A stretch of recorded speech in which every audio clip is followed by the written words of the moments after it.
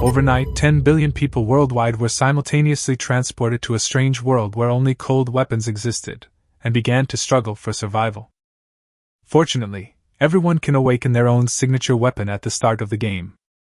Some obtained long knives, some obtained sharp swords, and some even awakened spears, battle axes, iron rods, and even axes, halberds, hooks, and forks, you name it. But when the south wind blows, the situation is completely different.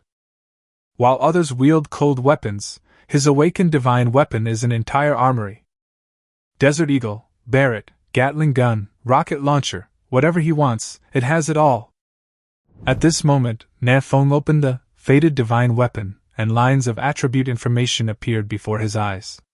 This divine weapon was named the Lapidated Armory, currently only of F-grade low quality, and its type was surprisingly a backpack, offering only 10 slots.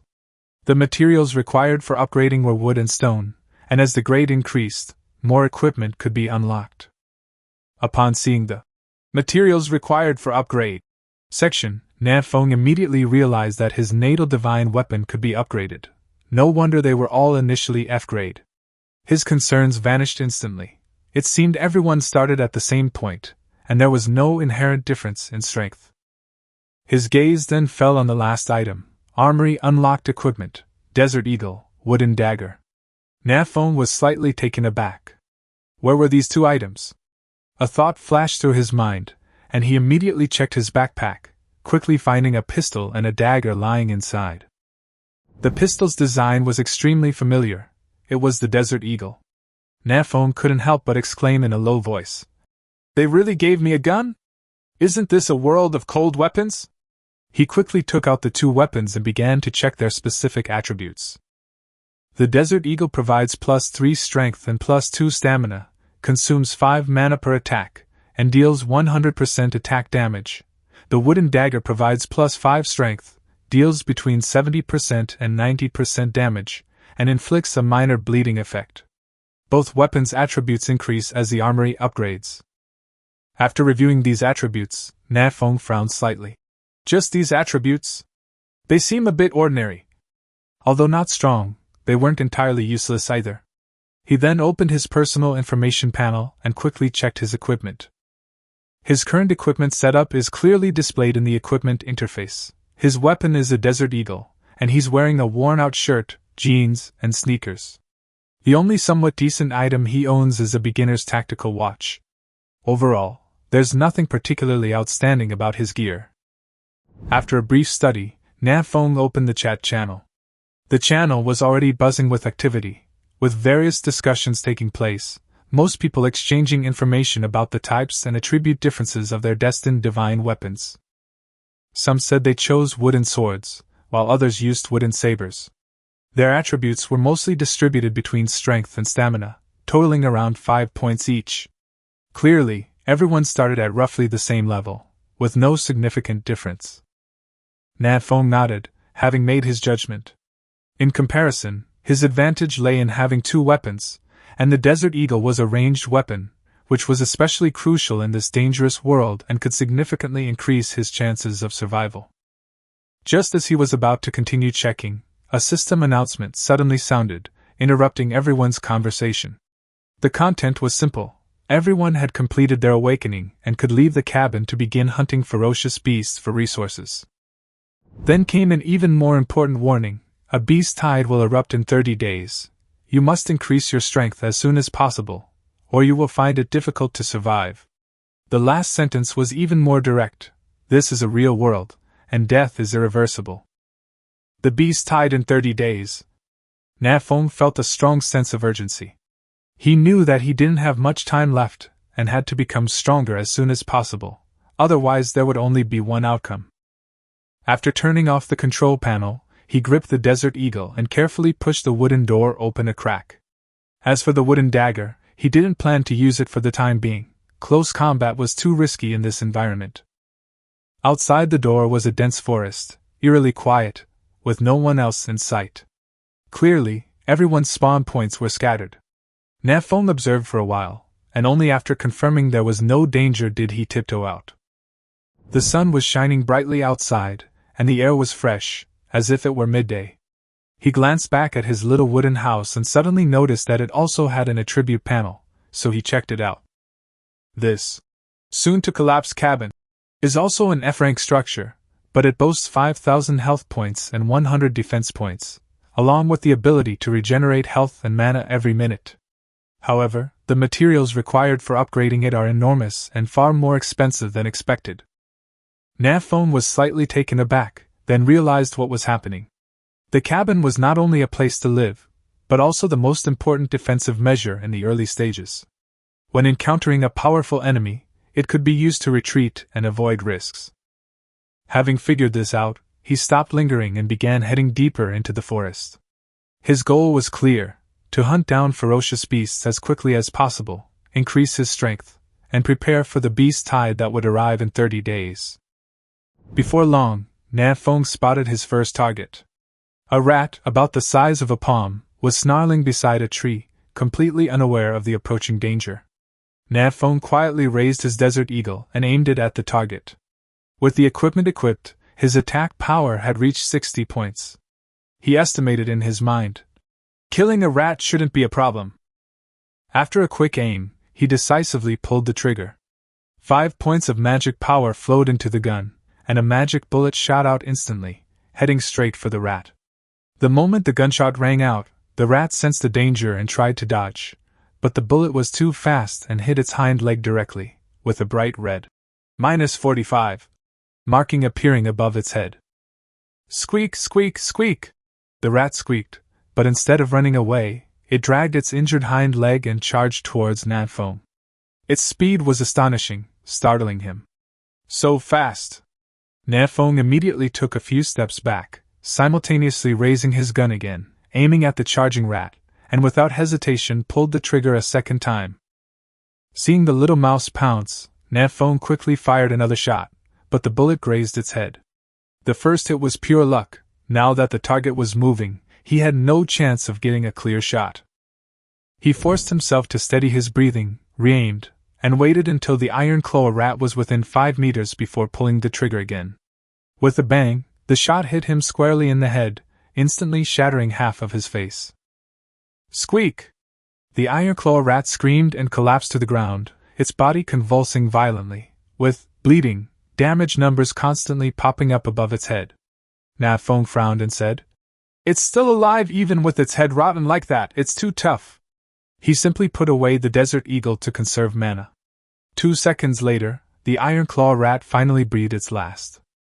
A system notification sounded. Slayed a level 1 ferocious beast, gain 10 experience points, and unlock the first kill reward, the skill Eye of Insight. This skill is pretty good. Nan Feng's eyes lit up. He immediately examined the corpse, obtaining rat meat and rat claws. He couldn't help but complain. This is too much like a game. With the thought, the item automatically went into his inventory. The base inventory had 20 slots, plus extra space, which was quite ample. He casually used Insightful Eye to check the corpse's attributes. Seeing that the Ironclaw rat's attack power was a whopping 35, he muttered to himself. Even a rat is this fierce? If he hadn't hit the leg first to slow it down, he probably would have been scratched already. He began to calculate seriously. Each shot from the Desert Eagle consumed 5 points of mana, and the maximum number of shots he could fire was 16.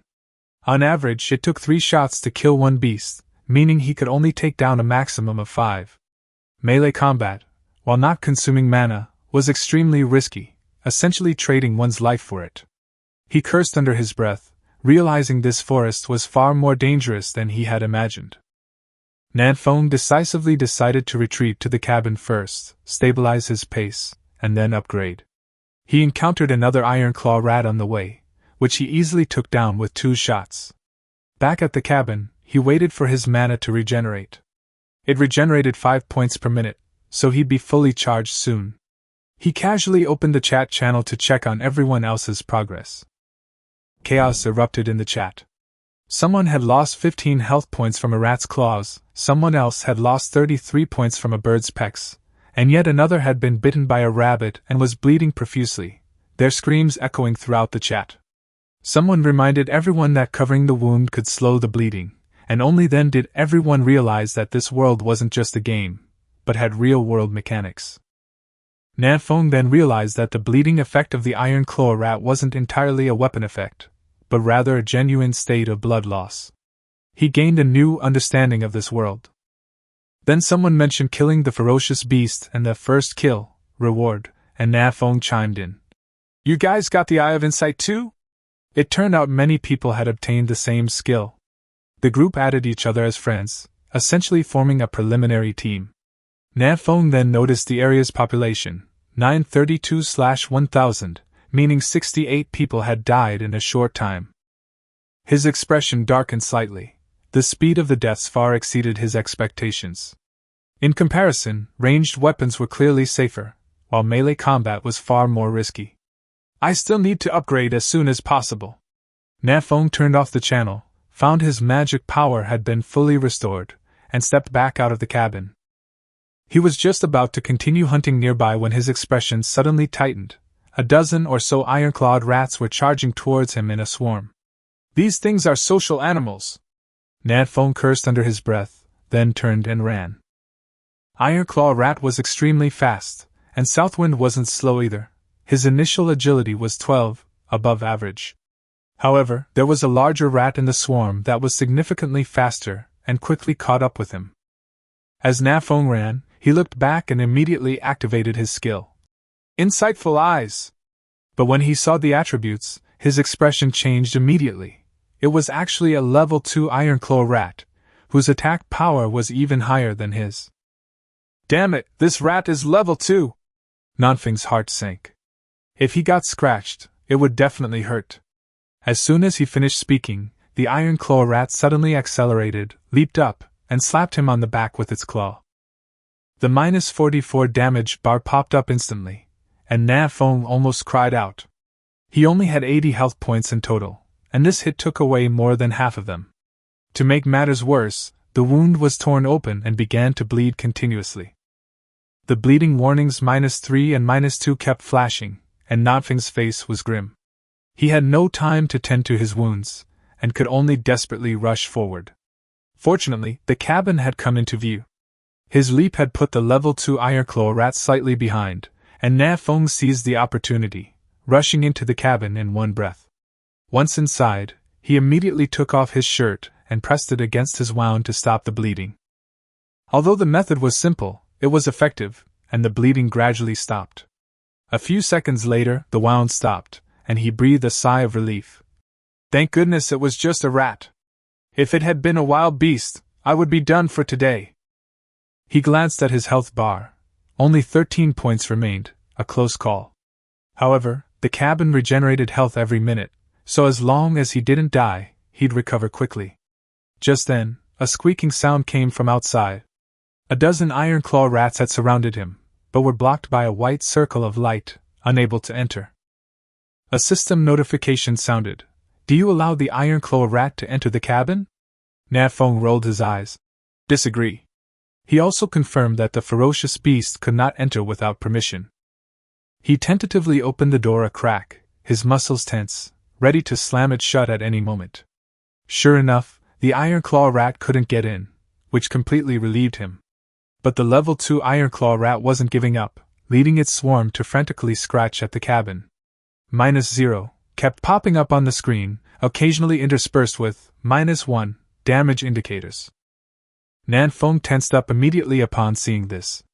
Although the cabin had high defense, it couldn't withstand being outnumbered. Its health had already dropped significantly, and it would be destroyed sooner or later if the fight dragged on.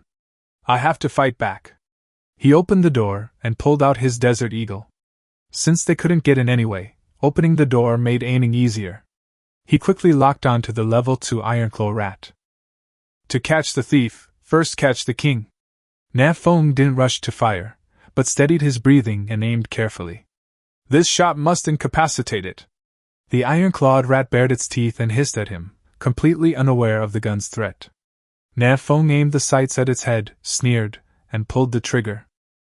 The bullet struck instantly, blasting out one of its eyes and triggering weak point damage and a bleeding effect.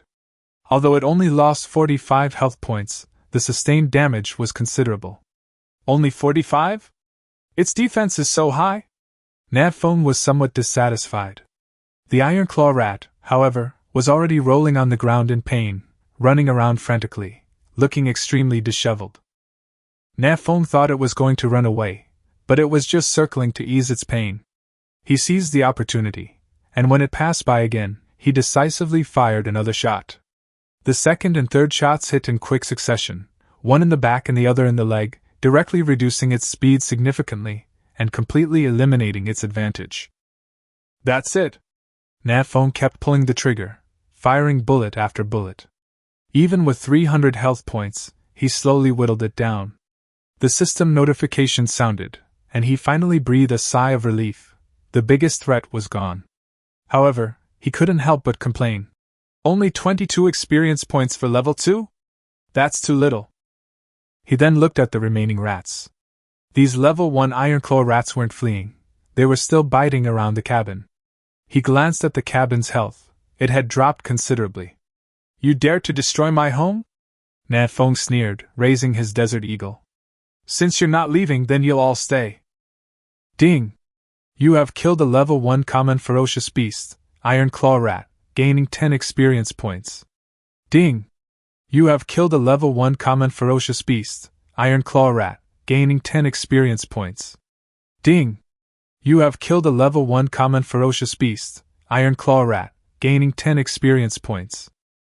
These level 1 iron claw rats aren't difficult for Nan Feng to deal with. He can usually take one down in 2 or 3 shots. With a bit of luck, a headshot triggers a critical strike, instantly killing them. The only thing limiting his efficiency right now is his mana consumption. Each shot fired by the Desert Eagle consumed 5 mana points, but fortunately, 5 mana points were restored every minute inside the cabin. When his mana ran out, he would stop to rest for a moment before continuing to clear monsters. Using this rhythm, he successfully leveled up to level 2 after about 10 minutes. Ding! Congratulations, you have successfully leveled up to level 2. Ding! Strength, agility, stamina, and energy each increased by 5, and you have gained 5 free attribute points. The system notifications rang out one after another, and Nan Feng couldn't help but laugh. This upgrade is too big. After leveling up to level 2, his attack power reached 85, and his defense also increased to 39. The level 1 ironclaw rat could no longer pose a threat at all. With his increased stamina, his maximum magic power rose to 130 points, allowing him to fire up to 26 shots per outing, making things much easier than before. As for the 5 free attribute points, he didn't allocate them for now, planning to clear out the monsters in front of him first. After regaining some of his magic power, Nan Feng continued firing. After several hours of practice, his accuracy had significantly improved. He almost never missed at close range. Soon, another ironclaw rat fell to the ground. Ding! Killed a level 1 ironclaw rat, gained 5 experience points. Nan Feng was slightly taken aback. After leveling up to level 2, the experience gained from killing level 1 monsters is halved. He checked the panel and found that leveling up to level 3 required 400 experience points. Roughly estimating, he would need to kill a large number of low-level monsters, which significantly reduced his efficiency. Remembering that he had gained 22 experience points from killing a level 2 ironclaw rat, he immediately realized that hunting monsters of the same level was a better option. Having figured this out, he didn't hesitate any longer, maintaining his pace, taking down the remaining ironclaw rats one by one with 2 shots. 10 minutes later, the entire group of ironclaw rats was killed. Level 2, 42 400ths. Nan Feng nodded, satisfied with the efficiency. He then began sorting through the loot. This wave killed a total of 15 ironclaw rats, 14 of which were level 1 and 1 was level 2, for a total of 122 experience points. It also dropped 15 portions of ironclaw rat meat and 8 ironclaw rat claws. Not every rat dropped any materials. After the battle, Nan Feng breathed a sigh of relief. The process had been quite dangerous. He returned to the cabin, waiting for his health and mana to recover, while also checking the chat channel again. The number of people in the channel has dropped to 857 out of 1,000, and many more have died in a short period of time. Some are calling for help, some are complaining, and some are sharing their experiences, such as luring the ferocious beast outside the wooden house and slowly wearing it down. Just then, a message caught Nan Feng's attention. Qiu Feihong excitedly announced that he had collected enough wood to upgrade his natal weapon. It turned out that wood could be obtained by chopping down trees, a fact that brightened Nan Feng's eyes. Soon, the other party showed off the upgraded weapon stats, from low-grade F to mid-grade F, with a slight increase in attributes, totaling 5 points more. For an ordinary person, this is already a significant improvement, but in Nan Feng's opinion, it wouldn't be as noticeable as simply upgrading to the next level. He began to ponder. If I upgrade to E level, will there be a qualitative change? After observing the chat for a while and finding no more useful information, he simply closed the interface and prepared to take action. Nan Feng stepped out of the cabin with a clear goal: to chop down trees, collect stones, and upgrade his innate divine weapon. Compared to hunting ferocious beasts, chopping down trees was obviously safer, especially near the cabin where he could retreat at any time. However, he remained cautious. He first surveyed the surrounding area with his desert eagle to make sure there was no danger before putting away the gun, switching to a wooden dagger, and slowly chopping at the tree trunk. Chopping wood with wood? That's outrageous. Tree cutters are tree-chopping souls, tree cutters are all superior beings. Nan Feng gripped a wooden dagger and swung it repeatedly at a tree as thick as a thigh. At first, he thought that chopping down a tree with a wooden dagger would take at least an hour or two, and even wondered who would break first. But the reality was unexpected. The wooden dagger was exceptionally sharp, making it very easy to chop down trees. Nan Feng guessed that it was mostly due to the blessing of the creation god system, which gave it weapon attributes. In addition, his attack power increased after leveling up to level 2, making his logging efficiency far exceed expectations. Nan Feng's attack power has now reached 85 points, with 5 free attribute points remaining unallocated. If all of them were added to strength, his attack power could directly exceed 100. However, he is not in a hurry to allocate the points and plans to observe for a while before deciding how to use them. About half an hour later, the tree finally crashed down. Nan Feng reached out and touched it.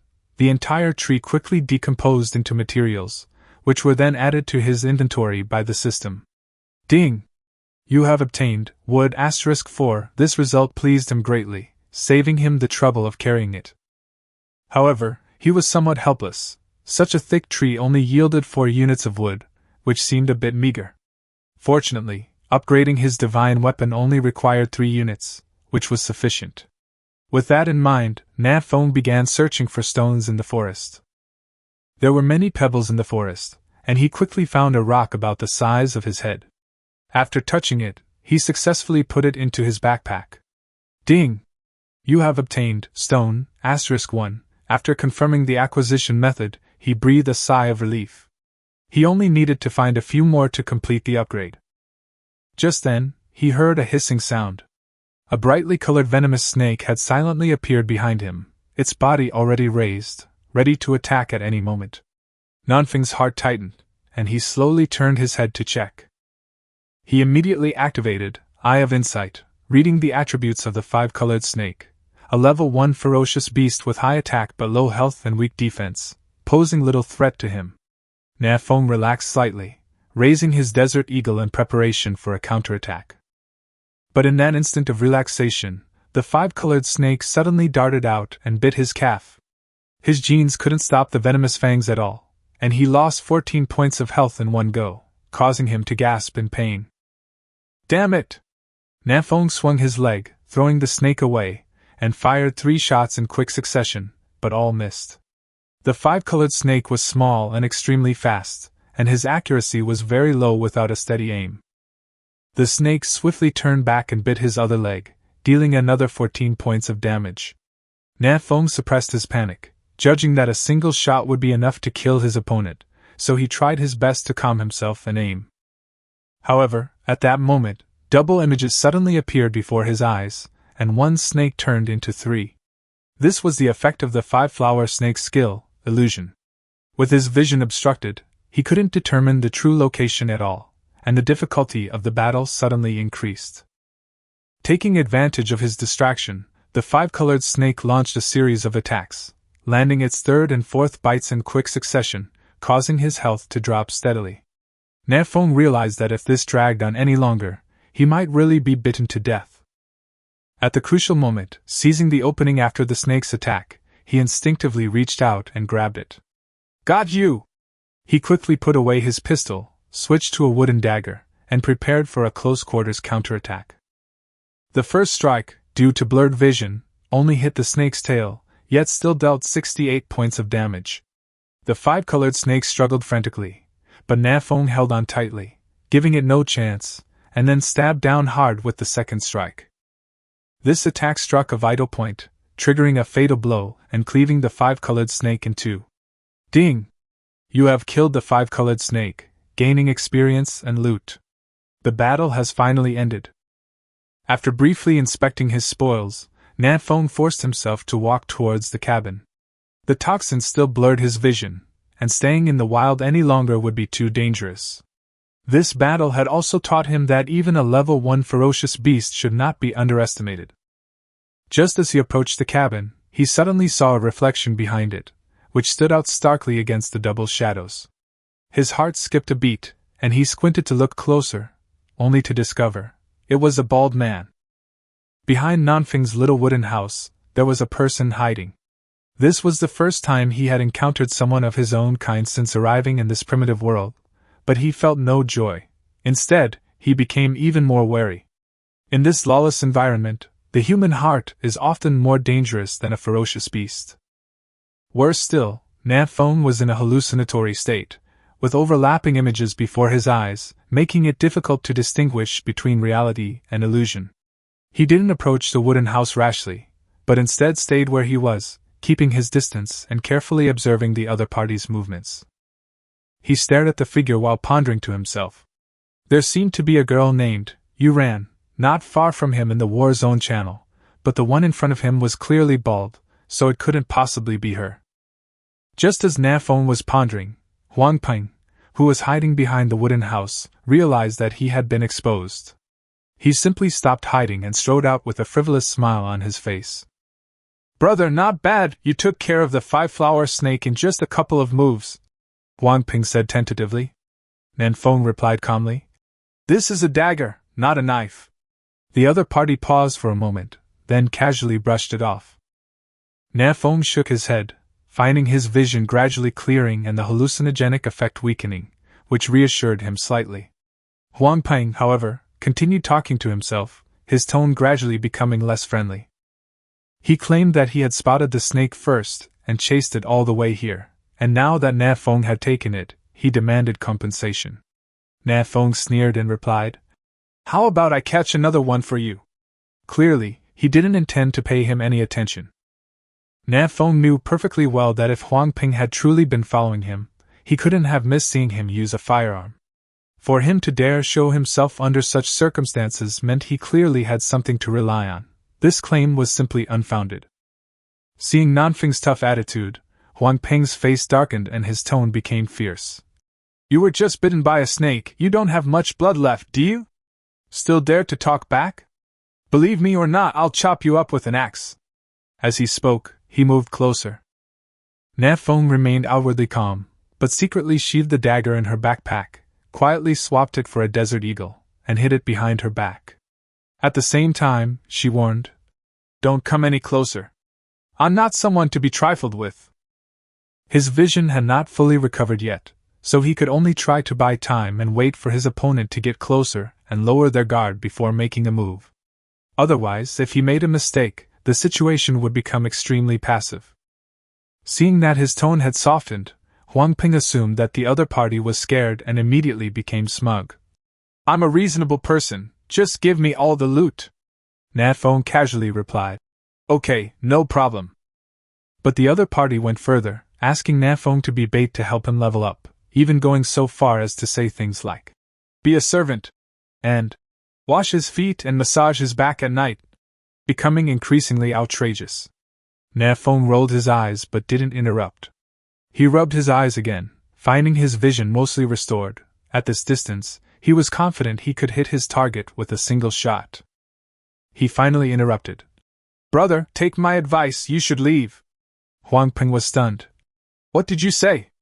Nan Feng calmly repeated. "You should leave. I'm too strong, you can't handle me." This statement completely enraged Huang Ping.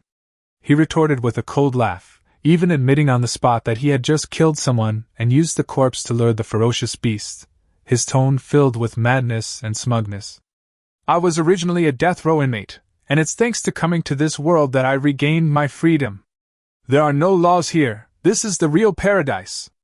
Huang Ping became more and more excited as he spoke, completely revealing his true nature. Upon hearing this, Nan Feng's brows furrowed slowly, and he fully understood. This bald man was not only dangerous, but a true desperado. The distance between them closed rapidly, and the killing intent was almost palpable. Without hesitation, Nan Feng instantly drew his Desert Eagle, aimed at Huang Ping, and pulled the trigger. The bullet whizzed through the air, striking precisely in the head. Weak point strike, -91. Huang Ping didn't even have time to react before half his face was blasted apart, screaming as he staggered backward. Nan Feng was also stunned. "I clearly aimed for the leg." But what surprised him even more was that his opponent had lost 91 points of health and was still alive, clearly indicating a high level of physical strength. He raised his gun again, but hesitated for a moment. Killing was still foreign to him, and at this moment, a trace of hesitation remained in his heart. But Huang Ping did not hesitate at all, gritting his teeth and charging forward with his wooden axe.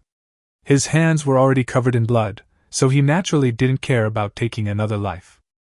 Seeing this, Nan Feng breathed a sigh of relief. "Since you want to kill me, then I have no more burden." With that, he pulled the trigger again. The bullet struck his abdomen, dealing -60 damage. Huang Ping's eyes widened, and his body fell heavily to the ground, motionless. This murderer, who thought he had been reborn, ultimately died by gunshot, as if fate had come full circle and sent him back to where he started. As the body fell to the ground, a pile of items fell out with a clatter. 2 small wooden plaques caught Nan Feng's attention, and he walked over and picked them up to examine them. The system notifications sounded: Demolition Permit, Huang Ping, Demolition Permit, Qin Ping. This indicates that each chosen one will drop this item upon death, which can be used to demolish the opponent's camp buildings and recover materials. Nan Feng said in a low voice. "We can go look for his wooden house tomorrow, and while we're at it, we can dismantle it and see how many resources we can get." He was clearly already calculating the subsequent profits. The demolition certificate that belonged to Qin Ping also made him realize that this person was the unfortunate one who had been killed by Huang Ping half an hour ago.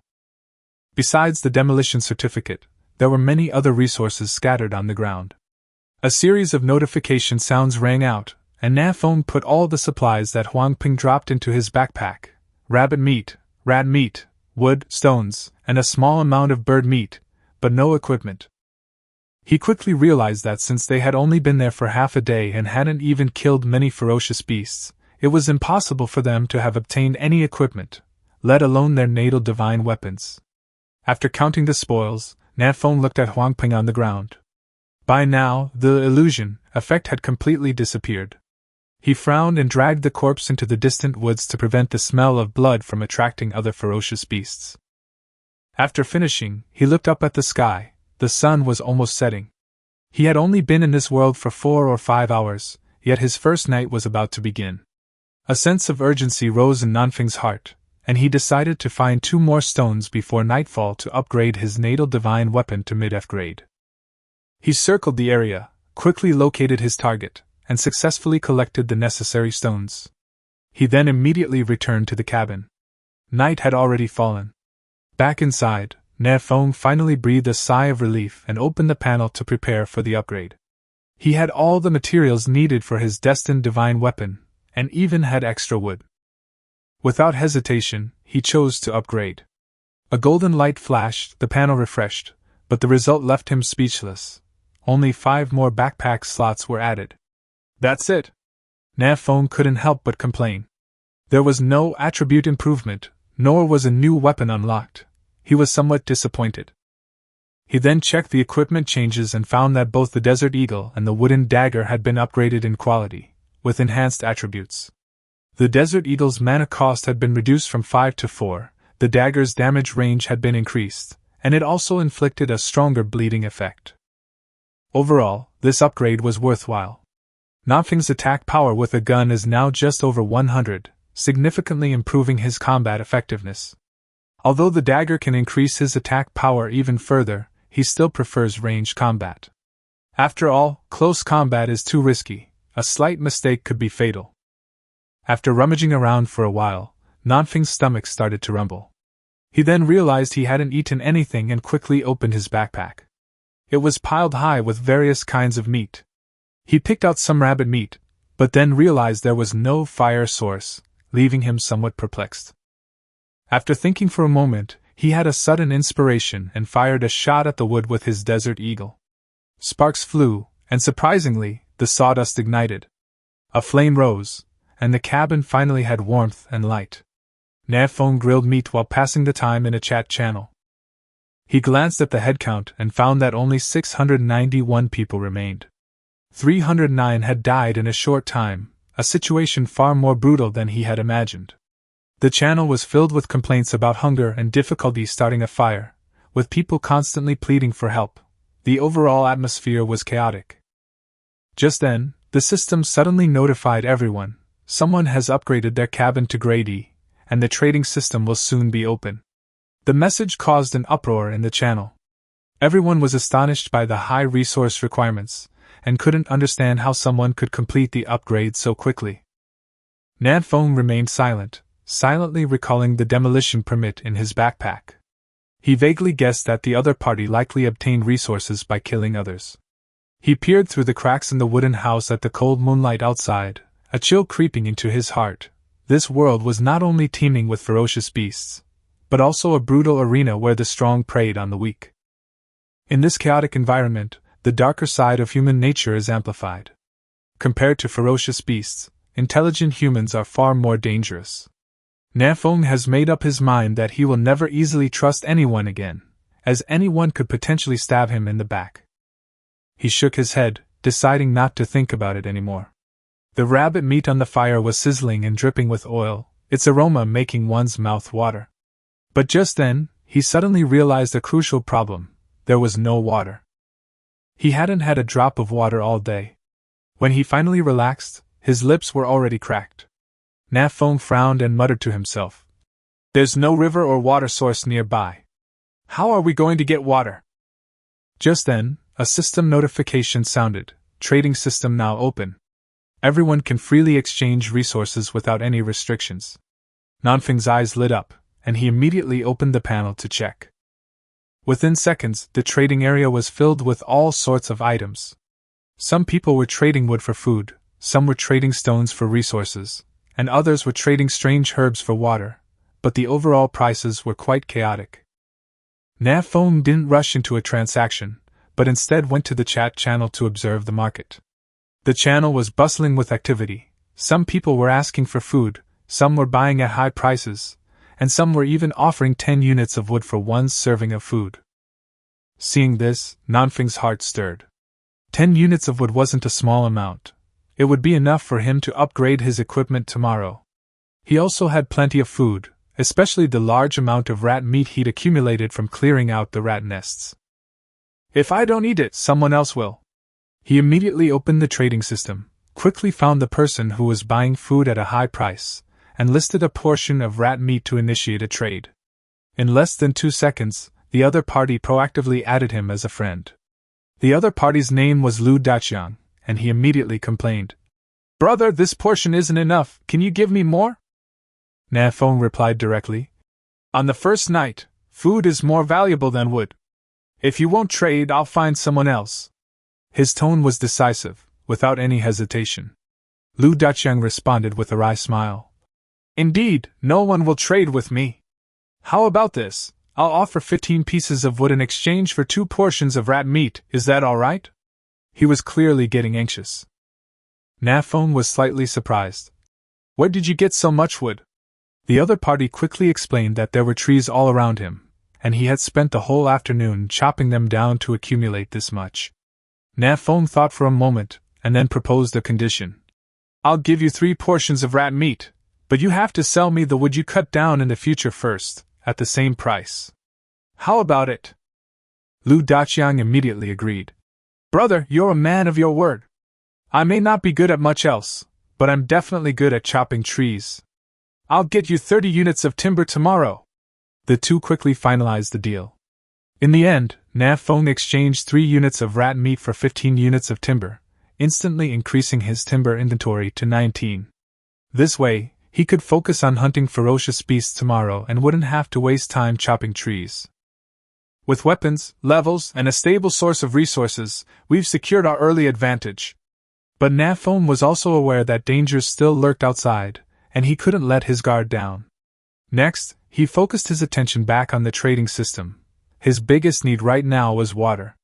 A person can go without food for days, but without water they can't last long. Unfortunately, almost no one was selling water in the trading area, and the chat channel was full of requests for water. Clearly, fresh water was scarcer than food. Nan Feng suddenly remembered someone, Huan Yuanming, a friend he had added when he achieved his first kill. Huan had mentioned that there was a stream next to his cabin. Nan Feng immediately sent a message. "Do you have a water source over there?" The other party quickly replied. "There is a stream, but I don't have a container to hold the water yet." Immediately afterwards, Huan Yuanming sent another message. "I'm trying to find a way to dig wood to make a cup, but unfortunately my weapon is a wooden stick, so I can't do it at all. It's so frustrating." Upon seeing this, Nan Feng's eyes lit up, and he immediately replied, "I have a dagger, I can do this." His tone was clearly brimming with a sense of opportunity. Huan Yuanming exclaimed excitedly, "Good brother, what are we waiting for? We're going to make a fortune this time." When Huan Yuanming proposed splitting the profits 50/50, Nan Feng was visibly taken aback. He had originally only planned to take 10 to 20%, since the other party could easily find someone else to make the containers, while he couldn't do without this freshwater resource. Huan Yuanming quickly explained that the stream was long and might be discovered by others, so they had to be the first to sell at a high price. "Time is money!" Nan Feng understood immediately and replied, "Good brother, don't say any more, I'll start now." He immediately took out the wood and began to work. One piece of wood could make about 5 cups. As he continued to cut with the wooden dagger, it was soon divided into several pieces, and then he began to hollow them out to make containers. Perhaps due to the attribute boost, these operations were effortless. Before long, the first wooden cup was finished, holding approximately 200 milliliters of water. Nan Feng immediately traded it to Huan Yuanming for testing. The other party quickly replied, "It works. You keep doing it, I'll go sell water." Immediately afterwards, his voice came through the chat channel, offering a very high price, which caused a stir and some haggling. Despite the high price, fresh water was scarce, and the deal was quickly made. After the first order was completed, Huan Yuanming immediately gave Nan Feng 2 portions of red-eyed rabbit meat, fulfilling his promise. Nan Feng did the math in his mind and realized that exchanging only 1/5 of the wood for 2 portions of meat was indeed a good deal. He continued making cups while eating roasted rabbit meat, and at the same time, he gained a bit more approval of Huan Yuanming. However, he remained vigilant, delivering only 1 wooden cup at a time to mitigate any risks. The two worked together seamlessly, one making the cups and the other selling them, and soon they had sold more than 20 servings of fresh water. As purchasing power declined, the market gradually cooled down.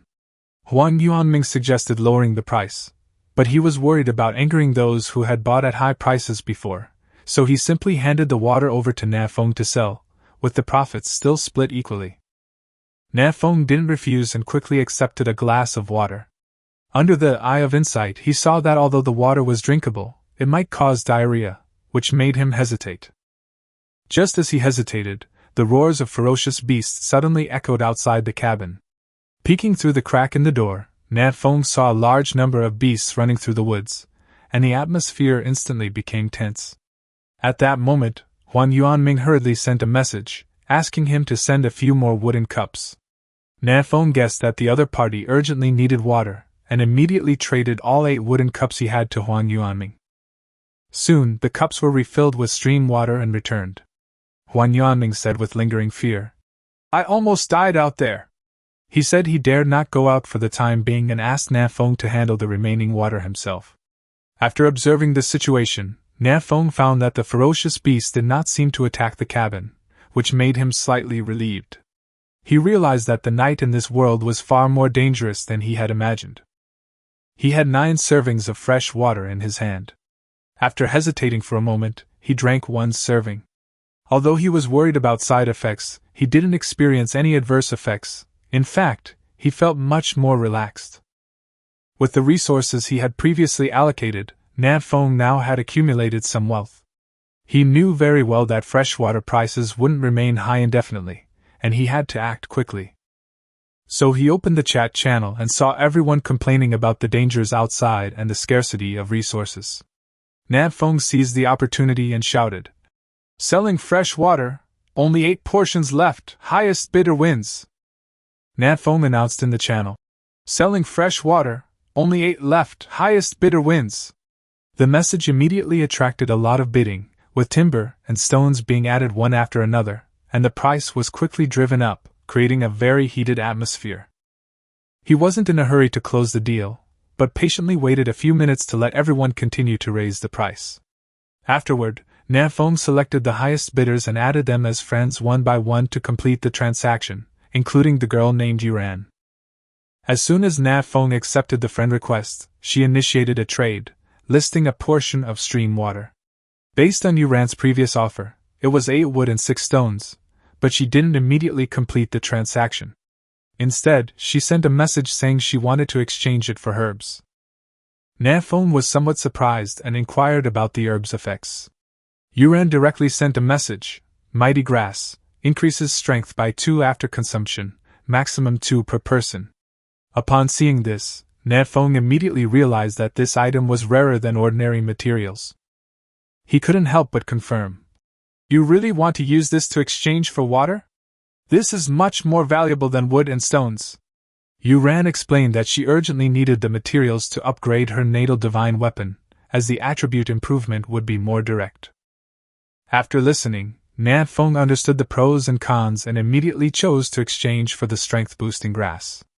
After all, materials could be collected gradually, but this type of herb was extremely rare. The transaction was quickly completed. Upon receiving the herb, Nan Feng swallowed it immediately. Ding! Strength +2, the effect took effect instantly. He nodded slightly. Although the name was ordinary, the effect was very real. He then sorted out the resources he obtained from selling the water and gave half to Huang Yuanming as agreed. Even the portion he drank in exchange for herbs was calculated at a high price, so he didn't take any advantage. After completing the transactions, Nan Feng finally began to tally up his gains for the night. His backpack was overflowing with various materials and meat, with a particularly substantial amount of wood and stone, bringing him close to meeting the requirements for another upgrade. He did a quick calculation.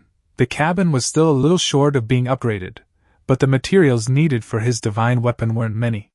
After weighing the options, Nan Feng decided to prioritize strengthening his divine weapon, as improving his combat power was more crucial. Without hesitation, he consumed the materials to complete the upgrade. His natal weapon was upgraded to F-grade superior, and his backpack capacity increased again, but he was slightly disappointed that no new weapons were unlocked yet.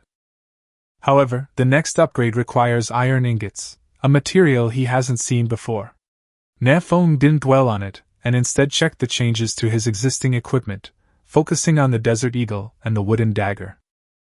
After the upgrade, the attributes of both weapons were significantly enhanced, especially the Desert Eagle, which provided a 20-point attribute bonus with just one piece of equipment, a very considerable benefit that far exceeded that of a normal upgrade. After upgrading his equipment, Nan Feng's overall attributes improved significantly, with his attack power reaching 140 points. With his current strength, he was confident he could easily handle any level 2 ferocious beast he encountered. He also had a plan in mind. Tomorrow he would go to a more distant area to hunt ferocious beasts, and at the same time, he would upgrade his cabin as soon as possible to improve his living conditions. However, seeing the materials being consumed, Nan Feng realized that wood and stone were still in short supply. As he pondered this, he suddenly slapped his forehead, remembering the extra food in his backpack. I almost forgot, this food can also be used to exchange for materials. Nan Feng's backpack was stocked with a lot of food, the most abundant of which were iron-claw rat meat and cuckoo bird meat. Now that there was red-eyed rabbit meat of better quality, these two foods seemed somewhat useless.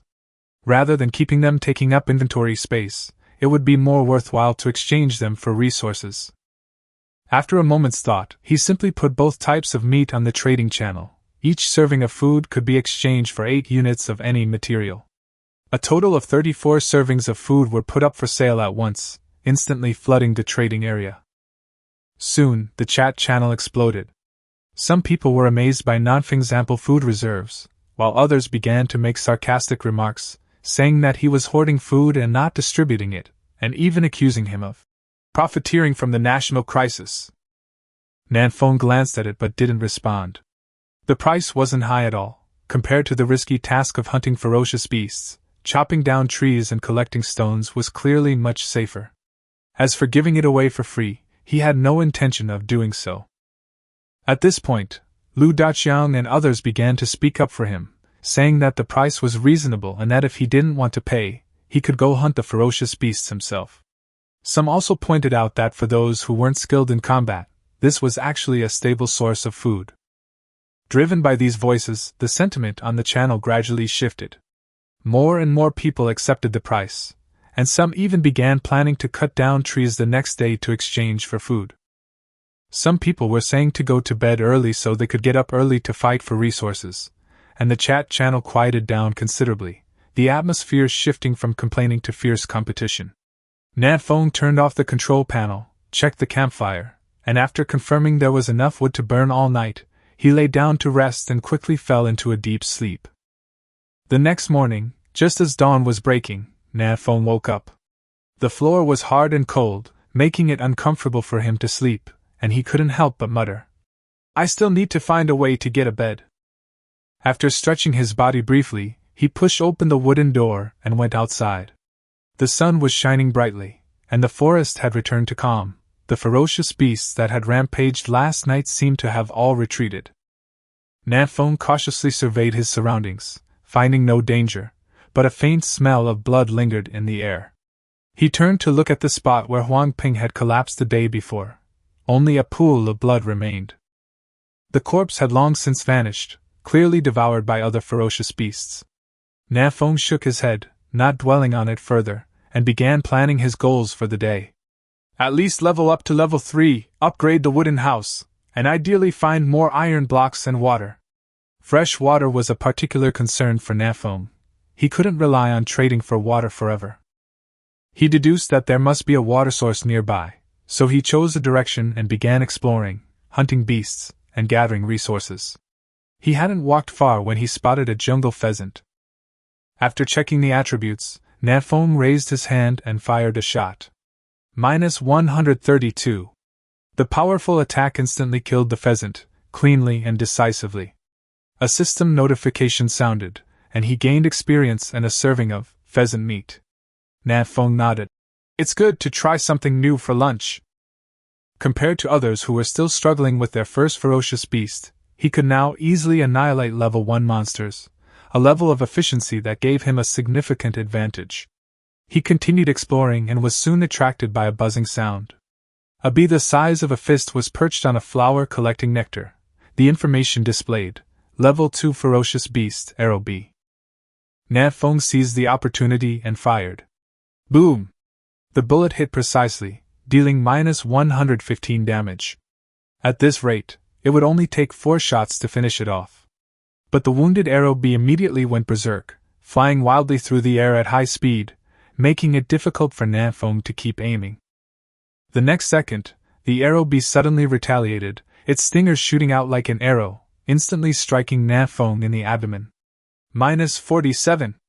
This attack was its skill, arrow launch. After being hit by the arrow bee's stinger, Nan Feng instantly lost 47 health points. He groaned and quickly hid behind a large tree. With his 130 health points, 2 more hits would likely finish him off. The spiky bee buzzed and circled, trying to get behind it and continue its attack. Nan Feng wasn't stupid either. It kept moving around the tree, seizing every opportunity to peek out and fire, slowly wearing the bee down. After the kill notification sounded, Nan Feng finally breathed a sigh of relief. This level 2 ferocious beast had an attack power of 95 points. If he had made even the slightest mistake, he could have been wiped out. He couldn't help but reflect, was the monster too strong, or was his health too low? His current attributes were indeed a bit too fragile, making him hesitate whether to add some points to his stamina. Just as he was pondering, the familiar buzzing sound rang out again. Nan Feng immediately became alert and cautiously approached the sound, soon discovering a large tree with a huge beehive hanging from it ahead. The hive was surrounded by swarms of sharp-edged wasps, a sight that sent chills down one's spine. Nan Feng's throat tightened, and he quietly retreated until he was far away from the sound before turning and quickly leaving. This number is outrageous. A slight chill ran down his spine. This beehive wasn't far from the cabin, and if they were ever targeted, the consequences would be unimaginable. Although the experience was tempting, Nan Feng knew very well that he was no match for them now. He could only memorize the location and come back to deal with them when he was stronger enough. Next, Nan Feng changed direction and continued exploring. He mostly encountered level 1 beasts along the way, occasionally running into level 2, which he slowly whittled down with his desert eagle. With a ranged weapon at his disposal, his hunting efficiency increased significantly. Just then, a system notification suddenly sounded. Someone had reached level 3, and the leaderboard was officially open. Nan Feng immediately checked the rankings and found himself only ranked 23rd, while the first place Xiao Luo had already reached level 3, clearly ahead of him. He was somewhat surprised, as he had almost never seen this name in the chat channel before. It seemed that the real powerhouses were all quietly developing their strength. The girl named Yuran also broke into the top 10, which surprised Nan Feng and showed that she was quite strong. The chat channel was filled with shock. Many people were still worried about reaching level 2, while the top players had already gradually widened the gap. Nan Feng didn't look at it for long and immediately closed the channel. For him right now, the most important thing was to continue leveling up. Just as he was about to set off, the system suddenly notified him that the food he had listed for sale last night had sold, yielding him a considerable amount of materials. He glanced at the list and discovered that the buyer was Xiao Luo, who was ranked number 1. He couldn't help but wonder, the other party was already level 3, so why was he still short of food? Unable to figure it out, Nan Feng didn't dwell on it and continued on his way. Along the way, he deliberately headed towards low-lying areas in search of water. After all, he hadn't had a drop of water since morning, and if he delayed any longer, his body would definitely suffer. Soon after, he heard the croaking of frogs and followed the sound to a pond, but the water was still and clearly stagnant. Nan Feng wasn't entirely reassured, so he used his eye of insight to check. The results showed that the water was full of pollutants and undrinkable. He sighed, somewhat disappointed, but also certain that he was on the right track. As long as he continued searching, he would eventually find a clean water source. Just then, the croaking of frogs rang out again. Nan Feng looked in the direction of the sound and found an unusually large toad staring at him. Those bulging eyes were chilling, and he immediately used his eye of insight to check its attributes. The next second, Nan Feng's expression changed drastically. This was actually a level 2 elite monster, a poisoned swamp toad. This poisoned swamp toad's stats were ridiculously high, with 500 health points and 135 attack points, enough to easily kill Nan Feng. Although he had never seen a level 3 ferocious beast before, he could tell that this level 2 elite was definitely no weaker than an ordinary level 3. Nan Feng dared not be careless, retreating while keeping a close eye on his opponent, fearing it might suddenly pounce. He only had 140 health points and couldn't withstand a single blow. As he retreated to a large tree by the pool, a thought suddenly flashed through his mind. Climb the tree to fight it?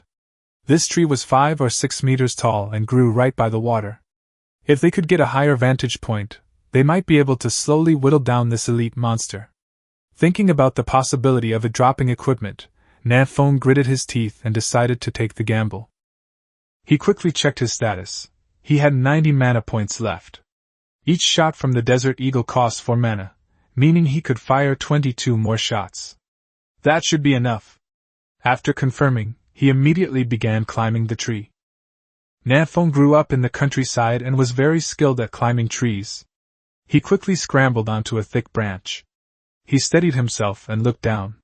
The swamp toad was still in the water, unaware of the danger. He raised his gun, aimed, and pulled the trigger. With a bang, the bullet hit its target, dealing 60 points of damage. Nan Feng cursed under his breath for missing. He had originally aimed for the eye, but his hand trembled. However, this shot also boosted his confidence. If he could maintain this level of damage, a few more shots would be enough to finish it off. But the toad, after being hurt, immediately dived into the water and disappeared in the blink of an eye. This thing can hide! Nan Feng suddenly became tense. The enemy was in the dark, while he was in the light. For a moment, he was caught in a dilemma, and could only stand on the tree, staring intently at the movement on the water's surface. A short while later, a bubble rose to the surface. Nan Feng's eyes lit up, and he decisively fired at it, dealing another 60 points of damage, clearly hitting the target. After being hit repeatedly, the poisoned swamp toad became completely enraged and burst out of the water. Nan Feng seized the opportunity and fired 3 shots in quick succession, 2 of which hit, 1 of which triggered a weak point, causing an instant burst of damage. A quick calculation showed that the opponent's health had already dropped by half. Just then, the poisoned swamp toad suddenly leaped up and spat out a mouthful of dark green venom at Nan Feng. Nan Feng was prepared and quickly dodged, but he was still a step too slow. The poison arrow hit his calf, instantly dealing high damage and inflicting a poison effect. A sharp pain shot through him. His calf rapidly turned black and rotted, and his life force began to steadily decline.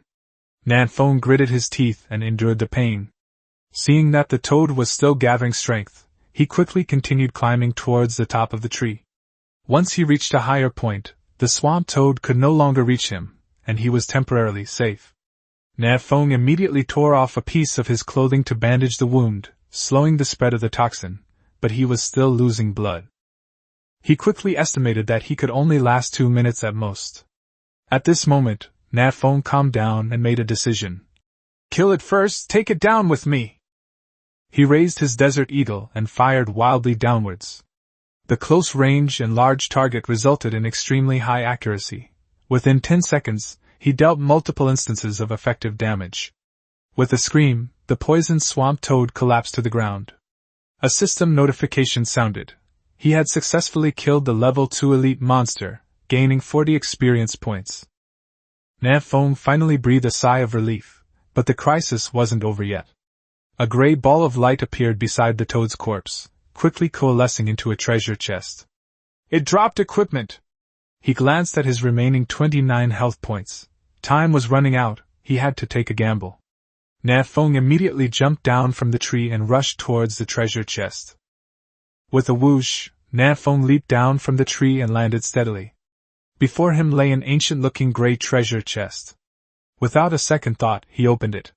Ding! Opened an F-rank gray treasure chest, obtaining excellent water purification device blueprint X1. Upon seeing the reward, Nan Feng could only curse. If he had received it a few minutes earlier, he would have been overjoyed, but now his health was less than 30 points, and he was poisoned, and could die at any moment. He glanced at the corpse of a poisonous swamp toad beside him and suddenly remembered that he hadn't touched the body yet. Maybe I can find an antidote. Clinging to his last hope, he reached out and touched the corpse. Ding! Obtained poisonous swamp toad's venom gland X1 ding! Obtained poisonous swamp toad's meat X1 Nan Feng immediately used Eye of Insight to check the venom gland's properties. The result indicated that it could be eaten directly, but it might produce unknown effects. He hesitated for a moment. This thing was clearly poisonous, and eating it might cause him to die instantly. But as his health points continued to drop, his face turned deathly pale, and he even started bleeding from his nose. I won't survive without eating anyway. Nan Feng gritted his teeth, deciding to take the gamble. With a gulp, the poison gland went down his throat, a bitter taste shooting straight to his throat. The next second, good news finally arrived. The poisoning was cured. Ding! Poison resistance plus 5%, removes poison effect. Holy crap, it really works! Nan Feng almost jumped up in excitement. He only had 11 health points left. If he had been any later, he would have been dead. Having narrowly escaped death, he leaned against a tree trunk and let out a long breath, fully realizing his recklessness. Daring to charge at a level 2 elite monster was indeed too risky. He repeatedly reminded himself to be cautious, but before he could recover, a rooster crowed suddenly. Nan Feng's nerves instantly tightened. In his current state, he couldn't even withstand a level 1 monster. Without hesitation, he quickly climbed the tree to observe. It turned out to be a jungle pheasant drinking water by the stream. Nan Feng raised his desert eagle, aimed, but hesitated to fire. The reason was simple. His magic power was low, and the cabin wasn't close. More critically, he only had 11 health points left. Even a slight touch could kill him instantly. The poison's been neutralized, so why isn't my health recovering? Nan Feng couldn't help but complain, and could only sigh helplessly. He simply opened the chat channel to see if there was any way to break the deadlock. As soon as he entered, he saw people discussing how the food he had listed for sale had been completely sold out.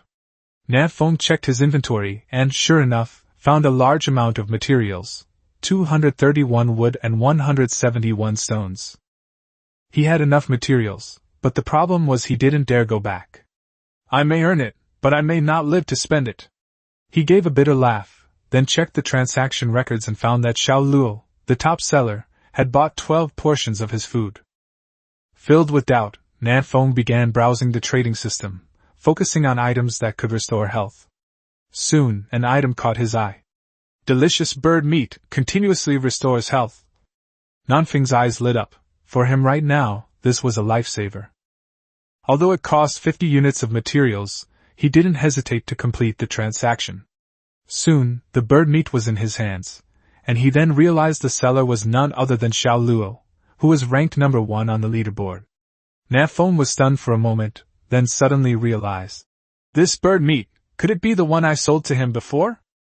Only at this moment did Nan Feng fully understand Xiao Luo's true purpose in buying up large quantities of food. The other party most likely possessed some kind of processing method that could turn ordinary food into high-end goods that could restore health.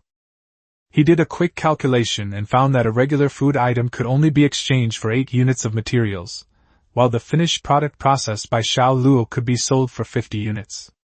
The price difference was outrageously high, practically a huge profit. Sure enough, you need to have the right methods to make money. Nan Feng sighed. At this moment, the fragrant bird meat he had eaten began to take effect, and his health points slowly recovered, finally bringing him out of danger for the time being. After recovering, Nan Feng opened the chat channel to pass the time, planning to return to the cabin once he was more fully recovered. The channel was still lively, with many people simply chatting idly inside their cabins. Some complained about the plummeting water prices, some joked with each other, and others started asking for help. Nan Feng casually checked the trading system and found that more and more people were indeed starting to sell fresh water, and the market was clearly becoming saturated. However, he didn't care, since he had already earned enough the night before. Besides, he still had the blueprints for the water purification system. The lower the water price, the more advantageous it would be for him. While continuing their underwater observation, someone mentioned seeing figures on the plains, suspecting they were other chosen ones. Soon, the two confirmed their location and prepared to meet, making the chat channel even more lively. This also indicates that the distance between everyone isn't too far, and some people have gradually begun to try to reunite. However, Nan Feng wasn't interested in this and remained vigilant. He had already witnessed the dangers of his kind. Compared to ferocious beasts, some people are even more uncontrollable, especially in environments without rules. After observing for a while, Nan Feng checked his own status. His health had recovered to 61 points, which meant he was basically safe. He decided not to linger, and prepared to return to the cabin. After a quick tidying up, he jumped down from the tree and hurried on his way. He only encountered 3 level 1 ferocious beasts along the way, all of which he easily dealt with his pistol, posing no significant threat. When he returned to the cabin, he had 39 health points and 18 mana points remaining. Nan Feng couldn't help but feel secretly fortunate. If he hadn't eaten food to restore his health beforehand, he might have already collapsed outside. After a short rest, he began upgrading the cabin. With enough materials, he completed the upgrade immediately, instantly elevating the cabin to E grade, significantly enhancing its attributes. Its health surged to 20,000, its defense increased to 300, and it also gained the effect of regenerating health and mana every minute, greatly improving its overall safety. Not only that, the interior space of the cabin has been expanded to about 20 square meters, with the addition of a small bed and a simple campfire setup, significantly improving basic living conditions. After dealing with these, Nan Feng remembered the blueprints for a water purification system in his backpack and immediately began preparing materials. Wood was plentiful, charcoal could be obtained from the campfire, and stones were broken into gravel, all of which were also taken care of. Finally, only fine sand remained. He went out and quickly collected some, gathering all the necessary materials. After confirming everything was in order, Nan Feng directly crafted a sophisticated water purification device.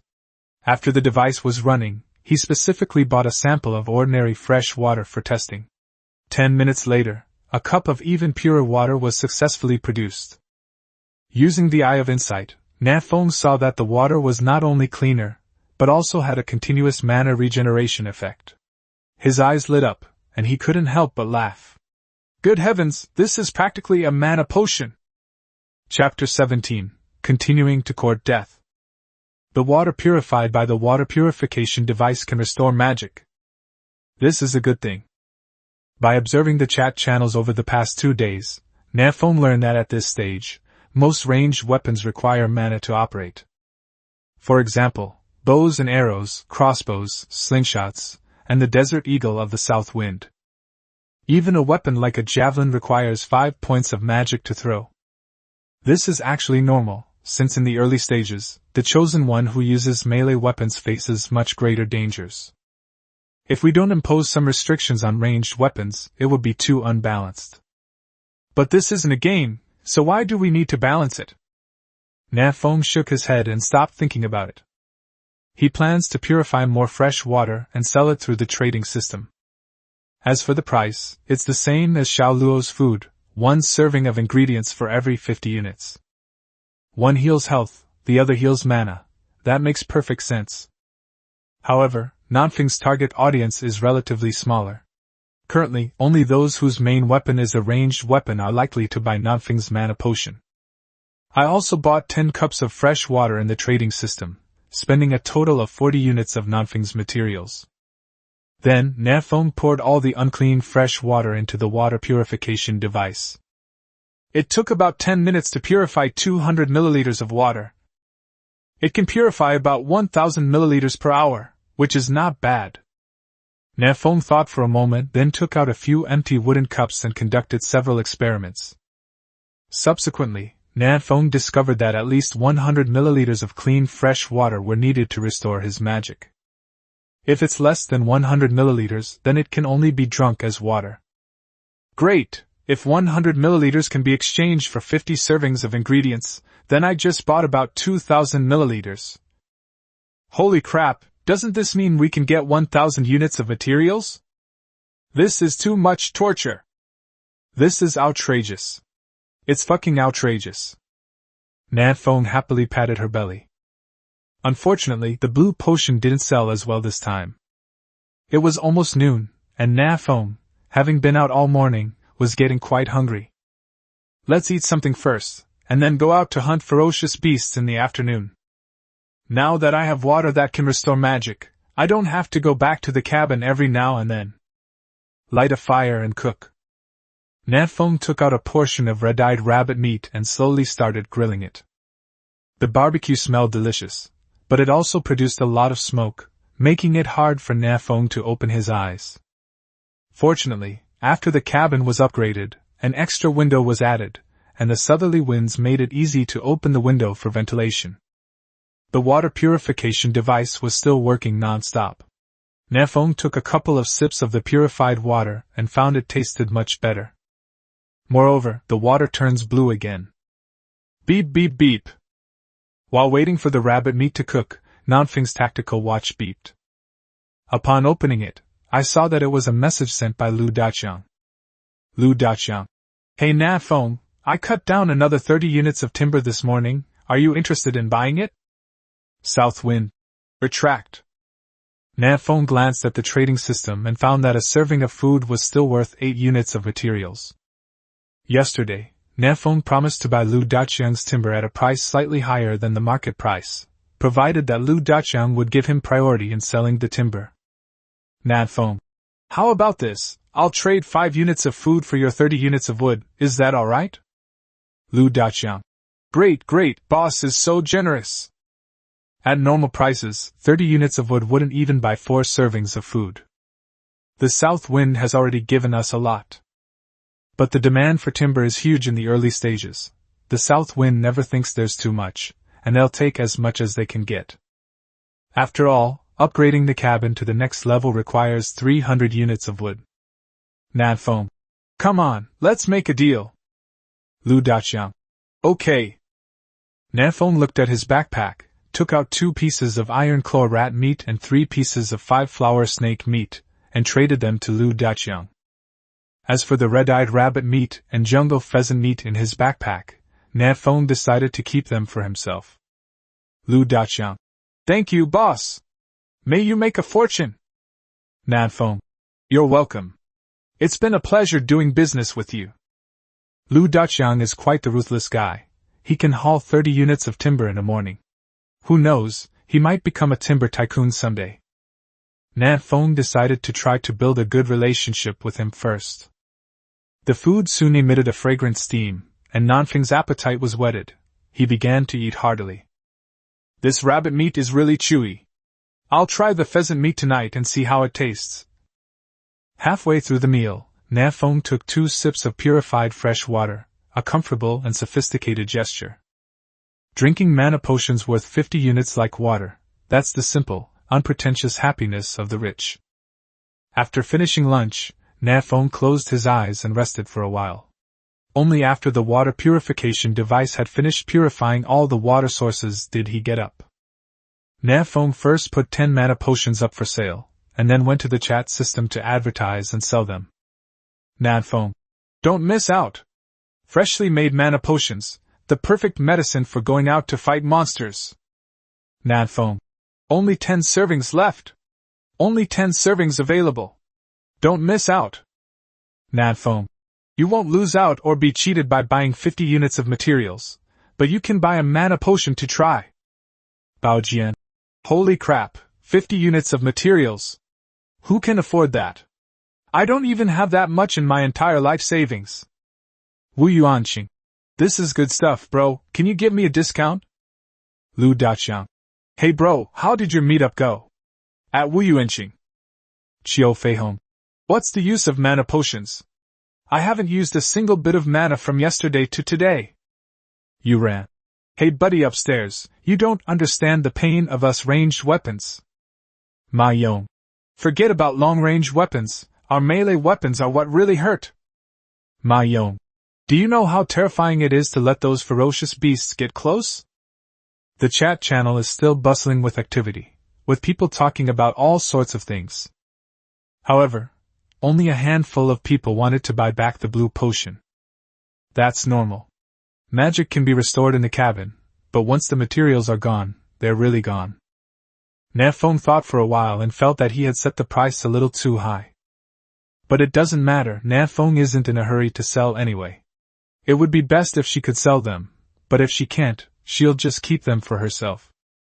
After all, Nan Feng's Desert Eagle is also a big mana consumer. Get ready to go out. Nan Feng extinguished the fire and left the cabin. The cabin has now been upgraded, and a water source has been found.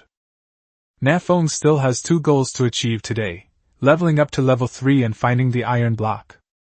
Upgrading the cabin also requires iron blocks. I wonder if there's any iron ore around here.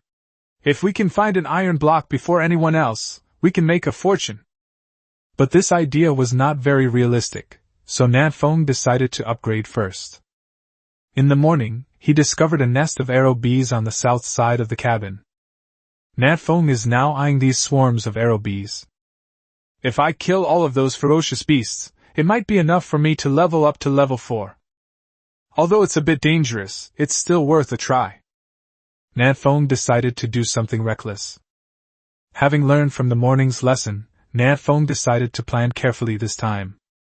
Chapter 18 Lord Beast. An ordinary arrow bee has 95 attack points. It can deal 47 points of damage to me each time, not considering the possibility of hitting a vital point for now. I currently have 130 health points. I'll die in at most 3 hits. Damn it, why are my health points so low? This is ridiculous. On the way to the arrow beehive, Nan Feng kept thinking of a strategy to see how to wipe out the entire nest of arrow bees. I currently have 140 attack power, and I can deal 115 damage to the arrow bee each time. But the arrow bee has 380 health points, and it takes me 4 shots to kill one. Damn it, why does a little bee have more health points than me? And by such a large margin? Is this even reasonable? Judging from the data alone, Nan Feng would have some difficulty dealing with even a single arrow bee. However, the arrow bee is only a level 2 ferocious beast, and in terms of intelligence, it is completely incomparable to humans. The south wind can be outmaneuvered. As long as these swarm of arrow bees can't find me, then everything will be fine, right?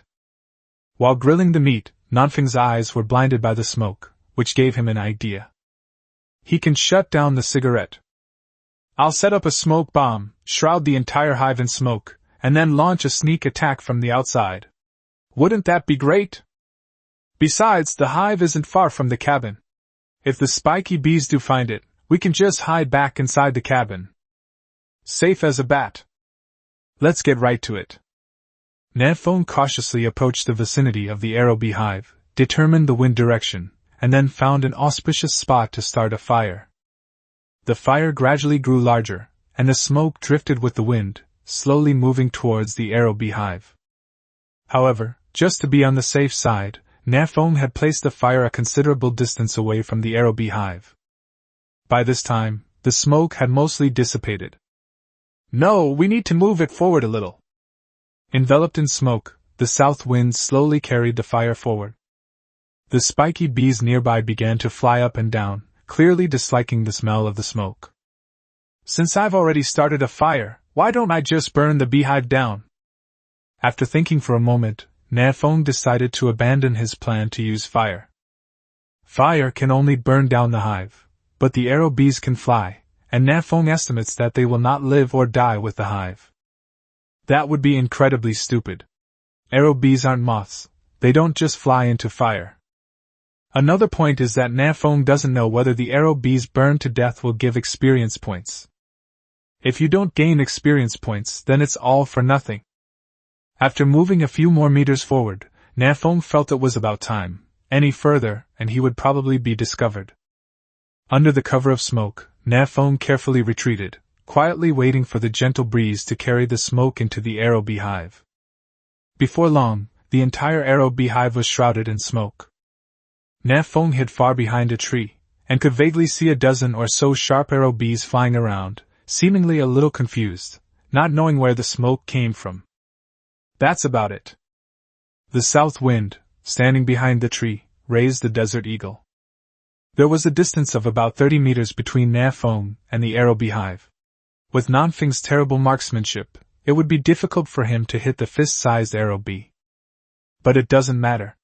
There are at least 70 or 80 arrow bees near the hive. As long as Nan Feng fires wildly in that direction, he'll hit a few. Whoosh whoosh whoosh. Nan Feng fired 3 shots in quick succession then, without caring whether they hit their targets or not, he quickly hid himself behind a tree. After waiting for 7 or 8 seconds, Nan Feng peeked out again and found that the arrow bees had not flown over, so he gave himself a thumbs up. This method works. Whoosh whoosh whoosh. 3 more shots were fired in quick succession. This time, Nan Feng saw a pale red number appear in the direction of the hive, -115. He was only shot once. Moreover, Nan Feng didn't know which one he had hit, let alone whether he could hit the same one with the next shot. At this rate, even if I use up all my magic, I still won't be able to kill more than a few arrow bees. That's a bit of a bad deal. Nan Feng glanced at the 5 free attribute points he had left, and decisively added them all to strength. Damn it, who cares about health? I, Nan, just want to unleash pure damage. After allocating points, Nan Feng's strength has reached 33 points, and his attack power has reached 165 points. This shot is enough to deal 140 points of damage. This improvement may not seem significant, but given the current situation of Nan Feng, it is an extremely large improvement. Before the upgrade, Nan Feng needed 4 shots to kill a single arrow bee. But now only 3 shots are needed. I'm basically playing the lottery right now. There are dozens of sharp-edged bees in this smoke. I need to hit the same one 3 times to gain experience. Nan Feng took out a mana potion from his backpack, swallowed it in one gulp, and slowly recovered his mana, preparing for a protracted battle. In his backpack, there was also 1,000 milliliters of mana potion, which could restore a full 500 mana points. To put it in perspective, that's equivalent to 125 shots. Then, Nan Feng began firing single shots, making sure that each shot hit the area around the hive and did not miss the target too far. Of course, just in case, Nan Feng always kept her magic power above 50 points to avoid any unexpected situations. Fortunately, these arrow bees weren't very intelligent, which allowed Nan Feng to activate the bug-exploiting monster-slaying mode. Whoosh! Whoosh! Whoosh! Shot after shot. Finally, after firing countless shots, Nan Feng heard the sound he had been longing for. Ding! You have killed a level 2 common ferocious beast, the arrow bee, and gained 20 experience points. Nice! This method really works. Nan Feng clenched his fist in delight and continued his attack. Ding! You have killed a level 2 common ferocious beast, the arrow bee, and gained 20 experience points. Ding! You have killed a level 2 common ferocious beast, the arrow bee, and gained 20 experience points. Ding! You have killed a level 2 common ferocious beast, the arrow bee, and gained 20 experience points. After killing 11 arrow bees in a row, Nan Feng faced a new problem. His magic was almost gone. This shouldn't be happening. How come I'm out of mana after only killing 11? I clearly hit the target more than 80 times. Nan Feng roughly calculated the number of times he had hit the target by looking at the faint red numbers that appeared from time to time in the distance. Does that mean I crippled most of them? But didn't kill them? Due to the heavy smoke, Nan Feng could not see the area near the arrow beehive. Looking at his status bar, Nan Feng was speechless. Level 2, 387/400. Health points, 130/130. Magic value, 48/190. Just one more kill and I'll reach level 3. I still have 48 points of magic left. Shall I fire 2 more shots? This last bit of magic was originally meant for dealing with emergencies. But now he only needs 13 more experience points to level up, and Nan Feng is finding it hard to resist the temptation. Is going back to replenish your magic power at this point something a real man should do? A real man should fight to the very end, leaving nothing behind. With this thought in mind, Nan Feng raised the Desert Eagle once again. The last 2 shots, no, the last 3 shots. We really need to save the rest of our magic, in case we encounter any danger on the way back. Whoosh! The first shot. Minus 140. He got hit! But he's not dead. Nan Feng did not hesitate and fired another shot. Weakness attack, minus 280. He got hit again. But he's still not dead. The swarm of arrow bees in the distance flew around like madmen, seemingly extremely angry. Nan Feng didn't care about anything else. He aimed at the hive based on his sense of touch and fired another shot. Weakness attack, minus 280. Ding! You have defeated the level 2 boss beast Queen Arrow Bee and gained 80 experience points. Nan Feng was taken aback. Question mark. Chapter 19 Top 10 Rankings. Ding! You have slain the level 2 boss beast Queen Arrow Bee, gaining 80 experience points. Ding! Congratulations! You have successfully leveled up to level 3. Ding! Your strength plus 5 points. Ding! Your agility plus 5 points. Ding! Your stamina plus 5 points. Ding! Your energy has increased by 5 points. Ding! You have gained 5 free attribute points. Announcement. Chosen 1 Nan Feng has successfully slain the level 2 Lord level ferocious beast, Queen Arrow Bee. As the first chosen one in this region to slay a level 2 Lord level ferocious beast, the reward is reputation plus 1, stamina plus 4. The sudden series of announcements startled Nan Feng. There was a Lord level ferocious beast inside this beehive. And I killed it? Nan Feng came to her senses and quickly guessed the truth of the matter. This Lord level sword bee queen is most likely the kind of special ferocious beast that has no combat ability, and only knows how to reproduce. Under normal circumstances, with the protection of a large swarm of arrow bees, the Queen Arrow Bee is not so easy to die. It is estimated that the southerly wind will need to reach at least level 4 to 5 before it can take down such a large beehive on its own. However, Nan Feng exploited a bug this time, taking advantage of the arrow bee's low intelligence, and combining it with a method of sealing off with smoke to start a monster-slaying mode, successfully whittling down the arrow bee queen.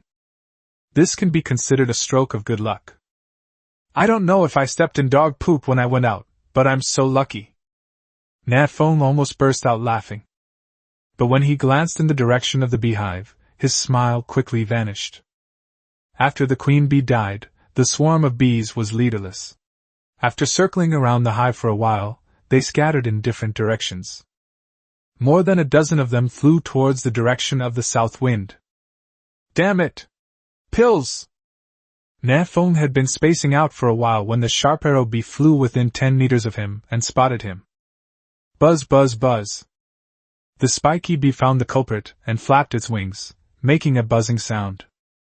Soon, all the arrow bees that had originally flown in other directions flew towards the south wind. I'm outta here. Nan Feng dared not hesitate any longer and ran away. With so many sharp-eyed bees, one shot from each bee would be enough to turn the south wind into a hedgehog. Nan Feng was once again chased back to the cabin by a large group of ferocious beasts. Huff, huff. That was close. Back in the cabin, Nan Feng quickly removed the bee sting from his back and glanced at his status bar. Level 3, 67/800. Health points, 62/220. Magic value, 86/240. With only 62 health points remaining, if Nan Feng gets stabbed 2 or 3 more times, he'll die outside.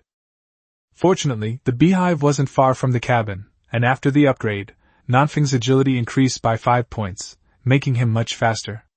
Otherwise, Nan Feng would have had a real hard time getting back. Buzz buzz buzz. Outside the cabin, dozens of sharp sword bees circled around it, occasionally firing a stinger or 2. The south wind evokes a feeling of returning to yesterday. This time, however, the iron claw rat chasing him was replaced by the arrow bee. Unfortunately, I'm feeling dizzy and lightheaded right now, and I can't even stand up straight. Otherwise, we could gain a huge amount of experience. The stinger of the arrow bee has a hallucinogenic effect, causing Nan Feng to see layers upon layers of illusions. In this state, it's difficult for him to hit the arrow bees flying in the air. Rather than wasting magic power, he'd better rest for a while. The upgraded cabin can restore 15 health and mana points per minute. In just over 10 minutes, Nan Feng was back to full health and strength.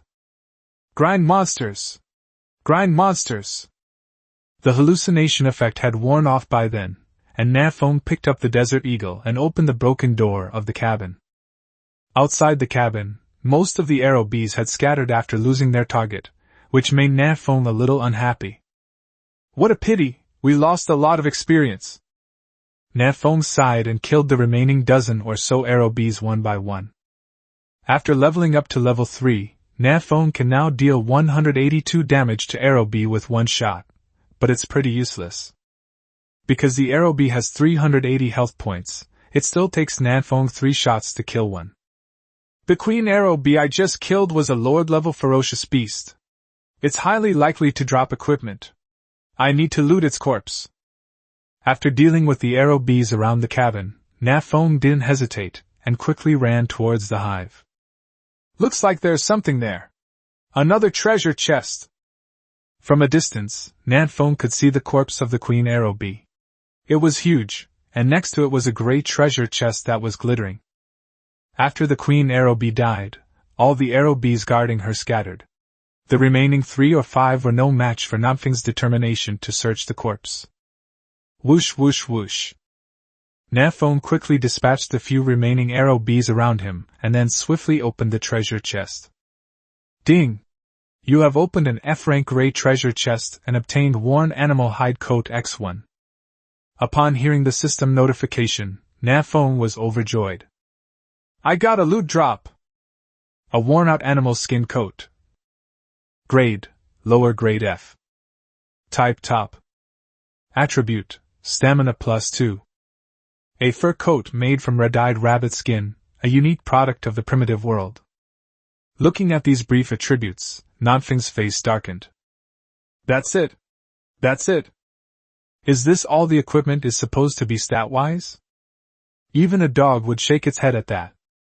Nan Feng grumbled as he put on the animal skin coat, and surprisingly it fit him quite well. 2 points of stamina are better than nothing.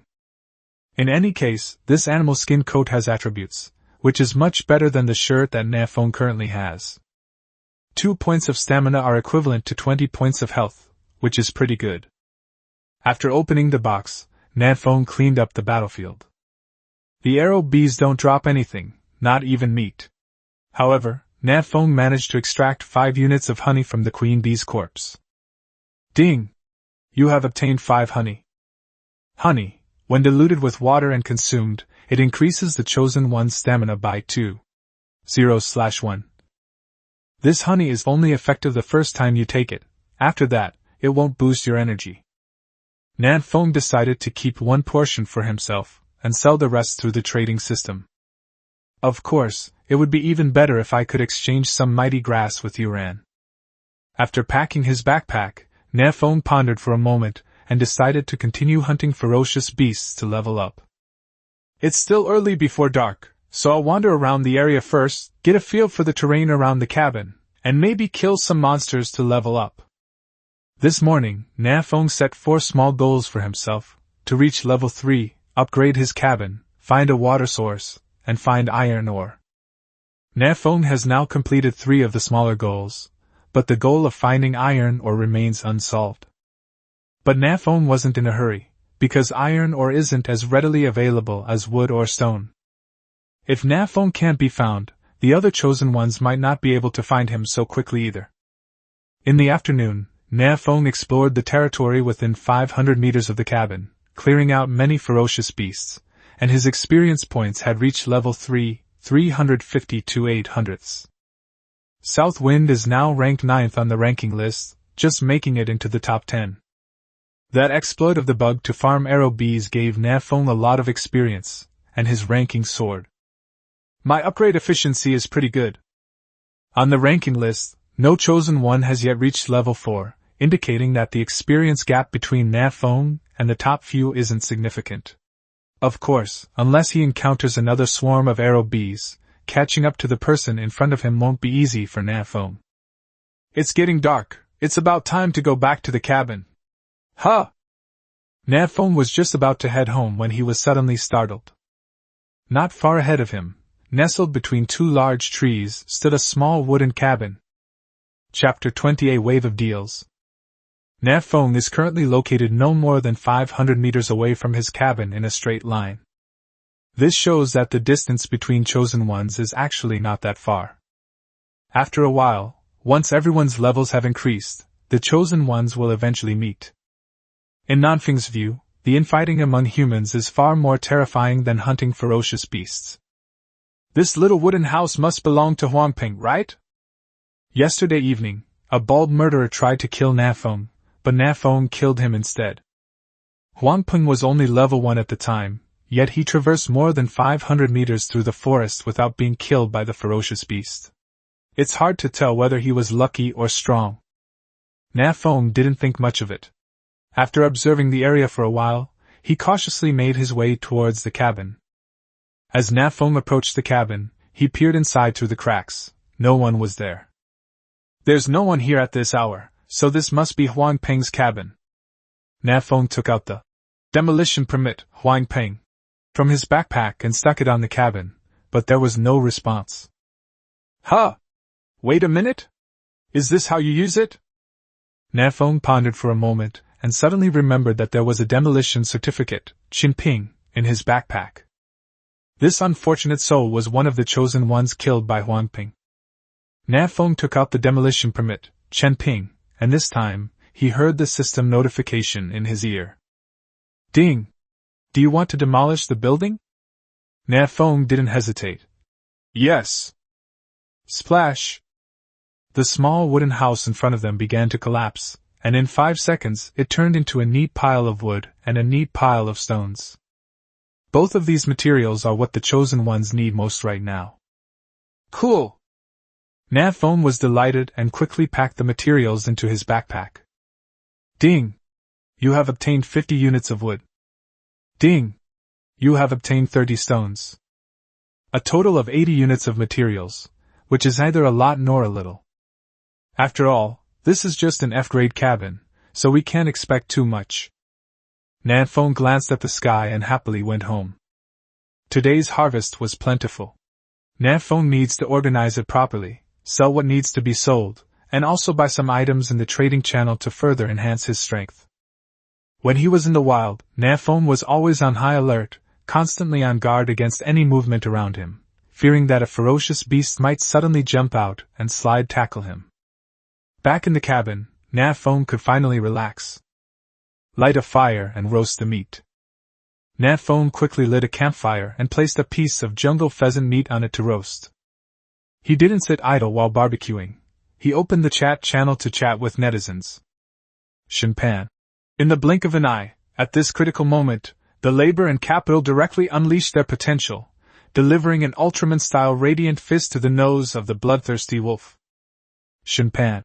As we all know, the nose is a very fragile organ. Even though the bloodthirsty wolf is a level 5 ferocious beast, it was still knocked back several steps by my punch and howled in pain. Shinpan. How could I possibly let such a good opportunity slip by? Shinpan. I'll immediately unleash a Lagrange flying kick, followed by a deadly sliding tackle, then an outside scrape. As soon as Nan Feng opened the chat channel, he saw a chosen one named Shinpan writing a short essay. He flooded the entire chat channel. Good heavens, a level 5 ferocious beast, the bloodthirsty wolf? Nan Feng was secretly shocked. This Shinpan killed a level 5 ferocious beast? That's awesome. In the chat channel. Shinpan. I fought the bloodthirsty wolf for 300 rounds, and victory was in sight, but I never expected it to shake the wolf. Shinpan. It let out a long howl and summoned a pack of wolf friends. Judge Shin said. A wise man doesn't fight a losing battle. With no other choice, I have to let it live and return in triumph. After a moment of silence in the chat channel, other chosen ones finally spoke up. Bao Jian. Returning in triumph? I bet you've retreated to your cabin in a sorry state, haven't you? Wu Yuanqing. Goodness, I thought you really hunted down a level 5 ferocious beast. I didn't dare to breathe too loudly, for fear of affecting your operation. You ran. Being able to fight a level 5 ferocious beast for 300 rounds, Shinpan is really amazing. Tian Jiping. Hey, you actually believe this utter nonsense? Ultraman's glorious fist, Lagrange's flying kick. Isn't this obviously made up? Shinpan. Don't worry about the details. The important thing is that I really encountered a bloodthirsty wolf today and almost killed it. Don't you think I'm awesome? Nan Feng. Boss, you're awesome. Nan Feng replied in a very cooperative manner. Nan Feng glanced at the rankings just now and found that Chimpan was ranked 3rd. He must be quite strong. He might actually have encountered a level 5 ferocious beast, the bloodthirsty wolf.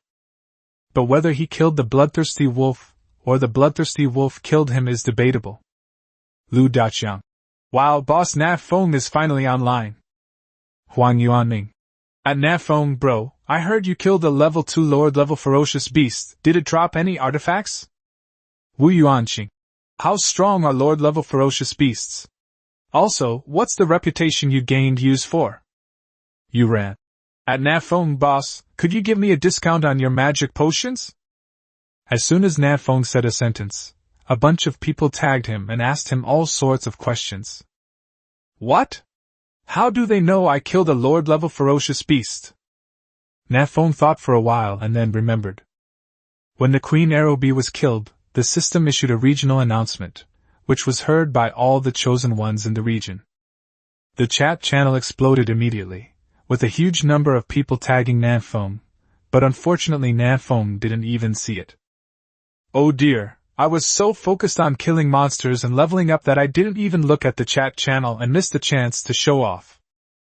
Nan Feng scratched his head in frustration before starting to answer questions from the other chosen ones.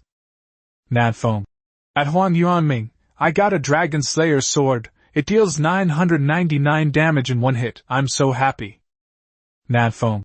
At Wei Yuanqing, the Lord-level ferocious beasts are very strong. I suggest everyone not to provoke them and save them for me to kill, lol. I don't know what reputation is for yet. I'll look into it when I have time. Nan Feng. At Yuran, dear sister, let's chat privately. Nan Feng. Dear bosses, I've added a lot of food to the shelves. The prices are fair and honest, so hurry up and grab them. There's also honey that can increase your stamina by 2 points. There's only one available, so DM me if you want it. Highest bidder wins! Within 2 seconds of sending the message, Nan Feng received a barrage of private messages. Lu Daqiang. Hey Nan Feng, do you need more timber? I chopped down a lot this afternoon. Nan Feng. Yes, I want it unlimited. Huang Yuanming. Brother, save me a portion of honey. I know you definitely have more than one portion. Nan Feng. You found out about all of this. Huang Yuanming. Can you make it cheaper? I'm really poor right now. Nan Feng. Let me see what price others are offering, then I'll give you a 9.8% discount. Huang Yuanming. Wu Yuanqing. Brother, do you sell 50 portions of honey and other ingredients? Nan Feng. Boss, you're so generous. Let's make the deal now. Nan Feng glanced at the other people's private messages and saw that 50 sets of materials were the highest price, so he decisively chose to trade. Today is the 2nd day since they arrived. The chosen ones have a lot of materials in their backpacks, but most of them want to keep the materials to upgrade their divine weapons, upgrade their cabins, or exchange for food. Not many chosen ones will choose to exchange the materials for honey. Honey primarily boosts energy, not strength. In the early stages, energy is definitely not as important as strength. Yu Ran. Good brother, shall we trade the powerful grass for honey? Nan Feng was delighted, thinking to himself that this girl really did have the power grass. Mighty grass is a great item that can add 2 points of strength, which is much more valuable than honey. Nan Feng. Good sister, I didn't trade even when someone offered me 100 sets of materials. I was just waiting to save them for you. Yu Ran. Hee, a man's mouth is a lying devil. Yu Ran. Wu Yuanqing is showing off in the chat channel.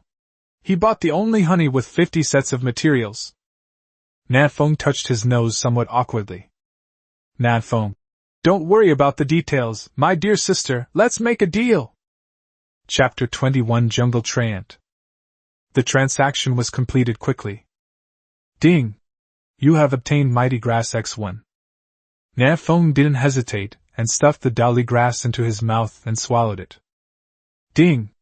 Successfully consumed Mighty Grass, your strength +2.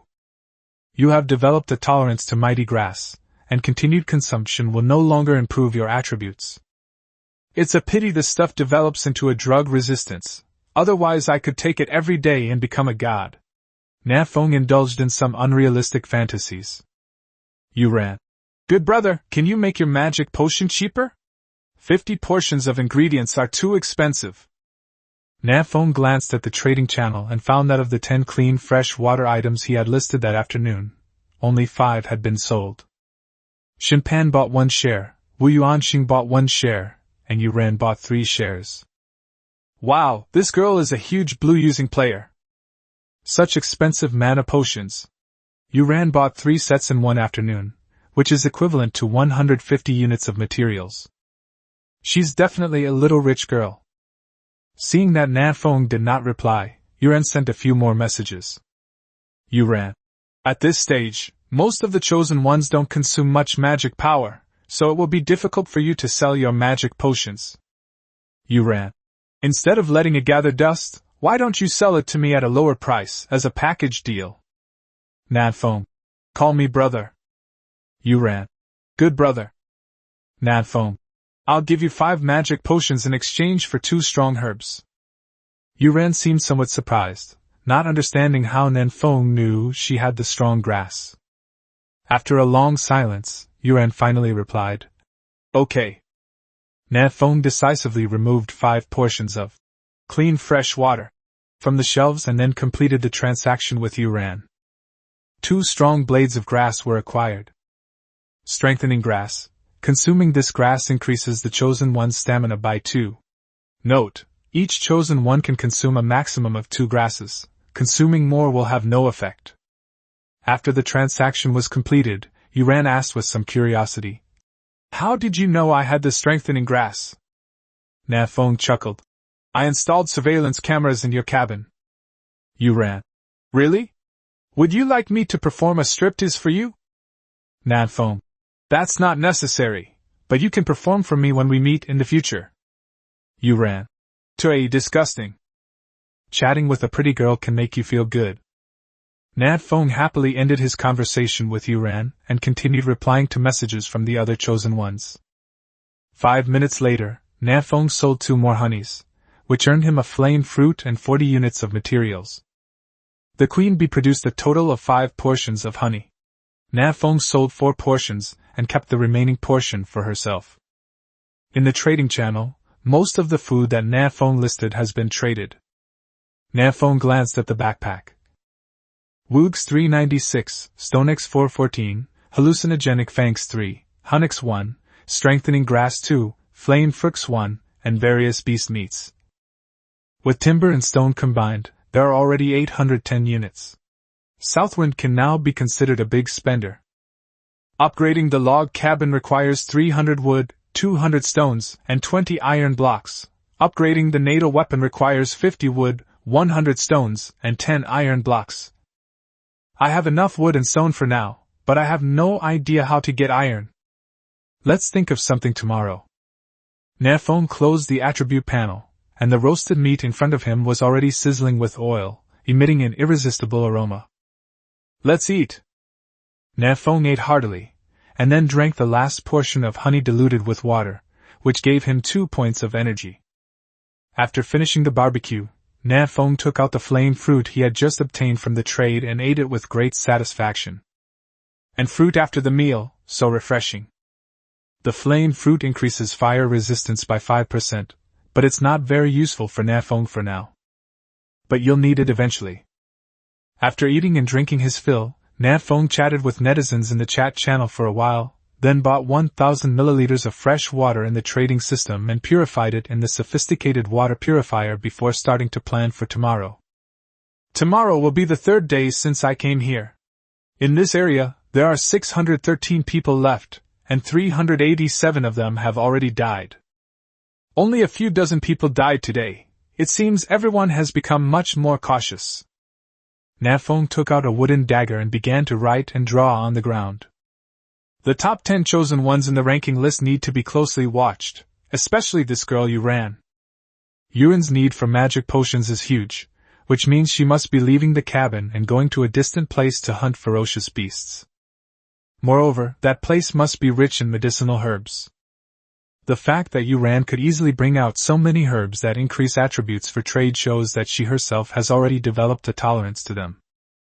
Mighty grass increases strength, strength grass increases stamina. I wonder if there are any herbs that increase agility? I'll ask her about it tomorrow. Besides Yuran, Xiao Luo, who is ranked first on the leaderboard, is also worth paying close attention to. This big shot can make food that restores health, which can be a lifesaver. Find an opportunity to build a good relationship with him and make some backroom deals. By the way, Wu Yuanxing met up with an online friend today. I wonder what happened. I haven't been paying much attention. And that judge, I wonder if his little essay is true? He can fight a level 5 ferocious beast to a standstill, so he must be very strong. Yes, the most important task tomorrow is to find the iron block. We can't stay stuck here forever. After organizing his thoughts, Nan Feng made plans for tomorrow. Outside, the roars of ferocious beasts rang out again, endlessly. It's starting again. A southerly breeze blew through the window, making people look outside. In the pitch-black forest, shadowy figures occasionally darted through, and the terrifying aura of ferocious beasts made Nan Feng feel a little breathless. The nights in the primitive world are terrifying. Nan Feng closed the window and, accompanied by the howls of ferocious beasts, fell into a deep sleep. The next morning, Nan Feng got up, ate something, and set off on his journey again. Before leaving, he put 5 portions of the purified fresh water he had prepared the night before into the trading system, and also carried 5 portions with him. Yesterday, Nan Feng explored the area around the cabin. Today, he'll definitely be heading to a more distant place. He'll bring some magic potions with him to give him peace of mind. Let's go check out the place where we found the beehive yesterday. We don't know if those ferocious beasts will respawn. Nan Feng arrived at the place where he had fought monsters yesterday with great enthusiasm. The place is completely empty. Even the bodies of the dead arrow bees from yesterday are gone. It seems the monsters won't respawn. What a pity. Nan Feng shook his head and continued exploring in that direction.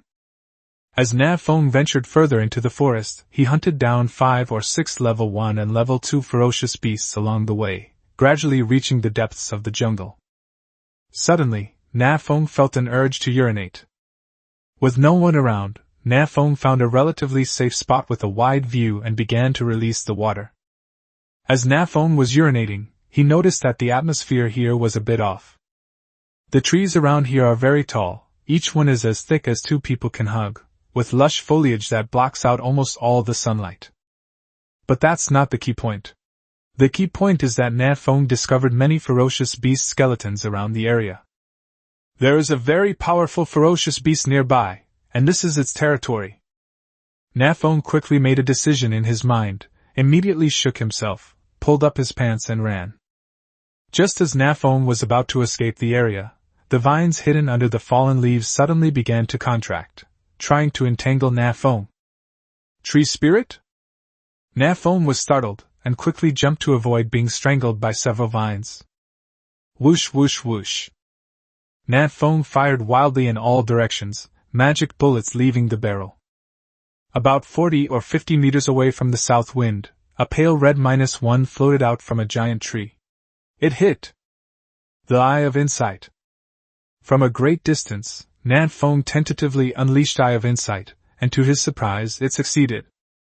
Jungle Tree Spirit? Chapter 22 Map Function Enabled. Jungle Tree Spirit. Grade? Health points? Magic value? Skill? A series of question marks stunned Nan Feng. I ran into a ferocious beast full of question marks when I went out. How am I supposed to play this game? Fortunately, Nan Feng reacted quickly enough and made a quick getaway, otherwise he would be a pile of fertilizer by now. Even so, Nan Feng was slapped hard by one of the vines, losing 185 points of health. It hurts so much. Nan Feng covered his bloodied and mangled face with one hand as he ran frantically with his head down. The jungle tree spirit's vines were only about 50 or 60 meters long, and Nan Feng had quickly escaped its attack range. The vines behind Nan Feng were flying wildly, cutting through the air with a series of whooshing sounds. The duck that was about to be eaten flew away, and the jungle tree spirit was very angry. I'll trap your monkey. Nan Feng turned around, cursing and giving the jungle tree spirit the middle finger. Seemingly sensing that the south wind was cursing it, the jungle tree spirit's branches and leaves trembled incessantly, and its trunk, which was 2 or 3 meters thick, slowly crawled out of the soil. Damn it, it even moves on its own! Nan Feng dared not linger any longer, and hurriedly fled for its life. Nan Feng ran all the way back to the cabin and hid behind the window for a long time to observe. Only after discovering that the jungle tree spirit had not chased after them did he breathe a sigh of relief. This jungle spirit is no more than 2 kilometers away from my cabin, that's too close. Nan Feng felt that there were dangers all around his wooden house. I wonder if the other chosen ones are the same? We can't go any further east. Once we're fully recovered, we'll check the south. The south side is where the poisonous swamp toad was previously discovered, and Nan Feng decided to explore that direction to see if he could find anything. During his break, Nan Feng opened the chat channel again. At this time, the chosen ones were either hunting ferocious beasts or chopping down trees and collecting stones. There was hardly anyone in the chat channel. Ling Chi. Is there any kind pigeon who can save me? I'm so hungry, wah. This girl named Ling Chi has been calling out in the chat channel for 3 days now, and Nan Feng can't help but admire her perseverance. That's quite a scream. After resting for another 10 minutes or so, Nan Feng's facial injuries had completely healed, leaving no scars whatsoever. It's about time to head out.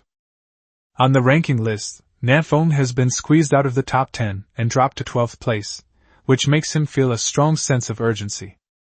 We must upgrade as soon as possible. This time, the south wind changed direction and headed south, soon arriving at the small pond where the poisoned swamp toad lived. After clearing out the ferocious beasts around the pool, Nan Feng's experience points have reached 455/800. The beasts around here are mostly level 1 or 2, and they give too little experience. I need to go to a more distant place. After walking a short distance, Nan Feng heard a system notification. Announcement: Xiao Luo, the chosen one in this region, is the first to reach level 4 and gains +1 reputation. Ding! A chosen one in this area has reached level 4. Map access is now available to all chosen ones in this area. Map function? Nan Feng opened the panel and found a new map panel. Open the map, and most of the area is pitch black, except for the area that Nan Feng explored, which is lit up. In the chat channel. Qiu Feihong.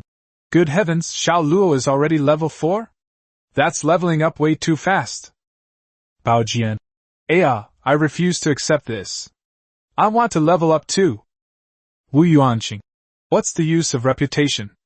Can some experts please explain? This unexpected announcement made the chat channel lively. But Xiao Luo didn't show up for a long time, and the others didn't keep asking. They just went about their business. There's even a reward for being the first to reach level 4. Nan Feng murmured.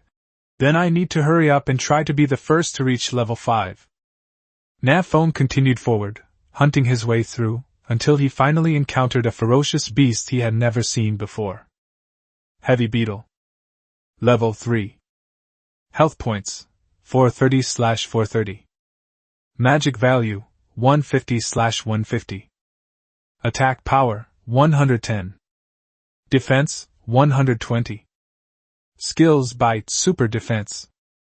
Level 3 Ferocious Beast, the Heavy Beetle. This beetle is about the size of 2 fists. Its heavy shell is engraved with mysterious patterns, and its pair of giant pincers are extremely sharp. If you were bitten by it, your fingers would be bitten off. This little thing has pretty high defense. This is the first level 3 ferocious beast that Nan Feng has encountered. Compared to the previous level 2 elite poison swamp toad, the heavy armor beetle is slightly better in attack and health than the poison swamp toad, except that its defense is slightly higher. This ferocious beast poses little threat to Nan Feng. With this thought in mind, Nan Feng decisively opened fire. Call out. Super defense, -40. Nan Feng fired a shot at the shell of the heavy beetle, but the magic bullet sparked as it grazed the shell and went to the side. This shot only dealt 40 damage. So low? Nan Feng was secretly alarmed. At this rate, it would take him 11 shots to kill a single heavy beetle, which was far too inefficient. Whoosh! The heavy beetle was shot and immediately spread its wings and flew towards the south wind. Most beetles can fly, and Nan Feng was not alarmed when he saw this. Instead, he decisively fired 2 more shots. Miss. Miss. Both shots missed. However, this was within Nan Feng's expectations. He was well aware of his own marksmanship. He was okay at shooting stationary targets, but he was terrible at shooting moving targets, relying entirely on luck. The heavy beetle pounced on Nan Feng's arm and bit down hard with its 2 big pincers. Bite. -29. Heavy beetle. This attack only dealt 29 damage to south wind, which had little impact. My defense is currently at 81 points, I'm pretty tough, okay. Stamina and energy affect the defense attribute. Yesterday, Nan Feng ate some strengthening grass and drank honey. In addition, she leveled up and received 4 stamina points as a reward for killing the queen arrow bee. All of these factors combined caused Nan Feng's defense to increase dramatically. Putting away the desert eagle, Nan Feng pinned the heavy beetle against a nearby tree trunk, then pulled out a wooden dagger and stabbed it into the gap in the heavy beetle's shell. Weakness exploit, -150. Upon seeing the pale red -150 float up, Nan Feng was immediately delighted. Just as I expected. The heavy beetle has extremely high shell defense and also comes with the effect of super defense, which can have the damage. However, the lack of a protective shell on its body is the weakness of the heavy beetle.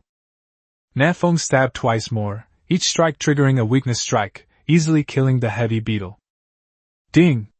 You have killed a level 3 common ferocious beast heavy beetle, gaining 30 experience points. In this battle, Nan Feng lost 29 health points and 12 mana points. It consumes a lot of resources, but the experience is still very rewarding. Nan Feng needs to hunt down 3 level 2 ferocious beasts to gain 30 experience points. Experience gained from killing low-level ferocious beasts equals beast level x10 /1 plus level difference. Looking at his health bar, which still had 208 points, Nan Feng gritted his teeth and decided to level up to level 4 right here. The farther we get from the cabin, the more dangerous it will be. Upgrading first is definitely the right thing to do. Let's get right to it. Nan Feng used his left arm as bait to lure the heavy beetle to bite him, and then took the opportunity to stab it to death with a wooden dagger. My dear left hand, you'll have to work hard today. Nan Feng looked at his left arm, which was covered in wounds, and thought to himself. Chapter 23. The pig ran into a tree. Although the heavy beetle is a level 3 ferocious beast, it is not large in size. Nan Feng can easily pin it to the tree trunk, making it unable to move. The price Nan Feng had to pay was the loss of 29 health points, and the pain of being pinched by the pincers. I need to kill 9 more heavy beetles to level up, but my health isn't enough. I need to go online and buy some snacks. After killing another heavy beetle using the same method, Nan Feng opened the trading system and looked at delicious roasted meat. It takes 50 units of ingredients to buy 1 serving of this roast meat. The effect is to restore 5 health points per minute for 10 minutes, which is 50 health points. A shrewd businessman. Nan Feng spat and didn't buy it directly. Instead, he chose to add Xiao Luo as a friend and tried to negotiate a lower price. When Nan Feng was little, she often went to the market with her mother. Her mother was an extremely skilled bargainer, known as the Queen of Bargains, and all the vendors in the market were humbled by her. After watching her for so many years, Nan Feng also gained some experience in bargaining.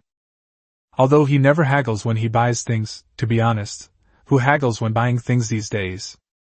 The friend request was accepted quickly, and before Nan Feng could even speak, Xiao Luo sent a message. Xiao Luo? Nan Feng thought to himself. This guy looks like a cool and aloof boy. Watch me, Nan Feng, use all my simp skills to flatter him to death. After a second of careful consideration, Nan Feng sent a message. Big brother, let's connect. Xiao Luo. Get to the point. Holy crap, so aloof. Nan Feng was taken aback. He hadn't expected Xiao Luo to be so unmoved by his 36 sycophantic tactics. This guy was definitely a tough character. Nan Feng abandoned her plan to flatter the other party and went straight to the point. Boss, I want to buy some delicious roasted meat, can you give me a discount? Xiao Luo. How much do you want? Nan Feng. 5 portions I guess. Nan Feng. How about I use 200 units of ingredients to buy 5 portions of barbecue? Xiao Luo. No, I need 100 units of materials and 3 portions of clean fresh water. Xiao Luo decisively rejected Nan Feng's attempt to bargain, and then revealed his own target price. Nan Feng did the math and realized, good heavens, they hadn't cut a single penny. However, Nan Feng's mana potion wasn't as popular as Xiao Luo's barbecue, and he couldn't sell many portions in a day, so Nan Feng wasn't exactly losing out in this transaction. But Nan Feng was furious. As the son of the king of cutting, he couldn't even get a penny off when buying things. How could Nan Feng tolerate this? Who did he think he was? Nan Feng. I tried to bargain, but I didn't get a single penny off. You've made me, Nan Feng, lose face. Xiao Luo was silent for a few seconds before replying. Then, 9.8% off? Nan Feng. Boss, come on, let's make a deal. Nan Feng used 95 units of materials, plus 3 units of clean fresh water, to obtain 5 units of fragrant roasted meat. With just a few words, he had 5 units of materials left. Nan Feng thought, it didn't seem to be of much use. 5 servings of roasted meat can restore 250 health points, enough for me to level up to level 4. Nan Feng ate a serving of roasted meat to slowly recover his health, and then continued his search for the heavy beetle. This area has very few level 1 and 2 ferocious beasts, but level 3 heavy beetles are everywhere, making it a good place to level up. Unfortunately, the desert eagle is hard countered by the heavy beetle's shell, so Nan Feng can only use a wooden dagger to kill the heavy beetle, making the hunting efficiency much lower. This is the territory of the heavy beetle. I wonder if we'll encounter the Beetle King? While hunting the heavy beetle, Nan Feng also kept a close eye on his surroundings to prevent any elite or lord-level ferocious beasts from suddenly appearing and attacking him. However, Nan Feng's worries seemed somewhat unnecessary. In half an hour, Nan Feng killed 7 heavy beetles in a row, but still did not see the Beetle King. Level 755/800. Hunt down 2 more, and Nan Feng will reach level 4. To be on the safe side, let's recover some health first before continuing. Instead of getting overwhelmed, Nan Feng found a relatively safe place and quietly waited for his health to recover. He only has 153 health points now, so he's still in quite a dangerous situation. While waiting, Nan Feng glanced at the leaderboard and found that his ranking had returned to the top 10, now at number 8. First place, Xiao Luo, level 4. Second place, Wu Yuanxing, level 4. Third place, Sinking Judge, level 4. Fourth place, Suihan, level 4. Fifth place, Su Zuren, level 3. Sixth place, Su Ming, level 3. Seventh place, Yuran, level 3. Eighth place, South Wind, level 3. Rankings: the top 5 are all at level 4. Who are the 4th and 6th place winners? I've never seen them before. Nan Feng thought for a while, but didn't have much of an impression. The time spent in the South Wind Water group is not long, so it's normal to encounter people you don't know. These 2 leveled up really fast, they even surpassed me. They probably found the lair of some ferocious beast. Nan Feng had previously discovered a sharp arrow beehive, and by exploiting a bug, he hunted down many sharp arrow bees and gained a lot of experience. These 2 probably feel the same way. However, Nan Feng was not worried. He was hunting heavy beetles here, and his leveling speed was not slow. He gained 210 experience points in half an hour. It's just a bit exhausting. A few minutes later, Nan Feng checked his health points and saw that they had recovered to 203. Kill 2 more to reach level 4, then find another place to level up. Nan Feng decided in his heart. Melee combat with ferocious beasts is too dangerous, so Nan Feng prefers to keep a distance, and use the Desert Eagle for damage output. Continuing onward, Nan Feng continued his search for the heavy beetle. Rumble! Suddenly, Nan Feng felt the ground tremble slightly, as if some ferocious beast was running wildly through the forest. A beast capable of causing such a commotion must be a huge one. Without saying a word, Nan Feng climbed up a big tree and used the leaves to cover himself. The ground continued to shake. Nan Feng held his breath and peered through the gaps in the leaves, searching for the location of the ferocious beast. At the same time, Nan Feng quickly bought 2 servings of fragrant roasted meat to fully restore his health in preparation for any potential crisis. I really can't eat anymore. In the past half hour, Nan Feng had already eaten 5 pieces of grilled meat, and now the sight of grilled meat makes him feel nauseous. If it weren't for the fact that this thing can restore health. Nan Feng frowned, then stuffed large mouthfuls of roasted meat into his mouth. It smelled delicious. The tremors grew more and more intense, and even the large tree where Nan Feng was standing began to sway slightly. Buzz, buzz, buzz. Upon hearing this sound, Nan Feng perked up and hurriedly looked down. A heavy beetle the size of a basketball flew in from afar and landed on the tree trunk. The south wind happened to be on this tree too. The eye of insight. Nan Feng had a sudden thought, and quickly released his skill. Iron Beetle. Level 4, Elite Level Ferocious Beast. Health Points, 260/980. Magic Value, 190/250. Attack Power, 190. Defense, 180. Skills Bite Super Defense. Level 4 Elite Level Ferocious Beast. Goodness, 180 defense points and 980 health points? I couldn't beat 10 of them. Wait a minute? Nan Feng suddenly paused, and looked at the Iron Beetle's attributes again. It only has 260 health points left? There are other ferocious beasts here. Nan Feng quickly realized what was happening. That's right, this Iron Beetle is only about the size of a basketball, so it's impossible for it to make the earth tremble. The only possibility is that the Iron Beetle is fighting another ferocious beast. The numerous cracks on the Iron Beetle's shell further confirmed this.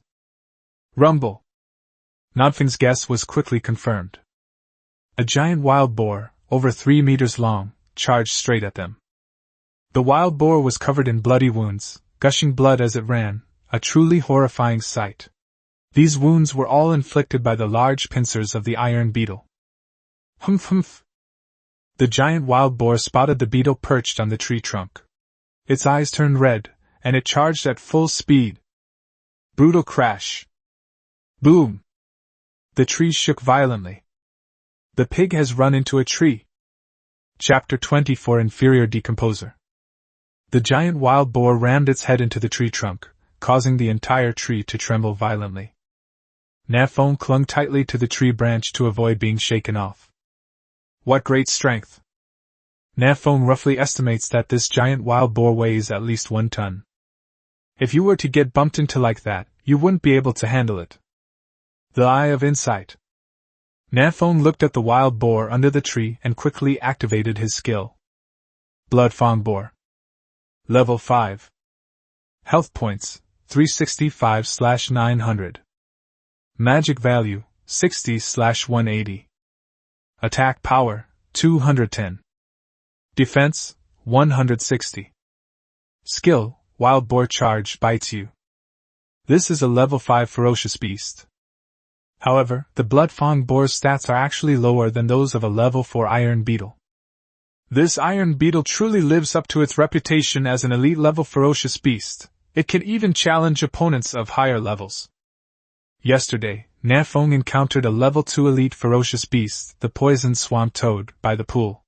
Its attributes are equivalent to those of a level 3 ferocious beast, making it extremely powerful. By the way, what about that Iron Beetle? Nan Feng quickly focused his attention on the battle below. The Blood Fang Boar just crashed into a tree and is now feeling dizzy and unsteady, barely able to stand. On its neck, the Iron Beetle had already opened its large pincers and clamped down hard. Tear! Ah! The Blood Fang Boar let out a blood-curdling scream, and ran around aimlessly like a headless fly. Dust flew everywhere, and fallen leaves danced in the air. The beetle bit down hard on the blood-toothed boar's neck, tearing the wound open and causing blood to gush out. The blood-fang boar has entered a bleeding state. This wild boar is doomed. Iron beetle is awesome, it can actually challenge opponents of higher levels? On the tree, Nan Feng took out his desert eagle, wondering whether he should steal a boar's head. The iron beetle still has over 200 health points. It has high attack and high defense, so I don't think I can beat it. If I steal this pig's head, I'm afraid I'll die here too. It's too dangerous. Nan Feng doesn't want to take the risk for a few experience points. Unless this blood-fang boar drops some gear. Nan Feng lay on a tree branch as thick as an arm, intently watching the battle below. The duel between these ferocious beasts is drawing to a close. The blood-fang boar was completely helpless against the iron beetle around its neck, and could only writhe in impotent rage. But then, the situation suddenly reversed. The blood-fang boar rubbed itself frantically on the ground and actually managed to knock the iron beetle off. The iron beetle had a large chunk of meat clamped between its pincers. It had been torn from the blood-fang boar's neck. Humph humph. The blood-fang boar reacted extremely quickly, immediately opening its mouth and biting down hard on the iron beetle with its blood-red tusks. I'll bite you. These are the skills of the crimson boar. The south wind in the tree heard a crisp sound. The beetle's sturdy shell is broken. Nan Feng was stunned. Holy crap! They turned the tables? The iron beetle already had little health, and the blood-fang boar's bite triggered a weakness strike, instantly killing the iron beetle. Bite.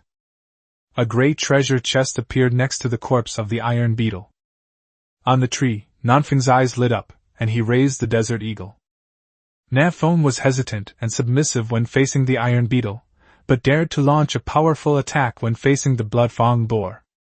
Because the iron beetle's shell has a super defense effect, which can reduce damage by 50%, Nan Feng's current attack power cannot break through its defense at all. Of course, Nan Feng could also use the wooden dagger to poke the parts of the iron beetle that weren't protected by its shell, but that would require getting close, which was too risky. Nan Feng didn't want to experience being pinched by the giant pincers. The blood-fang boar is relatively easier to deal with. First of all, it is large enough that at such a close distance, the south wind can easily hit it. Secondly, this blood-fang boar has very little health left, and is in a bleeding state, so its strength is less than 1/10 of what it used to be. Finally, the south wind was on the tree.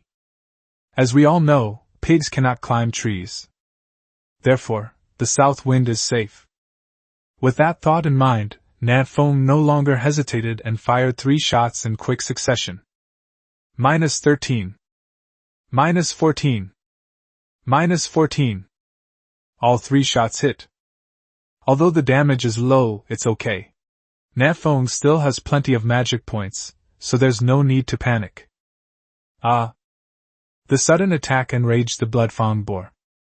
It quickly spotted the south wind and charged at it again with all its might. Boom!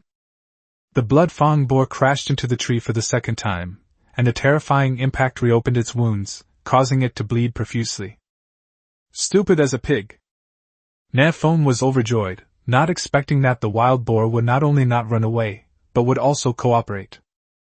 Health points, 125/900. Nan Feng glanced down at the blood-fang boar's health points, which were only a little over 100. Keep firing. -14. Weakness attack, -21. Weakness attack, -21. The blood-fang boar was so badly injured that Nan Feng could hit its weak points even with his eyes closed and random shots. Thump! Thump! The blood-fang boar refused to give up and frantically rammed into the tree, trying to break it and bite Nan Feng to death. However, its health points were too low to withstand the attack. Call out. -14. With the final shot from the south wind, the blood-fang boar let out a resentful roar and died. Ding! You have killed a level 5 common ferocious beast, the blood-fang boar, and gained 60 experience points. Ding! Congratulations! You have successfully leveled up to level 4. Ding! Your strength has increased by 5 points. Ding! Your agility has increased by 5 points. Ding! Your stamina has increased by 5 points. Ding! Your energy has increased by 5 points. Ding! You have gained 5 free attribute points. Finally, I've reached level 4. Hearing the system notification, Nan Feng breathed a sigh of relief. The big tree he was standing on had already started to sway, and if the blood-fang boar rammed it a few more times, it would really be knocked down. Fortunately, it was a close call. Nan Feng jumped down from the tree and immediately reached out to touch the corpse. Ding! You have obtained 5 wild boar meat. Ding! You have obtained worn animal hide leggings X1. Ding! You have obtained broken iron shell X1. Level 3 heavy beetle doesn't drop anything, but a level 4 iron beetle actually dropped an item for Nan Feng. As expected, elite level ferocious beasts are awesome, they're rich. Worn animal hide leg guards. Grade, lower grade F. Type pants. Attribute, stamina +2. These attributes are exactly the same as the tattered animal skin coat on Nan Feng's body, so it seems to be a set of equipment. Nan Feng quickly put on his animal skin leggings, and from a distance, he looked like a savage. Limited edition outfit Savage South Wind. With another 2 points of stamina added, Nan Feng nodded in satisfaction, then turned his attention to the treasure chest dropped by the iron beetle. Unboxing! Unboxing! Looting corpses is just for fun. If you really want to have fun, you have to open treasure chests. Nan Feng rubbed his hands together and approached the treasure chest that was emitting a pale gray light. Unboxing. Ding! You have opened an F-rank gray treasure chest and obtained inferior disassembler X1. Huh! A disintegrator? Nan Feng looked at the device in the backpack and his eyes lit up. This little gadget is interesting. Chapter 25, The Discovery of Iron Ore? Inferior disassembler. Place any item inside to disassemble it into corresponding resources. Note, this disassembler is of low quality, with a resource conversion rate of approximately 10%. This thing can break down items. Looking at the broken iron shell that the iron beetle had just exploded, Nan Feng had a bold idea in his mind. Can this disintegrator break down iron blocks? Nan Feng took out the disassembly machine from his backpack and put the broken iron shell into it. The machine quickly began to vibrate continuously, making a creaking sound. Nan Feng was startled and immediately gripped his desert eagle tightly, hiding behind a tree. Such a loud noise could easily attract the surrounding ferocious beasts. If another iron beetle or blood-fang boar comes along, things could get really bad. Fortunately, the disintegrator quickly finished disintegrating the broken iron shell and then stopped moving. Has it been decomposed? Nan Feng hurried over and found a large pile of small iron pieces, about the thickness of a thumb, in the box below the decomposer. These were the products of decomposing the broken iron shell. Small iron blocks. As long as there are enough of them, small iron blocks can also be used as iron blocks. It really works! Nan Feng was overjoyed. Now his destined divine weapon had a chance to be upgraded. After taking out all the small iron pieces, Nan Feng discovered that these small iron pieces were only equal to 3 portions of iron. Hiss, upgrading the native divine weapon requires 10 iron blocks, that's a bit too much. Am I supposed to go hunt down the iron beetle? The ironclad beetle is an elite-level ferocious beast with extremely high attributes, and it is very effective against Nan Feng's attack methods. Nan Feng really didn't want to provoke this kind of ferocious beast. In comparison, even a level 5 blood-fang boar is easier to deal with than an ironclad beetle. At least Nan Feng can break through its defense. Oh right, I remember there's another thing that contains iron. Suddenly, a thought flashed through Nan Feng's mind, and he remembered an item. That thing might be able to break down into iron blocks. Nan Feng enthusiastically packed up the decomposer and ran towards the cabin, humming a little tune. On the edge of the forest where Nan Feng is located, there is a large mountain. At the foot of this mountain, there is a natural cave. Around the entrance of the cave, there are cave spiders everywhere, each spider about the size of a small piglet. Not far from the cave, a man and a woman, two chosen ones, were patiently luring the spiders over one by one, and then hunting them down. These two chosen ones are Sui-han, who is ranked 4th on the leaderboard, and Su-Zurin, who is ranked 5th on the leaderboard. Sui-han's expression was cold and aloof, her eyes like ice mirrors, capable of seeing into people's hearts. Her figure was curvaceous and alluring. Any man who has ever seen Sui-han will instinctively shout in his mind, "Holy crap, that's huge!" At this moment, Sui-han waved his staff and slapped away the nearby crypt spider.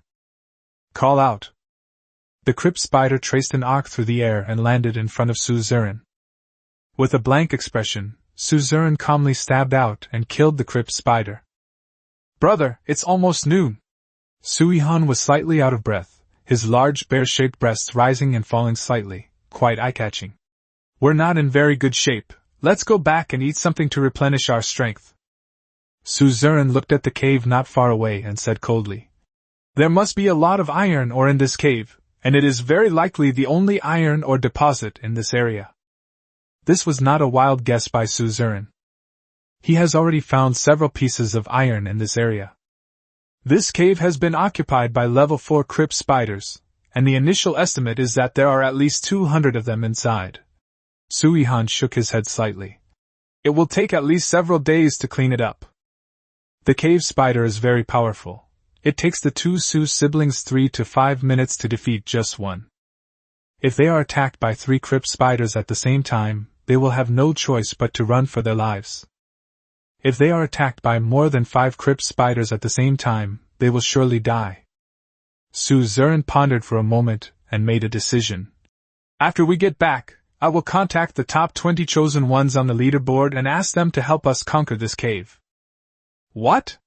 Sui-han looked at his brother, who had a cold expression, with some surprise. "Iron block is a very important resource. Aren't you just handing it over to them? We can't possibly monopolize this iron mine." Su-Zurin wasn't blinded by the huge profits at hand. "Only by giving up some of the profits can we earn more. And there's something else very important. On the first day we arrived here, the creation god system said that the first wave of beasts would arrive in 30 days, and there are still 27 days left. Beast Tide, just from the name, you know that this is definitely not something that 1 or 2 people can handle. If the overall strength of the chosen ones in our region is not strong enough, we may be completely wiped out. We need to get those strong individuals to obtain iron blocks as soon as possible to upgrade their natal divine weapons so they can kill even more powerful ferocious beasts and improve their strength faster. Only when the overall strength of this region increases can we survive the beast tide." Su-Zurin said a lot in one breath, and Sui-han nodded as if he understood but not quite. "Okay, I'll listen to you." Sui-han knew that her brother had a strong sense of the big picture, so she didn't say anything more.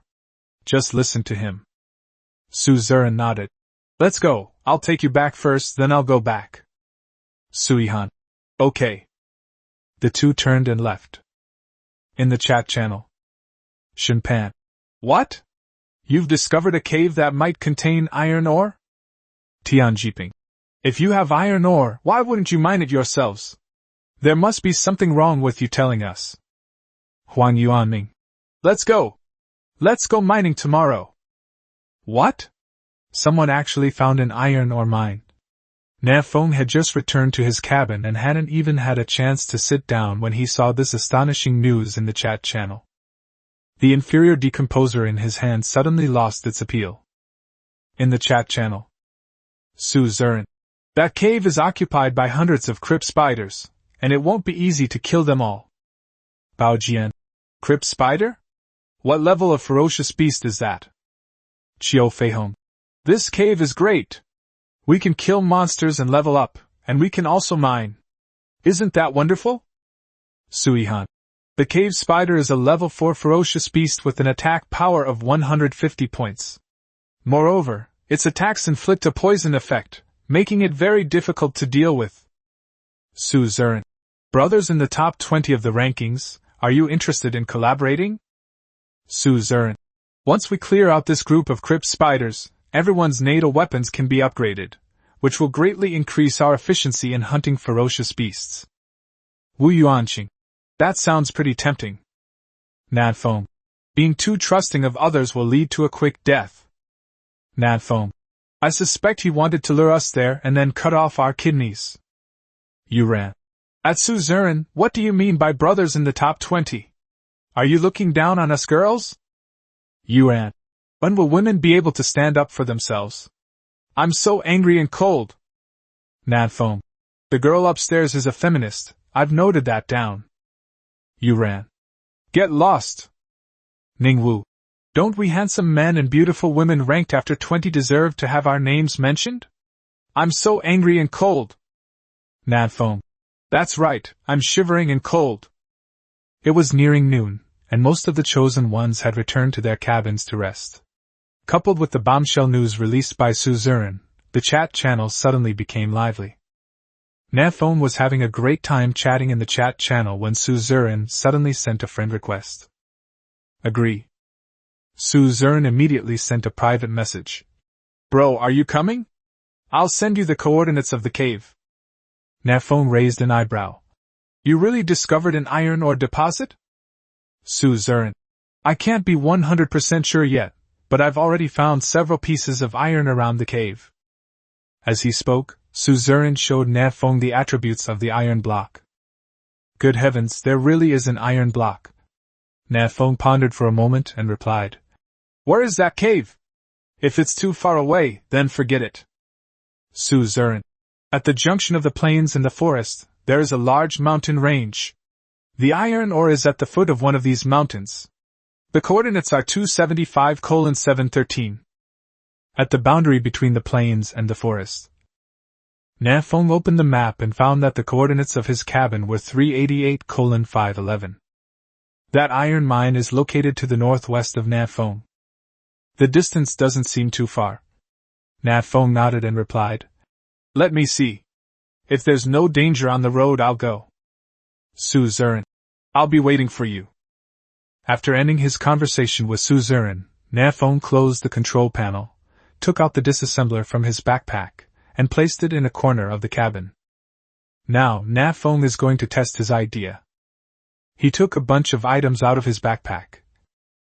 Iron claw rat claw, extremely hard claws containing trace amounts of iron. Nan Feng has 40 iron claw rat claws. I didn't know what they were for before, but now I see what they're good for. 40 pieces, I wonder how many small iron blocks can be broken down into? Nan Feng licked his lips and turned on the decomposition machine. Chapter 26: The Ingenious Uses of Iron Claw Rat Claws. Inside Nan Feng's cabin, the inferior decomposition machine vibrated slightly, emitting a tractor-like sound. The 40 iron claw rat claws were quickly disassembled. The good news is that these iron claw rat claws can actually be broken down into iron. The bad news is that the decomposition product is either an iron block, nor a small iron block, but a new item called iron sand. Iron sand. As long as there is enough, iron sand can also be used as small iron blocks. Well, this thing is a whole level below the small iron block. Nan Feng couldn't help but curl his lip. It takes about 50 portions of iron sand to synthesize one small iron block, and 10 small iron blocks to synthesize one iron block. Nan Feng quickly did some mental calculations and realized that he still needed 60 iron claw rat claws to collect 10 iron blocks to upgrade his natal weapon. This is outrageous. Nan Feng was suddenly in a dilemma. One iron claw rat drops 2 iron claw rat claws, so Nan Feng needs to kill 1730 of them. Wouldn't this drag on forever? I'd rather go mining with them. Wait, these ferocious beasts called iron claw rats seem to be everywhere. Other chosen ones must also have iron claw rat claws in their backpacks. They don't have a dismantling machine, so the iron claw rat claw is useless to them. I can probably get a whole bunch with just a little bit of material. Upon realizing this, Nan Feng hurriedly opened the trading channel. Sure enough, there were many iron claw rat claws listed in the trade window. Someone traded 50 iron claw rat claws for 1 fresh water. Someone traded 10 iron claw rat claws for 1 wood. Some people even traded 20 iron claw rat claws for 1 of any kind of food. These iron claw rat claws are ridiculously cheap, and nobody wants them. Since nobody knows what the iron claw rat claw is for, and it takes up space in the backpack, it's better to put it in the trade channel and see if you can get some useful items in return. Nan Feng grinned from ear to ear, immediately going on a shopping spree and buying up most of the iron claw rat claws. There are a total of 306 iron claw rat claws. Nan Feng only contributed 8 units of wood, 14 units of stone, 2 units of pheasant meat, and 1 unit of not-so-clean fresh water. That's such a great deal. But this quantity is still too small, not enough for the South Wind to use. In the chat channel, Nan Feng's shopping spree has already attracted the attention of the other chosen ones. Ma Yong. Huh! My 50 iron claw rat claws actually sold? People really want these things? Su Ming. I sold mine too, and exchanged them for 2 stones. It was a good deal. Ning Wu. Mine was sold too. Wu Yuanqing. Someone's collecting iron claw rat claws. These things are useful now? Bao Jian. It seems like it was bought by the big shot Nan Feng. At Nan Feng. Upon seeing this, Nan Feng quickly edited a message and sent it out. Nan Feng. Buying large quantities of iron claw rat claws. Exchange any materials 1 for 10 iron claw rat claws. Exchange quickly. Nan Feng thinks the price of 10:1 for rat claws and materials is reasonable, since others have no use for the rat claws. Huang Yuanming. At Nan Feng, bro, secretly tell me, what's the use of the iron claw rat claw? Nan Feng. It's alright to tell you, I plan to forge a dragon-slaying sword. Huang Yuanming. Heh, I don't believe you for a second. Tian Jiping. At Nan Feng, since you know the use of the iron claw rat claw, you should tell everyone for free. South Wind. Nan Feng. When I slowly type a question mark, it's not that I have a problem, it's that you have a problem. Tian Jiping. What's wrong with me? Am I wrong? Tian Jiping. Iron claw rat claw is definitely very useful, it's just that everyone doesn't know it yet. As the first person to know, you not only didn't tell everyone, but you also secretly bought all the iron claw rat claw spots in the trading channel. How selfish of you! Tian Jiping. I think you should share the effects of the iron claw rat claw for free, and then return all the iron claw rat claws you just bought to others. Nan Feng laughed in anger, thinking to himself. Is Tian Jiping out of his mind? Nan Feng. The buyer didn't say anything, the seller didn't say anything, it's just you idiot, who kept talking. Nan Feng. If you're not selfish, then please give me everything in your backpack, okay? You idiot. Tian Jiping ignored Nan Feng's comment and instead advised the other chosen ones. Everyone, don't trade with him. The iron claw rat claw definitely has a great use, we just don't know it yet. Even if you want to sell it, the price should be 10 times higher. Lu Daqiang. What you said makes a lot of sense. Can I sell you my iron claw rat claw for 10 times the price? Bao Jian. 10 times the price? At Tianjiping, if you're willing to pay 10 times the price, I'll go out and kill as many as you want right now. Nan Feng. 10 times I'll sell you all the ones I just bought. Huang Yuanming. 10 times I will wipe out the iron claw rat today. Seeing that he had become the subject of everyone's ridicule, Tian Jiping could only go diving in dejectedly. I hadn't even started criticizing him yet, and he'd already slipped away. Nan Feng shook his head in disappointment, lamenting that Tian Jiping was far too weak. As a former pianist of the Rift and a hunter of Zon, Nan Feng hadn't even shown 1% of his strength before his opponent fell, which inevitably left him feeling somewhat unsatisfied. Nan Feng. Hey guys, the iron claw rat claw is indeed useful, but the conditions for using it are very strict, so you probably won't be able to use it. Nan Feng. It's a waste for you to keep it in your backpacks. You might as well trade it with me for some materials, right?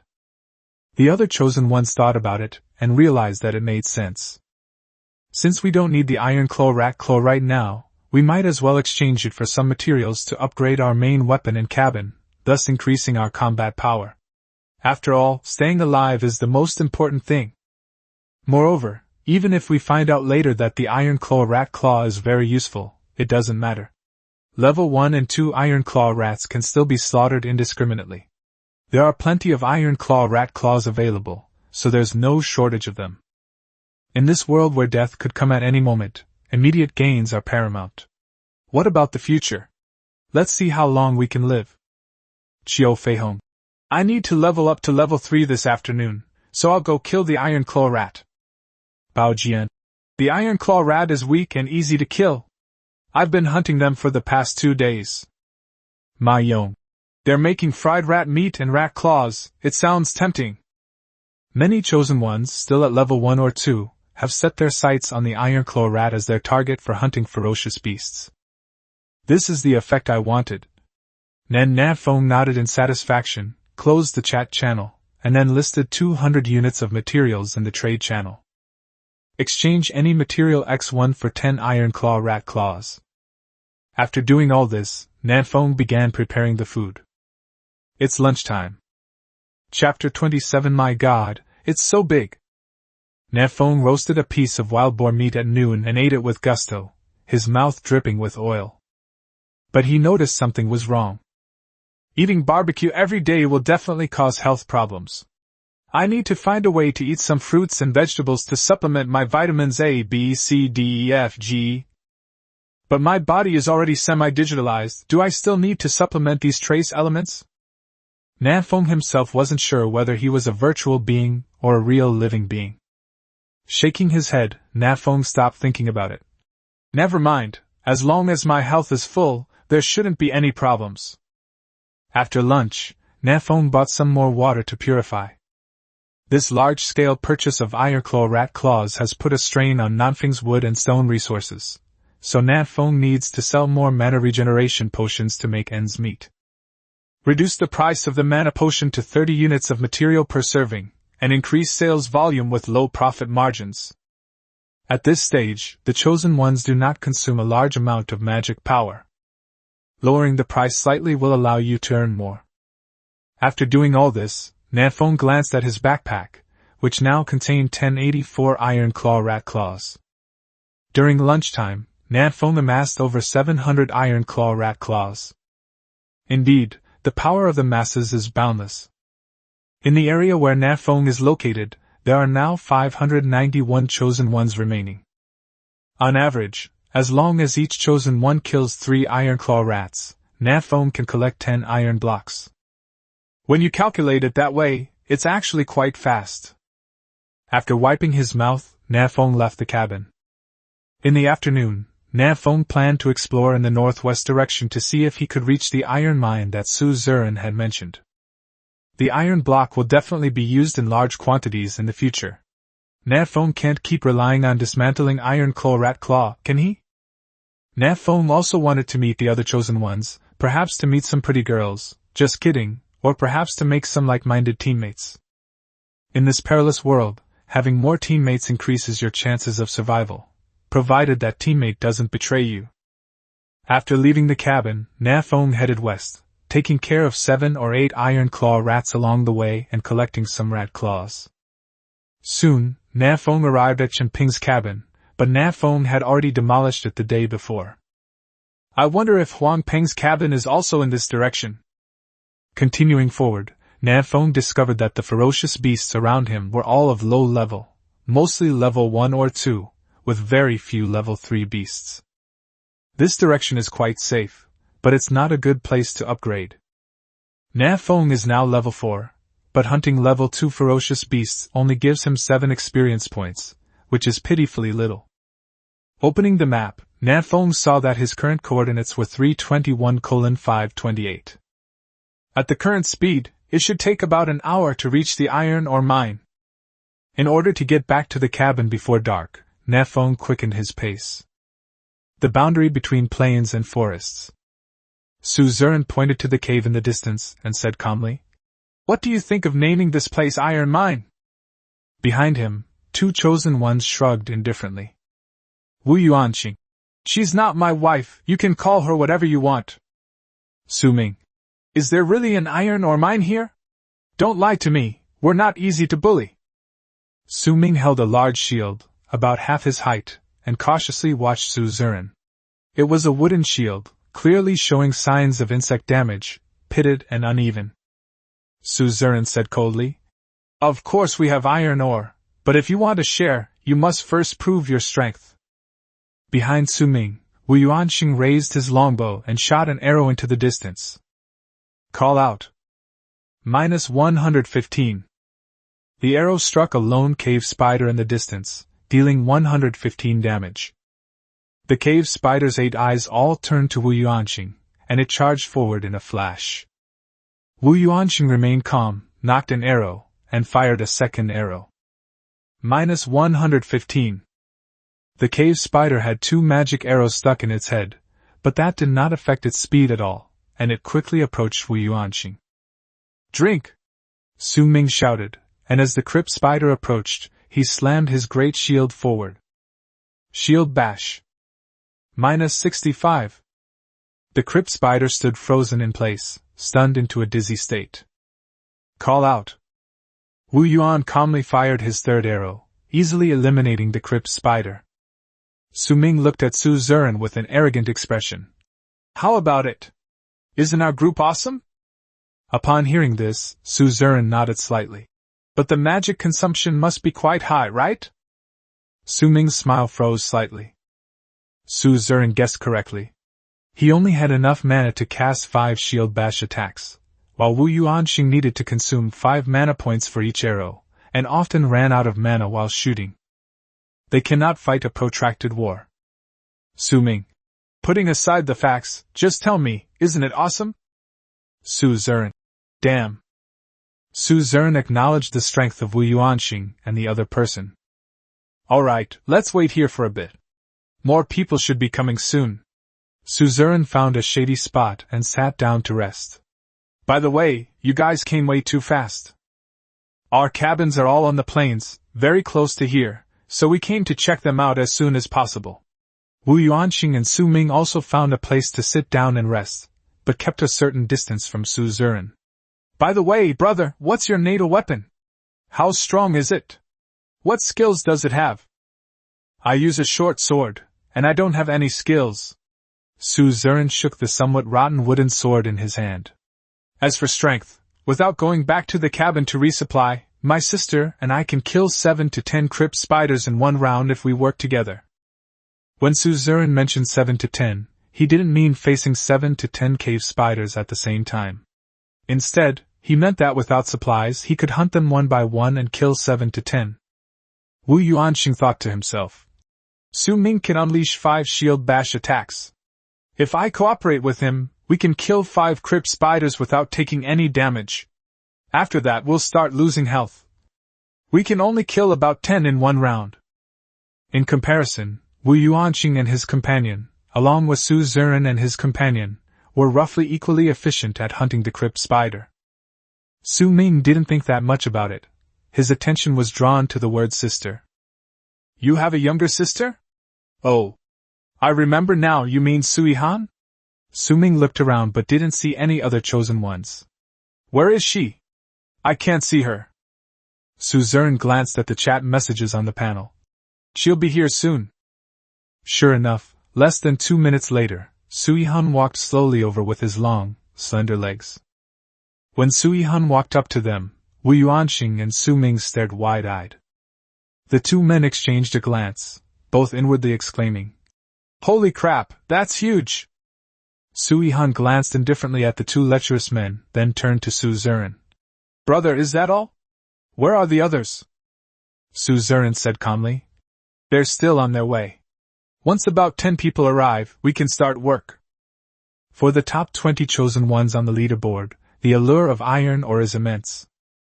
Su Ziren believed that few people would give up this opportunity to obtain the iron block. Sure enough, over the next hour, more and more chosen ones arrived. These are all top 20 powerhouses on the leaderboard, and Su Ziren only sends the coordinates of this place to the top 20 powerhouses.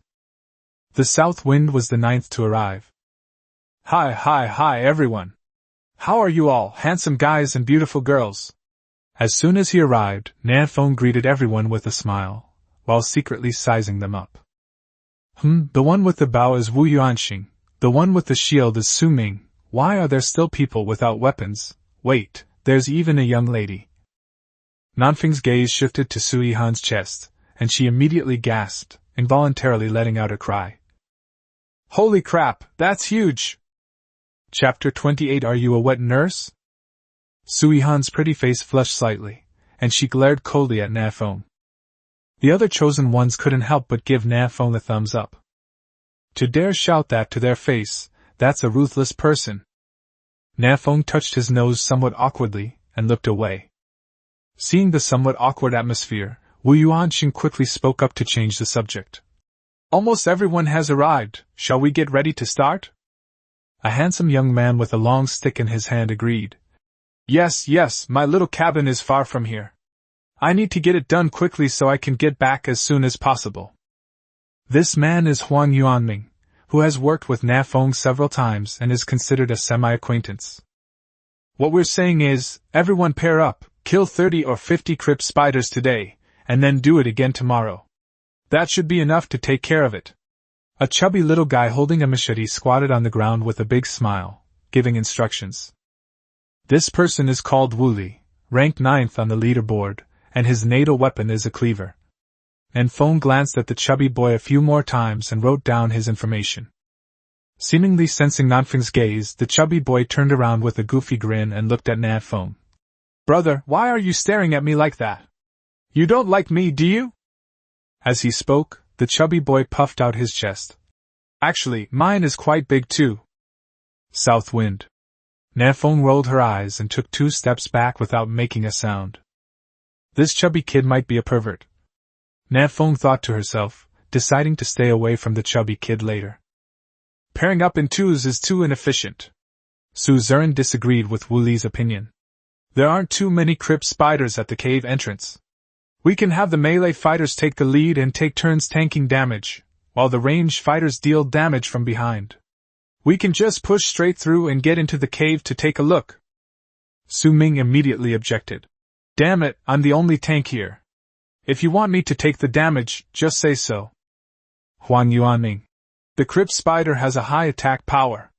Once surrounded by more than 5 of them, even the tankiest spider will be defeated. I do not agree with this plan. Nan Feng shook his head. I disagree too. To conceal his strength, Nan Feng did not take out the desert eagle, but instead used a wooden dagger. Daggers are also considered melee weapons, so if Su Ziren's tactics are followed, Nan Feng will have to stand in front and absorb damage. This is very dangerous. One wrong move and you could die here. Nan Feng naturally disagreed. Su Ziren seemed to have anticipated objections and said calmly, Whether there is iron ore in this cave or not, I can't be 100% sure. So what we need to do most right now is to break in and check the situation inside. If there is no iron ore, then everyone should go home and find their own mothers, and not waste time gathered here. A slightly thin young man spoke up. So, you tricked us into coming here to work for you? His face was gloomy, and he was rather thin. This person seemed to be called Yun Fei, ranked 17th on the leaderboard. What was his natal weapon? I couldn't see it. This time, Nan Feng learned his lesson and didn't stare directly at the other person, but instead used his peripheral vision to size up the thin young man. Su Ziren. I said from the beginning that I couldn't be 100% sure there was iron ore here, so how can you say it's a scam? Yun Fei looked at Su Ziren with a cold gaze. Are you saying I wronged you? The atmosphere at the scene suddenly became tense. Let's fight! Let's fight! Nan Feng took a few steps back, inwardly cheering. Let's talk this out. Huang Yuanming stepped in as a peacemaker. As the saying goes, those destined to meet will find each other even from 1,000 miles away. We're all so fortunate to have met, there's no need to argue over such a small matter, right? Seeing that someone was offering a way out, Su Ziren and Yun Fei each took a step back and stopped arguing. What we're saying is true, what Boss Su said earlier makes sense. The chubby boy Wu Li stood up. First, we need to determine if there's an iron mine here, and then decide how to take over it. As he spoke, Wu Li patted his round belly. I'm a melee fighter, so I agree to be at the front. What about you guys? Wu Yuanxing shrugged. I use a bow, so I don't care. You melee fighters can decide. Su Ming glanced at the chubby boy and nodded reluctantly. Even the brothers with short swords have agreed. What right do I, who carries a big shield, have to refuse? Huan Yuanming and Nan Feng exchanged a glance, sensing that things were getting complicated. Huan Yuanming. Brother, what do you say? Nan Feng. What can I say? I'm just a dagger user, what can I possibly withstand? The other melee chosen ones can also use the length of their weapons to withstand the attacks of the crypt spider. But Nan Feng was outmatched. His dagger was too short. By the time he could stab the cave spider could also bite him. Isn't this thing just for giving away gifts? Su Ziren thought for a moment and said, How about this? The 5 of us melee chosen ones will form a fan shape at the front and advance slowly. Let the ranged brothers deal damage safely from behind. Just stay behind us and focus on dealing damage, okay? Nan Feng felt that something was off about what he was saying. But this tactic is still feasible and worth trying. The group quickly reached a consensus. Front row, Su Ziren, short sword, Huan Yuanming, wooden stick, Su Ming, large shield, Nan Feng, dagger, Wu Li, short sword. The 5 melee fighters are arranged in a fan shape, providing a good output environment for the ranged classes behind them. Back row, Wu Yuanxing, longbow, Suihan, staff, Yun Fei, slingshot, Wu Chang'an, shortbow. Nan Feng hadn't seen Yun Fei's signature weapon before because he had put the slingshot in his pocket. As for Wu Chang'an, he was a quiet young man. Nan Feng had been here for so long, but he hadn't said a word. He just listened quietly to others. After arranging themselves in formation, the group slowly began to advance towards the cave. When they were still 50 meters away from the cave, the first cave spider spotted the group and came running at full speed on its 8 legs. Let's do it! At Wu Yuanxing's command, he raised his hand and shot an arrow. On the side, Yun Fei and Wu Chang'an did not hesitate and each launched an attack. 2 magical arrows pierced the cave spider's large rear end, while Yun Fei's magical marble hit one of the cave spider's eyes.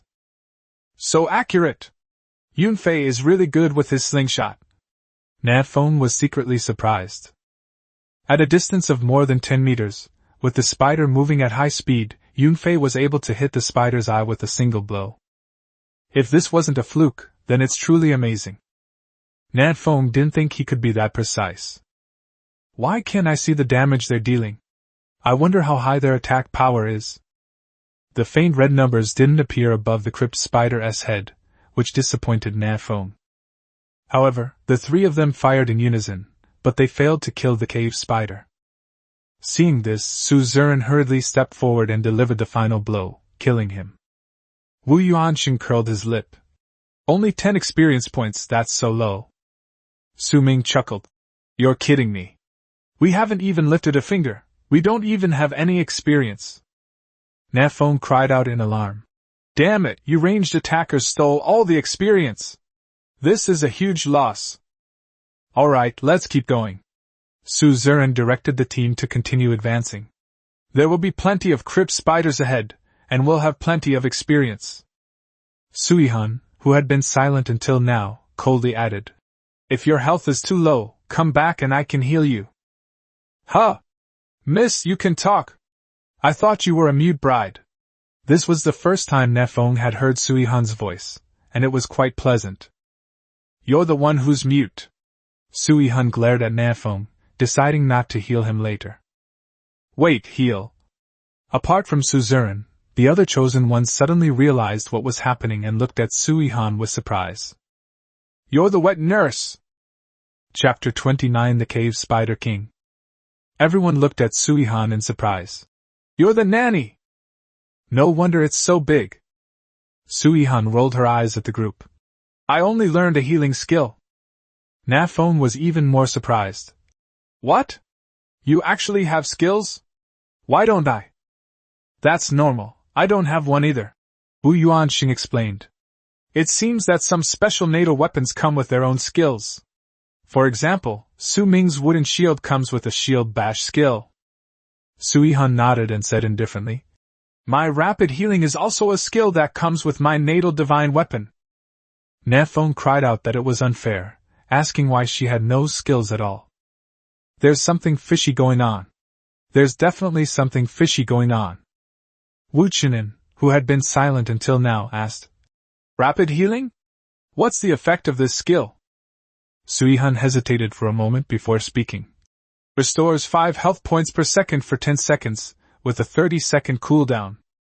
Awesome, Xiao Luo's barbecue suddenly doesn't taste as good anymore. Nan Feng gave a thumbs up. This skill is equivalent to a delicious roast meat, but it recovers faster. Releasing Quick Heal once is equivalent to saving 50 units of materials. It's simply a divine skill. Nan Feng expressed his envy. Su Zurin. Alright, let's stop chatting and keep moving forward. With a priest in the team providing support, everyone felt much safer, and their progress accelerated significantly.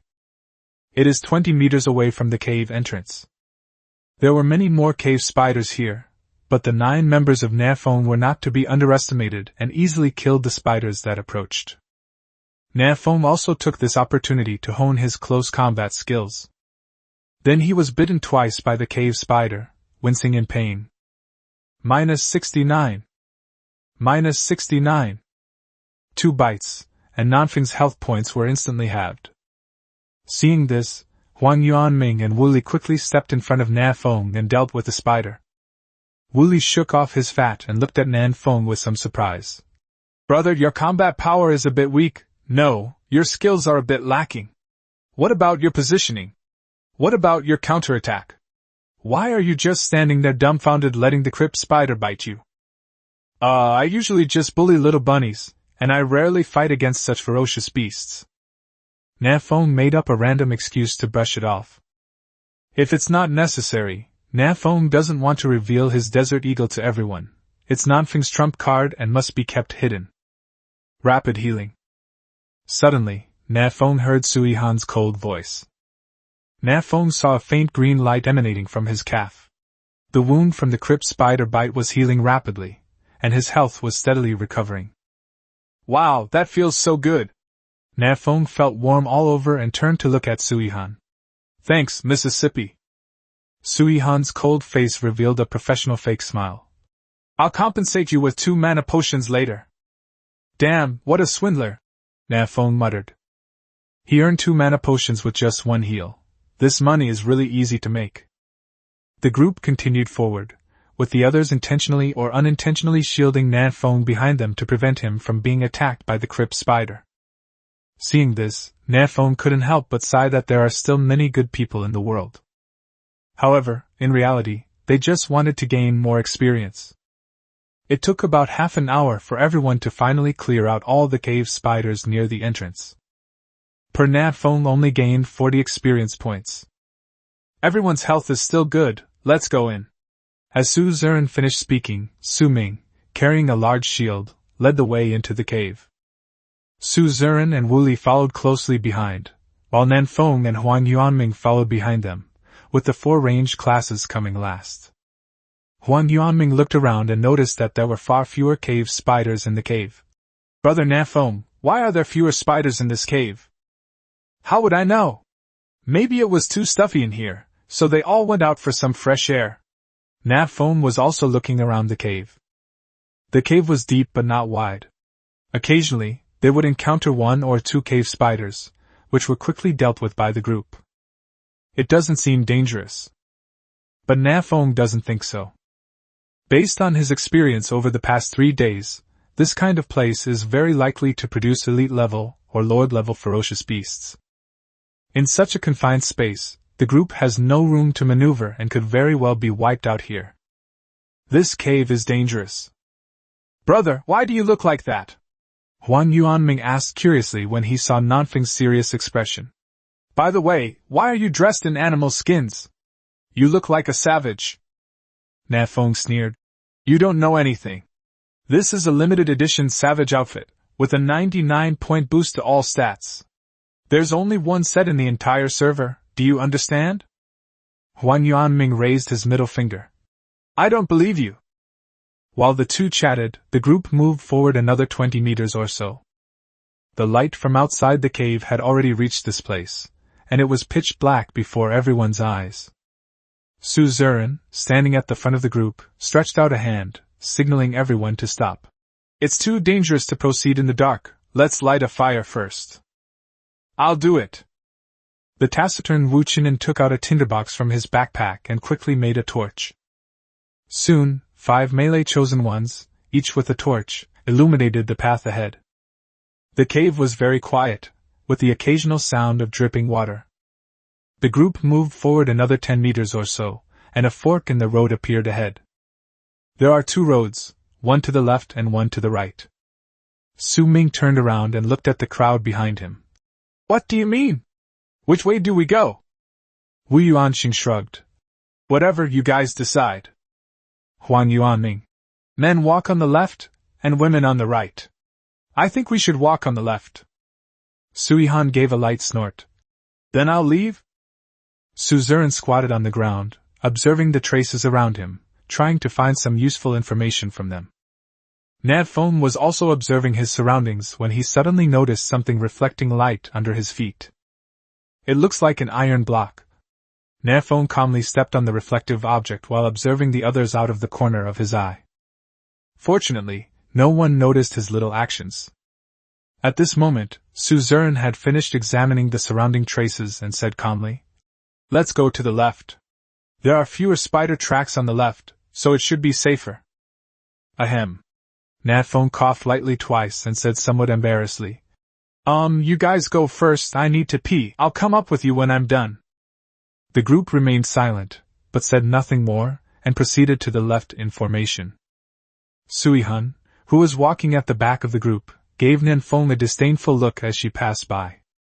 Seeing that everyone had already gone far away, Nan Feng quickly bent down, picked up the reflective object, and put it into his backpack. Ding! You have obtained 1 iron block. Upon hearing the system notification, Nan Feng remained expressionless, but inwardly he was overjoyed. I didn't even need to dig, I just got a free iron block. Awesome! Therefore, it seems that there might really be iron ore in this cave. Hurry up and follow, there must be more iron blocks ahead. Nan Feng clapped his hands, raised his torch, and prepared to catch up with his companions ahead. Just then, a slight noise came from the road on the right. Nan Feng was startled and immediately turned his head to look, only to see 8 eyes the size of basketballs staring intently at him. It's terrifying. Nan Feng swallowed hard and activated the skill Eye of Insight. King of the Cave Spiders. Level 6 Lord Level Ferocious Beast. Health points, 2800/2800. Magic value, 540/900. Skills Venom Spray, Silk Shoot, Spawning Cubs. Level 6 Lord Level Ferocious Beast. Chapter 30 Comprehending Skills. Level 6 Lord Level Ferocious Beast. Those basketball-sized eyes, coupled with 2,800 health points, gave Nan Feng the creeps. At this moment, only 4 words could be thought of in Nan Feng's mind, terrifyingly so. The cave spider king stared at Nan Feng for a second, then suddenly let out a piercing scream. Squeak! Nan Feng then realized that spiders could also make sounds. He stepped back and drew his gun. Nan Feng, wielding the Desert Eagle, fired a precise triple shot, hitting the crypt spider king. It would be difficult to miss such a massive beast. -1. -1. -1. 3 shots were fired, and the crypt spider king lost 3 health points. South Wind's 200 attack power didn't even break through the defense. Run!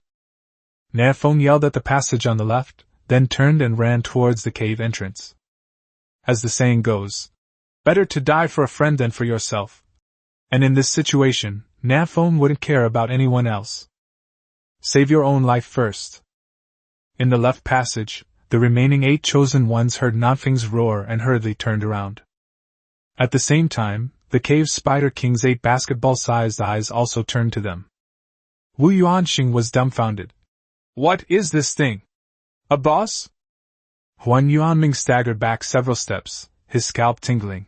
I used my Eye of Insight to check, this is the cave spider king, a level 6 Lord level ferocious beast, It has 420 attack power. Su Ming was taken aback. Holy crap, 420 attack points. That's enough to kill me instantly. Brother, what do we do now? Su Yihan's delicate face revealed fear as she hid behind Su Zuran in terror. Of the 8 people, only Su Zuran remained calm. Don't be afraid, it's too big to get across. Just now at the fork in the road, Su Zuran noticed traces of a large ferocious beast on the right, but not on the left passage. Considering that the passage on the left was relatively narrow, Su Zuran immediately deduced that the large ferocious beast could not pass through the left passage, which was why he led the team to the left. As expected, the cave spider king did not attack the group. Instead, it rolled its eyes a few times and slowly retreated. This lord-level ferocious beast has retreated. Huan Yuanming was still somewhat incredulous. It's gone. Isn't it going to kill us? Su Zuran frowned, then suddenly realized something. Quick, let's take this opportunity to break out. Yunfei was taken aback. Charge out? The Crypt Spider King can't have gone far yet. Wouldn't charging out now be like an old man hanging himself, wanting to die? Without wasting words, Su Zuran grabbed his sister Su Yihan's hand and ran outside. If you don't want to die, follow me. Any later and it'll be too late. The others hesitated, mainly because the fear instilled in them by the Crypt Spider King was too intense. That's 420 attack power. Even Su Ming, the tankiest character here, would be crushed with a single touch. In just 7 or 8 seconds, Su Zuran had already led Su Yihan to the fork in the road. But suddenly, a dense swarm of spiders swarmed out of the passage on the right, driving the two back. It's over. A rare look of panic appeared on Su Zuran's face. Brother, what should we do? Su Yihan, who was beside her, was already pale with fright. Su Zuran took a deep breath to calm himself down, and made a decision instantly. Don't be afraid, let's go back. Forced by the spider, the two retreated back to the left passage. Seeing the dense swarm of spiders, the others also panicked. Su Ming then cursed out. Damn it! Wasn't he dead already? The chubby Wuli's simple smile disappeared. What should we do? Su Zuran and his sister ran back without stopping. Keep running forward, maybe there's still a glimmer of hope. Without hesitation, everyone followed the brother and sister deeper into the cave. Behind them was an army of spiders. After running for an unknown amount of time, Su Zuran suddenly stopped and used his torch to illuminate the stone wall beside him. There's a hole here, but the entrance is very narrow. 2 people can easily guard it. Su Zuran rushed into the cave and checked it out. He found that apart from a lot of spider webs, there were no ferocious beasts inside. This cave is safe. Su Zuran immediately began to arrange tactics. 45 range DPS go inside, melee DPS hold the entrance. Su Ming and Huan Yuanming are in one group, and I'm in another group with Wuli. We'll take turns tanking the damage. Little sister, make sure to heal everyone. Don't hold back on your materials, everyone. Buy all the roasted meat and mana potions in the trade channel. If we hold out, there's still a glimmer of hope. If we fail, we all die. Everyone immediately began to act according to Su Zuran's tactics. Time is of the essence, and the spider army is about to catch up.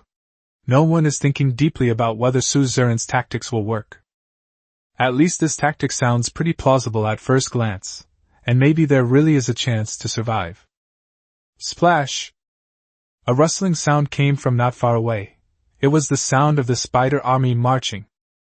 They're coming! Prepare for battle! Su Ming gritted his teeth, half kneeling at the front, his large shield firmly pressed against the cave entrance. The others also held their breath and prepared for battle. When the first spider crawled over, Huan Yuanming rushed forward and knocked it away with a stick. Su Zuran stared at the spider that had been knocked away, slightly taken aback, and immediately released Insightful Eye. Spider Pups. Level 2. Health points, 150/280. Magic value, 110/110. Attack power, 90. Defense, 65. Upon seeing the spider's attributes, Su Zuran breathed a sigh of relief. This isn't a crypt spider, it's a level 2 spider hatchling. We still have hope. This is good news, but there is also bad news.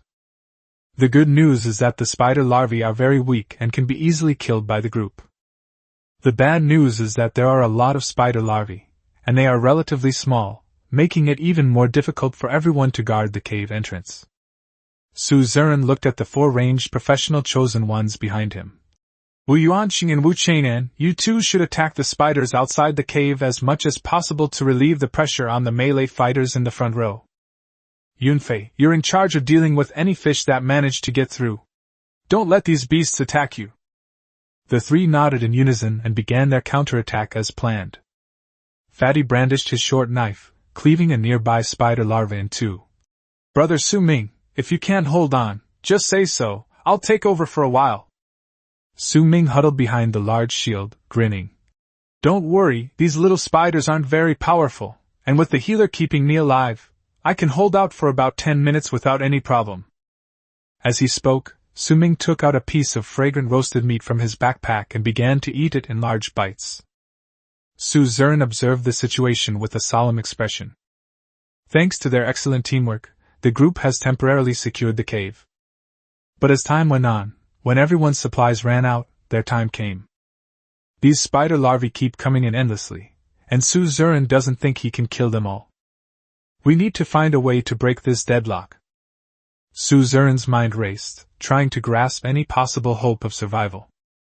Just then, he suddenly received a private message. Nan Feng. Hey guys, are you still alive? Need any help? Nan Feng had already run out of the cave and found a safe place to observe the situation at the cave entrance. But he discovered that the crypt spider king hadn't chased after them, and neither had Suzerain and the others, so he sent a message to check if Suzerain and the others were dead. Suzerain quickly replied to the message. Bro, we're surrounded by spiders right now, and we desperately need a lot of mana potions. Huh, he's still alive. Nan Feng was somewhat surprised. The terrifying attack power of the Crypt Spider King was something these few people couldn't possibly withstand. That left only one possibility. The Crypt Spider King hadn't acted personally, but had summoned a group of minions. Nan Feng nodded knowingly, initiated the transaction, and traded 10 portions of clean fresh water to Suzerain without taking any money. This is all the stuff in Nan Feng's backpack. Suzerain. Is there anything else? This won't last much longer. Nan Feng. That's all. If I want to make it, I need to go back to the cabin, which will take more than an hour. Nan Feng kept the water purification device in the cabin and did not carry it with him. By the time he goes back and purifies the fresh water again, these people will probably be completely wiped out. Suzerain remained silent for a long time before replying with 2 words. Thanks. Keep it up, delete. Hold on, delete. I can help you, delete it. Nan Feng typed a lot of words, but then deleted them all. For a moment, she didn't know what to say. Nan Feng felt a pang of sadness that these teammates, whom he had just met today, might die in the caves soon. This cannibalistic world is utterly awful. That busted girl is so nice. Nan Feng hasn't even tried to chat her up yet, and now she's about to be gone. But Nan Feng was helpless. His strength was insufficient to rescue these people, and he might even lose himself in the process. Wait, it seems like I still have a chance to make a move? Nan Feng suddenly had a flash of inspiration and opened his backpack. Iron Claw Rat Claw X2481. All the materials listed in the trading channel by Nan Feng have been replaced with Iron Claw Rat Claws. Breakdown. Inferior disassembly device. Nan Feng had it in his backpack, and now it came in handy. Adding the 40 Iron Claw Rat Claws I disassembled earlier, that's equivalent to 5 iron blocks.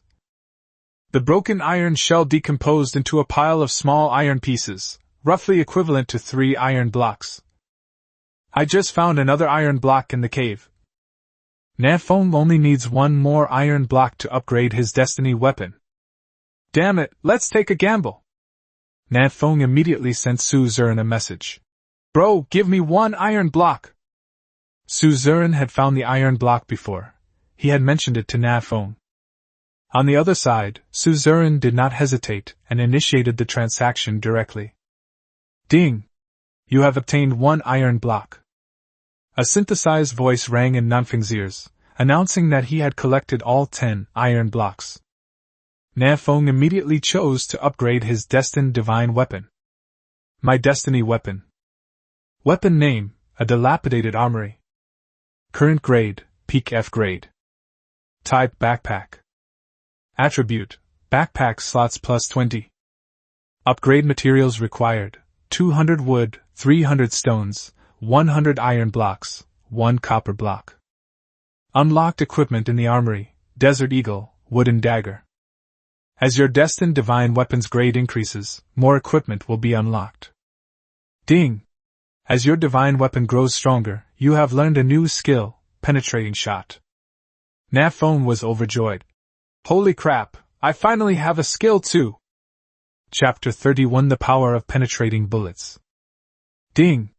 As your divine weapon grows stronger, you have learned a new skill, penetrating shot. Penetrating bullet consumes 20 mana points to fire a magic bullet with a penetrating effect, dealing 150% attack damage to multiple targets. The damage of this bullet decreases with distance, and the number of targets hit. Cooldown, 10 seconds. Note, can only be used when a firearm is equipped. Holy crap, I finally have a skill too! Nan Feng was overjoyed. It was like a pillow being delivered just when you're feeling sleepy. This penetrating shot can barely be considered a group attack skill, which can greatly improve Nan Feng's efficiency in hunting ferocious beasts. Excitedly rubbing his hands together, Nan Feng looked at the weapon in his hand. His Desert Eagle and wooden dagger can also be upgraded along with his destined divine weapon. Desert Eagle. Current grade, peak F grade, increases with the improvement of dilapidated armory. Type weapon. Attributes, strength plus 20, stamina plus 16. Each attack consumes 3 mana and deals 120% of the attack power as damage to the enemy hit. Equipment from the dilapidated armory. Wooden dagger. Current grade, peak F grade, increases with the improvement of dilapidated armory. Type weapon. Attributes, strength plus 24, agility plus 6, stamina plus 6. Each attack can deal 110% 130% of the attack power as damage to the enemy. Slightly improves the bleeding effect. Equipment from the dilapidated armory. These two pieces of equipment haven't changed much. They've only had some basic attributes improved. However, it's worth mentioning that Desert Eagle's normal attack damage has been increased to 120%, which means that each of Nan Feng's attacks deals 1.2 times the damage of before, and each attack only consumes 3 mana points. This is a huge improvement. That feels good. Nan Feng glanced at his attributes and nodded in satisfaction. His strength has reached 48 points, and his attack power has reached 240 points, which is terrifying. Name Nan Feng. Level 4, 162/1800. Health points, 280/280. Magic value, 340/340. Attack power, 240. Defense, 93. Strength, 48. Agility, 22. Stamina, 28. Energy, 34. Aside from slightly low health, all other stats are very high. I still have 10 free attribute points left, should I add them all up? When I upgraded the South Wind from level 2 to level 3 and from level 3 to level 4, I gained 5 free attribute points each time, which I have been saving without using them. Nan Feng has now decided to put all his points into strength to maximize his damage output. Strength, 58. Attack power, 290. With all 10 free attribute points spent, Nan Feng's attack power instantly reached 290 points. Awesome! Hi Nan, have gone from a slingshot to a cannon this time. Take off. Nan Feng had just used the Eye of Insight to check the attributes of the Cave Spider King. This giant spider had 210 points of defense, which was why Nan Feng couldn't damage it at all before. But Nan Feng's current attack power is enough to break through the defense. We can go back and take a risk. After putting the inferior decomposer back into his backpack, Nan Feng carefully headed towards the cave. The entrance to the cave. Nan Feng peered around cautiously for a while but didn't find any trace of the crypt spider king. There were many small spiders slowly crawling out. Spider pups. Nan Feng activated Eye of Insight, acquiring the attributes of these little spiders. Level 3, 280 health points, 65 defense. Nan Feng quickly did the mental calculations. Open parenthesis 290 times 1.2 close parenthesis minus 65 is equal to 283. Nan Feng can kill a spider larva with a single shot. In that instant, the spiderlings became adorable little creatures in Nan Feng's eyes. These are all delicious experiences. Whoosh! Nan Feng didn't hesitate any longer and fired a shot. Minus 311. Ding! You have killed a level 3 common ferocious beast, a spider cub, and gained 15 experience points. Nan Feng was taken aback. Huh! How come the damage is so high? This is quite different from what Nan Feng calculated himself. Nan Feng briefly recalled the previous battles and discovered that the damage was indeed increased when hunting ferocious beasts of a lower level than himself. It increased damage by approximately 10%? Shaking his head, Nan Feng stopped worrying about these details and began to focus on hunting down the spider larvae. He currently has 300 plus mana, enough to kill at least 100 spider larvae, which is equivalent to 1500 plus experience points. The south wind even seems poised to reach level 5 today. Get to work. Whoosh! Whoosh! Whoosh! Nan Feng raised the desert eagle and picked off the spider spawns one by one. Occasionally, 1 or 2 shots might miss, but this has little impact. Ding! You have killed a level 3 common ferocious beast, a spider cub, and gained 15 experience points. Ding! You have killed a level 3 common ferocious beast, a spider cub, and gained 15 experience points. Ding! You have killed a level 3 common ferocious beast, a spider cub, and gained 15 experience points. As he killed monsters, Nan Feng advanced forward and soon approached the fork in the road. Nan Feng cautiously glanced at the passage on the right, but did not find any trace of the crypt spider king, and breathed a sigh of relief. If the crypt spider king is still guarding this place, he will have to turn back and go home. Nan Feng opened the panel and sent a message to Su Ziren. Bro, how's the situation over there? Can you hold on? After waiting for a while, Su Ziren replied. We can only last for half an hour at most. There are too many spiders, we can't kill them all, and our mana won't recover. A mana potion takes 10 minutes to restore 50 mana points.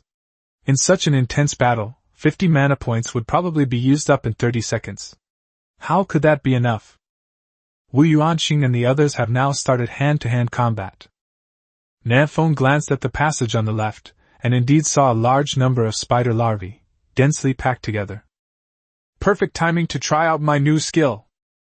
Nan Feng lay on the ground, raising the desert eagle about 5 centimeters off the ground. Pull the trigger. Call out. 20 points of magic power surged from Nan Feng's body into Desert Eagle, and an 8-centimeter-long, spiral-shaped magic bullet was fired from the barrel. Penetrating bullet. The penetrating bullet whistled along the ground, piercing through 17 spider larvae before stopping. Awesome! The power of this penetrating bullet far exceeded Nan Feng's expectations. Especially in situations where ferocious beasts are so densely packed, the penetrating shot is an amazing skill. It does use up a bit of mana. Nan Feng checked his status bar and saw that he had 127 mana points left, enough for 6 more shots. In addition to his magic power, Nan Feng also noticed his experience points, 1092/1800. I'm still 708 experience points away from leveling up, which means I need to kill 48 more spider larvae. For Nan Feng, who possesses the penetrating bullet, killing 48 spider spawns is not a difficult task. Nan Feng immediately fired another penetrating bullet. I was unlucky this time. I only managed to kill 9 spider larvae before the bullet got stuck in the wall and disappeared. 39 more needed. Chapter 32 Hurry! Heal me! After killing 39 more spider pups, Nan Feng can reach level 5. Swish! The other spiderlings, seeing their companions mercilessly slaughtered, flew into a rage and charged towards Nan Feng, grabbing their 8 spider legs. In an instant, at least 50 or 60 spider larvae surrounded Nan Feng. Nan Feng, relying on his high stats, did not flee immediately. Instead, he waited until the cooldown of the penetrating bullet was over before firing another shot at the spider swarm. This shot instantly killed 13 spider pups. Slip! Nan Feng stood up, swatted away the spider that had climbed on him, and quickly retreated. The situation had changed. He could no longer stay in place to continue his attempt to reach level 5. In just a short while, his health points had already dropped by half.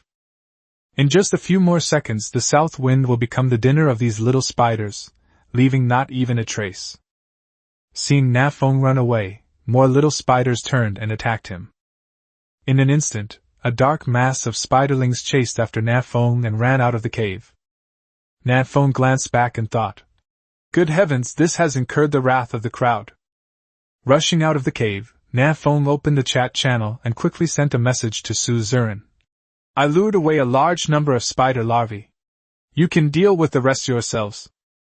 Whether to stay put and hold out, or risk their lives to break out, Nan Feng couldn't make that decision for them.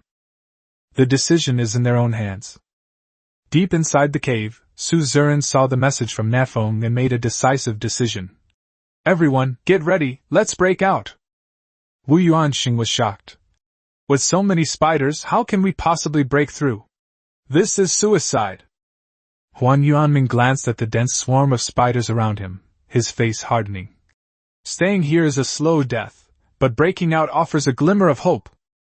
With a single, swift stroke, he severed a spider larva, his chubby face jiggling as he yelled, "Go to hell!" Fatty Wooly took the lead, his 200-pound body making him look like a human tank as he charged straight out. "Little sister, give him some milk, then charge with me." Su Zurin stood in front of Suihan, clearing a path for her. "The rest of you, hurry up and follow." "Okay." Suihan nervously hugged his staff and quickly followed Su Zurin. 3 rushed out at once, and the rest of them dared not stay in place to wait for death. "Old witch, stand behind me." Su Ming gritted his teeth, braced himself with the large shield, and charged out, clearing the way alongside Fatty Wooly. Swish! Spider larvae swarmed in from all directions, launching a fierce attack on the group. But these people were no pushovers either. They were all level 4, and they killed the spiderlings quickly and ruthlessly. Soon, a large group of spiderlings died. However, their health points were also dropping rapidly, and the group soon showed signs of weakness and exhaustion, negative effects caused by low health points. Su Ming was somewhat desperate. "There's no way we can get out of here." Looking at the dense swarm of tiny spiders around him, Yunfei slowly lowered his hand holding the slingshot. "This round is over, next round." Wu Yuanxing was also somewhat discouraged. "Sigh, it's all over." Sui Han's cold eyes held a hint of melancholy as he murmured, "I haven't even had a chance to be in a relationship yet, and I'm going to die here? What a pity!" Of the group, only Su Zurin and Wu Chinen remained, still desperately trying to break free. Suddenly, Su Zurin glanced ahead and breathed a sigh of relief. "Everyone, I think we can still salvage this situation." Hearing Su Zurin's words, everyone looked ahead in the dim firelight. The number of spiderlings ahead has drastically decreased, making them insufficient to stop this squad. Huan Yuanming was overjoyed. "Holy crap, isn't this that Huaitsun?" Sui Han looked at him with a puzzled expression. "Are you trying to say that after the darkest hour comes the dawn?" Huan Yuanming nodded repeatedly. "Ah, yes, that's it." Seeing a glimmer of hope, the group burst out of the encirclement with renewed vigor. "The road ahead is smooth." Su Zurin turned around and silently went to the back of the line. Wu Yuanxing gave a thumbs up. "Brother, you're a true friend. I'm definitely going to be your friend." A large group of spiderlings were chasing after them, posing a significant threat to the 4 range chosen ones. However, Suzerain's defense was already as high as 82 points, so these spider larvae could only deal single-digit damage to him. As long as he wasn't surrounded, they wouldn't be fatal. Moreover, there were no more spiderlings blocking their way, making it difficult for the spiders behind them to catch up. The group soon arrived at the fork in the road, where they were shocked to see the corpses of spider larvae scattered all around. At least 100 spider larvae are dead here! Who did this, and with such ferocity?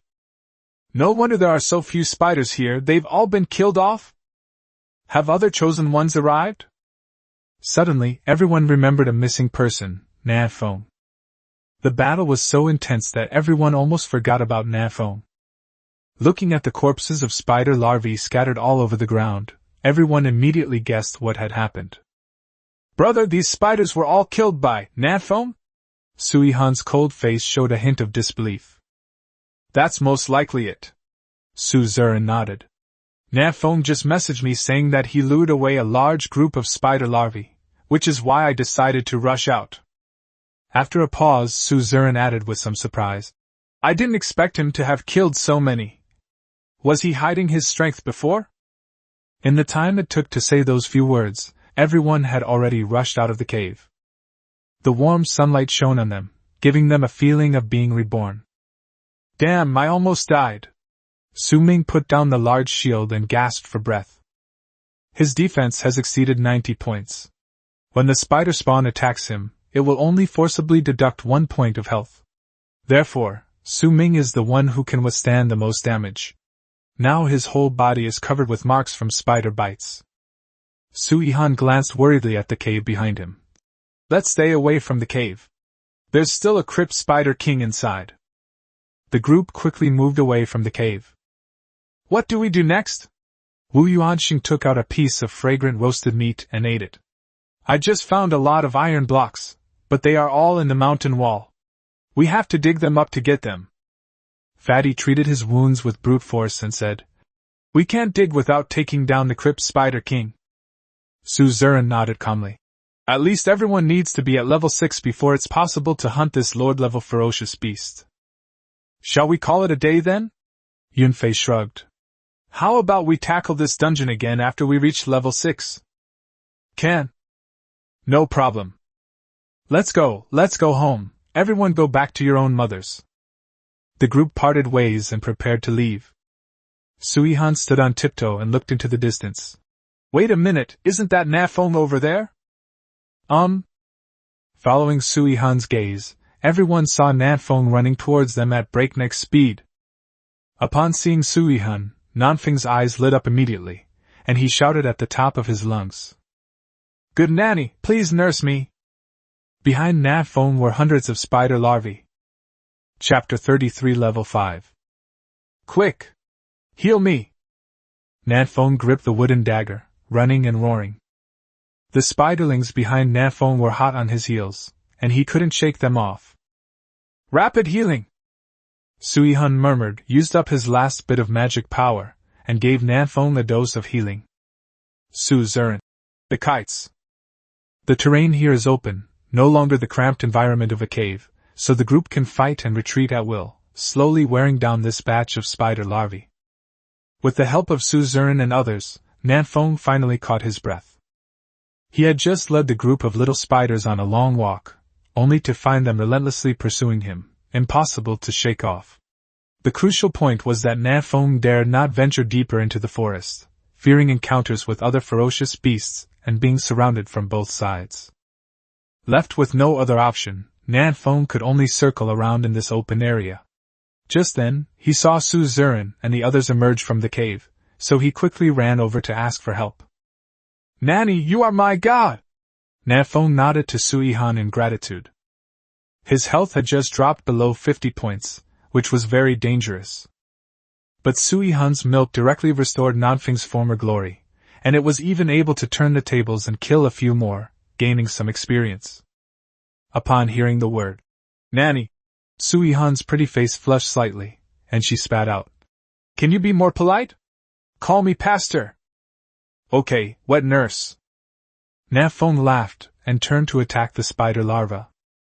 He only needs to kill 21 more spiderlings to reach level 5, and he can't let those other bastards steal his experience. Whoosh! Nan Feng strode quickly towards a spider larva, and plunged his wooden dagger down heavily. -371. One-hit kill. The wooden dagger has a 24-point strength bonus, which is 4 points higher than the Desert Eagle, making it more powerful. The spider larvae couldn't even withstand a single blow from a Desert Eagle, let alone a blow from a wooden dagger. The others were taken aback by what they saw. This spider larva's attributes are not high. Its defense and health are only considered below average among level 3 ferocious beasts.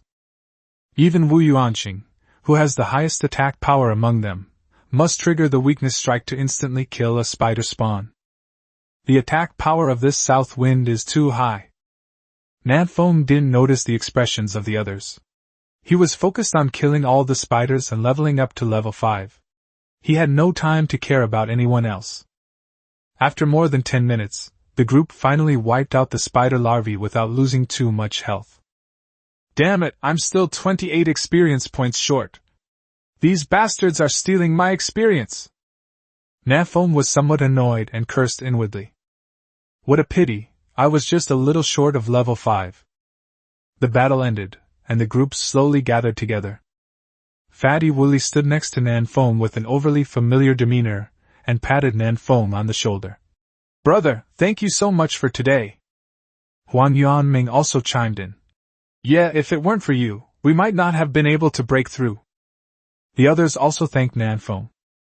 As everyone now knows, it was the south wind that lured away a large number of spider larvae, allowing them to escape from the cave. In all calculations, Nan Feng can be considered everyone's savior. Nan Feng waved his hand and said, You're too kind. What more could you want? We're all friends. It's just a matter of saving my life. How could I possibly accept any reward from you? Well? The group looked at each other in bewilderment. It seems they didn't mention this at all. Nan Feng licked his lips and continued. Hey, what's there to feel bad about? It's just a life-saving favor. Of course, if you really want to give, then 100 units of materials will do. Just a token gesture from everyone will suffice. Nan Feng cleverly emphasized the life-saving grace twice. Pfft. Seeing Nan Feng performing a stand-up comedy routine all by himself, Sui Han covered his mouth and chuckled. Su Zern said calmly, 100 units of materials for a life, I think it's reasonable. That's right, my brother Nan Feng is an honest man, he wouldn't cheat anyone. Huan Yuanming had cooperated with Nan Feng a few times, and now he stood up for Nan Feng. Come on, brother, let's make a deal first. In front of everyone, Huan Yuanming directly gave Nan Feng 100 units of materials. Nan Feng reluctantly accepted it. Of course, Nan Feng didn't forget to send Huan Yuanming a private message. Private message Nan Feng. Good brother, I'll give it all back to you later. Private message Huan Yuanming. Hee, happy to cooperate. Shakes hands.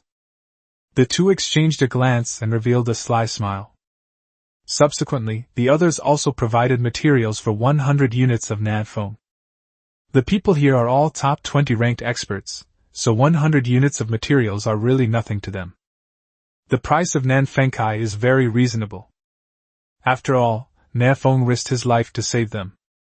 Soon, Nan Feng received 800 units of materials, his work this afternoon.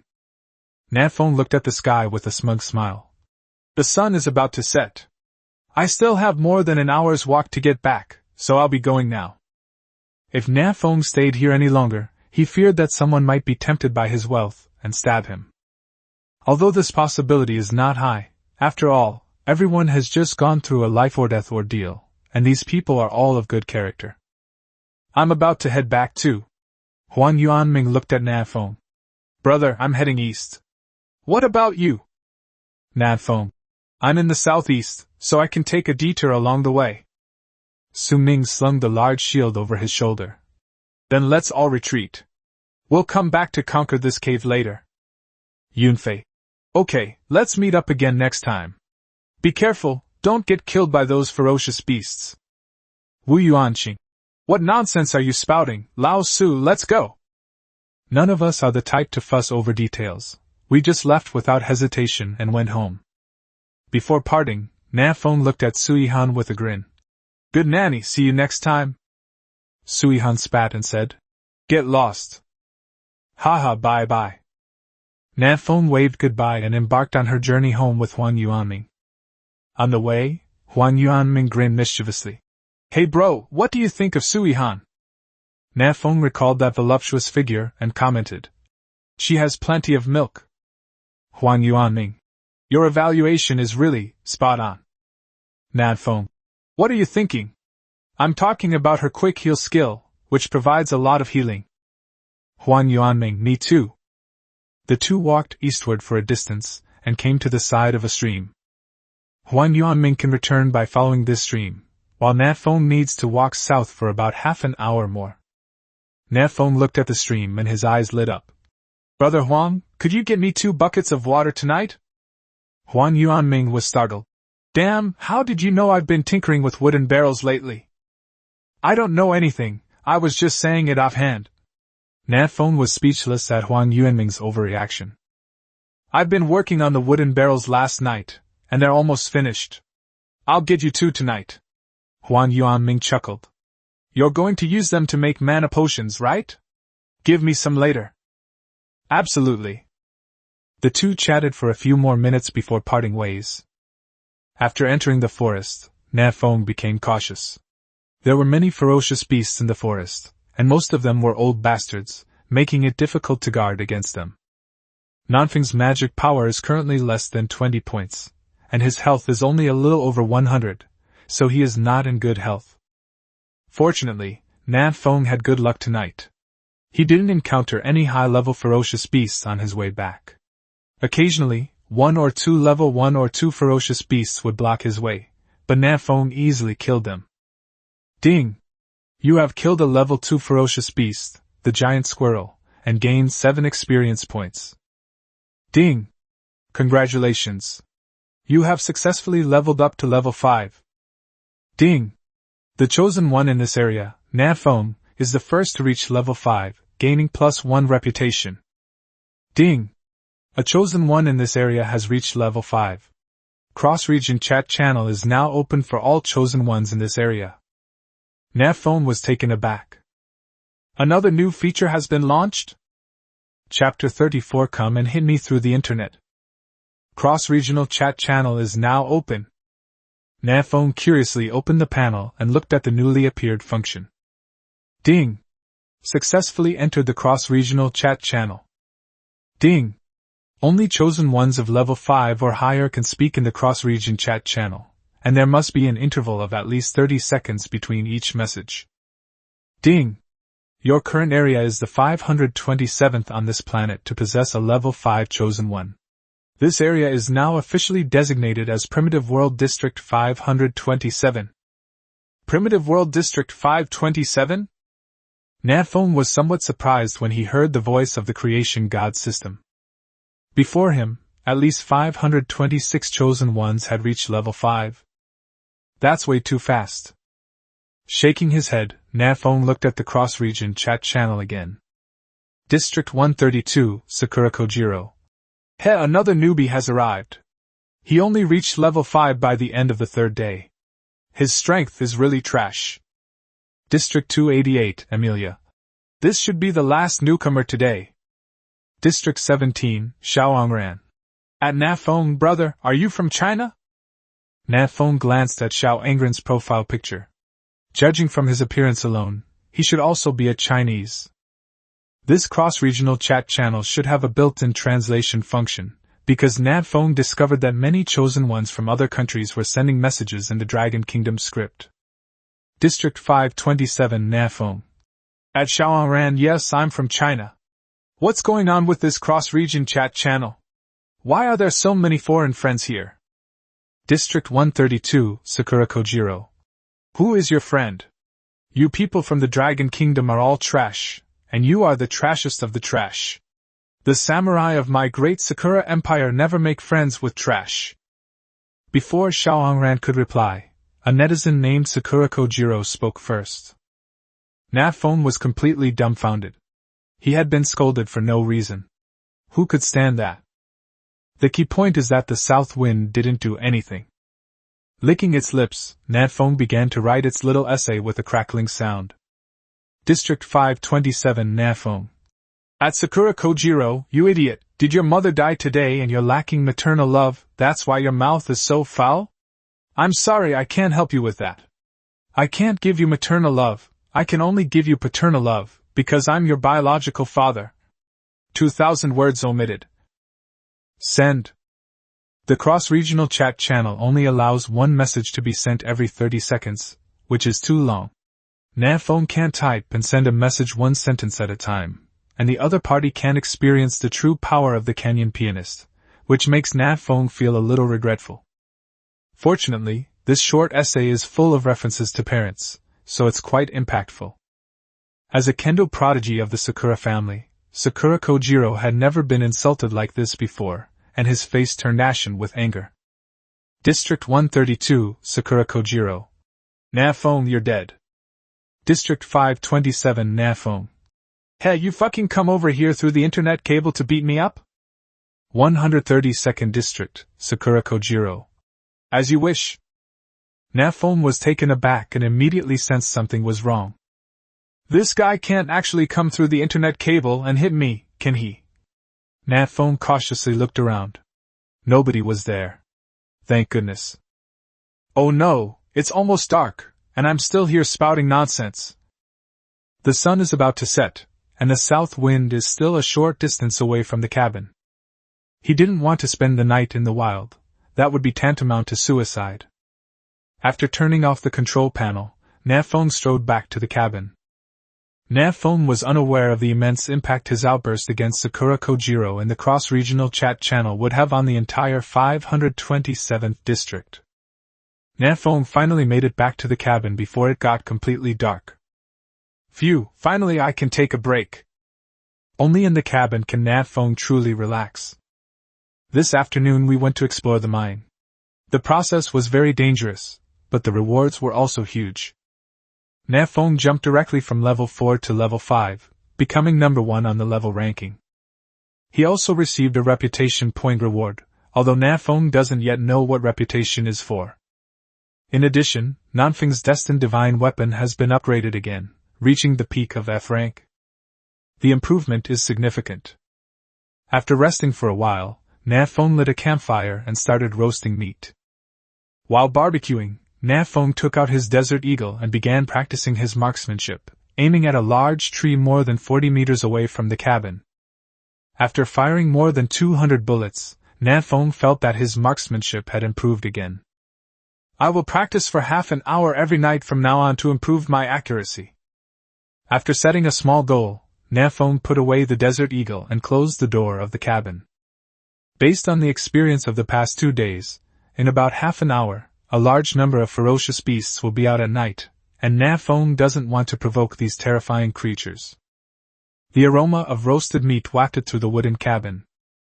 After eating barbecue for 3 days in a row, Nan Feng was already a bit tired of it, and now felt nauseous at the sight of barbecue.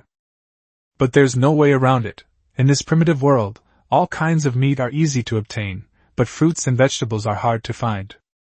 Even if he felt nauseous, Nan Feng had to eat, because going too long without food would give him a weakness, debuff, reducing all his attributes by 5% to 50%, which was very serious. This was the message Nan Feng received in the chat channel. He didn't know if it was true or not, because Nan Feng had never gone hungry before. Dinner's ready! Dinner's ready!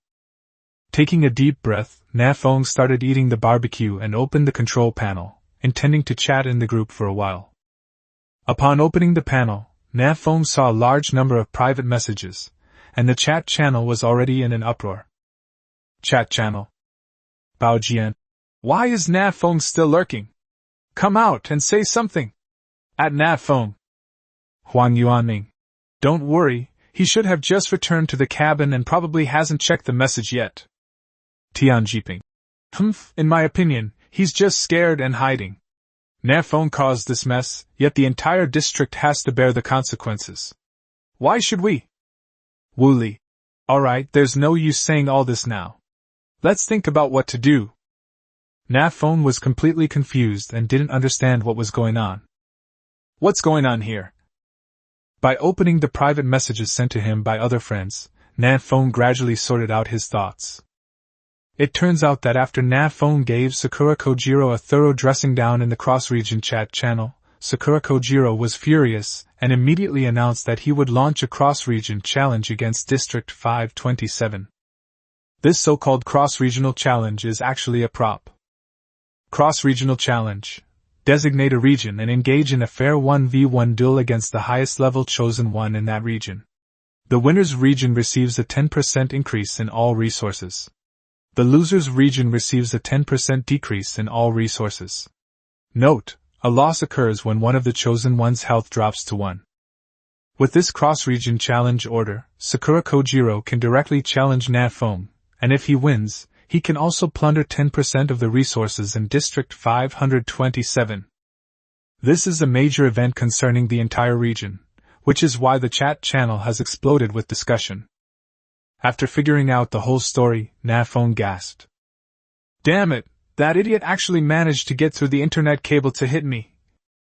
Chapter 35 Cross-Regional Challenges. Damn it, that idiot actually managed to get through the internet cable to hit me. Nan Feng was shocked. This primitive world actually had such a system. How are keyboard warriors supposed to survive? That's so unfriendly. Just then, a new message popped up on Nan Feng's screen. Suzerain invites you to join the handsome guys group, do you agree? Oh, how come you can join a group? When did this new feature come out? Nan Feng scratched his head and nodded in agreement. Ding! Nan Feng has joined the group chat. Nan Feng glanced at the group members. They were all the people who had participated in the mine exploration that afternoon. Huang Yuanming. At Nan Feng, brother, you're finally here. I thought you died on the way. Nan Feng. Pa, you're the one who died halfway there. Huang Yuanming. Who told you to stay silent for so long? I sent you a private message and you didn't reply. Nan Feng. I just got home, I haven't even had a chance to sit down properly yet. Nan Feng. What's going on now? Can someone explain this to me? I'm still a bit confused. Suzerain. Let me explain. Nan Feng finished the grilled meat in her hand in a few bites, and then looked at the messages in the group chat carefully. Suzerain. Did you know that Sakura Kojiro is going to challenge you? Nan Feng. I think I understand. By the way, how did you guys know I criticized him? Isn't the cross-region chat channel only accessible to level 5? Wu Yuanqing. You can only speak when you are at level 5, but we can still go in and watch other people's chats. So that's how it is. Nan Feng suddenly realized. Suzerain. I heard from a Dragon Kingdom person named Qingemo in District 68 that the cross-regional challenge token exists in every region, but it will only drop if you kill a level 5 or higher Lord-level ferocious beast. Suzerain. Sakura Kojiro just got a cross-regional challenge token today, and he's been looking for easy targets all afternoon. You just criticized him, so he's got his eye on you. Nan Feng. Damn, am I really that unlucky? Suzerain. Actually, criticizing him wasn't the main reason. According to the chosen ones from other areas, regardless of whether we provoked him or not, Sakura Kojiro will challenge the last area of the day. Suzerain. Because the last area basically represents the weakest region, making it easier for them to win challenges and obtain resources. Nan Feng realized that it was a bit unfortunate that he had reached level 5 before dark. If Sakura Kojiro reaches level 5 by tomorrow, he will challenge District 526 tonight. Su Ming. I was lurking in the cross-region chat channel just now and got some useful information. 1.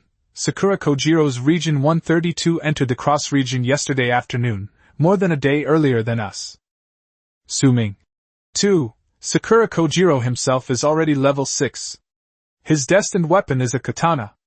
He should have a very powerful offensive skill, but nobody knows what it is. Su Ming. 3. This morning, Sakura Kojiro single-handedly killed a level 5 Lord-level ferocious beast. Upon seeing these 3 messages, Nan Feng immediately frowned. This Sakura Kojiro is quite strong. He can actually kill a level 5 Lord-level ferocious beast single-handedly. Although Nan Feng had never seen a level 5 Lord-level ferocious beast, he had seen a level 6 Lord-level ferocious beast, the Crypt Spider King. That thing has 420 attack power, and 2,800 health points. Nan Feng simply cannot defeat it at this stage. While a level 5 Lord-level ferocious beast isn't quite as powerful as the Crypt Spider King, it's not far behind. In this comparison, the South Wind seems to have no chance of winning. Taking a deep breath, Nan Feng sent a message. When is he planning to challenge me? Suzerain.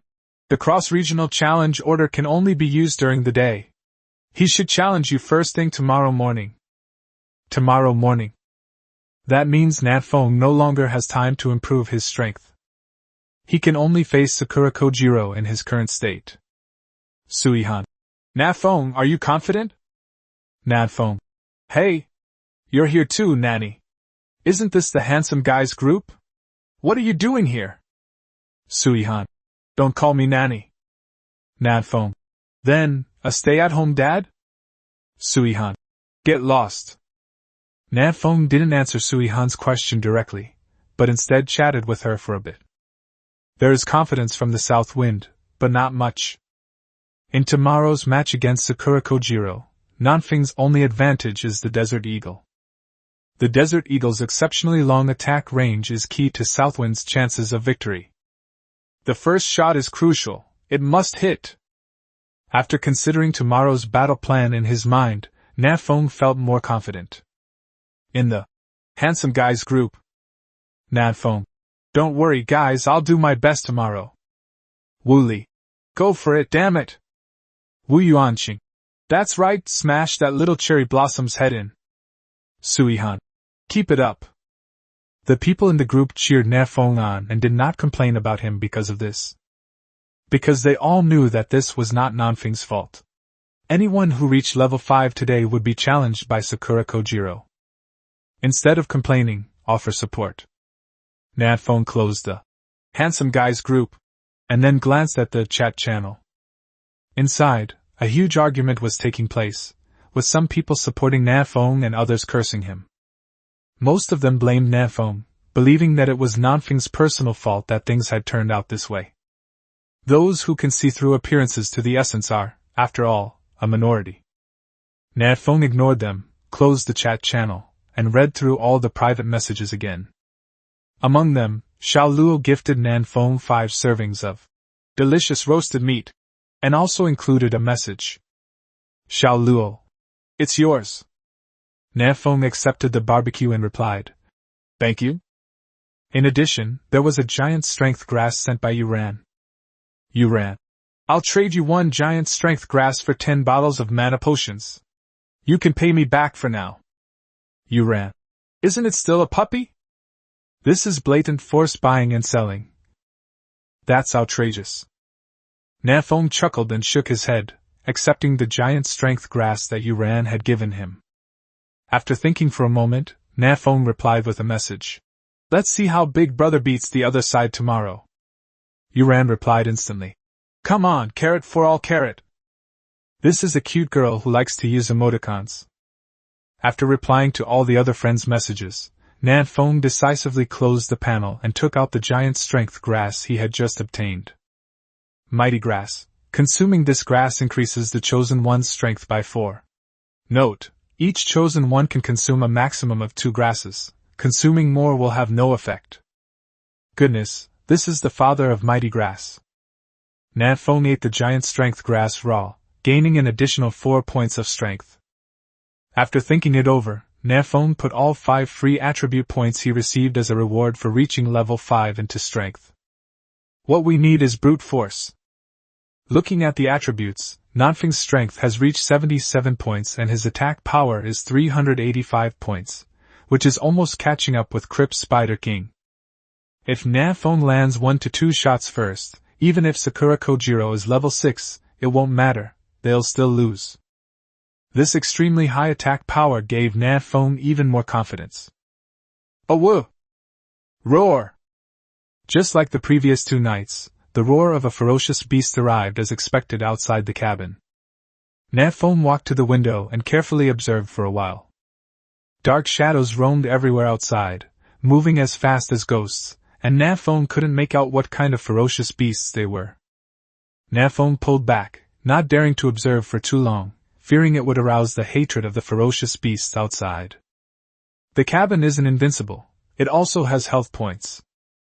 Nan Feng had no doubt that the ferocious beast outside was capable of destroying his little wooden house.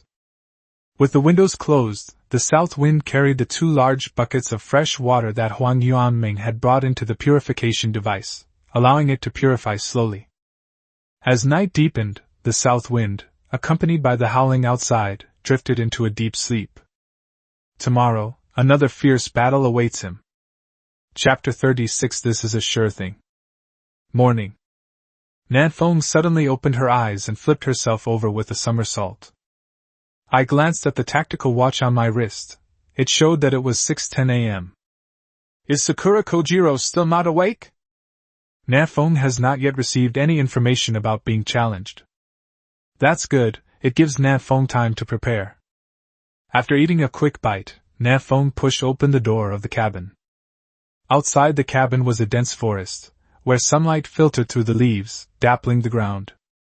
The ferocious beast that had ravaged the area all night had vanished without a trace. Nan Feng stood at the door of the cabin and began practicing his marksmanship. He wanted to use this precious time to improve his shooting percentage even further. Whoosh! Whoosh! Whoosh! Nan Feng specifically hunts the ironclaw rats around the cabin because they are small, making it a good time to practice shooting skills. They also drop the ironclaw rat claw material, which can be used for leveling up.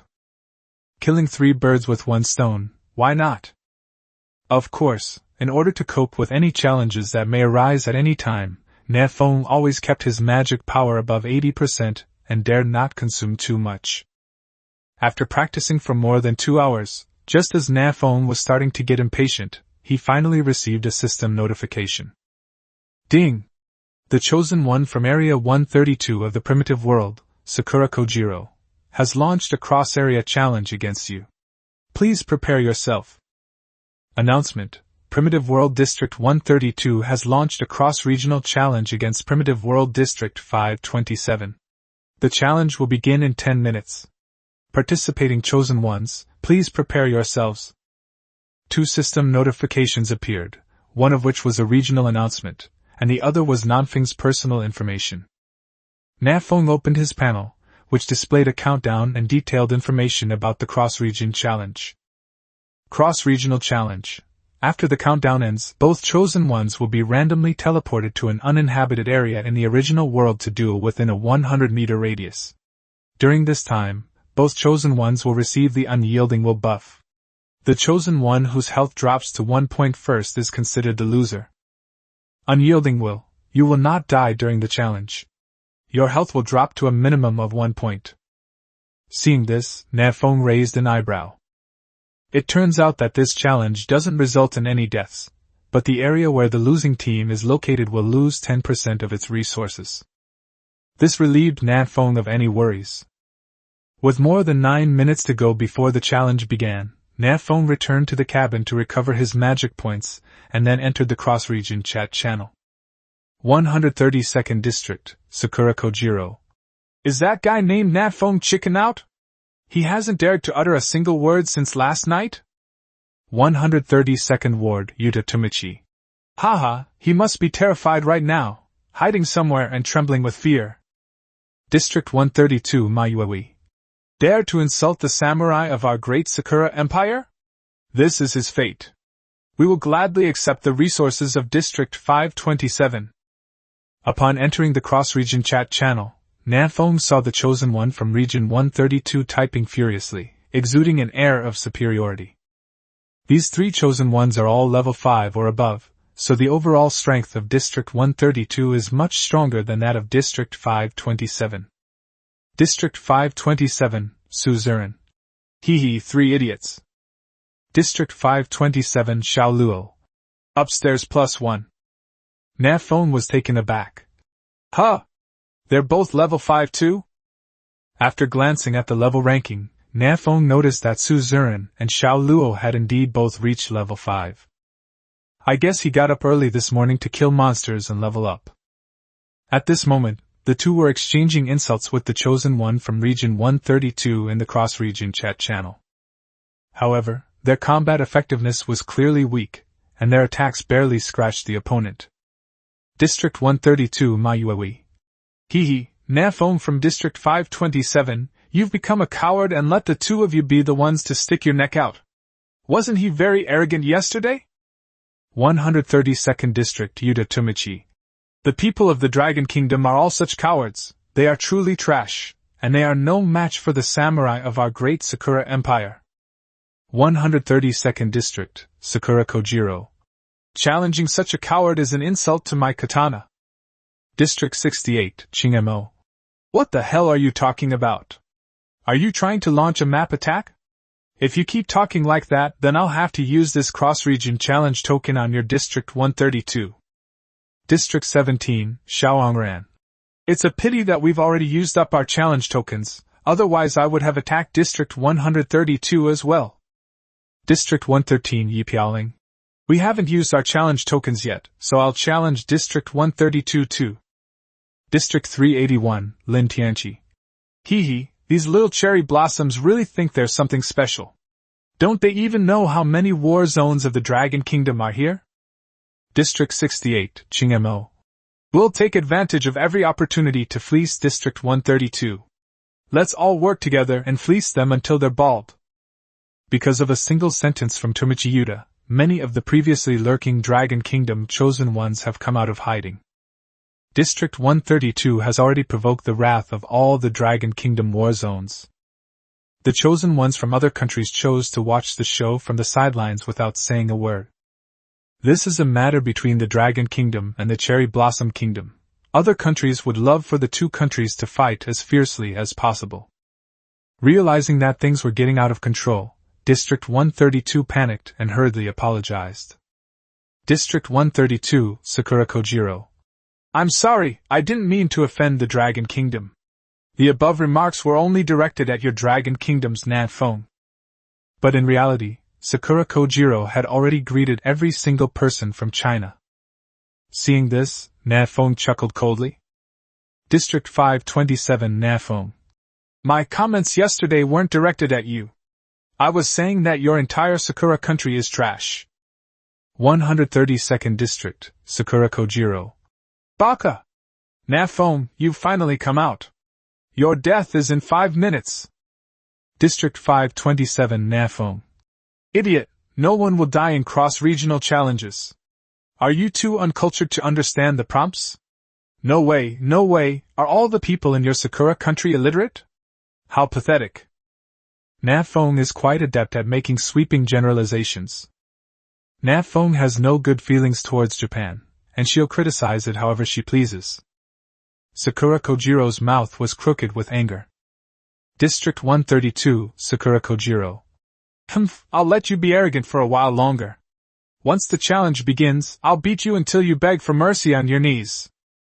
District 527 Nan Feng. Son wants to hit his father? This is outrageous. Is this how you Sakura people talk to your father? Sai, it's my fault. I didn't teach you well when you were a child. You were only thinking about cursing. 132nd District, Sakura Kojiro. Baka! I'm going to kill you! District 68, Chingmo. Ha, suspected leak of national essence. District 17, Shaoangran. This is an intangible cultural heritage. District 381, Lin Tianchi. Coach, I also want to learn how to insult people.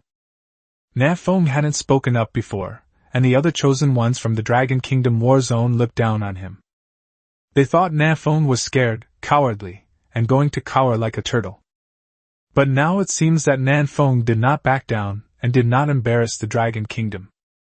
District 39, Sakura Ichikan. You foolish Chinese, your arrogance won't last long.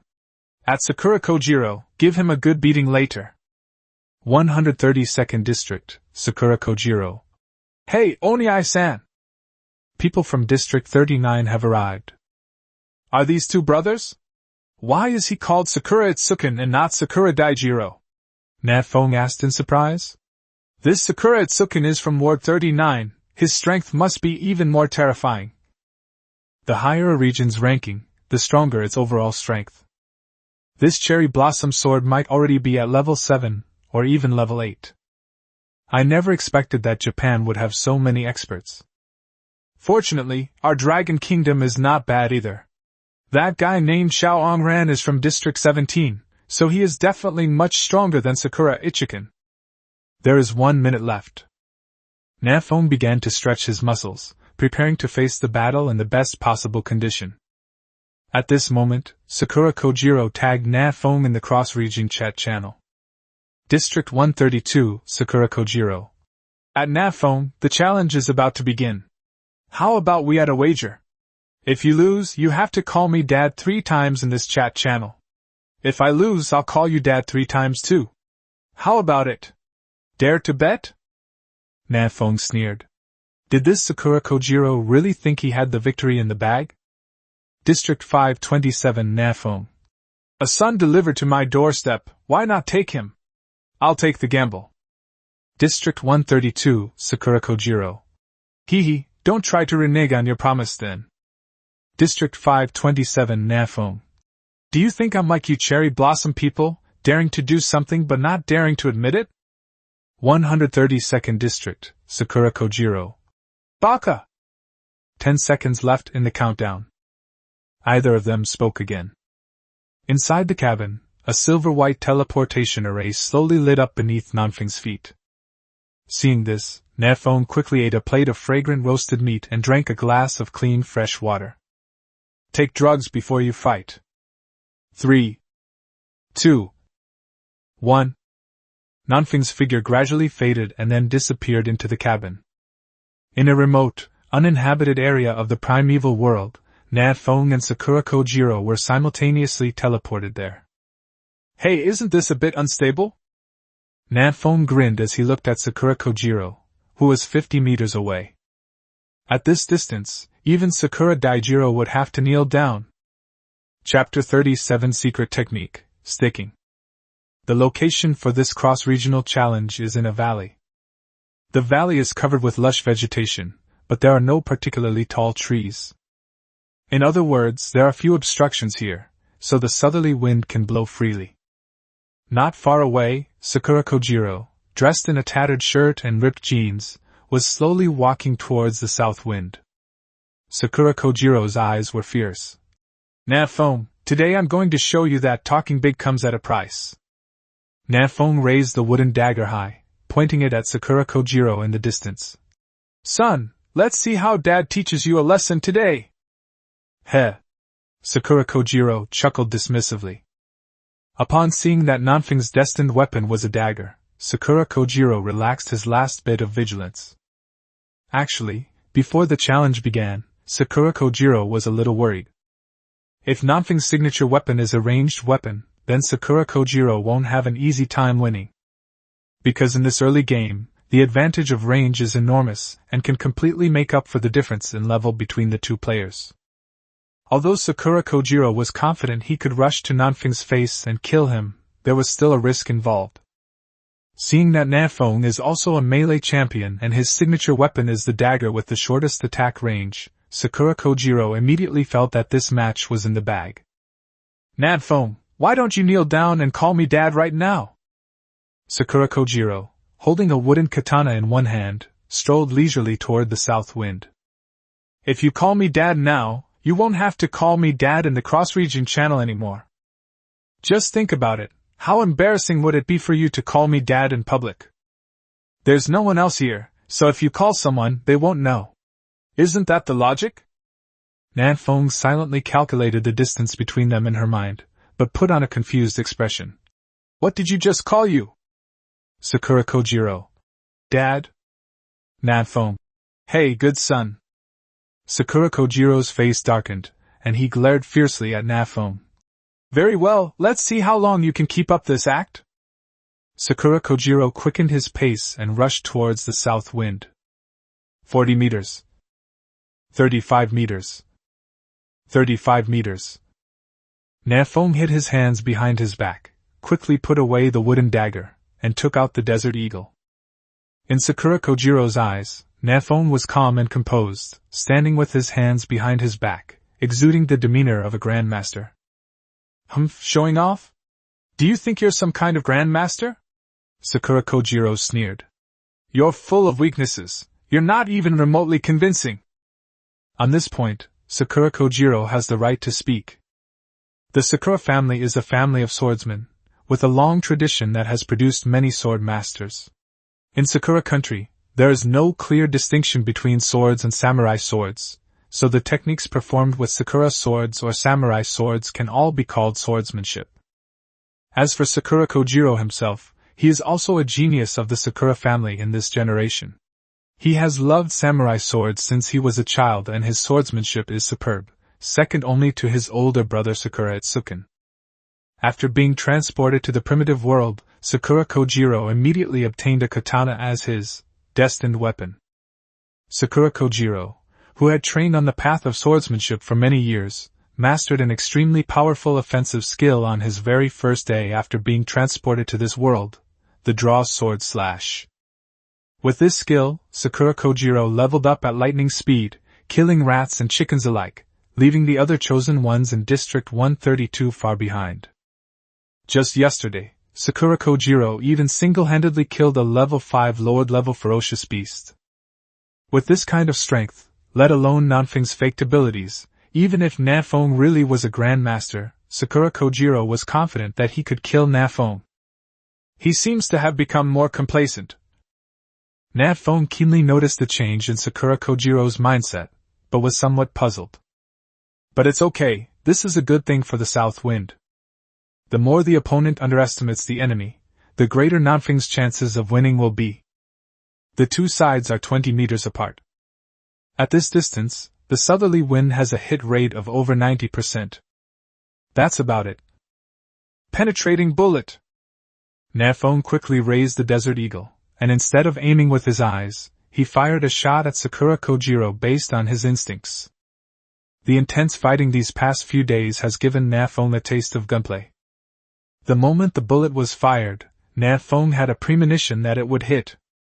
The piercing bullet, formed from 20 points of magic power, whistled towards Sakura Kojiro.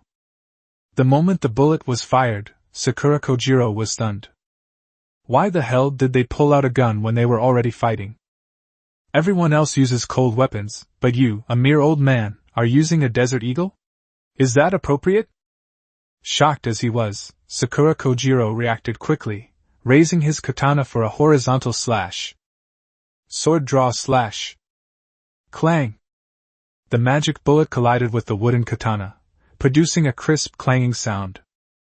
Nan Feng's penetrating bullet was blocked by Sakura Kojiro's sword. Heh, a trivial skill! Sakura Kojiro sneered, feeling that his swordsmanship had become even more impressive. But his joy lasted less than 0.1 seconds before the penetrating bullet pierced through the katana and shot into Sakura Kojiro's left shoulder. -158. How is this possible? This is not scientific! Sakura Koji exclaimed in disbelief. We've all time traveled, and you're trying to talk to me about science? Are you two armed? Nan Feng's expression was calm, but his heart was anything but. With 385 attack power from the south wind, plus the 150% damage bonus from the penetrating shot, it only dealt 158 damage. That doesn't make sense. Does Sakura Kojiro have a defense of 300 plus? That's way too exaggerated. Even more outrageous is that this Sakura Kojiro can actually cut through a bullet with a single slash. Is this a movie shoot? Nan Feng even suspects the other side is cheating. Seeing Nan Feng's expression, Sakura Kojiro realized something and sneered. You don't know yet, do you? When a low-level attack targets a high-level opponent, the damage is significantly reduced. That's also. Before he could finish speaking, Sakura Kojiro had already charged forward with his sword, his speed instantly reaching its maximum. Instant slash. Few people know that Sakura Kojiro has actually mastered a dash skill, instant slash. This is also Sakura Kojiro's trump card. He's not afraid of even a ranged chosen one. That's the source of my confidence. Sakura Kojiro grinned maliciously, instantly closing the distance to within 10 meters of Nan Feng. At this close range, my sword is faster than your gun. Nan Feng remained calm. He had already anticipated the possibility of his opponent getting close last night. But what does it matter if Sakura Kojiro gets close? Nan Feng's weapon wasn't a bow and arrow, a slingshot or darts. These weapons need to travel a certain distance to accelerate in order to generate greater kinetic energy and cause more damage. Nan Feng's weapon is a gun, and its muzzle velocity is already fast enough. Being close to the wind not only has no effect on the south wind, but can even increase the hit rate of the south wind. A gun is faster at 10 meters, and faster at 10 meters. The gun is both accurate and fast. Whoosh! Whoosh! Whoosh! Nan Feng calmly retreated, simultaneously unleashing a triple shot. As Nan Feng's level increased, his agility also improved, with a slight increase in both attack speed and movement speed. This 10-meter distance is enough for the southerly wind to attack 4 to 5 times. Miss. -158. -158. He was hit by 2 out of 3 shots, 1 in the abdomen and 1 in the calf, which is not bad. But what puzzled Nan Feng was how come this normal attack dealt the same damage as the penetrating shot. How exactly is this damage calculated? On the other side, Sakura Kojiro cursed inwardly. Why does he have such high attack power? Why? After being shot 3 times, Sakura Kojiro had less than 50 health points left and was bleeding, losing 5 to 8 health points per second. But he did not give up, because he was less than 2 meters away from the south wind. Draw your sword and slash! Ichikuso! Sakura Kojiro gripped the hilt of his katana with both hands and delivered a horizontal slash. 1 cut, just 1 cut. With all points allocated to strength, Sakura Kojiro is confident he can one-shot Nan Feng. This strike was so fast that Nan Feng, with his speed, couldn't possibly dodge it. But he had already planned a countermeasure, and just before Sakura Kojiro drew his sword, he plunged headfirst into the other's arms. Secret technique, sticking. In close proximity, the 90 centimeters long samurai sword became useless. Sakura Kojiro's lightning-fast slash missed. Want to get close to me? Are you close enough now? To Sakura Kojiro's astonishment, Nan Feng, who had already drawn a wooden dagger, plunged it deep into Sakura Kojiro's heart. Chapter 38 Finding My Son. Ding! Congratulations on defeating your opponent, Sakura Kojiro, and becoming the winner of this interregional challenge. Ding! All resources in your current region, Primitive World District 527, have increased by 10%. With 2 system notification sounds, the challenge came to an end. From the moment Nan Feng fired the first shot, the entire challenge lasted less than 10 seconds, and Nan Feng didn't even get to use his second penetrating bullet. Damn it! Sakura Kojiro, whose health was forcibly locked at one point, glared angrily at Nan Feng. He never expected that he would lose. Nan Feng chuckled. Remember to call me daddy later, my good boy. Sakura Kojiro wanted to say something, but the scenery in front of them changed in an instant, and they returned to their respective areas. Nan Feng returned to his cabin less than a minute after he left. We won. Nan Feng breathed a sigh of relief, and his tense heart finally relaxed. The challenge ended quickly, but only Nan Feng knew the dangers involved. Sakura Kojiro's final stab gave Nan Feng a chilling feeling.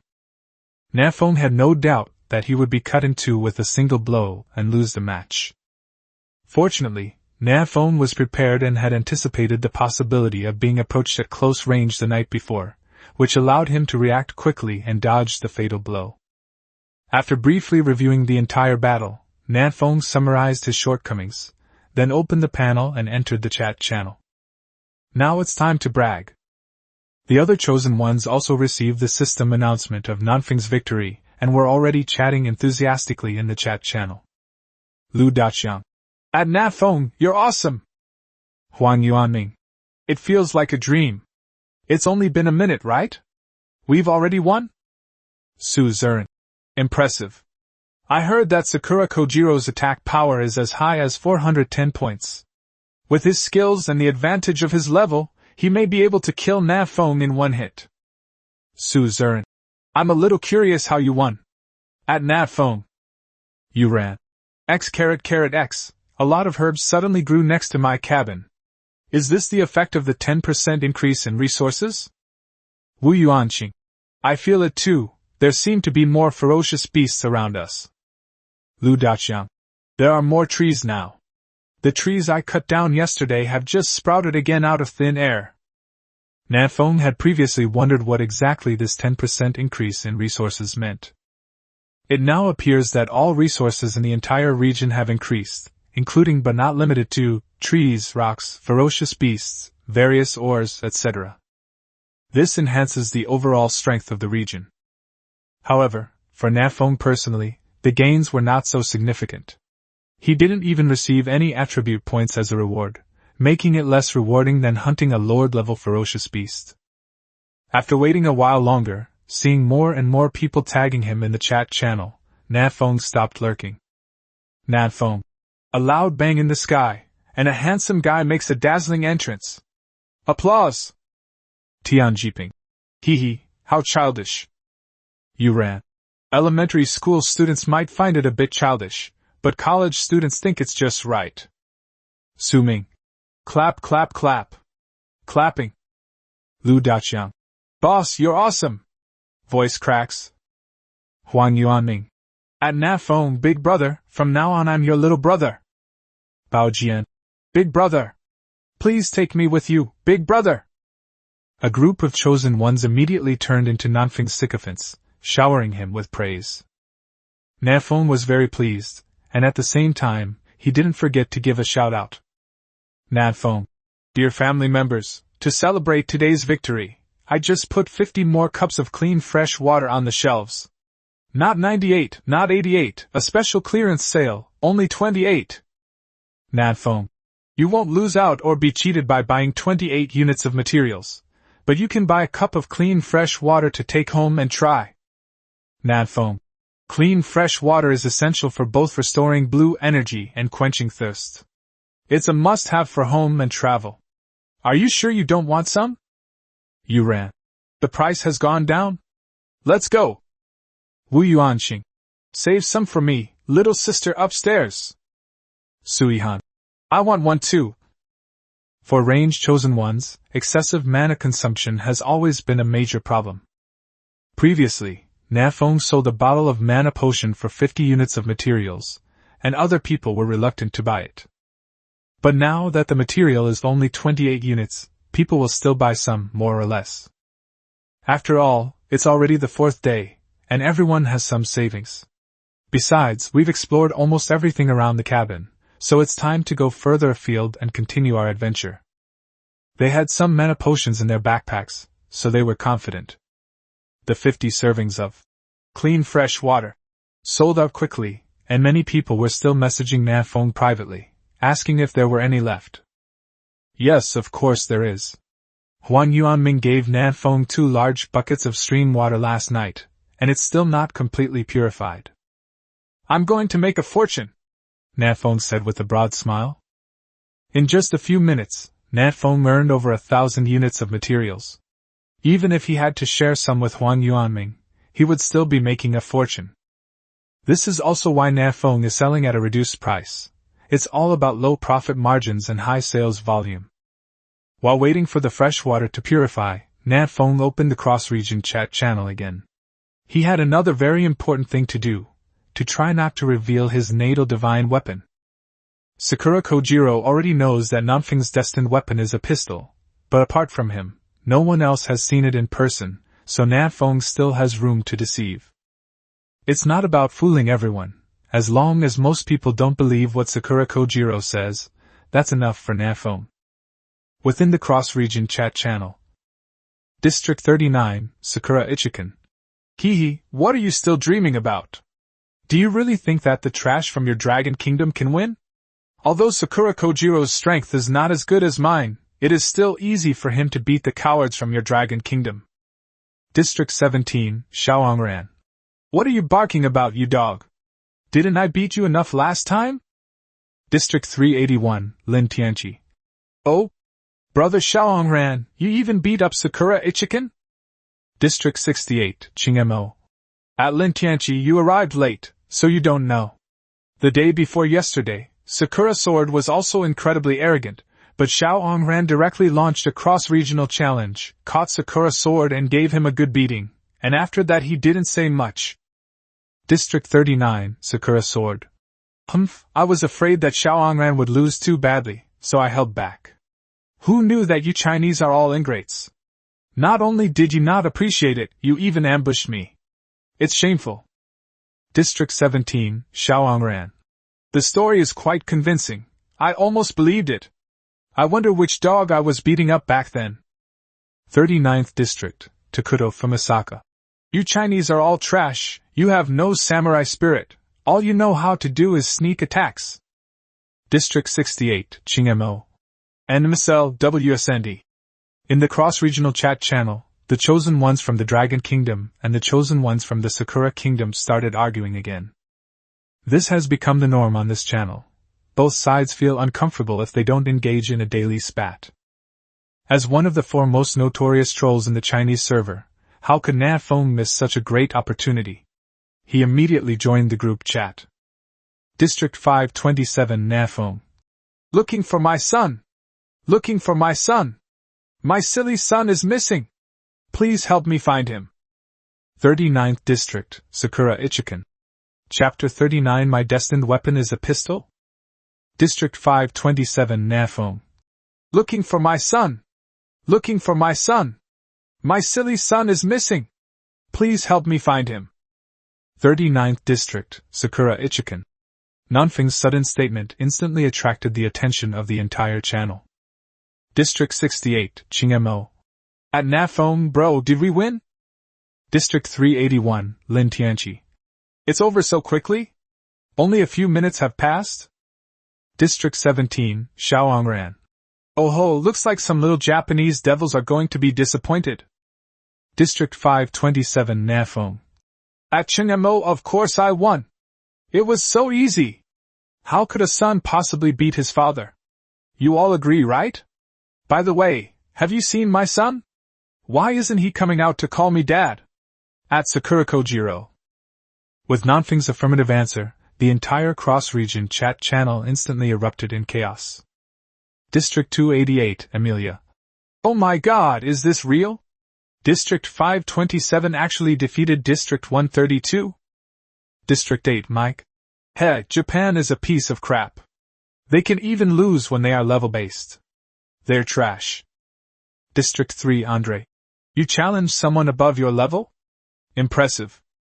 District 39, Sakura Ichikan. Impossible, absolutely impossible. This kid must be talking nonsense. 39th District, Takuto Fumisaka. Baka! People from China are all liars. You can't believe what they say. District 381, Lin Tianqi. Where are the people from District 132? Why isn't anyone speaking up? Did their vocal cords get knocked out? District 17, Xiaoangran. Looks like this Sakura Kojiro isn't very good. A level 6 can't beat a level 5. What's the point of playing? He should go home and raise pigs. At this moment, all the chosen ones of the Sakura Kingdom wore sour faces. They never expected that Sakura Kojiro, on whom they had placed such high hopes, would be defeated by a level 5 Dragon Kingdom chosen one. Looking at the formula Yi Piaoling posted, Nan Feng suddenly understood. So that's why the damage is reduced so much when attacking a higher level character from a lower level character.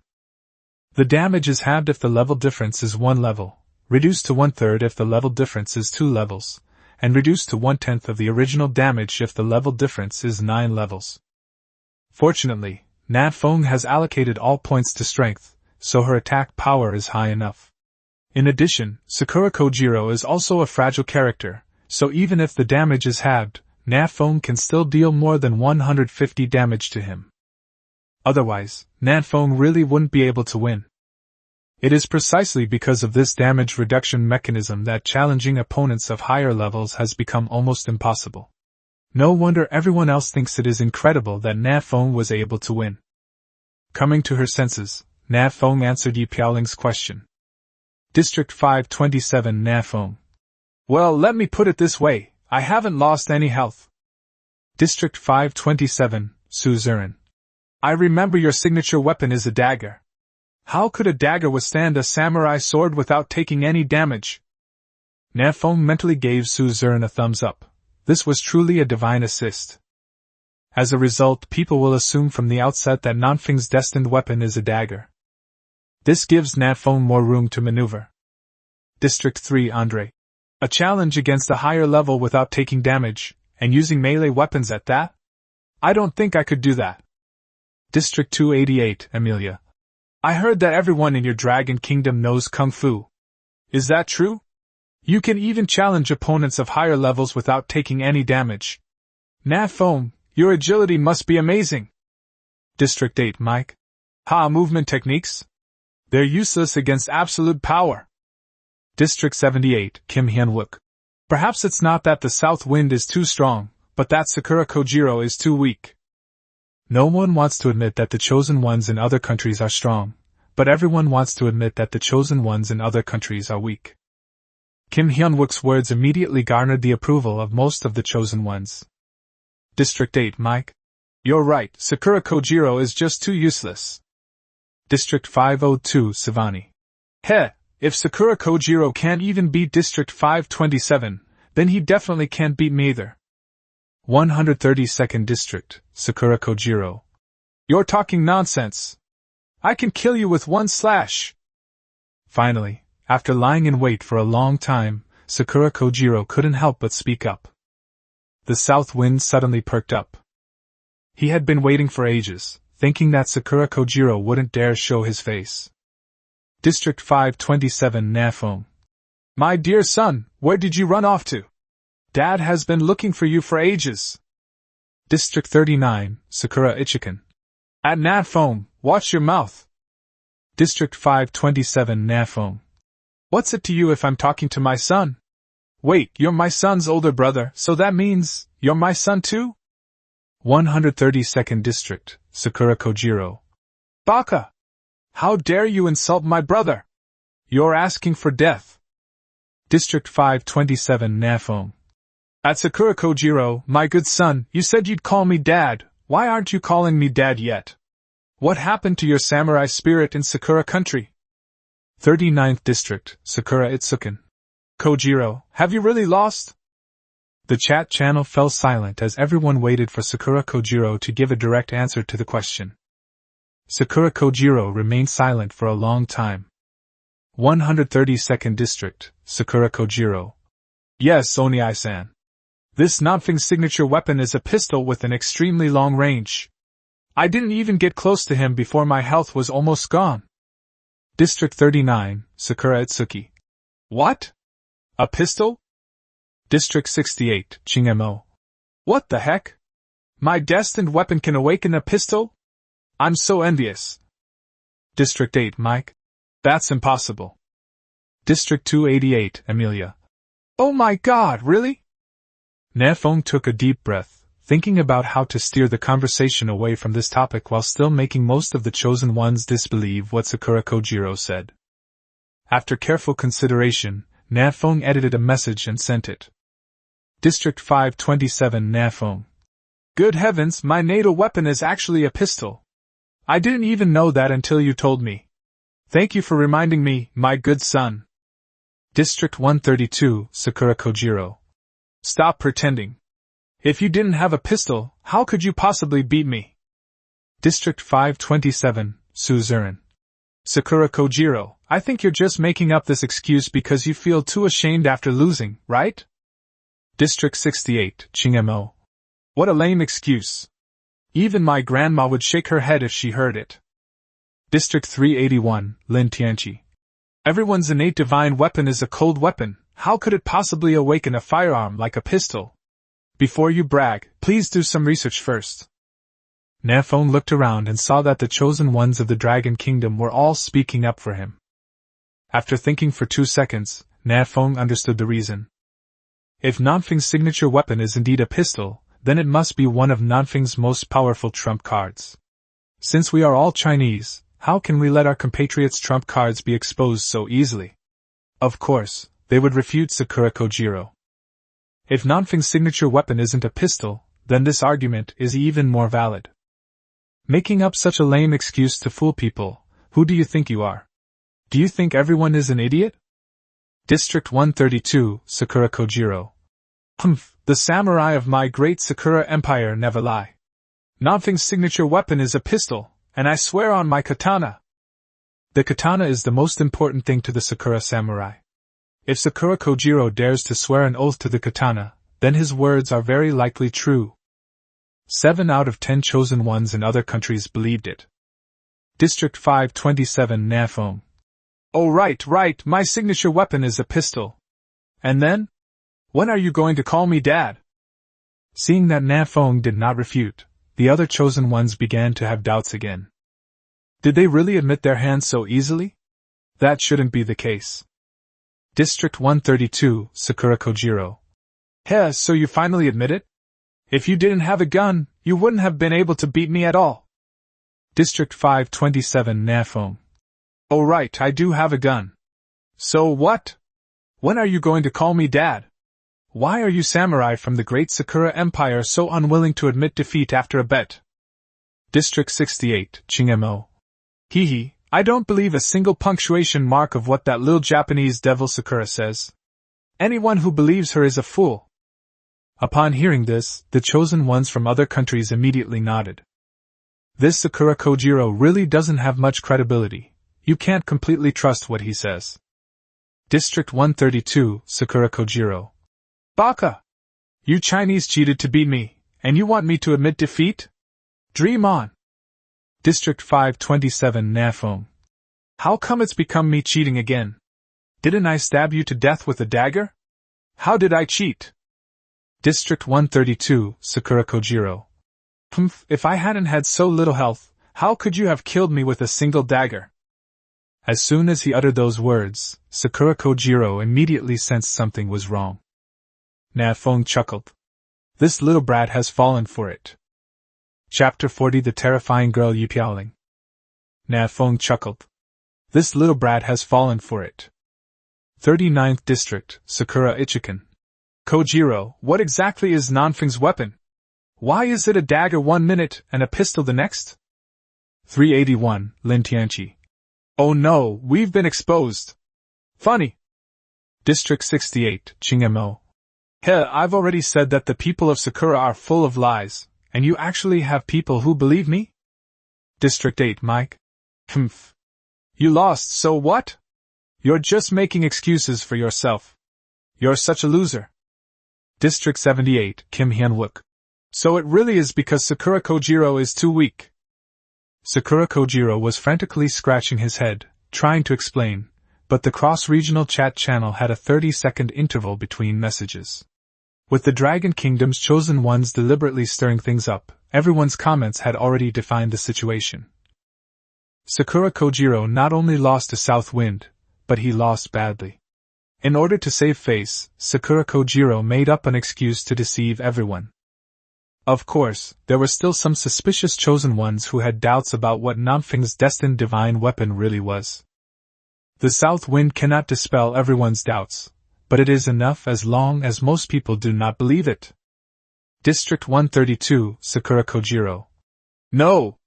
Nan Feng has 2 signature weapons. One is a dagger, and the other is a pistol. Everyone must be careful of him. District 3, Andre. It's getting more and more outrageous. District 288, Amelia.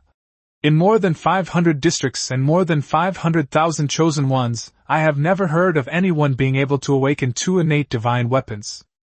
District 527, Nan Feng.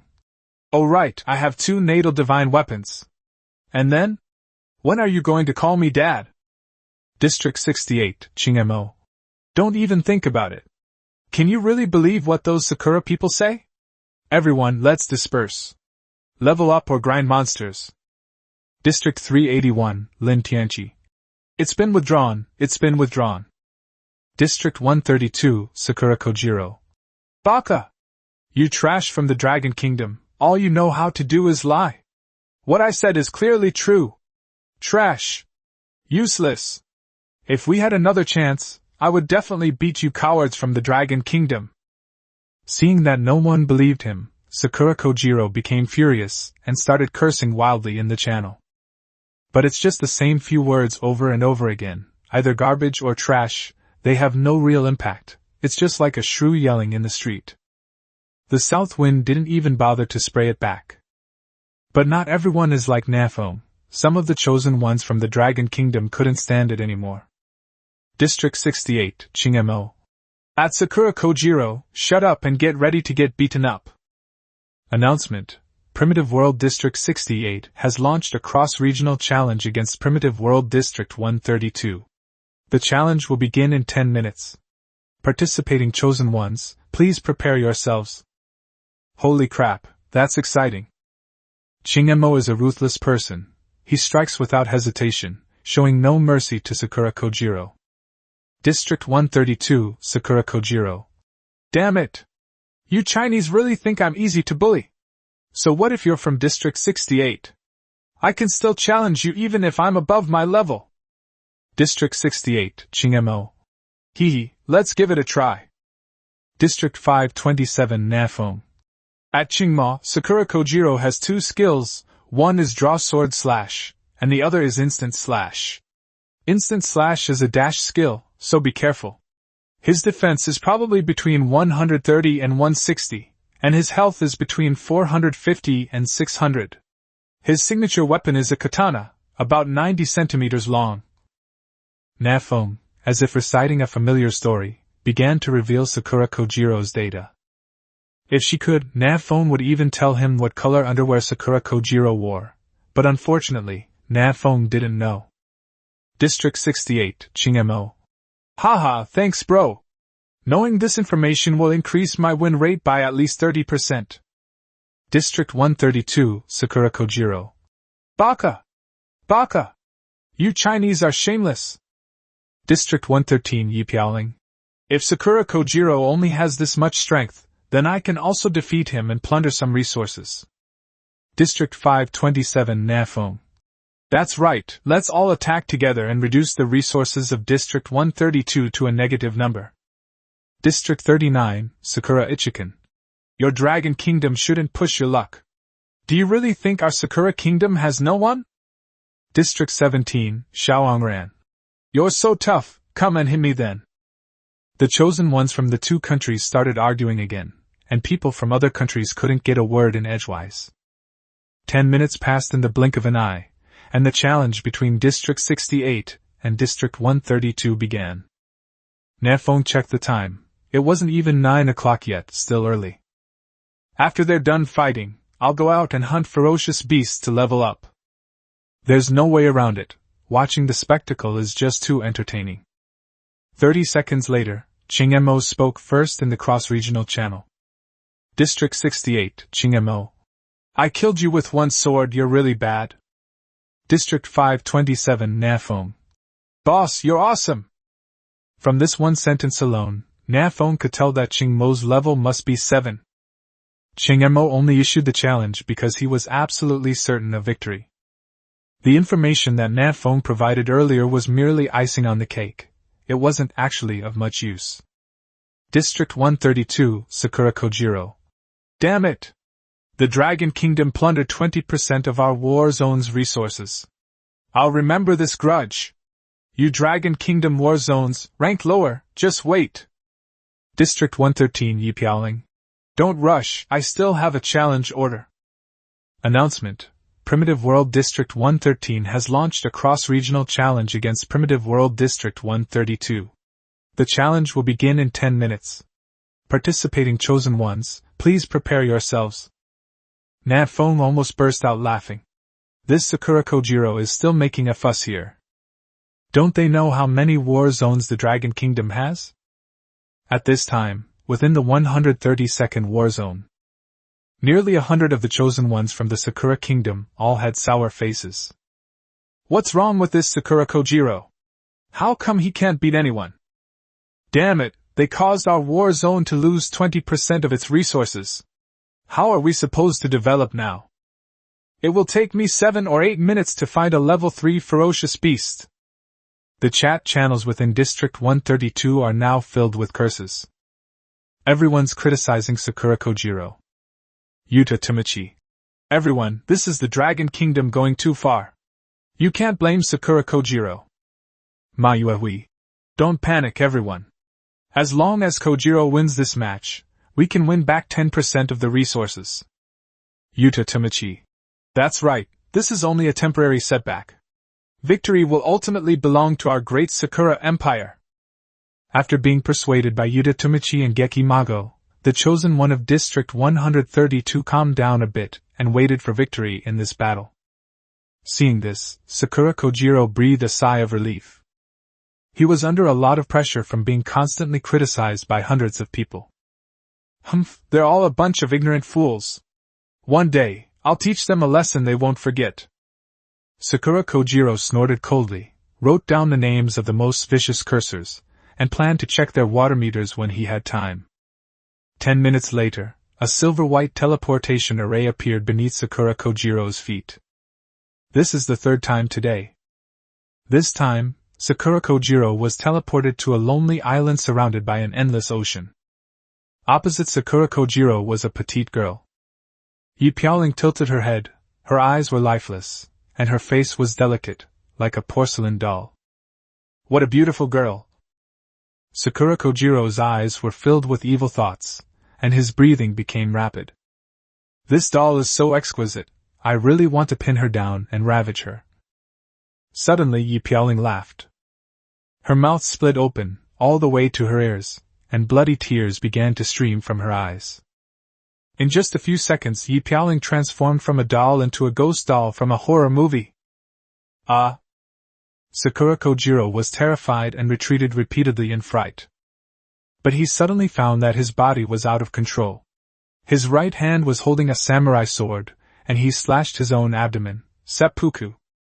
Halfway through the cut, Sakura Kojiro finally regained control of his body, hurriedly pulled out his katana, and clutched his wound. But his health points have already dropped by more than half. Sakura Kojiro looked at Yi Piaoling with a look of horror. Yi Piaoling smiled slightly, her expression sinister. Don't be afraid, it's just a control skill. Her voice reached Sakura Kojiro's ears like a haunting melody, making him dizzy. By the time Sakura Kojiro came to his senses, the katana in his hand was already pointed at his neck. No! Before Sakura Kojiro could finish speaking, Yi Piaoling had already grabbed his hand and inserted the katana into his trachea. Finish. Chapter 41 3-Game Losing Streak. Announcement. Primitive World District 132 has failed 3 consecutive cross-regional challenge matches. All chosen ones in District 132 have had their attributes reduced by 10 points. Nan Feng, who was waiting for the results, was startled when he suddenly received a system announcement. After losing 3 games in a row, all the chosen ones in the entire region will have their attributes reduced by 10 points. This punishment is too harsh. District 68, Qingmo. Haha, Yi Piaoling has won too. Now let's see if the Sakura country still dares to be arrogant. District 381, Lin Tianqi. All attributes reduced by 10 points? Doesn't that mean I leveled up 2 less times? Does that mean I can bully him now? District 17, Xiaoangran. I suggest you challenge Sakura Kojiro after you reach level 6, as your win rate will be higher. District 527, Nan Feng. TSK, Sakura Kojiro's strength has plummeted. Everyone hurry up and plunder the resources of District 132. As soon as Nan Feng made this proposal, many chosen ones in various regions were immediately interested. There are quite a few regions that currently possess the cross-regional challenge token, but many people keep it in their hands without using it. Besides having to consider the overall power of other countries, a major reason for this is that they don't know who to challenge. What if we pick a tough nut to crack like Nan Feng? Not only is it shameful to lose, but you also have to pay out 10% of your resources.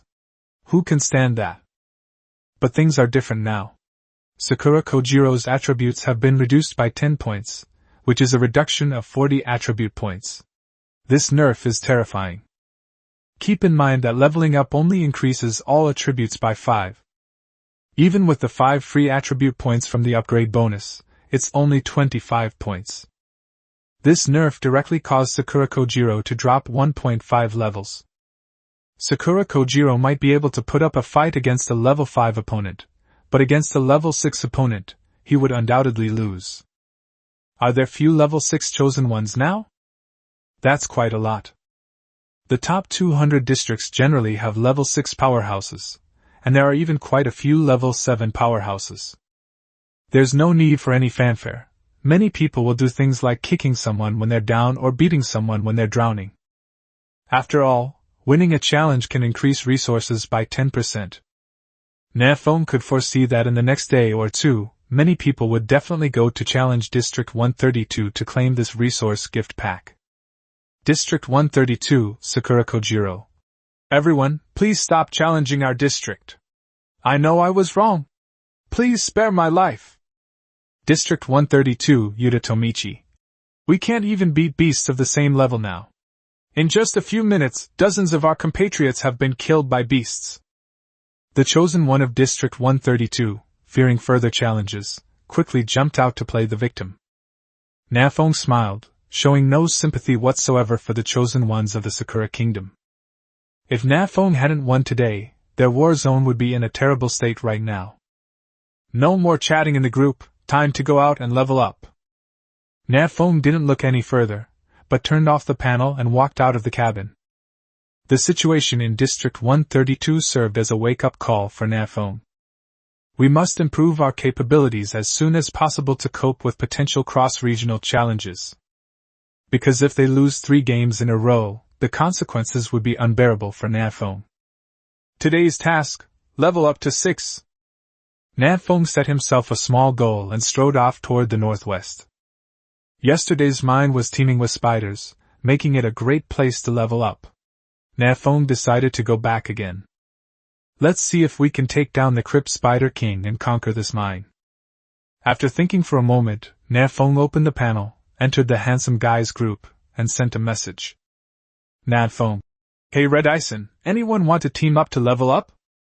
Huang Yuanming. Hey big boss, are you going to help me level up? Where do we level up? Nan Feng. Yesterday's mine, so many spiders, isn't that all experience? Su Zurin. My sister and I are already here. Wu Yuanqing.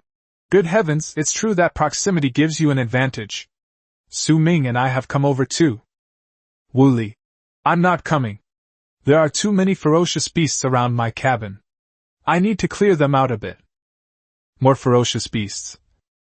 Nan Feng looked around and indeed found many traces of iron-claw rats and red-eyed rabbits.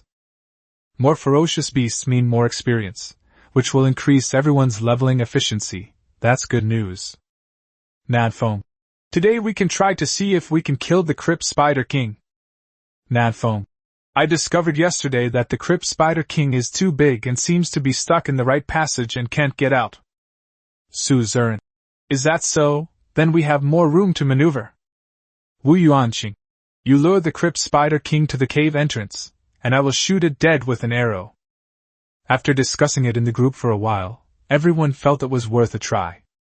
Even if you can't kill the Crypt Spider King, killing some small spiders will do. Anyway, I won't lose money. After ending the chat, Nan Feng glanced at the leaderboard one last time. First place, Xiao Luo, level 5. Second place, Su Zurin, level 5. Third place, Sui Han, level 5. Fourth place, South Wind, level 5.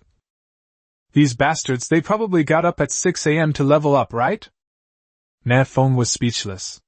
He hadn't even warmed his seat in first place before it changed hands so quickly.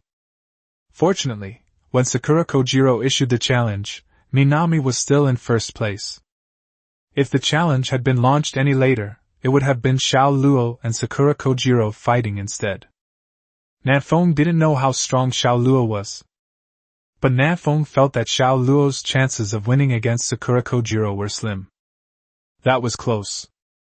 Nan Feng turned off the control panel, put away the Desert Eagle, switched to a wooden dagger, and quickly headed towards the mine. The wooden dagger increases agility by 6 points, allowing Southwind to move faster. Along the way, Nan Feng cleared away some ferocious beasts that blocked his path and arrived at the mine without any major incidents. Su Zhen nodded slightly when he saw Nan Feng arrive. "You've come." Nan Feng nodded, then turned to Sui Han with a grin. "Good morning, Nanny." Sui Han's icy face flushed slightly as she glared at Nan Feng. "Go away, don't talk to me." "Okay." Nan Feng didn't say anything more, and quickly ran to Su Ming and Wu Yuanxing's side to start hunting spiders and leveling up. Seeing this, Sui Han couldn't help but roll his eyes. "So excited about killing a spider? What a straight man. Killing spiders is so much fun." Su Zhen waved his short knife and joined the army of spider hunters. Sui Han was speechless for a moment. Yesterday there were many spider larvae in the cave, but today they have all turned into cave spiders. They became much stronger in just one night. But this suited Nan Feng just what he wanted. A level 4 crypt spider could provide Nan Feng with 20 experience points, but a level 3 spider spawn could only provide Nan Feng with 10 experience points. Hunting the crypt spider is definitely more worthwhile. It took the group more than 2 hours to finally kill all the cave spiders outside the cave. For the past 2 hours, Nan Feng has been using a dagger to fight and hone his close combat skills. Su Zhen pointed to the cave and looked at everyone questioningly. "So, do you want to go in and take a look?" "Go in. We've killed all the underlings, of course we should go in and see the boss." Nan Feng, relying on the fact that he still had plenty of health, took the lead and headed towards the cave. The others quickly followed. Nan Feng slowed down as they approached the fork in the road, cautiously glancing at the passage on the right. The passage on the right was pitch black, and it was impossible to see what was inside. Nan Feng threw the torch heavily into the passage. Whoosh! 8 eyes, each the size of a basketball, snapped open and simultaneously turned to look at Nan Feng. "It's the Crypt Spider King." Chapter 42 Level 5 Lord Level Ferocious Beast. Inside the passage on the right, the Crypt Spider King opened its 8 large, bright eyes and stared intently at Nan Feng. "Goodness, this guy's been waiting here the whole time?" Nan Feng was so frightened that she took 2 steps back. The others panicked even more and turned to run. Nan Feng quickly called out to the group. "Don't be afraid, brothers, it can't get through." Only then did everyone realize that the Cave Spider King was too large, completely blocking the passage on the right, so that they couldn't even stretch out their legs. "They can't get out at all." Wu Yuanxing's face lit up with joy. "It's stuck here? Doesn't that mean we have a chance to kill it?" Su Zhen frowned slightly and observed for a while. "It's not stuck. Although it can't get out, it can still go back. The space inside this passage must be very large." Wu Yuanxing didn't take it seriously. "Then we can take this opportunity to reduce its health. If it retreats, we can just find a way to lure it out again, right?" Su Ming nodded. "Old Wu is right. That makes no sense at all." Nan Feng checked the Crypt Spider King's attributes again, and retreated repeatedly. "It sprays venom, let's get back somewhere further away." Nan Feng didn't know how far the Crypt Spider King's venom could be sprayed, but the farther away you were, the safer you would be. The group retreated to the cave entrance, and by the light of the torch that Nan Feng had thrown out earlier, they could see that the Crypt Spider King was still there, motionless. Sui Han asked, somewhat puzzled. "What is it doing?" "It's giving birth." Based on yesterday's experience, Nan Feng guessed something. It was the same yesterday. After we killed all the cave spiders outside, the Cave Spider King crawled out from the depths of the cave and laid a large swarm of spider spawns. These spider spawns will then evolve into cave spiders after a period of time and continue to guard the cave. After hearing Nan Feng's explanation, everyone finally understood. Su Zhen. "So, this is a natural monster spawn point? If we keep this Crypt Spider King, we'll have a constant stream of spiders to hunt." "That's true." Nan Feng nodded, then shook his head. But don't forget, there's a good chance there's iron ore, or even copper ore, in the passage on the right. If we don't kill the Crypt Spider King, we'll have a hard time getting these materials. Wu Yuanqing. Ferocious beasts are everywhere, but iron and copper mines are not so easy to find. Su Ming. Yes, I think we still have to kill them. Sui Han. Brother, I think Nan Feng makes a good point. Everyone was even more in favor of killing the Crypt Spider King to obtain rare materials such as iron blocks and copper blocks. Just then, the cave Spider King finally finished laying its eggs and rustled as it burrowed deep into the cave. Then, everyone saw the ground covered with spiderlings, charging towards them. Here we go again. The plot is very similar to yesterday's, the only difference being that no one is trapped in the left passage today. Another bunch of experience points have arrived. Compared to the crypt spider, the spider hatchlings are easier to kill. Although the experience points are lower, it doesn't significantly affect the leveling efficiency. Without further ado, everyone immediately started grinding. If only we could use the Desert Eagle, its penetrating rounds could kill a dozen or so with a single shot. Nan Feng sighed inwardly. Unfortunately, Nan Feng didn't want too many people to know about this trump card he used to save his life. Half an hour later, the group had killed several hundred spider larvae, but their own condition was not very good. Sui Han was slightly out of breath, his chest heaving. No, I'm out of mana, I can't heal you guys. What? I gave you 20 mana potions and you drank them all? Nan Feng was shocked. This healer consumes so much mana? The clean, fresh water purified by Nan Feng's water purifier has the effect of restoring mana, so everyone habitually calls it a mana potion. Sui Han smoothed his hair. Otherwise what? If it weren't for me healing you, you would have been home long ago to resupply. That's true. Because of Sui Han's presence, Nan Feng didn't eat a single piece of barbecue during the 2-hour battle, saving a lot of money. How about we all go back and rest for a bit, and come back this afternoon? Nan Feng suggested. I also need to go back and make some more mana potions. Yes, we've already hunted quite a few ferocious beasts this morning, it's time to rest. Then let's retreat. None of them were the type to hesitate or fuss, they were quick to leave.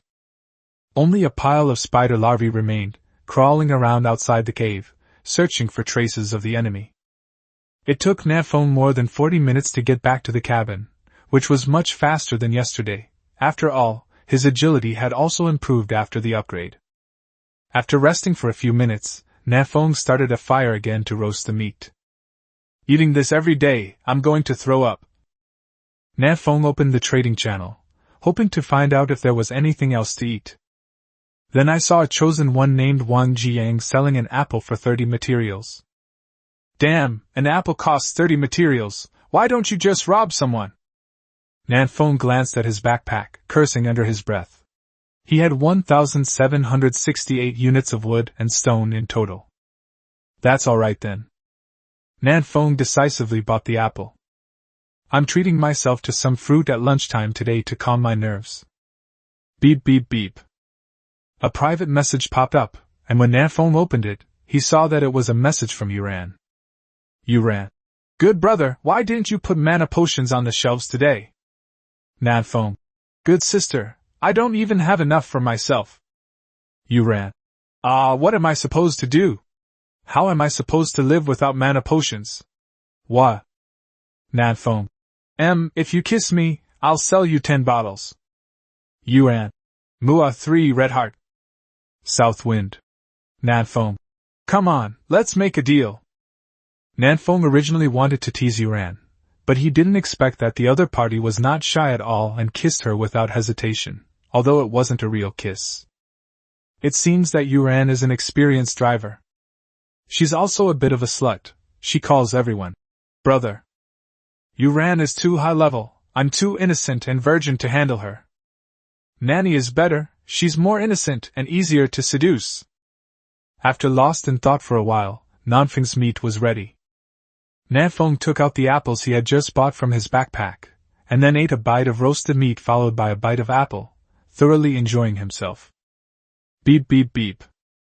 Halfway through the meal, Nan Feng's private messages started ringing again. Upon opening it, I found a serene stillness. Why does this girl keep contacting me? Could she like me? With that thought in mind, Nan Feng opened her private messages. You ran. I've discovered a level 5 Lord-level ferocious beast. Do you have any ideas? Holy crap, a level 5 Lord-level ferocious beast. Killing this thing will reward you with attribute points.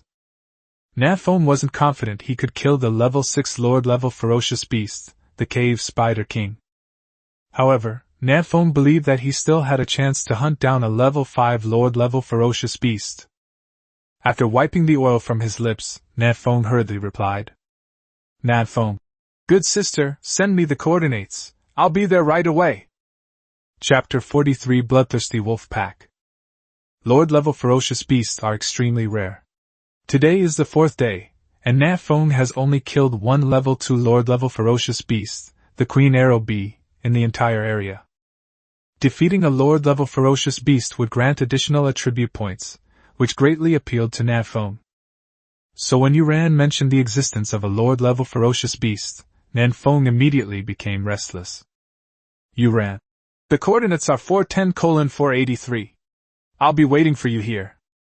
Nan Feng glanced at the coordinates and exclaimed. Wow, it's so close to the cabin. It's less than a 20-minute walk. After quickly finishing the last few bites of grilled meat, Nan Feng took 20 bottles of mana potions and headed out.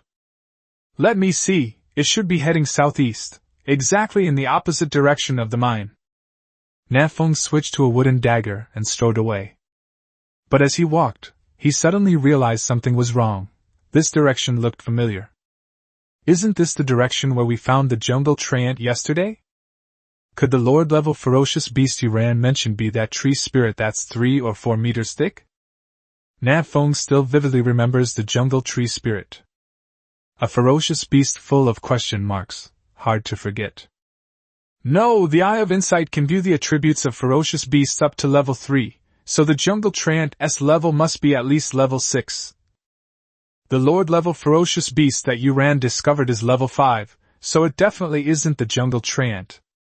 Having figured this out, Nan Feng breathed a sigh of relief and continued forward. When passing through the area with the jungle treants, Nan Feng carefully took a long detour to avoid being ambushed by the treants. Those vines are 50 or 60 meters long. You can easily get caught in one if you're not careful. After bypassing this area, Nan Feng's view suddenly opened up. There are fewer towering trees now, and more small hills layered upon each other. Continuing to move in the direction of the coordinates, Nan Feng noticed that the number of low-level ferocious beasts around him was increasing. Besides common ferocious beasts like the iron-claw rat and the red-eyed rabbit, there are also some plant-type ferocious beasts that Nan Feng has never seen before. One type of pea pod that spits out seeds left Nan Feng speechless. Why are there pea shooters here? They're fighting zombies here. Faced with a level 5 southerly wind, even a level 2 or 3 ferocious beast would be no match for it. After dealing with them, Nan Feng arrived at a valley. On a rock beside the valley, Yuran, dressed in a long robe, smiled and looked at Nan Feng. You came pretty quickly. Yuran's lips curled up, her eyes curved into crescents, and even her eyes seemed to be smiling. Girls who smile a lot are more likely to have good luck. Nan Feng looked Yuran up and down and found that she had a great figure, with a slim waist, long legs, fair skin and beautiful face. She was a charming little enchantress. LSP, why are you staring at people like that? Yuran rolled her eyes at Nan Feng. Looking once is instinct, looking twice is what makes someone a pervert, Nan Feng said righteously. I didn't blink just now, so it was instinct. Yuran covered her mouth and chuckled twice. Alright, let's get down to business. Yes, it's important. Nan Feng carefully observed the surroundings and, after confirming that there was no danger, slowly walked towards Yuran. There's no way around it. You can't be too careful. What if this Yuran is a bad person and wants to cut off Nan Feng's kidney? Without a kidney, Nan Feng's future sexual happiness index will be halved, so we must be careful. Okay, this distance is fine. Seeing Nan Feng slowly approaching, Yuran cautiously kept a certain distance from him. There wasn't much trust between the two. I'm so heartbroken. They don't trust me at all. Nan Feng said, heartbroken. I'm your good brother. Yuran ignored Nan Feng's pretentious act and began to get down to business. Deep in this valley, there is a pack of bloodthirsty wolves, about 40 of them, all of them level 5 ferocious beasts. Among them is a bloodthirsty wolf leader, a lord-level ferocious beast. Nan Feng was startled. So many? I can't handle this. If there is only one lord-level ferocious beast, Nan Feng will try to kite it to death. But with the addition of over 40 level 5 bloodthirsty wolves, Nan Feng would be outmatched. Yuran waved her hand, signaling Nan Feng not to speak yet. There is also illusion grass in this valley. Eating it can increase your energy by 10 points. This illusion grass is about to mature, so the bloodthirsty wolf leader has been guarding it, and has no intention of leaving. This creates an opportunity for us. We can kill the bloodthirsty wolves first, and then deal with the bloodthirsty wolf leader. Nan Feng nodded. If the leader of the bloodthirsty wolves doesn't make a move, Nan Feng is confident he can handle the remaining bloodthirsty wolves, unless they resort to ganging up on each other without any sense of martial ethics. After briefly explaining the situation, Yuran turned to Nan Feng and said, The reward for killing this lord is yours, but the illusion grass is mine. How about that? Nan Feng. Reasonable. Last time, Nan Feng killed the level 2 Lord Queen Arrow Bee and received a reward of 1 reputation and 4 stamina.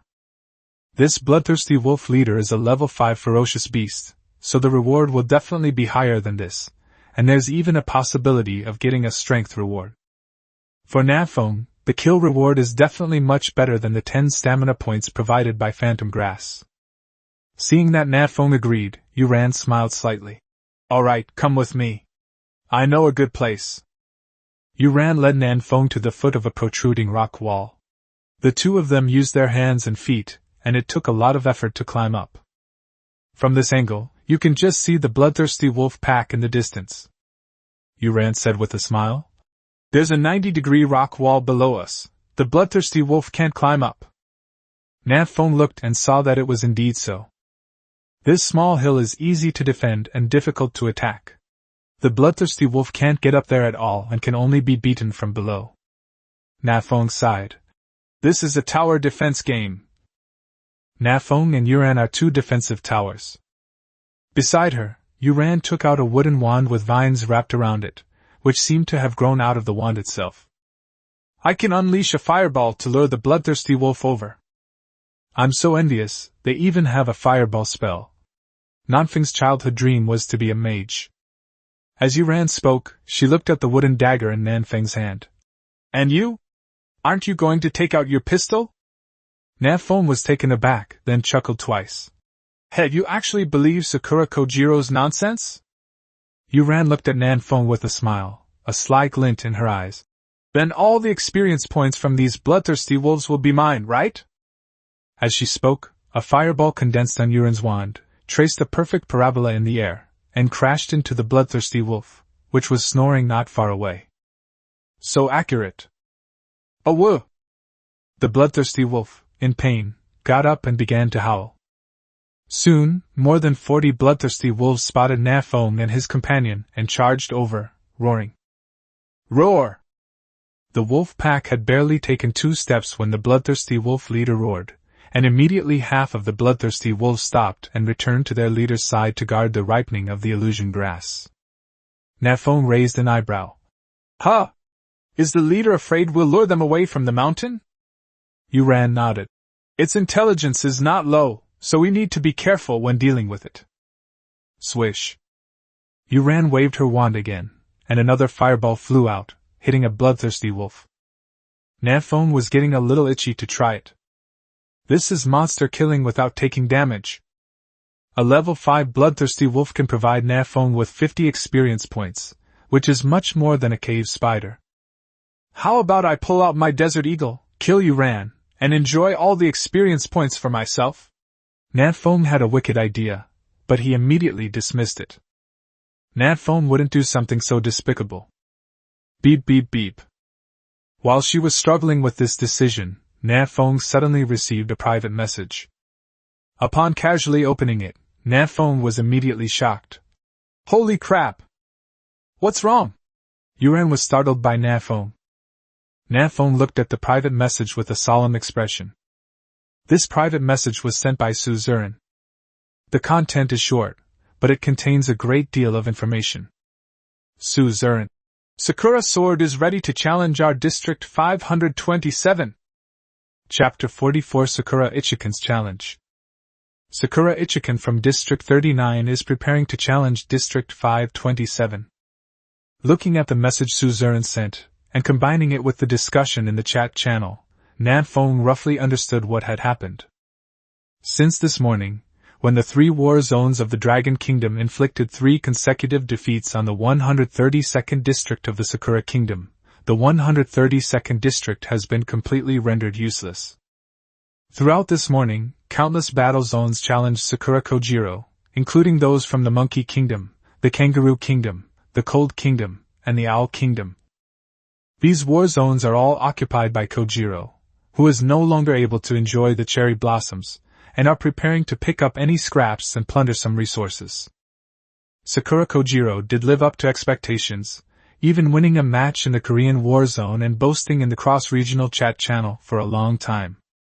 Kim Hyunwook from District 78 immediately couldn't stand it anymore. You little Sakura Kojiro, how dare you mock our South Korea? Shame on you! Kim Hyunwook pulled out the cross-regional challenge token and gave Sakura Kojiro a sound beating. Subsequently, the strongmen from the Eagle Nation and the Kangaroo Nation each won a match in District 132. This is terrible.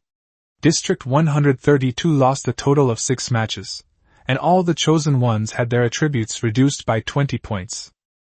Sakura Kojiro's strength plummeted, as if he had been given a dog's head covering, making him weak and powerless, unable to defeat anyone. Therefore, Zone 132 became a newbie gift pack, and most of the war zones with the cross-region challenge order would choose to bully Zone 132 to increase their own war zone's resources. I heard that by lunchtime, the trees in District 132 were almost completely stripped bare, and there were very few ferocious beasts left. Barring any unforeseen circumstances, the chosen ones in District 132 will definitely not survive the beast tide that will arrive in 26 days. Upon hearing this news, Sakura Ichikan flew into a rage. My younger brother, who I grew up with, was bullied like this. How is he supposed to explain this to his father? Sakura Ichikan immediately decided to challenge District 527. He believed that Nan Feng was the culprit behind all of this. He challenged District 527 in the cross-regional chat channel, saying he would defeat Nan Feng severely and avenge his brother. If that were all, Nan Feng wouldn't care. Anyway, we won a match before, so even if we lose to Sakura Ichikan, it's just a matter of losing 10% of the resources back.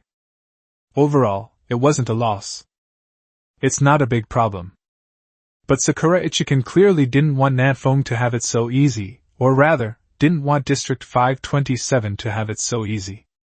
He rallied several war zones in the cross-regional chat channel, preparing to make District 527 lose 3 games in a row. This startled the chosen ones from District 527 who had been spying on the cross-region chat channel, and they quickly returned to report the situation. A 10-point reduction in all attributes is too severe a penalty. No one can bear it. In the chat channel, Baojian, what should we do? Sakura Sword has won over 7 war zones and is preparing to challenge our 527th district in turn. How are we supposed to fight this? Huang Yuanming. Damn it, Japan is bullying us, and now India and the US are joining in. Let's fight. Ma Yong. Fight? How can we fight? Sakura One Sword said he could reach level 8 before dark, and only after reaching level 8 would he challenge our war zone. He's as steady as a dog. Tianjiping. The highest level in our district is only level 5. How can we possibly win? It's all Nan Feng's fault for provoking the Sakura Kingdom. Now look what's happened. All the chosen ones in the district are going to suffer along with us. Baiji. How about we have Nan Feng apologize to Sakura Country? Maybe they'll let us off the hook then. Nan Feng sneered.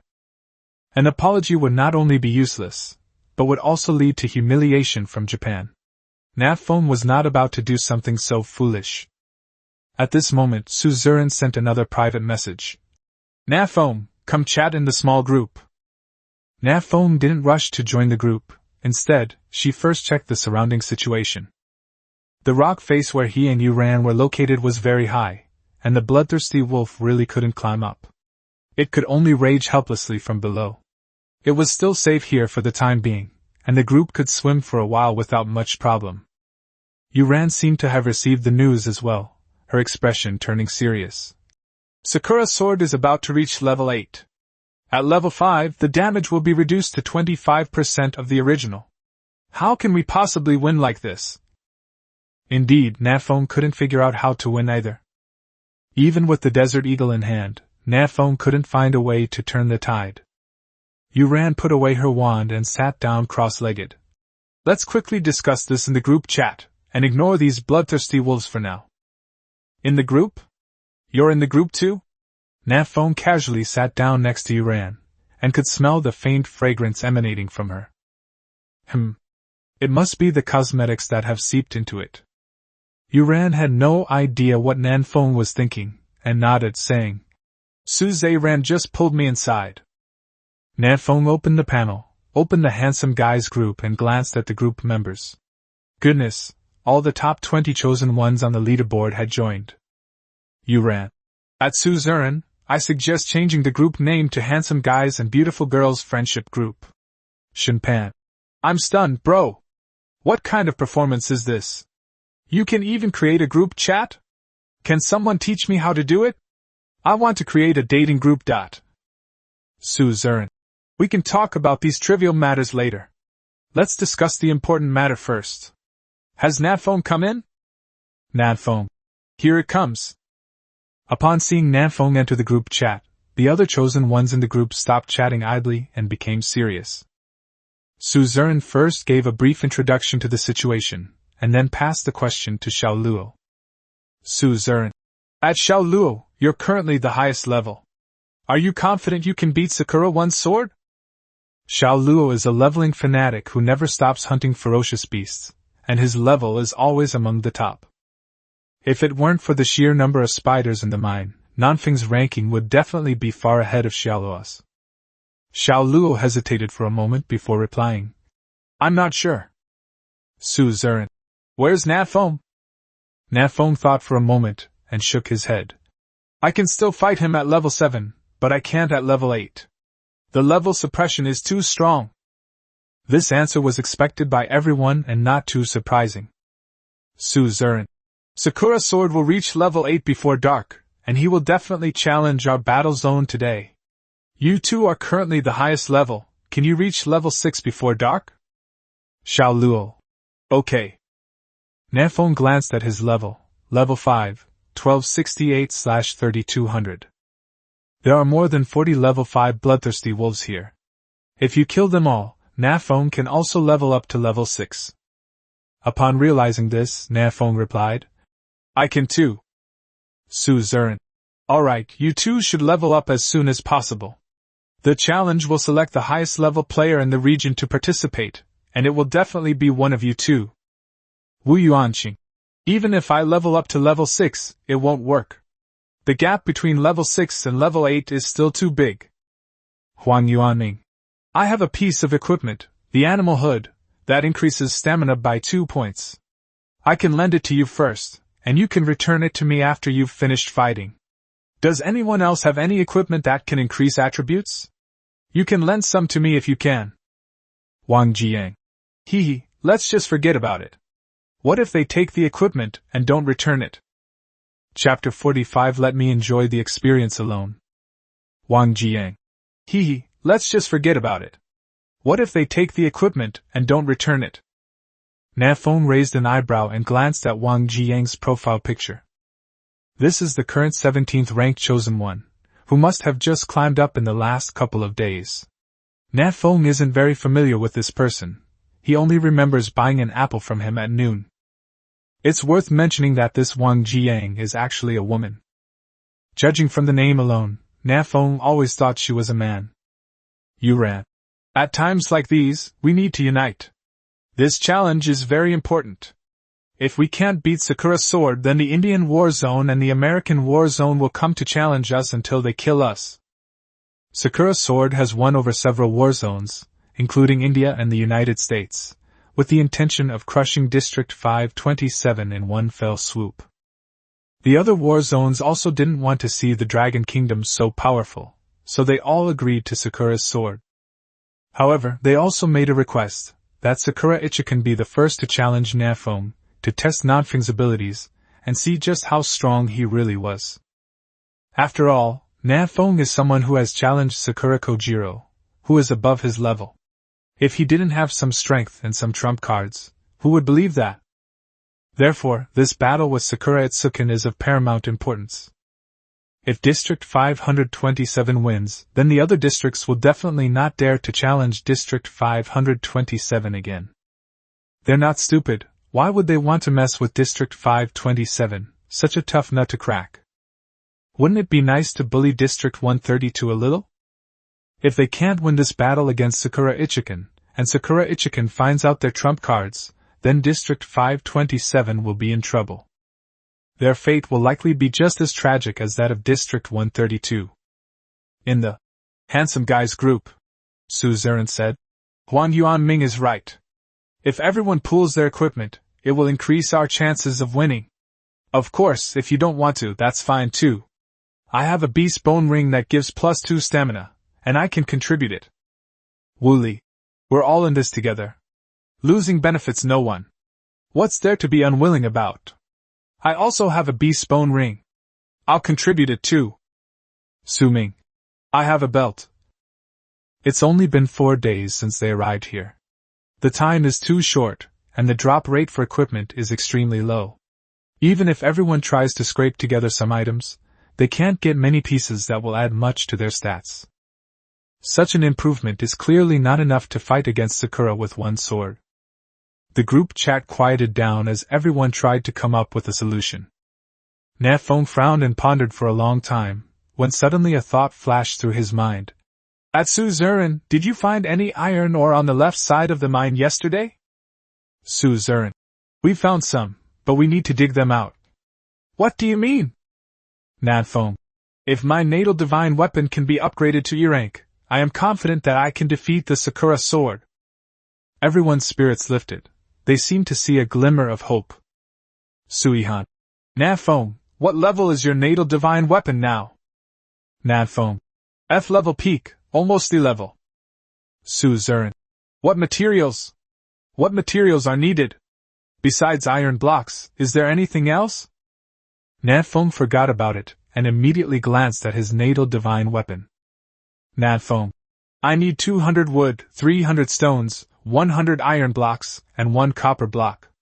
I have the wood and stones, but I'm missing the iron and copper blocks. Huang Yuanming, we know where to get the iron blocks, but what about the copper blocks? Wu Yuanqing, everyone think quickly, where can we get copper ingots? Su Ziren, today I asked other Dragon Kingdom war zones in the cross-region chat channel, and they said that their war zone's iron mine is guarded by only a level 4 lord, unlike our war zone which is guarded by a level 6 crypt spider king. Su Ming, and then? What does this prove? Su Ziren, this shows that the iron mines in our war zone are too difficult to mine.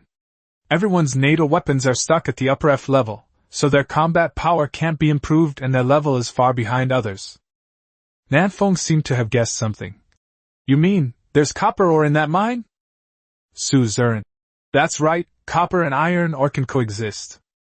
Su Ziren, and don't you guys find it strange that the right passage of the mine is guarded by the crypt spider king, but the left passage doesn't have a single ferocious beast? Su Ziren, I suspect that the iron mine is deep inside the passage on the left. There should have been a level 4 lord guarding it, but it was eaten by the crypt spider king. Su Ziren, and deep inside the passage on the right is the copper mine. Su Ziren sent out a lot of messages, giving his guesses. Some people who had never been to a mine, such as Yuran and Xiao Luo, were a little confused, but those who had been to a mine thought Su Ziren's guess made a lot of sense. Wu Yuanqing, holy crap, that's actually possible. So there's somewhere to get copper blocks now? Su Ming, But there's the Crypt Spider King on the right, we can't beat it, how are we going to get copper ore? Wu Yuanqing. Use the method I mentioned this morning, send a few more remote chosen ones, and wear it down. Su Ziren. That's not a good idea. It's too much of a waste of time, and we might not even be able to kill them. Wu Yuanqing. Then what do you suggest we do? Su Ziren. Our goal today is not to kill the Crypt Spider King, but to dig up 1 copper ingot. Su Ziren. Okay, all of you come to the mine. We'll dig for iron blocks first, and then, depending on the situation, we'll see how to get copper blocks. After thinking it over, everyone agreed with Su Ziren's idea. Su Ming. Okay, old Wu and I will be right there. Huan Yuanming. I'm here too. Nan Feng. I won't come for now. I have a lot of ferocious beasts here. I'll come back after I reach level 6. Xiao Luo. At Nan Feng, you level up, I'm going to the mine. Xiao Luo gave up the idea of participating in the challenge and decided to help Nan Feng mine. He believed he couldn't beat Sakura Ichikan, and that participating in the challenge would only result in him being humiliated. Su Ziren. Okay, everyone, let's get moving and work together to help Nan Feng win against Sakura One's sword. You ran. Go! That's how education works in the Dragon Kingdom. Even if they were to collectively travel to this perilous world, most Dragon Kingdom people would unite to help their companions instead of being lone wolves. Of course, there are exceptions, such as Wang Jiang. She scoffed at everyone's actions. Hey, are you all out of your minds? Why not use the whole afternoon to level up? Why waste time helping others improve their strength? You're being scammed and still helping them count their money. Nan Feng is probably laughing at your stupidity. Nan Feng. Hee, you idiot. Nan Feng couldn't be bothered with someone like Wang Jiang. She is a sophisticated egoist, prioritizing her own interests above all else. But it can't be said that her idea is wrong. In this world, perhaps only people like her can live longer. After leaving the group chat, Nan Feng closed the control panel. Beside him, Yuran also turned off the panel and looked at Nan Feng with a smile. Let me see if you've been laughing at us for being silly behind our backs? Nan Feng remained calm. I've received professional training, and I generally don't laugh out loud. So you're laughing inside your heart? She stood up gracefully, brushed the dust off her shapely buttocks, and looked down with her beautiful eyes. So what do you mean? Do these bloodthirsty wolves need my help? No need. If you do it, you'll take away half of my experience. Nan Feng decisively rejected Yuran's offer. He was joking, after all, he was aiming for level 6. Putting away the wooden dagger, Nan Feng took out the desert eagle from his backpack. Seeing this, Yuran had an I knew it expression. I knew it. By the way, you wouldn't kill me to cover it up, would you? It's not that bad. Nan Feng shook his head. The Desert Eagle's true strength was already revealed after its previous battle with Sakura Kojiro. Even if Nan Feng had pulled off a move in the cross-regional channel before, it could only fool some people who weren't very bright. It's impossible to hide from a smart person. For example, Su Ziren should have already determined that Nan Feng's destined weapon was a pistol, which is why he helped Nan Feng in the cross-regional channel. For example, Yuran wasn't surprised at all when she saw Nan Feng take out the Desert Eagle. Nan Feng thought to himself. But it doesn't matter. What can you do even if you find out? My NATO weapon is about to be upgraded, and then I'll unlock new equipment. The Desert Eagle won't be my trump card for long. Thinking of this, Nan Feng smiled, walked to the edge of the stone wall, and looked down at the more than 20 bloodthirsty wolves below, who were raging with impotence. Good sister, step back. Let me enjoy the experience all to myself. Chapter 46, Level 6. Good sister, step back. Let me enjoy the experience all to myself. Nan Feng must take on this pack of ferocious bloodthirsty wolves alone, otherwise he might not be able to reach level 6. Yuran understood the seriousness of the matter, and did not compete with Nan Feng for experience, but quietly stepped aside. Nan Feng found the right angle and fired a penetrating bullet. Call out. -427. -389. minus 350. The shot pierced through 3 bloodthirsty wolves, and 3 different pale red numbers slowly floated out. This is because the penetrating shot has the characteristic of damage reduction. The more ferocious beast it penetrates, the lower the damage. Even so, Nan Feng's shot still dealt over 1000 DPS.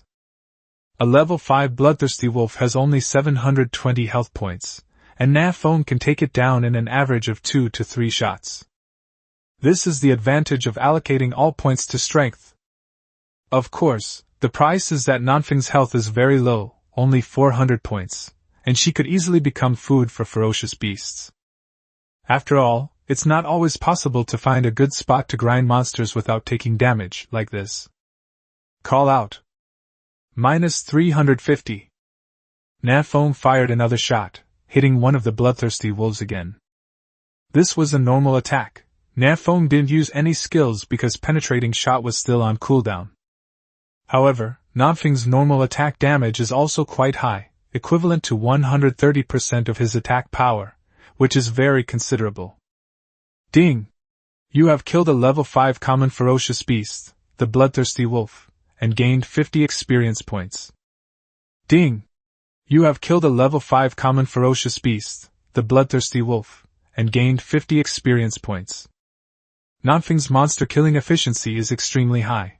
A level 5 bloodthirsty wolf is as weak as an infant in front of him. Oh! After killing 7 or 8 in a row, the bloodthirsty wolf leader in the distance could no longer bear to watch and let out a long howl. The bloodthirsty wolves that had been guarding the leader also rushed over. In an instant, more than 30 bloodthirsty wolves began to pile on top of each other and climb up. Upon seeing this, Yuran gasped, her face turning grim. They can even stack themselves up. These bloodthirsty wolves are incredibly intelligent. Luckily, I was cautious and didn't do it myself. Yuran was somewhat glad that she had found Nan Feng as a helper. Otherwise, today would be her death day. Nan Feng chuckled. A human pyramid, huh? Just what I wanted. With the bloodthirsty wolves stacked together, doesn't that just give Nan Feng's penetrating bullet a chance to shine? Call out. With one shot, Nan Feng killed 2 more bloodthirsty wolves. Your attack power is so high. Yuran was quite surprised to find that Nan Feng could take down a bloodthirsty wolf in just 2 to 3 shots. At this rate, 40 bloodthirsty wolves are simply not enough to kill them. Nan Feng didn't answer, focusing intently on outputting her message. The bloodthirsty wolves are recklessly climbing upwards. Once more than 3 of them make it to the top, Nan Feng will be in danger. Yuran looks like she's a fragile character, so Nan Feng doesn't expect her to be able to withstand damage. Whoosh whoosh whoosh. With each precise shot, Nan Feng noticed that his marksmanship had improved, and he was able to trigger a weak point attack every now and then. Under the suppression of Nan Feng's firepower, even if the pack of bloodthirsty wolves were stacked on top of each other, they couldn't climb up, making it easier for Nan Feng to kill them. After killing more than 20 bloodthirsty wolves in a row, the bloodthirsty wolf leader in the distance finally couldn't sit still anymore. It growled repeatedly and glared fiercely at Nan Feng. This bloodthirsty wolf leader is over 3 meters long, taller than Nan Feng when standing, and is extremely intimidating. Nan Feng took a moment to send over insightful eye. Bloodthirsty wolf leader. Level 5, Lord level ferocious beast. Health points, 1850/1850. Magic value, 550/550. Attack power, 350. Defense, 190. Skills, bite, pounce, call the pack. This bloodthirsty wolf leader had a whopping 350 attack power, which startled Nan Feng. Nan Feng only has 400 health points, he can't even withstand the second hit. Damn, we should have called Su Ming over too. Nan Feng felt a pang of nostalgia for Su Ming, who used to carry a large shield and stand at the very front of the line. No wonder Wu Yuanqing always teams up with Su Ming to hunt ferocious beasts. Having such a tanky creature by his side must make him feel so safe. Seeing that the bloodthirsty wolf leader didn't charge over, Nan Feng shook his head, stopped thinking about it, and continued killing the bloodthirsty wolves below. These bloodthirsty wolves have some intelligence, but not much. Even as Nan Feng slaughters them, they don't run away, they just keep trying to climb up. Perhaps it was the orders of the bloodthirsty wolf leader that prevented them from running away. 25-30-35. When Nan Feng killed the 39th bloodthirsty wolf, he finally heard the system notification. Ding! Congratulations! You have successfully leveled up to level 6. Ding! Your strength plus 5 points. Ding! Your agility has increased by 5 points. Ding! Your stamina has increased by 5 points. Ding!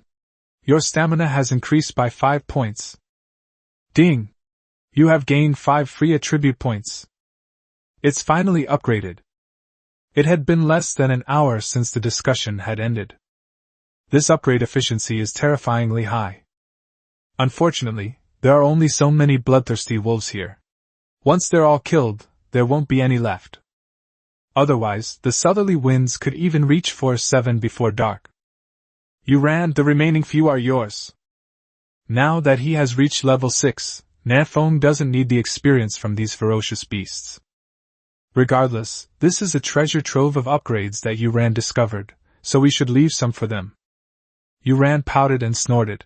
This is clearly the place I found. It's not like you gave it to me as a favor. If it weren't for giving you a chance to win the challenge, I wouldn't have given you so much experience. Indeed, thank you very much this time. Nan Feng took out a mana potion from his backpack and drank 5 cups in a row to quickly restore his mana. The battle just now had depleted Nan Feng's mana. He still needed to hunt down the bloodthirsty wolf leader later, and he couldn't afford to run out of mana. Nearby, Yuran quickly waved her wand, eliminating the few remaining bloodthirsty wolves. Roar! The bloodthirsty wolf leader, watching from afar, let out a series of low growls after seeing all his underlings perish. But it was already guarding the phantom grass, showing no intention of moving. Is he really that stubborn? Nan Feng was speechless. Why is a wolf so fond of a blade of grass? Is this a sheep in wolf's clothing? However, it's better that the bloodthirsty wolf leader doesn't charge over. That way, they're a little safer. Nan Feng roughly estimated the distance. It was about 80 meters away from the bloodthirsty wolf leader. Nan Feng turned to look at Yuran. It's so far away, can your fireball even reach it? Yuran shook her head. It's too far, we can only rely on luck. 80 meters, which is within the range of the desert eagle. However, at this distance, the accuracy of the southerly winds drops sharply. Whether or not you can hit the target depends on luck, 30%, skill, 70%, and Nan Feng has no way to control the remaining 90%. Give it a try. Nan Feng glanced at his magic points, which had recovered to 310, enough for now. I will add all 5 free attribute points I receive as a reward for reaching level 6 to strength. Nan Feng's current strength has reached 87 points, and his attack power has also broken through the 400 mark, reaching 435 points. Such high attack power is enough to pose a huge threat to the bloodthirsty wolf leader. Nan Feng raised the desert eagle, keeping one eye open and the other closed, aiming at the bloodthirsty wolf leader in the distance. Penetrating bullet. Emission. Chapter 47 White Treasure Chest. The penetrating bullet whistled out, and flew towards the bloodthirsty wolf leader in the distance. The bloodthirsty wolf leader revealed a hint of contempt in his eyes, took a small step to the side, and dodged Nan Feng's shot. This? Nan Feng's expression was rather unpleasant. He discovered a very serious problem. The bullets fired by the Desert Eagle did not travel fast enough out of the barrel. In terms of firearms parameters on Earth, the muzzle velocity of a typical pistol can reach over 400 meters per second, while that of a rifle can reach 600 to 1000 meters per second. In other words, it can at least reach supersonic speeds. But in this primitive world, the Desert Eagle in Nan Feng's hands couldn't even reach the speed of sound. When hunting the ferocious beast a few days ago, Nan Feng was shooting at close range and hadn't noticed the problem yet. However, the fact that the bullets are too slow becomes apparent at longer distances. The bloodthirsty wolf leader can even slowly dodge after the bullet has left the barrel. At this distance, it would be almost impossible for Nan Feng to hit the opponent. Should we leave this auspicious location and engage in close-quarters combat? Nan Feng quickly rejected the idea. Once you leave this stone wall, you will definitely be approached by the bloodthirsty wolf leader. Nan Feng and Yuran, those two fragile little guys, couldn't even withstand 5 claws combined. It's too far. What are we going to do? Yuran also realized the problem and was a little worried. If we can't kill the bloodthirsty wolf leader before the illusion grass matures, we'll be in danger. Don't worry, I have a plan. Nan Feng raised his gun again. But this time, he didn't aim at the bloodthirsty wolf leader, but at the illusion grass. Call out. The bullet flew out, heading straight for phantom grass. Roar! The bloodthirsty wolf leader roared, seemingly cursing Nan Feng as a despicable villain. But there was no way around it. The illusion grass greatly enhanced it, and the bloodthirsty wolf leader couldn't just stand by and watch the illusion grass be destroyed by the south wind. -332. The bloodthirsty wolf leader shielded the wolf from the bullet with his own body. 332 damage per shot. That's incredibly painful. Nice! Seeing that the first shot hit the target, Nan Feng clenched his fist and immediately fired another shot. -332. Another shot hit, and the bloodthirsty wolf leader, in pain, roared to the sky. After those 2 shots, the bloodthirsty wolf leader had lost almost a third of its health. This is the terror of allocating points to strength. Watch out, it's coming! Before the two could even celebrate, the bloodthirsty wolf leader had already abandoned protecting the illusion grass and was rushing towards the south wind. It knew that if it continued to guard the phantom grass, it would surely be killed by this despicable 2-legged creature. Whoosh whoosh whoosh. Nan Feng was on high alert and fired several shots at the bloodthirsty wolf leader. However, the bloodthirsty wolf leader was extremely fast, dodging left and right erratically, and Nan Feng missed a single shot. The two sides were 80 meters apart, and the bloodthirsty wolf leader quickly covered half the distance. Wipe! Nan Feng didn't have time to aim, so he could only rely on his feel for the gun to fire quickly. Even if you can't hit it, you can make the bloodthirsty wolf leader keep dodging and slow it down. Beside her, Yuran's beautiful hair fluttered in the wind as she waved her staff, unleashing a wall of fire. Yuran actually has 2 skills. A 3-meter-high wall of fire suddenly appeared in front of the bloodthirsty wolf leader. Instead of going around it, the bloodthirsty wolf leader leaped high over the wall of fire. But this also created an opportunity for the south wind. With nowhere to gain leverage in the air, the bloodthirsty wolf leader became a sitting duck for Nan Feng. Penetrating bullet. -462. The penetrating bullet blasted a large hole in the forelimb of the bloodthirsty wolf leader. Roar! The bloodthirsty wolf leader roared in pain, and after landing, it still rushed straight towards the south wind. But its speed has decreased significantly. 674 health points remaining. Nan Feng quickly calculated the remaining health of the bloodthirsty wolf leader and felt reassured. With that much health, Nan Feng could take it down in 2 shots. For the bloodthirsty wolf leader to encounter the south wind, it would need to traverse a distance of over 30 meters and climb this extremely high 90 degrees cliff. Nan Feng breathed a sigh of relief. 91 to 90, this one's in the bag. Yuran raised an eyebrow. 91? What do you want to do? Nan Feng was speechless. This old driver. Raising his gun, Nan Feng aimed at the greatly slowed bloodthirsty wolf leader. But at this moment, a sudden change occurs. The bloodthirsty wolf leader pounced directly from a distance of more than 20 meters. Pounce! This is the skill of the bloodthirsty wolf leader. This pounce sent the bloodthirsty wolf leader traversing a distance of over 20 meters and leaping directly onto a stone wall more than 10 meters high. A gaping maw, reeking of foul breath, instantly appeared before Nan Feng. Not only that, the bloodthirsty wolf leader had already raised its 2 enormous claws high, ready to strike. -384. Holy crap! Nan Feng's health bar instantly dropped to 0, and his face turned pale with fright. In a critical moment, Nan Feng shoved the desert eagle into the mouth of the bloodthirsty wolf leader and fired 3 shots. Bang bang bang. Weakness attack, minus 593. Critical strike, minus 1800. Minus 0. These 3 shots pierced the head of the bloodthirsty wolf leader. One of the shots even triggered a critical strike, dealing 1800 damage. Unfortunately, the bloodthirsty wolf leader was already low on health at this point, making this fatal strike somewhat ineffective. If the first shot had triggered a fatal blow, Nan Feng wouldn't have been in such danger. The bloodthirsty wolf leader glared angrily at Nan Feng, but its more than 3-meter-long body had already collapsed limply to the ground. A narrow victory. Ding! You have slain a level 5 boss beast, the bloodthirsty wolf leader, and gained 200 experience points. Announcement. Chosen 1 Nan Feng has successfully slain the level 5 Lord-level ferocious beast, the bloodthirsty wolf leader. As the first chosen one in this region to slay a level 5 Lord-level ferocious beast, rewards include Reputation +1, Strength +10. Strength +10. Strength is an attribute that directly affects attack power.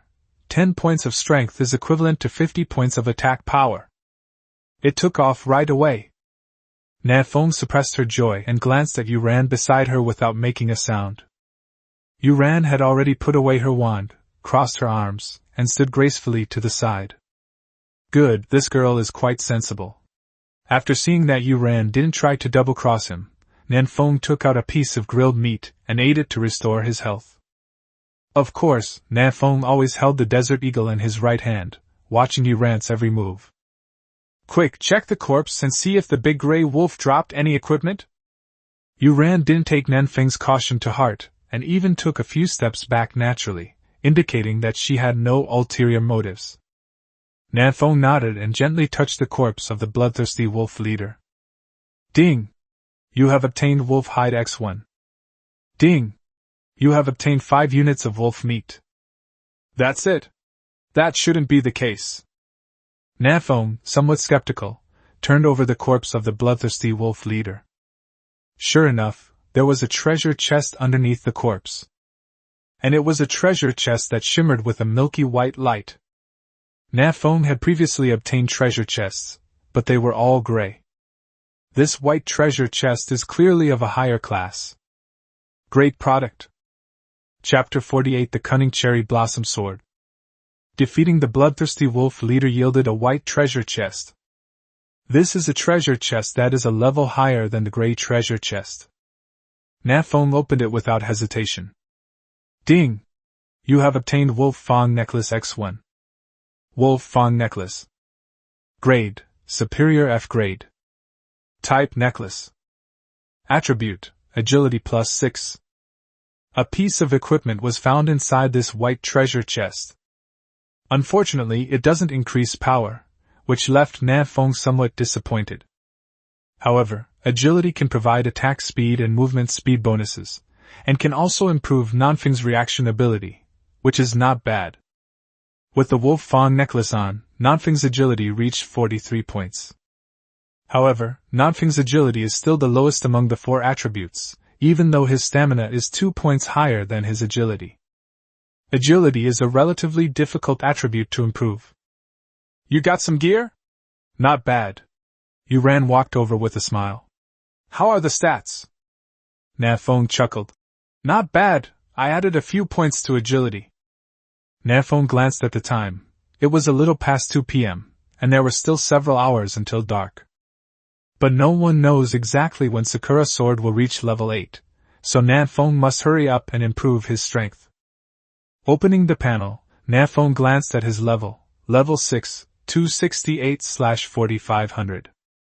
Nan Feng is still 4,000 plus experience points away from level 7. Unless he can find a good place where ferocious beasts gather and a safe spot to grind monsters without taking damage, he will not be able to reach level 7 before dark. Having abandoned his plans to continue upgrading, Nan Feng decided to go to the mine to see if he could solve the problem of upgrading his natal divine weapon.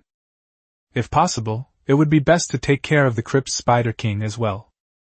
Nan Feng looked at Yuran. Good sister, I'm going to the mine, do you want to come with me? Yuran bit her lip and pondered for a while, then shook her head. I'm not going. I'll stay here and wait for this illusion grass to mature. The mine contains iron blocks, which are very tempting, but phantom grass can increase stamina by 10 points, which is also important for Yuran who plays with fireballs. After some deliberation, Yuran decided to stay here to prevent the illusion grass from being snatched away by other ferocious beasts. Alright, I'll be going now. After putting on the wolf-tooth necklace, Nan Feng felt much more agile and quickly climbed down the 90 degrees cliff. Yuran wasn't so agile. She was stuck in the middle of the cliff, unable to go up or down, which was very awkward. Nan Feng was extremely anxious. Jump down! It's only 5 or 6 meters high. You'll be fine if you jump. Yuran shook her head vigorously, her face full of fear. No, I dare not. What the hell do you mean you wouldn't dare? You weren't this scared when you faced such a huge bloodthirsty wolf leader just now. Nan Feng thought to himself. You jump down, I'll catch you with the great shift of heaven and earth. Nan Feng raised his hands and stood below Yuran. Then you have to catch it carefully. Yuran frowned slightly, gritted her teeth, and jumped down. Nan Feng easily hugged her, and even spun her around, making him look even more dashing. Her waist is very slim, and the feel is just right. Nan Feng thought to herself. Yuran glared at Nan Feng with her beautiful eyes. That's enough, let go now. All right. Nan Feng released his grip, dusted himself off, and said, Then I'm leaving. You can clean up this battlefield. There are also a large group of bloodthirsty wolves' corpses here. Nan Feng hasn't even touched them yet, but he estimates he can get quite a bit of wolf meat, which can be exchanged for resources. Nan Feng has already had a great harvest today, so surely he should leave some for others? Regardless, this is where Yuran discovered it. You go ahead, I'll take care of things here. Without any hesitation, Yuran accepted the task of cleaning up the battlefield. Seeing that there were no more ferocious beasts nearby, Nan Feng didn't linger and ran towards the cabin. When passing through the area inhabited by the jungle trance, Nan Feng once again cautiously took a large detour. He didn't have much health left, and couldn't withstand the jungle trance whipping. I wonder if it'll be okay to burn this little tree spirit to the ground next time? The thought suddenly popped into Nan Feng's mind. Whether it works or not, Nan Feng will definitely give it a try if he has the chance, just not today. Along the way, Nan Feng killed several more ruthless beasts, and returned to the cabin without incident. He planned to go to the mine once his health was fully restored. During his break, Nan Feng opened the chat channel to check the current situation and see if there were any new developments. In the chat channel, Lu Daqiang. Nan Feng is really awesome. He actually killed another level 5 Lord-level ferocious beast. I can't even beat a level 3 ferocious beast yet. Ma Yong. Nan Feng is already level 6. I don't think he will necessarily lose to Sakura Ichikan. Tian Jiping. Hee, can you stop dreaming? So what if the south wind is at level 6? Sakura sword is about to reach level 8. Bao Jian. Hey upstairs, are you from China? Why are you always siding with outsiders? Tian Jiping. I'm not speaking for outsiders. I'm just stating the facts. Am I wrong? Chiu Feihong. Even if the chances are slim, we must support our own people. If Nan Feng loses, we will all suffer losses. Wang Jiang. To be fair, we don't really have any deep-seated hatred with Sakura country. If Nan Feng apologizes to Sakura Ichikan sincerely, maybe Sakura Ichikan won't challenge our war zone. Wang Jiang. You may not know this, but Sakura Ichikan actually has a grudge against Xiao Angran from District 17. As long as Nan Feng is more proactive in admitting his mistakes, Sakura Ichikan might actually challenge District 17. Huang Yuanming. When someone says I'm not lying, they often mean to lie. When someone says I'm just stating the facts, they often don't mean to lie. Wang Jiang. At Huang Yuanming, what do you mean? Huang Yuanming. It doesn't mean anything. If you want to be a dog of Japan, then go apologize yourself. Oh, I forgot you're not level 5 yet. You're too weak to speak in the cross-region channel. Wang Jiang. You're the dog. The two started arguing as they talked. Soon, other chosen ones joined the flame war, and everyone split into two camps, hurling insults at each other with great enthusiasm. Nan Feng, who was originally the center of attention, suddenly fell out of the spotlight. TSK, keyboard warriors are really something. Hiding behind the screen, no one is afraid of anyone. Even level 2 players dare to criticize level 5 players. But if you actually encountered that in real life, do you think a level 2 would still dare to be so arrogant? After closing the chat channel, Nan Feng glanced at the handsome guys group again. No one was talking there. They were probably all over in the mine thinking about how to seduce the cave spider king. Nan Feng glanced at the cross-region chat channel again, but no one was talking. It was deserted. This is normal. The cross-region channel is full of top-tier powerhouses at this stage. At this time, they are all working hard to level up and hunt ferocious beasts. There's no time for idle chat groups. Once Nan Feng was back to full strength, she sent a message in the handsome guys group. Nan Feng. Brothers, I'm about to come over. How's the situation on your end? After waiting for 2 seconds, Huan Yuanming replied. Good progress. We found iron ore deep in the passage on the left. I'm mining iron blocks now. I'll give you 100 iron blocks first. Nan Feng. Thanks, bro. By the way, weren't you just trash-talking people in the chat channel? Huan Yuanming. Hey, it doesn't matter. Back when I was on Earth, I could flirt with girls in more than a dozen QQ groups at the same time. Nan Feng. Awesome! After a pause, Nan Feng continued. Where are the others? Huan Yuanming. They are trying to find the copper block, but they are probably being blocked by the Crypt Spider King, so they are not making any progress. Huan Yuanming. I have to talk to you now. I need to speed up the mining of the iron blocks, or I'll run out of time. Well, Huan Yuanming is mining, spewing insults, and answering Nan Feng's questions all at the same time. That's really impressive. Just as Nan Feng was about to close the panel, a system notification sound suddenly came. Ding! The chosen one from District 39 of the primitive world, Sakura Ichikan, has launched a cross-regional challenge against you. Please prepare yourself. Announcement. Primitive World District 39 has launched a cross-regional challenge against Primitive World District 527. The challenge will begin in 10 minutes. Participating chosen ones, please prepare yourselves.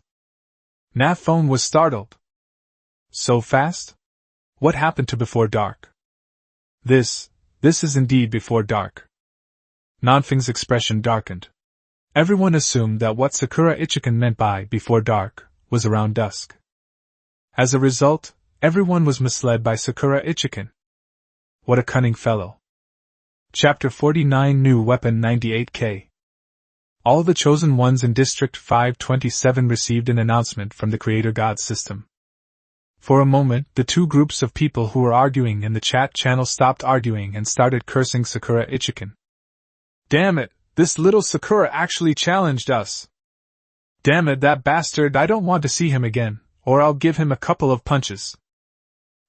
Wasn't the person upstairs just advocating for an apology? How come they've changed their minds so quickly? He's shitting on my head, and I'm supposed to apologize to him? I'd smash his head in. So realistic. Now that things have come to this, there's no use in apologizing. I still hope that boss Nan Feng can win. Inside the cabin, Nan Feng sighed. He does want to win, but given the current situation, it's unlikely he'll succeed. Sakura Ichikan must be level 8 by now. The difference in strength is so great that it's almost insurmountable. Unless Nan Feng's destined divine weapon can be upgraded again. I opened the handsome guys group, but there was still no one speaking. I wonder what the situation is like for Suzerain and the others now, and whether they have found the copper ingot? With just over 9 minutes left, there was no point in Nan Feng going anywhere. He could only stay in the cabin and wait anxiously. That lousy Sakura sword, once I release the cross-region challenge order, I'll definitely beat you up. The item. Cross-region challenge token. Hasn't been dropped in District 527 yet. Nan Feng estimates it's probably on the Crypt Spider King. Nan Feng decided to wait until later to take down the Crypt Spider King. He's already level 6, and if he's careful, he has a good chance of killing the Crypt Spider King. After waiting another 3 minutes, Nan Feng's mood gradually calmed down, and he began to prepare for the upcoming challenge. Even with a huge gap in strength, Nan Feng will go all out. Inside the cross-regional chat channel, the chosen one from the Sakura Kingdom is relentlessly mocking Nan Feng, spouting pre-match trash talk. Nan Feng ignored them to avoid affecting her mindset. Nan Feng was already the weaker party, and if their mentality was further affected, they would have no chance of winning. Sakura Ichikan must have understood this as well, which is why he kept tagging Nan Feng to influence her condition. In order to win, Sakura used all her skills, demonstrating extreme steadiness. However, to his surprise, Nan Feng directly blocked the cross-region chat channel. Sigh, I can't see it. 5 minutes left in the countdown. At this moment, Yuran sent a message. Illusion grass is ripe. Here, take it. It can add 10 energy points, although it's not very useful. Nan Feng. No need. It was agreed before that the bloodthirsty wolf leader would be mine, and the illusion grass would be yours. What Nan Feng needs now is not energy, but strength. Energy affects mana and defense. Nan Feng's current maximum mana is 490 points, which may not be enough for a prolonged battle, but it is more than enough for a one-on-one fight. As for defense, even if you add a dozen or so points to your defense, it won't be enough to withstand a single strike from a level 8 Sakura sword, so it's not very useful. You ran. I left behind the roots of the illusion grass, which can be cultivated again and will mature in 3 to 5 days. You need to improve your strength more than I do now. The future of our war zone depends on you. Hurry up and eat it. Yuran didn't give Nan Feng time to hesitate and directly traded the illusion grass to him. Nan Feng hesitated for 2 seconds, then accepted it. What if we have to fight a protracted battle with Sakura Itsuken? Wouldn't this energy come in handy? Phantom grass. Consuming this grass increases the chosen one's stamina by 10. Note, each chosen one can only consume 1 grass. Consuming more will have no effect. This phantom grass can only be consumed by 1 person, which is a bit of a rip-off. Nan Feng was quite pleased when Yuran mentioned that it could be cultivated, and was planning to eat more of it. After swallowing the illusion grass in 1 gulp, Nan Feng felt dizzy and saw double images before his eyes. Mad, is it toxic? As soon as Nan Feng thought this, the double image in front of her disappeared, her dizziness subsided, and she felt incredibly energetic. It seems it's not poisonous, but rather an effect inherent to the phantom grass. The dizziness lasted for about 5 to 10 seconds. I wonder if the ferocious beast will also experience this. Maybe I can use illusion grass as a control skill in the future. Nan Feng shook his head, putting the idea out of his mind, and will verify it when he has time later. Yuran. Illusion grass exchange for 20 cups of mana potion, remember to give it to me. South Wind. This girl is trying to force me to buy something again. That's going too far. But this is good too, with prices clearly marked, so there's no need to owe the other party a favor. After all, favors are the hardest thing to repay in this world. Moreover, the cost of Nan Feng making mana potions is extremely low. 20 mana potions can be exchanged for 1 phantom grass, so Nan Feng doesn't lose out. 3 minutes left in the countdown. Huan Yuanming sent a message. Brother, hurry, collect 100 iron blocks right away. Nan Feng was delighted to see the 100 iron blocks that Huan Yuanming had traded for. Nan Feng. Wow, brother, you've dug up 100 so quickly. Huan Yuanming. Damn it, my hands are almost broken. We didn't keep any of them, we gave them all to you. Huan Yuanming. They seem to have found the copper ingot. Wait a little longer, we'll definitely get it for you before the fight starts. Nan Feng knew that the outcome of this challenge was related to all the chosen ones in the entire war zone, so it was reasonable for them to help Nan Feng improve his strength, since it was related to their own interests. But Nan Feng was still somewhat moved. Countdown, 1 minute. Suzerain didn't say anything and directly traded 1 copper ingot. The moment Nan Feng received the copper ingot, he immediately clicked to upgrade his signature weapon. The attributes of the natal divine weapon underwent a tremendous change in an instant. My destiny weapon. Weapon name, ordinary armory. Current grade, lower grade E. Type backpack. Attribute, backpack slots plus 50. Upgrade materials required 300 wood, 500 stones, 200 iron blocks, 20 copper blocks. Unlocked equipment in the armory, Desert Eagle, stone knife, 98K sniper rifle, red dot scope. As your destined divine weapons grade increases, more equipment will be unlocked. Ding! As your signature weapon has leveled up, you have unlocked a new weapon, the 98K sniper rifle. Ding! As your signature weapon has leveled up, you have unlocked a new attachment, the red dot sight. Ding! As your destined weapon grows stronger, you have learned a new skill, charge strike. 3 consecutive system notifications filled Nan Feng with joy. New weapons! And new skills too! Nan Feng immediately opened his backpack and looked at the antique-looking 98K sniper rifle. 98K sniper rifle. Current grade, lower grade E, increases with the upgrade of standard armory. Type weapon. Attributes, strength plus 50, stamina plus 10. Each attack consumes 30 mana points and can deal 150% of the attack power as damage to the enemy. Equipment from the ordinary armory.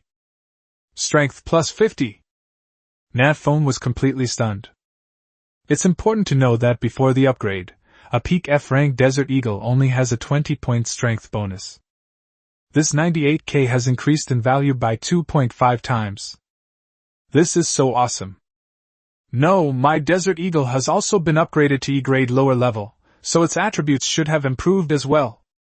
Nan Feng then looked at the Desert Eagle and the wooden, now it should be called a stone dagger, a rather peculiar name. Desert Eagle. Current grade, lower grade E, increases with the upgrade of standard armory. Type weapon. Attributes, strength plus 40, stamina plus 20. Each attack consumes 3 mana and deals 130% of the attack power as damage to the hit enemy.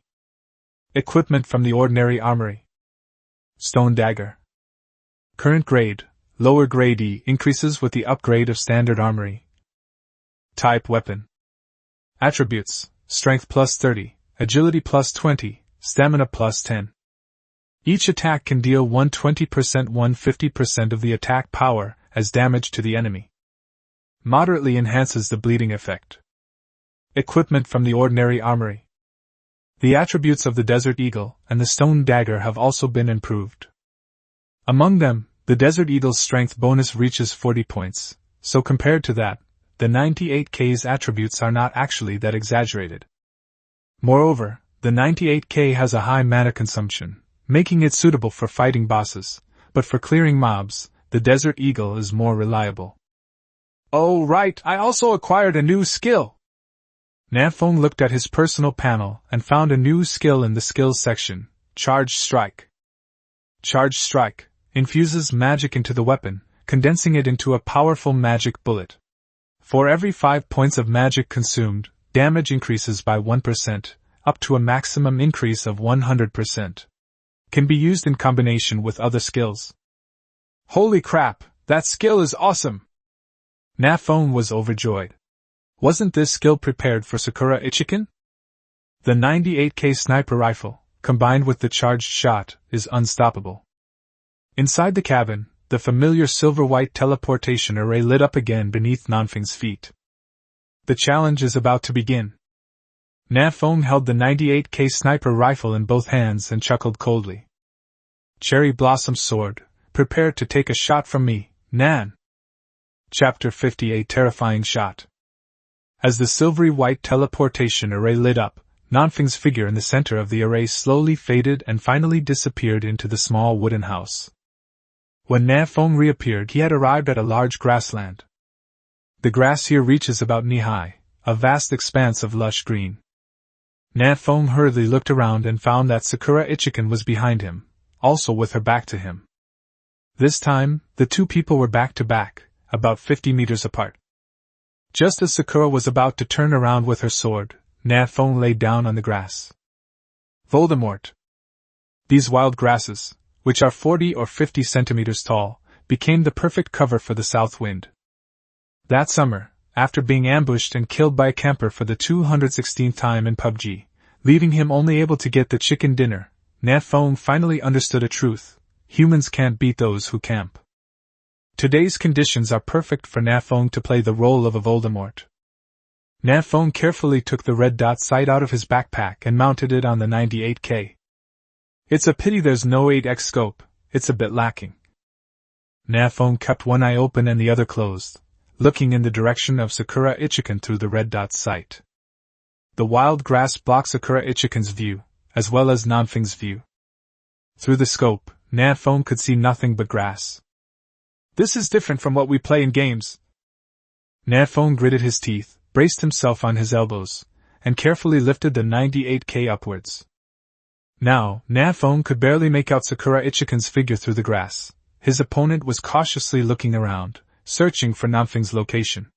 At the same time, he was rapidly and erratically dodging in small areas. Nan Feng knew this was to avoid being targeted. But in this environment, it would be almost impossible for Sakura Ichikan to spot someone lying on the grass 50 meters away. "Hey, can't you see me?" Nan Feng chuckled and immediately activated his skill. Charging strike.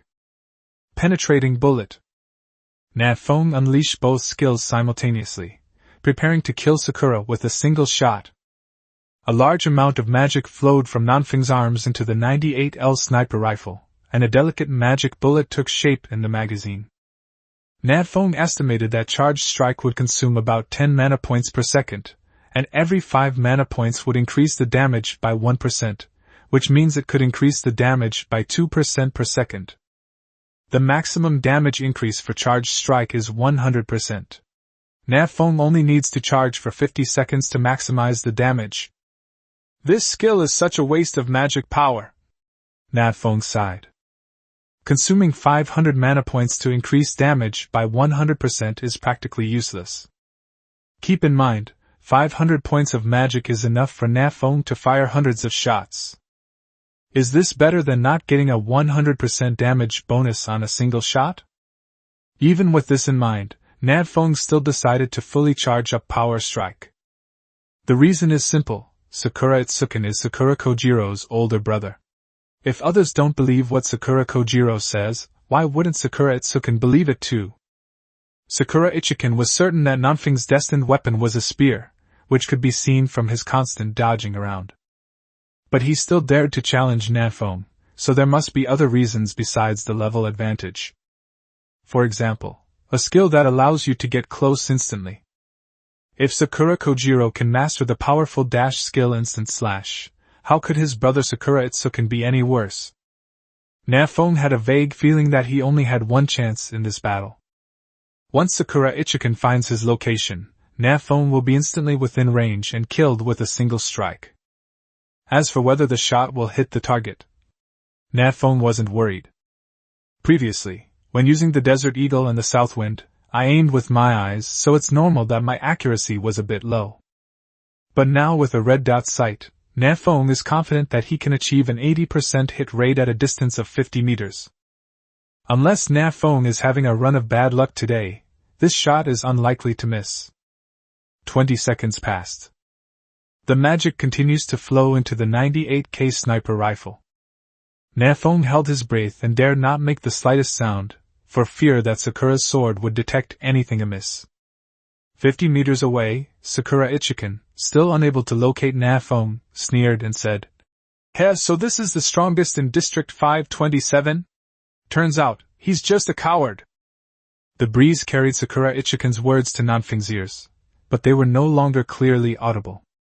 With the real-time translation of the Creator-God system, Nan Feng was still able to barely make out a few words. "Huh? The strongest in District 527? You think I'll come out just because you praise me? That's so naive." Nan Feng curled his lips, somewhat disdainful, and continued to gather his strength. Seeing that Nan Feng did not respond, Sakura Ichikan continued to mutter to herself. "It's no use hiding. Once I find you, you can just wait to die. I only need one strike to kill you. What about you? You have a gun, don't you?" Let me see if your gun is faster, or my agility is faster. Trying to stall for time, huh? Well, let's see how long you can stall. Sakura Ichikan stopped searching for Nan Feng's location and sat down on the ground, facing Nan Feng's direction, and began to wipe the stone knife in her hand. This is the new look of the rotten wooden samurai sword after it is upgraded to E-rank not-so-sharp stone samurai sword. Sakura Ichikan is selling a weakness. Ha! He thinks I can't kill him with one shot, so he's going to let me have a chance. If Nan Feng's signature weapon hadn't been upgraded before the challenge started, then he indeed wouldn't have been able to kill Sakura with a single shot. But things are different now. Nan Feng not only has new weapons, but has also mastered new skills. Sakura Ichikan's action was a gift. Forced delivery. Nan Feng never expected that Sakura Ichikan, who had been so steady for so long, would make such a big mistake at the last moment. 35 seconds, 40 seconds, 45 seconds. Once 50 seconds are up, the damage of the charged strike will be at its maximum. Nan Feng's eyes narrowed, and he pulled the trigger. Call out. A nearly 10-centimeter-long penetrating bullet whistled out, skimming the grass as it hurtled towards Cherry Blossom Sword. The instant Nan Feng fired his gun, Sakura Itsuki reacted, instinctively drawing his sword and delivering a horizontal slash. Like his younger brother Sakura Kojiro, Sakura Itsuki can also cut through a bullet with a single strike. Before he could even turn his gaze toward Nan Feng, the knife in his hand had already been drawn. This swordsmanship is simply terrifying. Of course, this is also related to the fact that Nan Feng's magic bullets do not have a fast enough muzzle velocity. If it were a supersonic bullet like the one from Earth, and even if Sakura were hit by a sword or 10 samurai swords, he still wouldn't be able to hit her. Clang! The magic bullet collided with the samurai sword, producing a crisp sound. This scene was almost a complete replica of the battle with Sakura Kojiro that morning. Similarly, Nan Feng's penetrating bullet also strangely passed through the katana, piercing through Sakura Itsuki's shoulder. Sure enough, his bullets had a penetrating effect. Sakura Itsuki wasn't surprised. He already knew this from Sakura Kojiro. The reason for still using a samurai sword to cut the bullet was not because Sakura Itsuki didn't believe his younger brother, but to make the bullet deviate from its original trajectory. This shot was originally aimed at Sakura Itsuki's head. Hitting the head easily triggers the weakness attack, and even if Sakura's sword lets Nan Feng take one hit, she doesn't want to lose too much health. Found you, hee hee hee. Sakura Ichikan sneered, just as he was about to stand up and unleash his skill on Nan Feng, when he suddenly realized that his body was very weak and his limbs were limp. An ominous premonition enveloped Sakura Itsuki's heart. He glanced at his status bar, which displayed health points, 33/690. Abnormal condition, bleeding. Nan Feng's shot just now dealt him 657 damage. Sakura Ichikan's face turned pale. What terrifying output was that? A level 6 fighter against a level 8 fighter, dealing only a third of the original damage, yet still managing such high output? What would happen if they were at the same level? What the hell? Such a powerful shot, even triggering weakness strike, and it still didn't kill Sakura one's sword instantly. Nan Feng is completely dumbfounded. This level suppression is too strong, isn't it? After equipping the 98K sniper rifle, Nan Feng now has 635 attack power. Even with the bonuses from penetrating shot, charged strike, and weakness strike, it only deals 657 damage? What a rip-off! This shot stunned both of them. Bleeding, -13. Suddenly, Sakura Ichikan's health dropped again. The bleeding effect has been triggered. Previously, Sakura Ichikan was facing Nan Feng from the side, so Nan Feng's penetrating bullet pierced directly from Sakura Ichikan's right shoulder to his left shoulder, causing massive damage that made it impossible to stop the bleeding. Sakura Ichikan understood this as well. Looking at his remaining 20 health points, he didn't think about stopping the bleeding, but instead drew his sword and slashed at Nan Feng. Bleeding, -14. 6 health points remaining. Sakura Ichikan's katana slashed down from a distance. The 50-meter distance between the two did not give Nan Feng any sense of security. Aerial slash. This strike can hit enemies from a distance. The farther the distance, the more magic power the user will consume, and the lower the damage will be. This 50-meter distance almost drained the magic power of the Sakura sword, but he still managed to unleash it. Death came. Nan Feng felt completely enveloped by the blade, unable to escape, and could only lie dead on the ground. Bleeding, -5. Suddenly, a pale red number appeared above Sakura Itsuki's head. The sword of cherry blossoms hung over Nan Feng's head, but ultimately failed to fall. His health was forcibly locked at one point. The unyielding will buff has been triggered. Cherry blossom sword lost. Chapter 51 Resources delivered to your doorstep? Ding!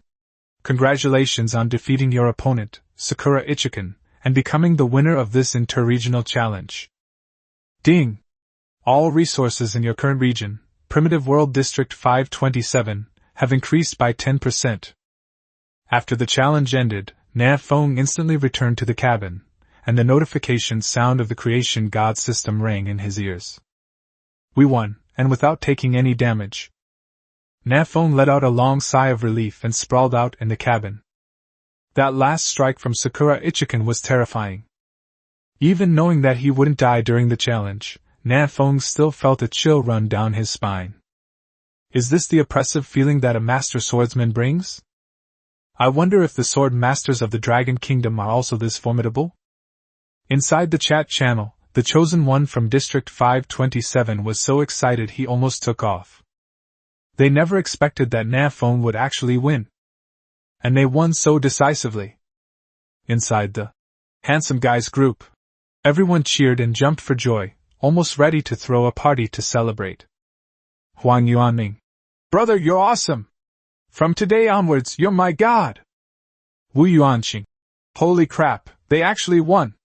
That's awesome! Su Ming. Wow, awesome! Nan Feng. Please excuse me. If it weren't for you guys helping me upgrade my NATO weapon, I wouldn't have been able to win. Su Zeren. It seems our efforts have not been in vain. Nan Feng wasn't being modest. He was just telling the truth.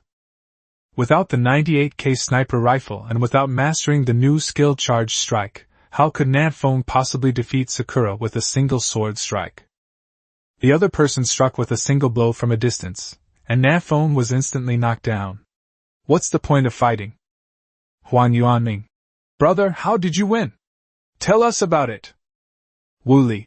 Yeah, it must be very dangerous, right? Nan Feng. It was quite dangerous. His knife was only 0.01 centimeters away from my scalp, but in the end, Nan Feng, was more skilled and killed him. Wu Yuanqing. Everyone, go check the cross-region chat channel. Sakura Ichikan is saying he won. What? Nan Feng, completely bewildered, closed the handsome guys group and entered the cross-region chat channel. District 39, Sakura Ichikan. Nan Feng's strength is very average, and he doesn't have any special skills. I could easily take him down even if I let him have both hands. Everyone, it's your turn to make your move. District 68, Chingmo. Hee, an 8th level challenging a 5th level, you Sakura people really have no shame. Chingmo from District 68 is still unaware that the south wind has already reached level 6. District 17, Xiaoangran. You're attacking my brothers from the Dragon Kingdom, aren't you? Sakura Ichikan, you just wait. District 162, Martin. Can't even beat him with 2 hands? It seems Southwind is nothing special. Let me challenge him next. Nerusing, Sector 105. Quick, let me finish your challenge. I got the challenge order this morning and I can't wait to plunder the resources of Sector 527. District 491, Salman. Please defeat District 527 3 times as soon as possible, so that we can challenge him in the future. India and the United States have both responded to Sakura Ichikan's call and are preparing to challenge District 527. What does this mean? Are they trying to trick us into sending them resources? Nan Feng was a little confused for a moment, not realizing what Sakura Ichikan's purpose was in doing this. But after thinking for a moment, Nan Feng understood the purpose of Sakura Ichikan. His District 39 had previously been defeated once by Xiao Angran from District 17, and now he has been defeated again by Nan Feng, meaning he has already lost 2 matches. If they lose another match, they will face a penalty of reducing all their attributes by 10. This penalty is too severe, and even Sakura Ichikan cannot bear it. Therefore, he wanted to publicly declare that he had won the challenge in order to prevent other war zones from targeting him.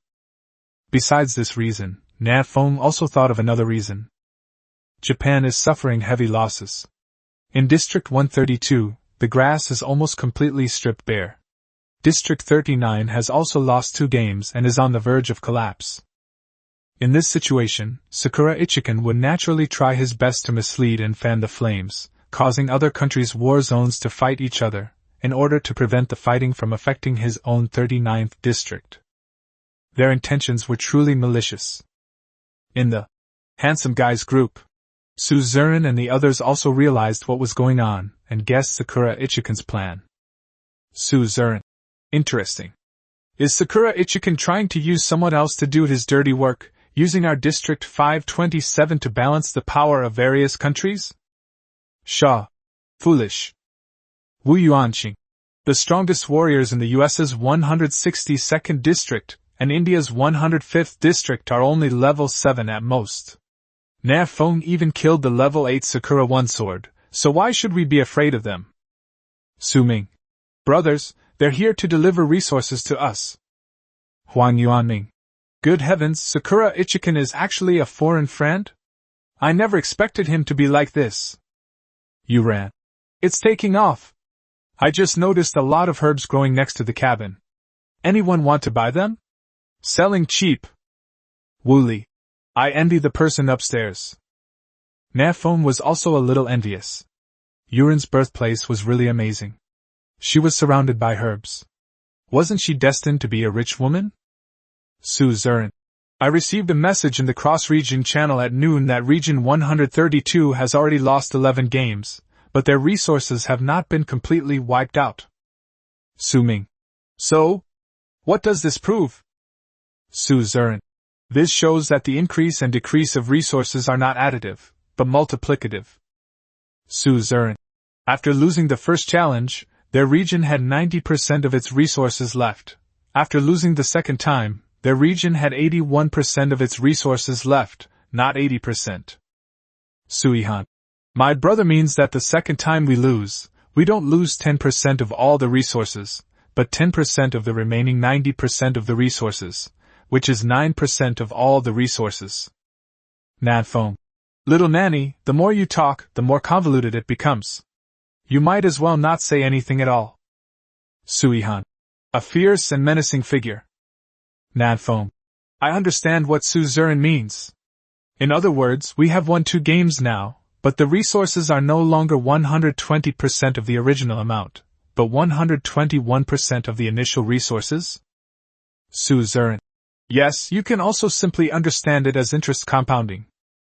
That's great. If Nan Feng wins another game, it will be equivalent to increasing resources by 12.1%. Isn't that wonderful?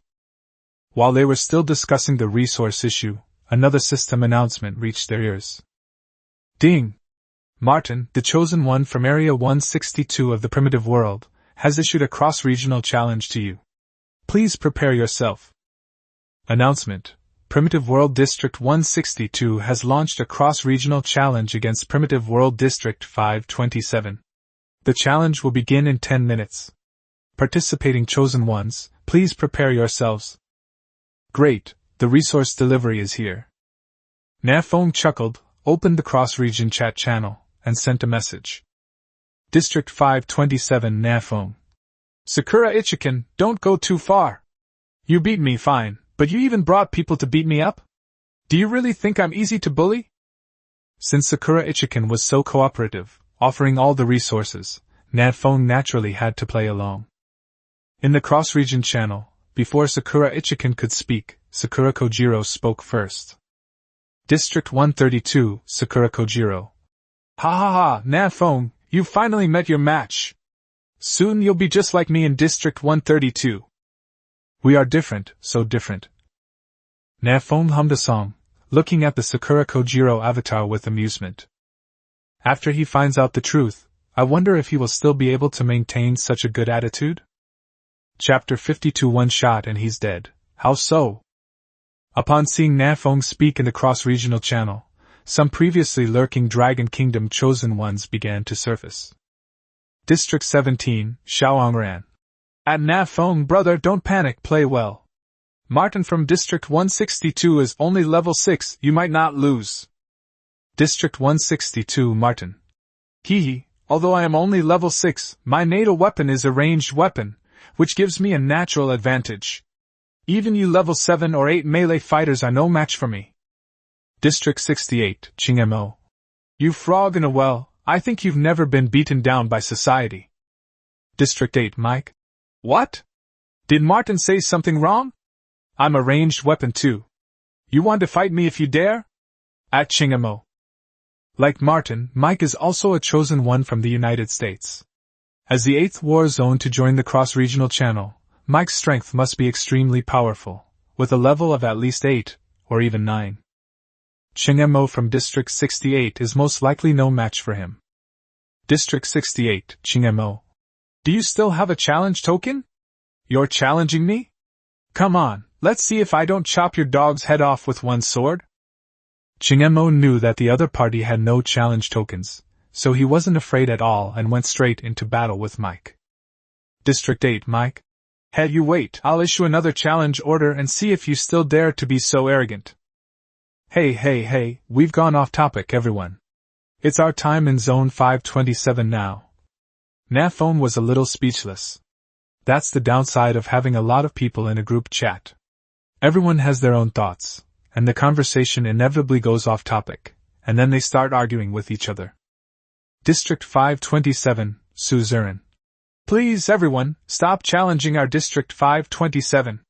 If we keep losing, our compatriots in this war zone will be doomed.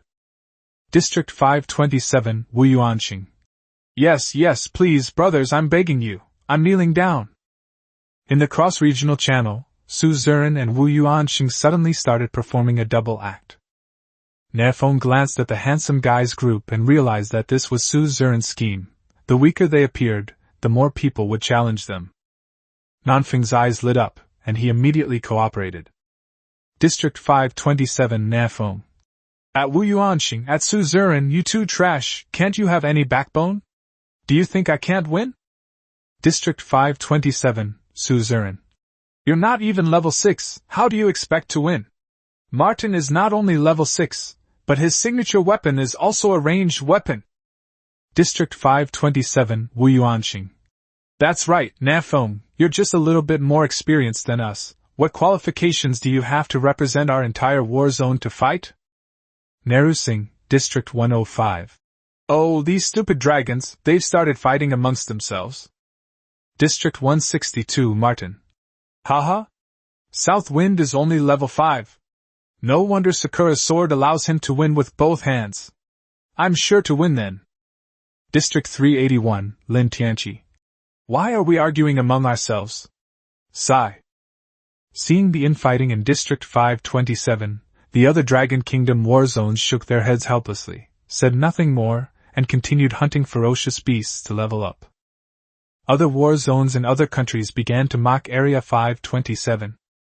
Inside District 39, Sakura Ichikan sat in a small wooden house with a gloomy expression, only one thought in his mind. These insidious Chinese are too cunning. But it doesn't matter, since it's India and the US that are suffering losses. It has nothing to do with Japan, and it has even less to do with Japan. After this wave, District 527 is likely to take off. On the other side, Nan Feng saw the message Martin sent and grinned crookedly. What a naive little fool, believing Nan Feng and his gang's lies. With 3 minutes left before the challenge begins, Nan Feng chatted in the handsome guys group, waiting for the challenge to start. Suzerain. We have now captured the iron mine and can produce iron blocks every day. Suzerain. Regarding the distribution of the iron blocks, here's what I'm thinking. Let's divide them equally among the people in our group, and everyone should upgrade their main weapons to increase their combat power. Suzerain. Everyone will need to level up quickly, so we definitely won't have time to spend all day mining in the mines. Therefore, I plan to find a few trustworthy people to mine. We'll use some of it internally, and sell the rest at a uniform price. We'll split the net profit equally, which means everyone will be a shareholder. What are your opinions? Wu Yuanqing. I have no objection. Su Ming. I have no objection either. What's more interesting than hunting ferocious beasts when it comes to mining? Nan Feng. I have no objection either. Yu Ran. Huh! I've never even been to a mine, how can I become a shareholder? Really, Godfather? Suzerain. Oh, I almost forgot about you. You don't have any shares. Yuan. Oh. Suzerain glanced at the members in the group. And that Wang Jiyang, you didn't participate in the mine exploration activity either, and you don't have any shares. Wang Jiyang. Why should I? You said yourself that everyone in the group gets a share. Ding! Wang Jiyang has been kicked out of the group chat. Suzerain. This person is too selfish and self-centered. She's not suitable to be a teammate. Let her go solo. Huang Yuanming. Good kick. I've wanted to kick her for a long time. Nan Feng. At Suzerain, she's cursing at you in the chat channel. Suzerain. Go ahead and scold me, it won't hurt me. After discussing the iron ore, the group began to discuss the copper ore. Suzerain. It's now confirmed that the copper mine is to the right of the mine shaft, but it's guarded by the Crypt Spider King, making it very difficult for us to break in. Nan Feng. Don't worry, I'll come and help you after I've plundered 2 more batches of resources. Huang Yuanming. Okay, come and let us see the output of this master. Nan Feng glanced at the countdown. There were 30 seconds left before the challenge began. Nan Feng. Brothers, pour me a cup of warm wine. Aye, Nan Feng, we'll be right back. Nan Feng turned off the control panel, held the 98K in front of him, aimed at the big tree outside the cabin, and began to charge up a shot. He's going to teleport directly to the battlefield in combat mode. 3, 2, 1. The countdown ended, and the silver-white teleportation array lit up again beneath Nan Feng's feet. The next second, the scenery before his eyes shifted, and he found himself on a plain. Great spot. Plenty of obstructions. Nan Feng, holding the 98K, looked around and instantly spotted Martin on his left. The distance between the two sides remained at approximately 50 meters. Martin is over 1.8 meters tall, holding a longbow in his right hand and resting his left hand on the string, ready to launch an attack at any moment. At that moment, Martin also turned his head and saw the south wind. His face, which had been wearing a confident smile, instantly turned into one of terror. Are you sick? Turning around, I saw someone pointing a sniper rifle at me. Where is the primitive world we were promised? Is this fucking primitive? Nan Feng didn't give Martin a chance to react and fired immediately. The damage bonus for charged strike has reached 82%, which is sufficient. Both Nan Feng and Martin are level 6, so there is no level advantage and their damage will not be reduced. That one shot was enough to kill Martin instantly. Call out. Critical hit, -509. The shot pierced Martin's head, triggering the critical strike effect. The reason it only dealt 509 damage was not because Nan Feng's attack power was too low, but because Martin only had 510 health points. If it weren't for the unyielding will buff that forcibly locked his health at one point, Martin would already be a corpse. That's all for today. Nan Feng slung the 98K over his shoulder, waved to the terrified Martin, and slowly disappeared from sight. One shot and he's dead. How so? Chapter 53 3-game winning streak. Huge improvement. Ding! Congratulations on defeating your opponent Martin and becoming the winner of this interregional challenge. Ding! All resources in your current region, Primitive World District 527, have increased by 10%. When Nan Feng returned to the cabin, all the members of the Handsome Guys group were stunned. You ran. You might not believe it, but I was just about to say go Nan Feng, when he won. Huang Yuanming. Instant kill?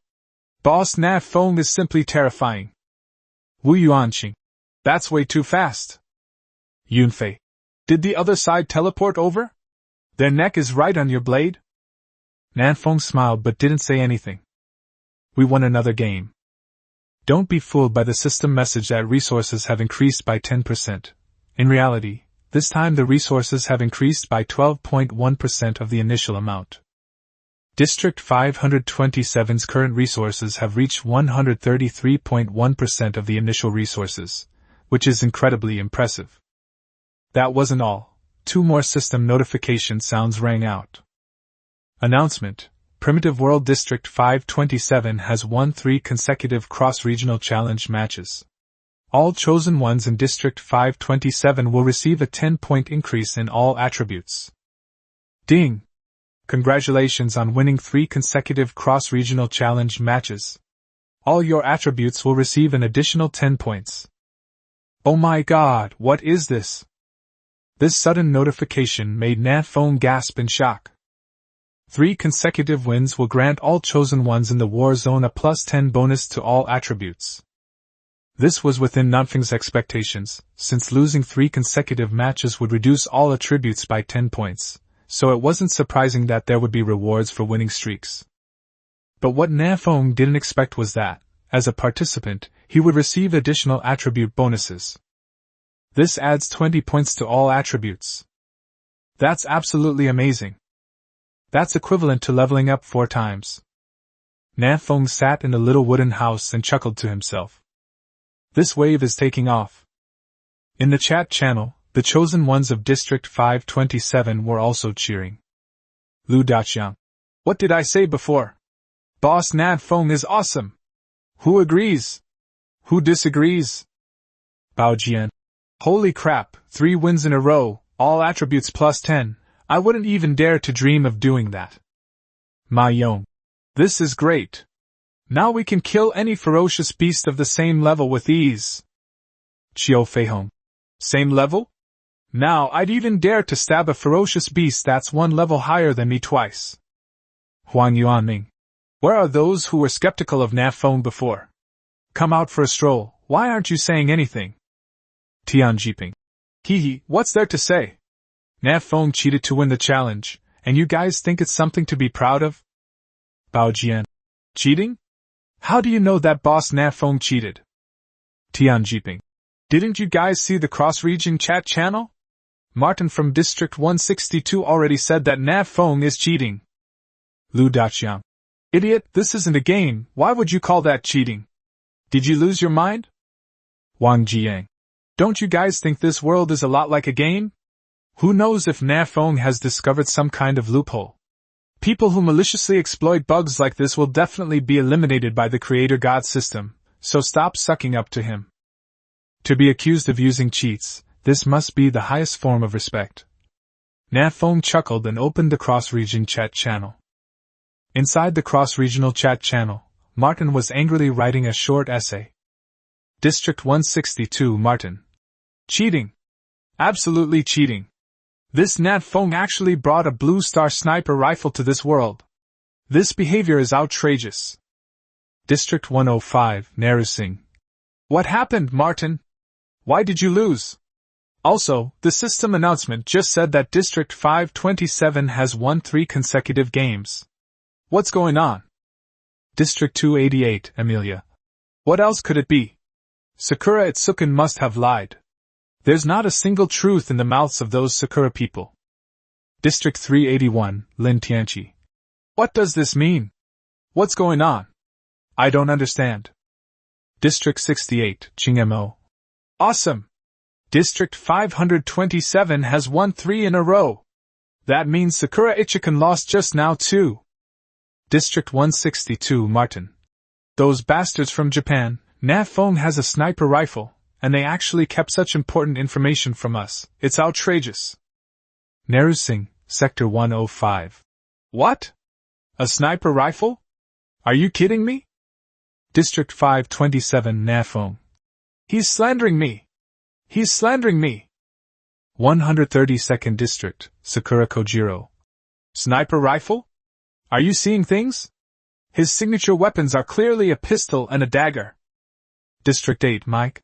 You guys lost, fine, but how come you didn't even figure out your opponent's signature weapon? What a bunch of useless trash. District 3, Andre. Interesting. Can this south wind change his natal divine weapon at will? Area 162, Martin. I know the truth now. His signature weapon is a dagger. His pistol and sniper rifle were all brought from Earth. Area 491, Salman.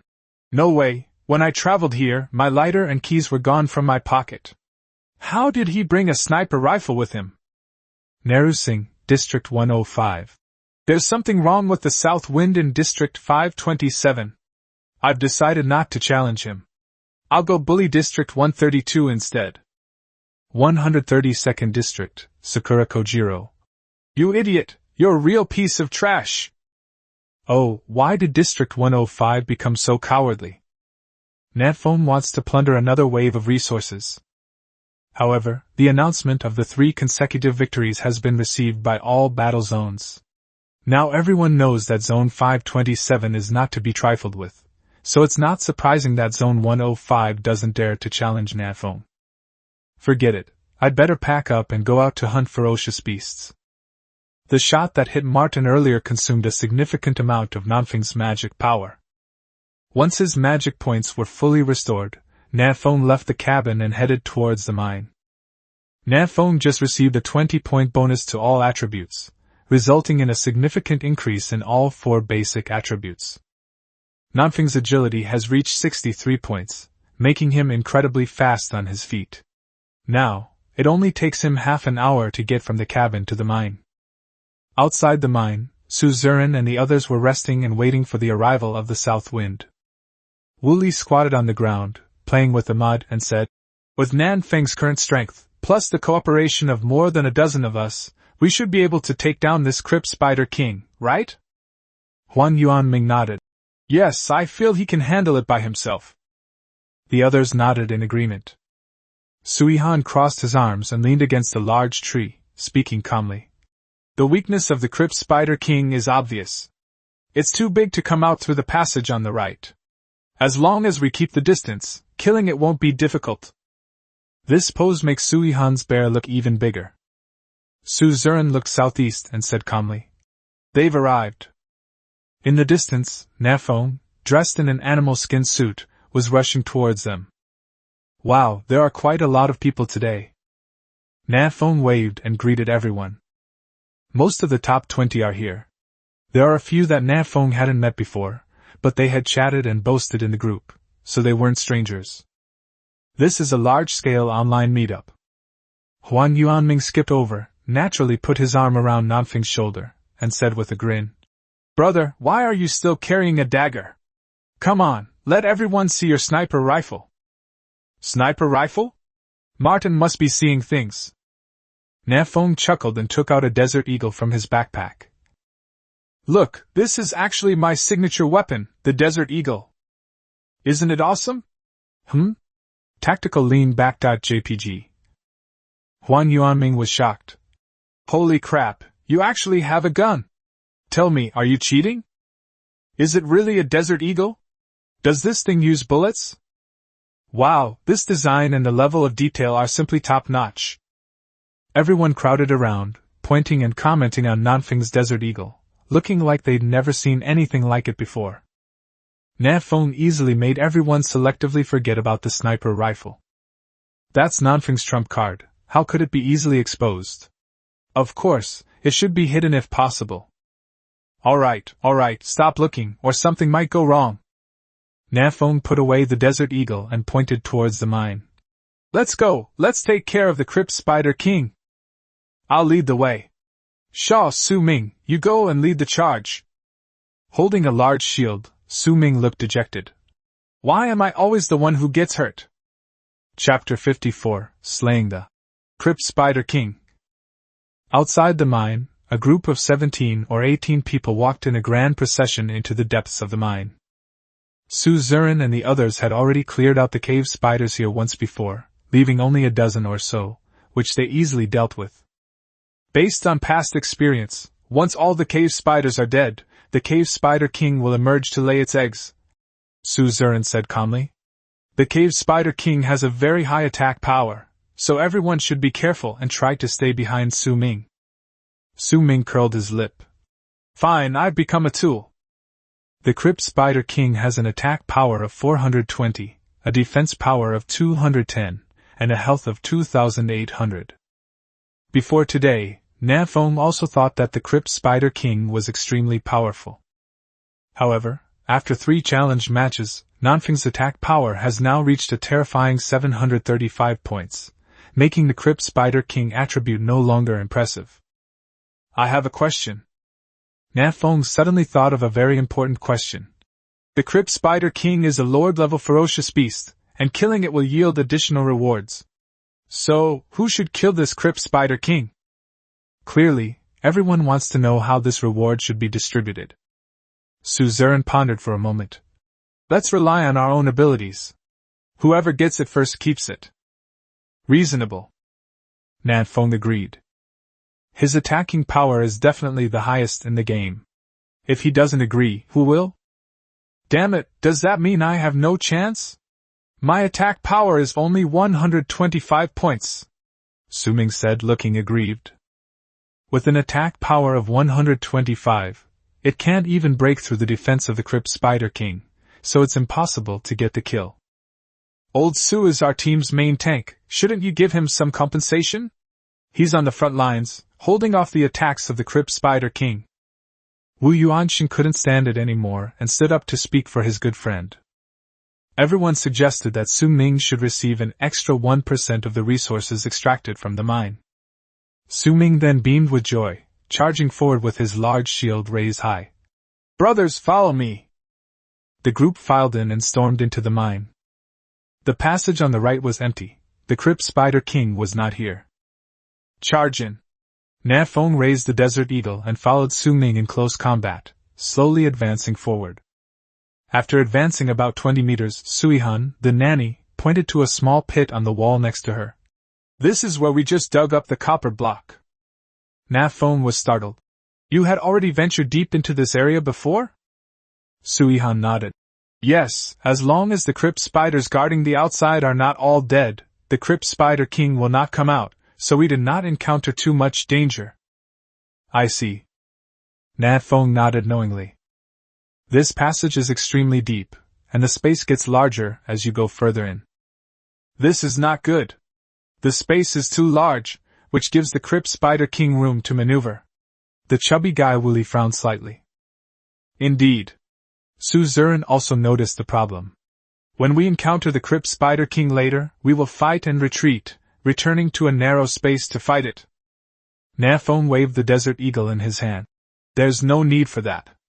With so many of us, if each of us gives it a big poop, it'll be gone. On the way, Nan Feng roughly calculated that he could deal 500 to 700 damage to the crypt spider king with one shot. With its 2,800 health, it couldn't withstand more than a few hits. Splash! The sound of gravel sliding down could be heard. Everyone tensed up and prepared for battle. Su Ziren said, Su Ming, Wu Li, you two throw the torches ahead and see what's going on. The two men swung their arms wide and threw the torches out with great force. The torches fell to the ground, and by their dim light, everyone could see the enormous body of the cave spider king. Su Ziren shouted sharply, Attack!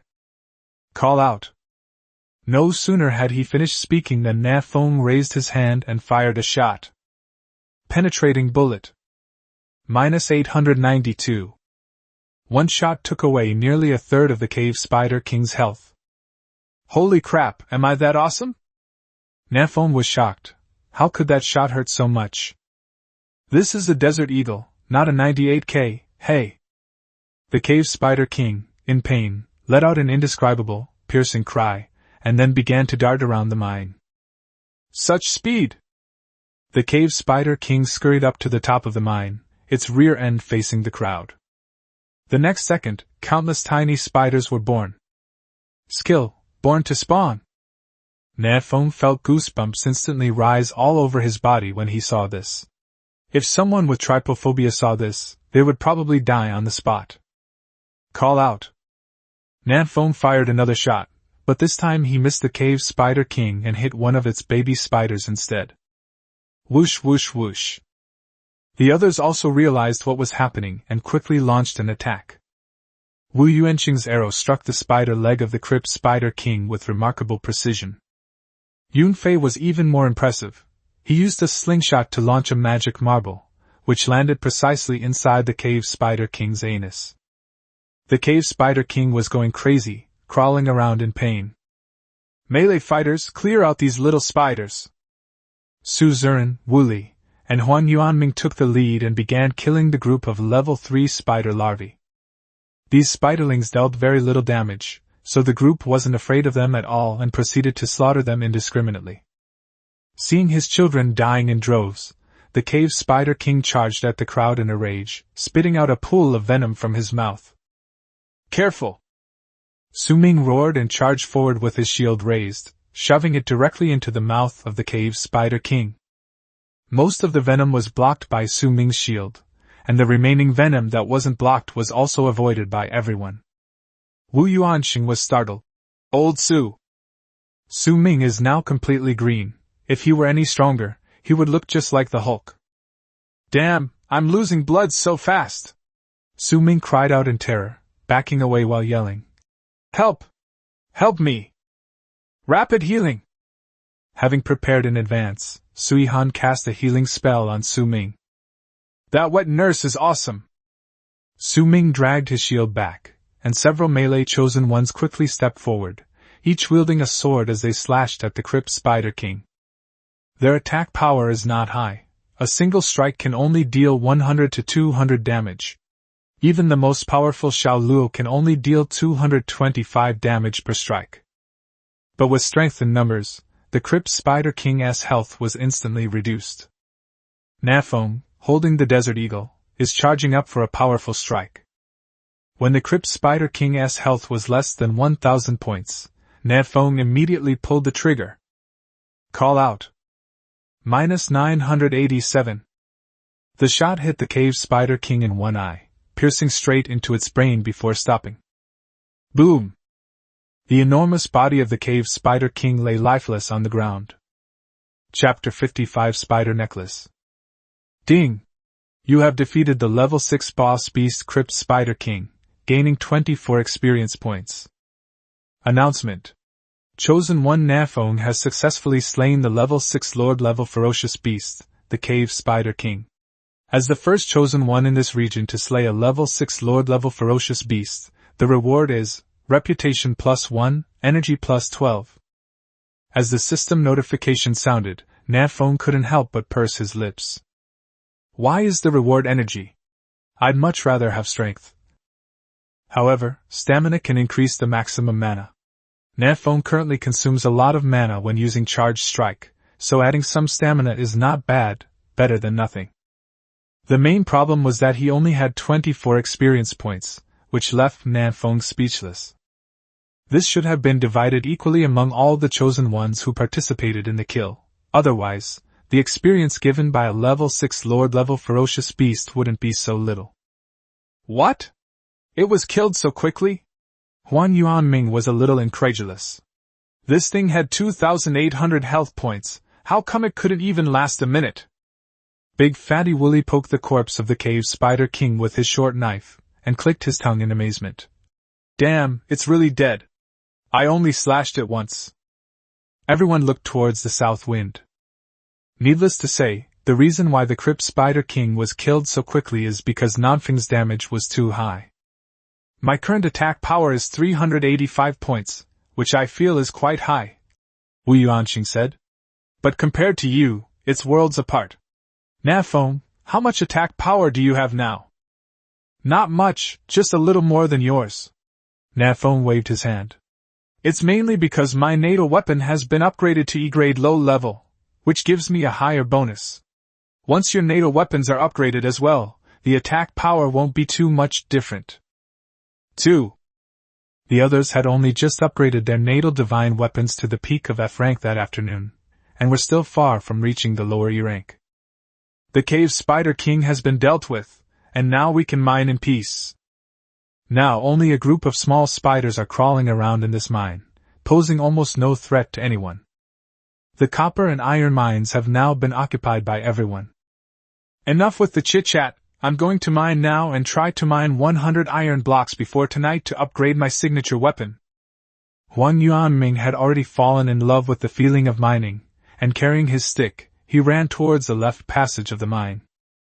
Wait for me, I'll go with you. In an instant, the crowd surged toward the left-hand mine shaft. Compared to copper blocks, there is a greater demand for iron blocks now, so everyone chooses to mine iron blocks first. Nan Feng stayed where he was, preparing to clean up the battlefield. Nan Feng reached out and touched the corpse of the crypt spider king, obtaining 2 venomous fangs. Ding! Congratulations! You have obtained Spider Fang X2. Spider fangs. The fangs contain a small amount of venom. When applied to weapons, they can cause poisoning to enemies. Nan Feng had previously killed a ferocious beast called the 5-flower snake, whose hallucinogenic fangs were similar to these spider fangs, except one had a hallucinogenic effect and the other had a poisoning effect. After putting the venomous fangs into his backpack, Nan Feng opened the corpse of the crypt spider king again. Sure enough, beneath its corpse was a treasure chest emitting a milky white glow. Upon opening the treasure chest, Nan Feng heard a system notification sound. Ding! Congratulations on obtaining Spider Necklace X1. Spider Necklace. Grade: Superior F grade. Type: Necklace. Attribute: Strength +6. Another necklace? Nan Feng was speechless. He had only gotten a few pieces of equipment so far, so how come he was getting duplicates so quickly? The bloodthirsty wolf leader he killed a few hours ago also dropped a necklace.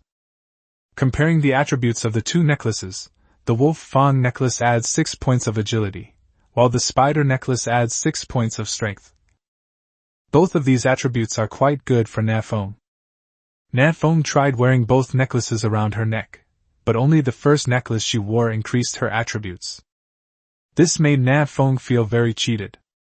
What's going on? Can't a rich guy even wear one more necklace? Never mind, keep the spider necklace, and sell the wolf fang necklace later. For Nan Feng, the strength attribute is more important at this stage. When he can kill a ferocious beast of the same level with a single shot, agility becomes quite useless.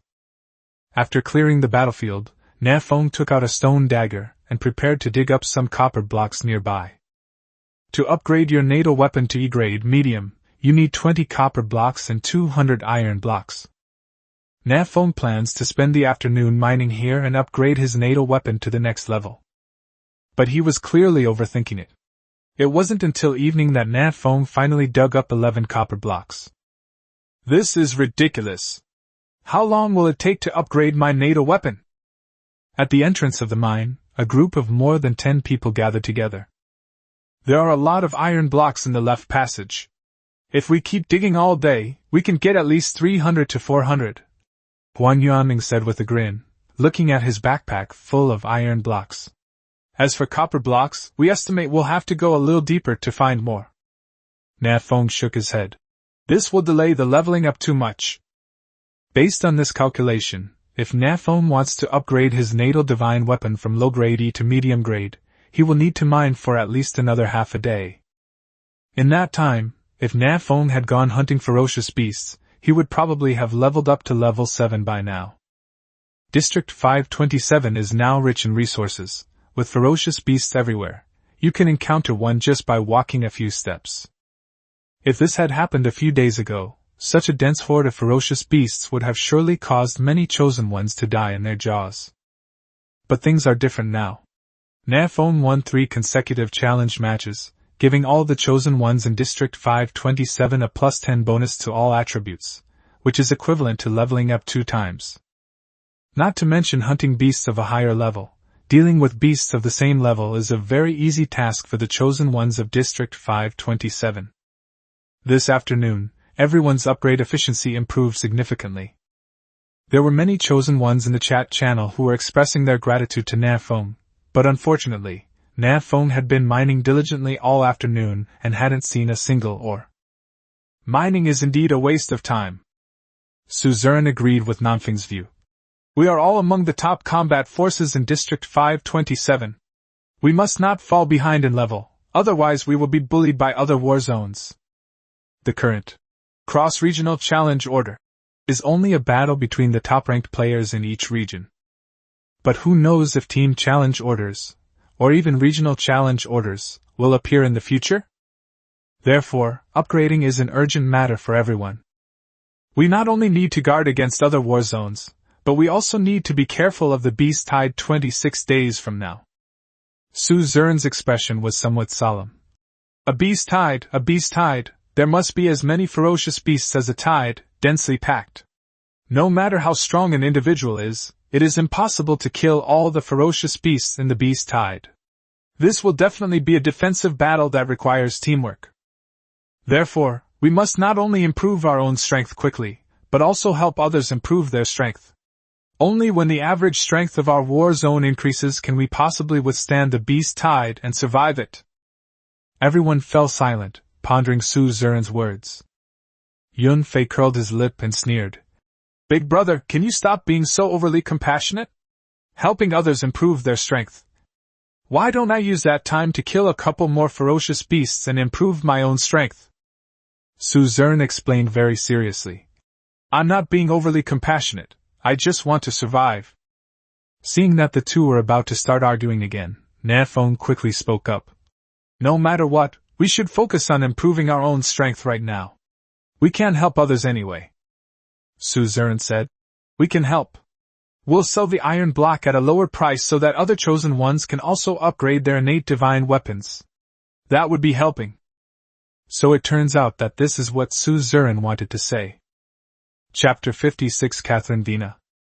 As the discoverer of the iron and copper mines, Suzerain's willingness to reveal this place may also stem from the idea of helping everyone improve their strength.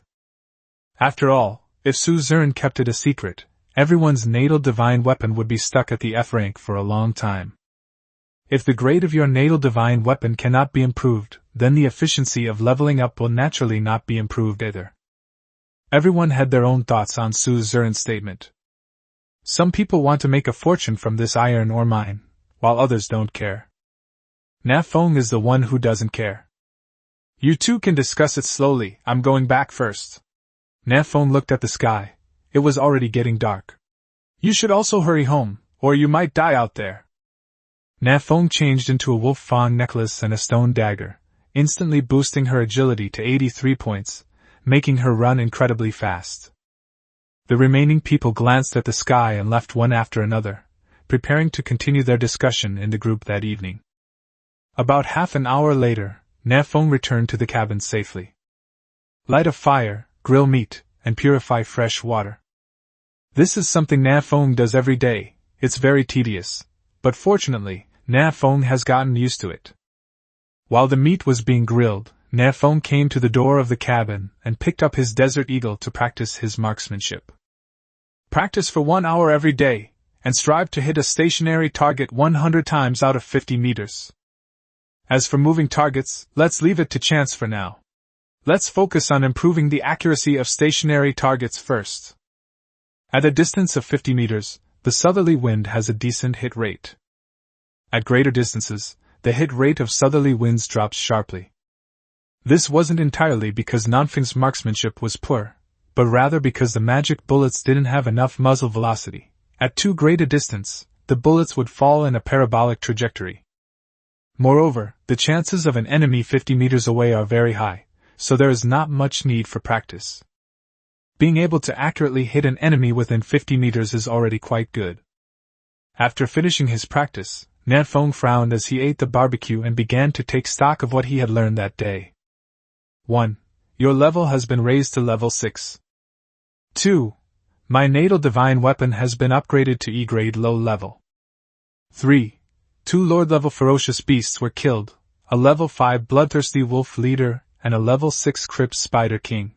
The rewards included 2 pieces of equipment, 10 strength points, 12 stamina points, and 2 reputation points. 4. 3 consecutive wins in the cross-regional challenge earned a 20-point bonus to all attributes, a huge improvement. 5. I mined some more. Overall, Nan Feng had a very fulfilling day and gained a lot. However, both of the dropped items were necklaces, which made Nan Feng feel a little disappointed. After glancing at the wolf fawn necklace around her neck, Nan Feng decided to keep it for the time being. The wolf fawn necklace provides 6 points of agility, making it quite useful for traveling. I sent 20 mana potions to Yuan, and Nan Feng also sold some mana potions in the trade channel. That concludes today. Before going to sleep, Nan Feng opened the chat channel, intending to chat in the group for a while and see if there was anything new. The chat channel was full of people bragging to each other, saying things like, I was able to read the 4 books and 5 classics by the age of 3, I could pee 3 feet deep in the wind by the age of 5, and I transformed into a super scion by the age of 7. Nan Feng exclaimed that they were geniuses. Some people were talking about serious matters, such as where a large number of ferocious beasts had been discovered and teammates were urgently needed, where a large number of herbs had been discovered, and where Ultraman had been found, etc. One piece of news caught Nan Feng's attention. A middle-aged man named Wang Laosen claimed to have discovered a level 1 Lord-level ferocious beast. This Lord-level ferocious beast has many minions around it, and he can't defeat it alone, so he wants to find 2 teammates to hunt it down together. Killing a Lord-level ferocious beast grants additional attribute rewards, which tempted Nan Feng. Based on Nan Feng's experience today, this extra attribute bonus should be related to the level of the Lord-level ferocious beast. The level 5 Bloodthirsty Wolf Leader gave Nan Feng 10 points of strength, the level 6 Crypt Spider King gave Nan Feng 12 points of energy, and the previous level 2 Sword Bee Queen gave Nan Feng 4 points of stamina. Therefore, the reward attribute should be twice the level of the ferocious beast. That means you only get 2 extra attribute points from a level 1 Lord-level ferocious beast, which is too little. In addition, this place is too far from Nan Feng, and it takes more than 2 hours to go there and back. It's really not worth making a trip for these 2 attributes. You'd be better off using that time to upgrade. Let others hunt down this level 1 lord. The Handsome Guys group was discussing the distribution of mine profits, but Nan Feng didn't participate. He just wanted to wait for his share of the profits. Even if the bonus is a little less, it doesn't matter, because he got the first kill of the Crypt Spider King today and gained 12 energy points. Isn't that better than those copper blocks and iron blocks? After chatting in the group for a while and finding nothing new, Nan Feng closed the panel and fell into a deep sleep. The south wind must have been exhausted today. The next morning, Nan Feng was woken up by a system announcement. In the Primal World Zone 1, the Chosen One Catherine Vina has reached level 10, triggering the Small Beast Tide event. The Small Beast Tide will attack all major zones in 5 days. All Chosen Ones, please prepare accordingly. Note, the highest level beasts in this tidal wave are level 15. What, a beast tide? Nan Feng, who was still asleep, was suddenly awakened. She opened the panel and read the message again from beginning to end. Primitive World Zone 1. The first level 10. Catherine Vina. Small Beast Tide. 5 days later. The highest level ferocious beast is level 15. This announcement contained so much information that Nan Feng was momentarily stunned. This girl named Catherine Vina levels up way too fast. I'm only level 6. Nan Feng rubbed his eyes with a wry smile, and 2 clumps of eye boogers came out. Looking out the window through the wooden house, Nan Feng saw that the sky was just beginning to lighten. It is 5:30 in the morning. Nan Feng was surprised. Catherine Vina got up so early to level up? No wonder they're in Zone 1. With that kind of dedication, it would be strange if they didn't reach a high level. Nan Feng opened the panel and saw that there were only a few people discussing the matter in the chat channel, but it wasn't very popular. Most people are still asleep. An announcement won't wake them up at all. However, there were quite a few people discussing it in the Handsome Guys group. Su Zurin. The small beast tide that will occur in 5 days is a huge crisis for our war zone. Wu Yuanxing. Holy crap, the highest level ferocious beast is level 15, And I'm only level 5 now. I can't even break its defense. Huang Yuanming. In 5 days, we might not even be able to reach level 10, so how are we supposed to kill a level 15 ferocious beast? Nan Feng. Moreover, our cabins are scattered in different places, which means we can only defend alone and cannot cooperate as a team. Yu Ran. Actually, we can cooperate, but we have to give up our little cabin. Nan Feng. Hey upstairs, I taken heartbroken girls aged 18 to 24. Want to squeeze in with me? Yu Ran. If we can hold on, I'll consider it. Huang Yuanming. At Nan Feng, my good bro, do you take in heartbroken boys? I'll warm their beds. Nan Feng. Get lost. Omega. Chapter 57 Hunting the Jungle Treant. This sudden announcement instilled a sense of urgency in all the chosen ones in District 527. Not just in District 527, but in fact, all districts and all chosen ones felt a sense of urgency, including District 1. A beast tied with a maximum level of 15 is no joke. Su Zuran. Everyone, hurry up and upgrade. I'll find some people to mine here, and prioritize supplying you with copper and iron blocks. The South Wind nodded. That's good, since we don't have to waste time mining anymore, and the time saved can be used for upgrading. Nan Feng stretched and didn't chat in the group for long. He was going out to level up. After buying 2 apples at the auction house and eating them to solve his breakfast problem, Nan Feng left the cabin. Speaking of which, my little log cabin could also be upgraded. Upgrading the cabin requires very few materials, 300 wood, 200 stones, and 20 iron blocks. Nan Feng still has plenty of wood and stone, but no iron. However, it doesn't matter. Once the mine gets on track, iron will flow into Nan Feng's pockets continuously. The most urgent task now is to upgrade. If your level isn't high enough, everything else is pointless. I should be able to hunt that jungle treant now, right? When Nan Feng first encountered the jungle treant, he was only level 3 and couldn't even see the jungle treant's attributes. They were all question marks. But now the south wind is already at level 6 or higher, and after equipping the 98K, the attack power has reached a maximum of 765 points. A slow-moving jungle treant? You can kill it whenever you want. With this thought in mind, Nan Feng decisively headed southeast, the direction where the jungle tree spirit was located. In less than 20 minutes, Nan Feng arrived at its destination. The area is filled with towering trees, their lush foliage blocking out the sunlight. For a moment, Nan Feng couldn't tell which tree was an ordinary tree and which was a jungle tree spirit. But Nan Feng had a way. He kept throwing insightful eye at the surrounding trees. This skill does not consume mana, so you can use it freely. Soon, Nan Feng found his target, the jungle treant, which was just over 30 meters to his right. Jungle Tree Spirit. Level 7. Health points, 3500/3500. Magic value, 1200/1200. Attack power, 215. Defense, 680. Skills, Entangle, Lash, Slow Movement. Goodness, this jungle treant is a real meat shield. With low attack, high defense, and high health, isn't this just a sitting duck for Nan Feng? This reminded Nan Feng of the last time he encountered the jungle treant. At that time, he was only level 3 and his defense was only 81 points. However, after the jungle treant slashed a vine at him, he only lost 185 points of health. At the time, he didn't realize there was anything wrong. Looking back now, he was incredibly lucky not to have been beaten to death. If it were any other level 7 ferocious beast, Nan Feng would be dead beyond any doubt. Nan Feng exclaimed. As expected, Lady Luck is on my side.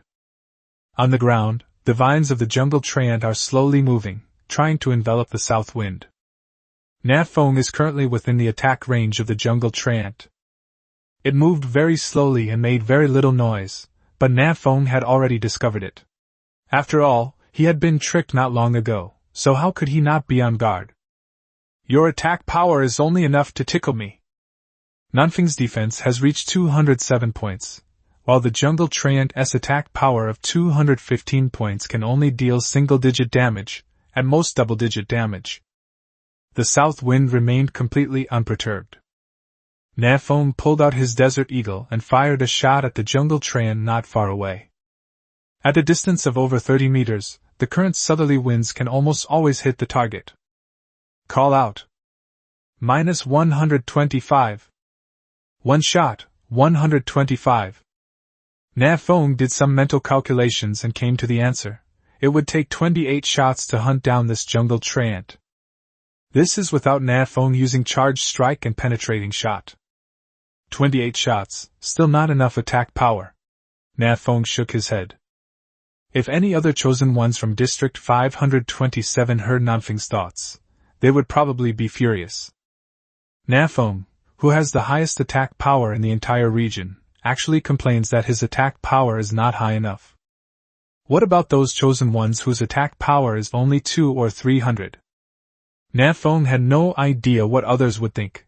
All he wanted to do now was get rid of this jungle tree spirit as quickly as possible. Whoosh whoosh whoosh. After being hit by several shots in a row, the jungle treant finally stopped hiding itself, and its vines, dozens of meters long, moved quickly, heading towards the south wind. Nan Feng, relying on her high agility, dodged and weaved through the dense vines while relentlessly attacking. Snap! -32. A vine struck Nan Feng's thigh, causing 32 points of damage. This surprised Nan Feng. The damage had actually exceeded double digits. It seems that the hierarchy still holds sway. However, this damage didn't have much of an impact on Nan Feng, since he now has 650 health points and is no longer the fragile character he was a few days ago. Penetrating bullet. -196. Nan Feng fired a penetrating bullet, then rolled on the spot, dodging several vines, and ran away. The attack range of the jungle treant is about 50 meters. As long as you run beyond this distance, Nan Feng can hunt it down without taking any damage. Just as Nan Feng was about to escape the attack range, the jungle treant flew into a rage and unleashed 40 or 50 vines directly at Nan Feng. Many! Nan Feng was caught off guard and his left arm was entangled by one of the vines. Entangled. -56. -56. -56. A series of damage numbers popped up, startling Nan Feng. This skill is so powerful, it even deals continuous damage? Nan Feng's health dropped by more than 200 in an instant. Without time to hesitate, Nan Feng decisively put away the desert eagle, switched to the stone dagger, and slashed heavily at the vines. Whoosh!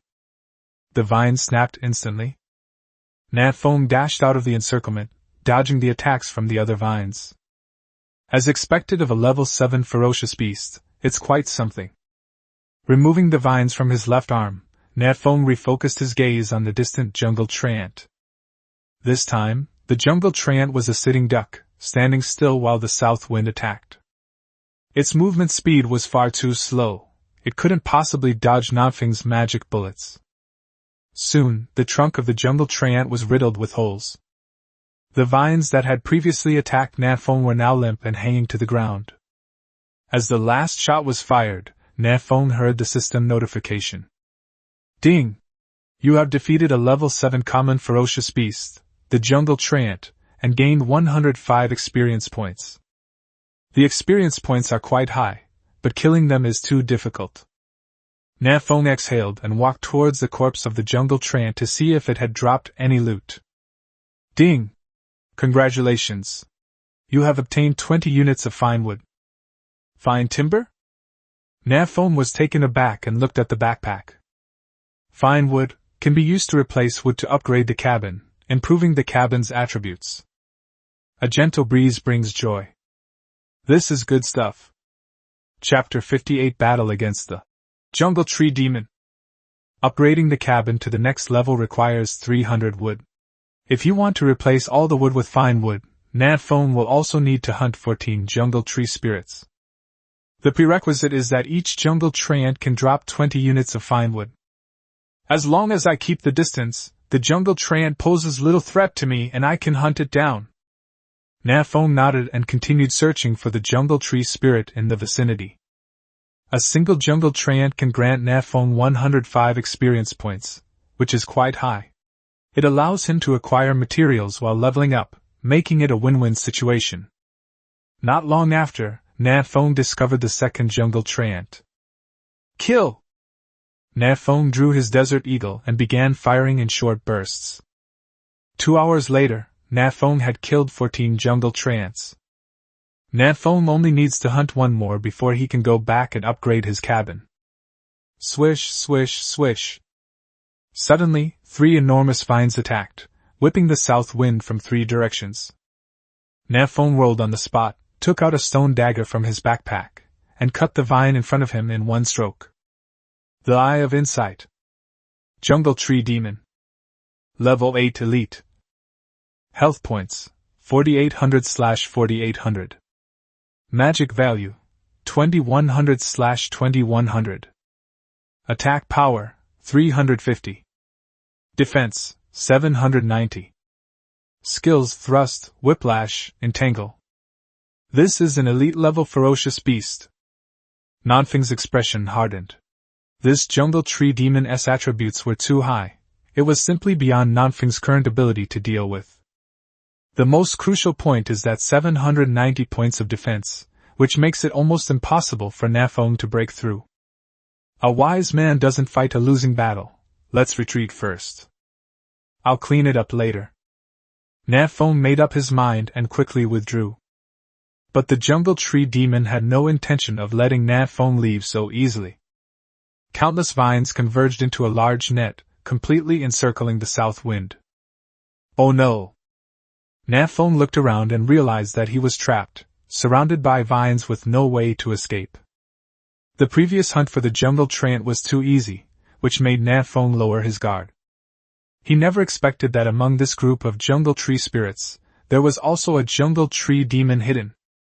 The key point is that, from the appearance alone, Nan Feng cannot tell who is the tree spirit and who is the tree demon.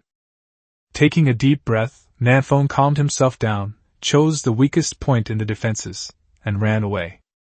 Behind Nan Feng, a large number of vines rushed over, trying to grab Nan Feng's legs. Thrust. 2 sharp tree trunks suddenly sprang up from the ground, pointing straight at the south wind. Nan Feng was startled and quickly dodged to the side, narrowly avoiding the attack. That was close.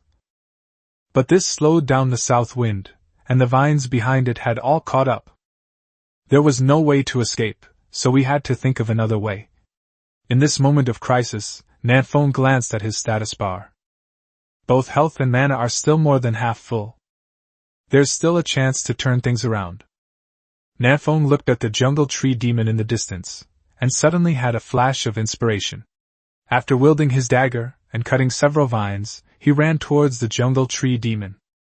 Swish, swish, swish. The encirclement formed by the vines is slowly getting smaller. The jungle tree demon intends to strangle Nan Feng here. At this moment, Nan Feng had already arrived in front of the jungle tree demon, and climbed up in one swift step. Standing on a tree trunk as thick as an arm, Nan Feng took out a stone from his backpack. With a stone in his left hand and a stone dagger in his right, Nan Feng kept smashing and rubbing the 2 items together until they finally produced a few sparks. A spark landed on the leaf and slowly ignited. Humph, you want to kill me? I'll just set it on fire. If it weren't for the fear of burning the entire forest down, Nan Feng would have long wanted to try burning the jungle tree spirit to death. Now, the jungle tree ant hasn't caught fire, but the jungle tree demon has. That's about right. Numerous vines slowly retracted, climbed up the tree trunks, and tried to catch the south wind. Seeing that things were not going well, Nan Feng jumped off the tree trunk and began circling the jungle tree demon. Whether it's a jungle tree ant or a jungle tree demon, their main attack method is their long vines. As for their physical forms, they pose little threat. With the south wind constantly dodging and circling, the numerous vines quickly and tightly bound the jungle tree demon. Given the intelligence of the jungle tree demon, solving this puzzle won't be easy. The branches and leaves of the jungle tree demon trembled incessantly, seemingly furious, but it was powerless against Nan Feng. It could only retract the outer vine net more quickly, entangled Nan Feng to death. As the vine netting shrinks, the space for the southerly wind to move becomes increasingly smaller. He looked up at the spot where he had just started the fire, but the flames had been extinguished some time earlier. It's estimated that the jungle tree demon controlled the vines to swatter it down. He's quite intelligent. He knows how to put out a fire. Nan Feng sneered and lit the fire again. Because a large number of vines were entangled in the tree trunk, the jungle tree spirit was unable to control the vines to extinguish the fire this time. The south wind sparked a flame, then gathered some flammable dry leaves and covered it with them. As the flames rose and the south wind blew a few breaths, the fire quickly grew larger. Seeing this, Nan Feng picked up a twig about the thickness of a finger from the ground, lit it, and spread the fire everywhere. The fire grew larger and larger, and Nan Feng himself was in the center of the flames. He quickly kicked away the fallen leaves at his feet, clearing a clean area to avoid getting himself into a fire. This is a lose-lose situation. But Nan Feng had no other choice. The vine net sealed off all directions, and unless Nan Feng could fly, he had no way to get out. As for whether the flames could actually harm the jungle tree demon, Nan Feng didn't know. He could only gamble. Let's see who gets burned to death first. Swish, swish, swish. As the fire grew larger, the jungle tree demon finally couldn't hold back any longer. It dismantled the vine netting and mobilized a large number of vines to frantically beat out the flames in an attempt to extinguish them. A great opportunity! Nan Feng saw a way out and rushed out without any hesitation. Swish, swish, swish. Several more branches protruded from the soil.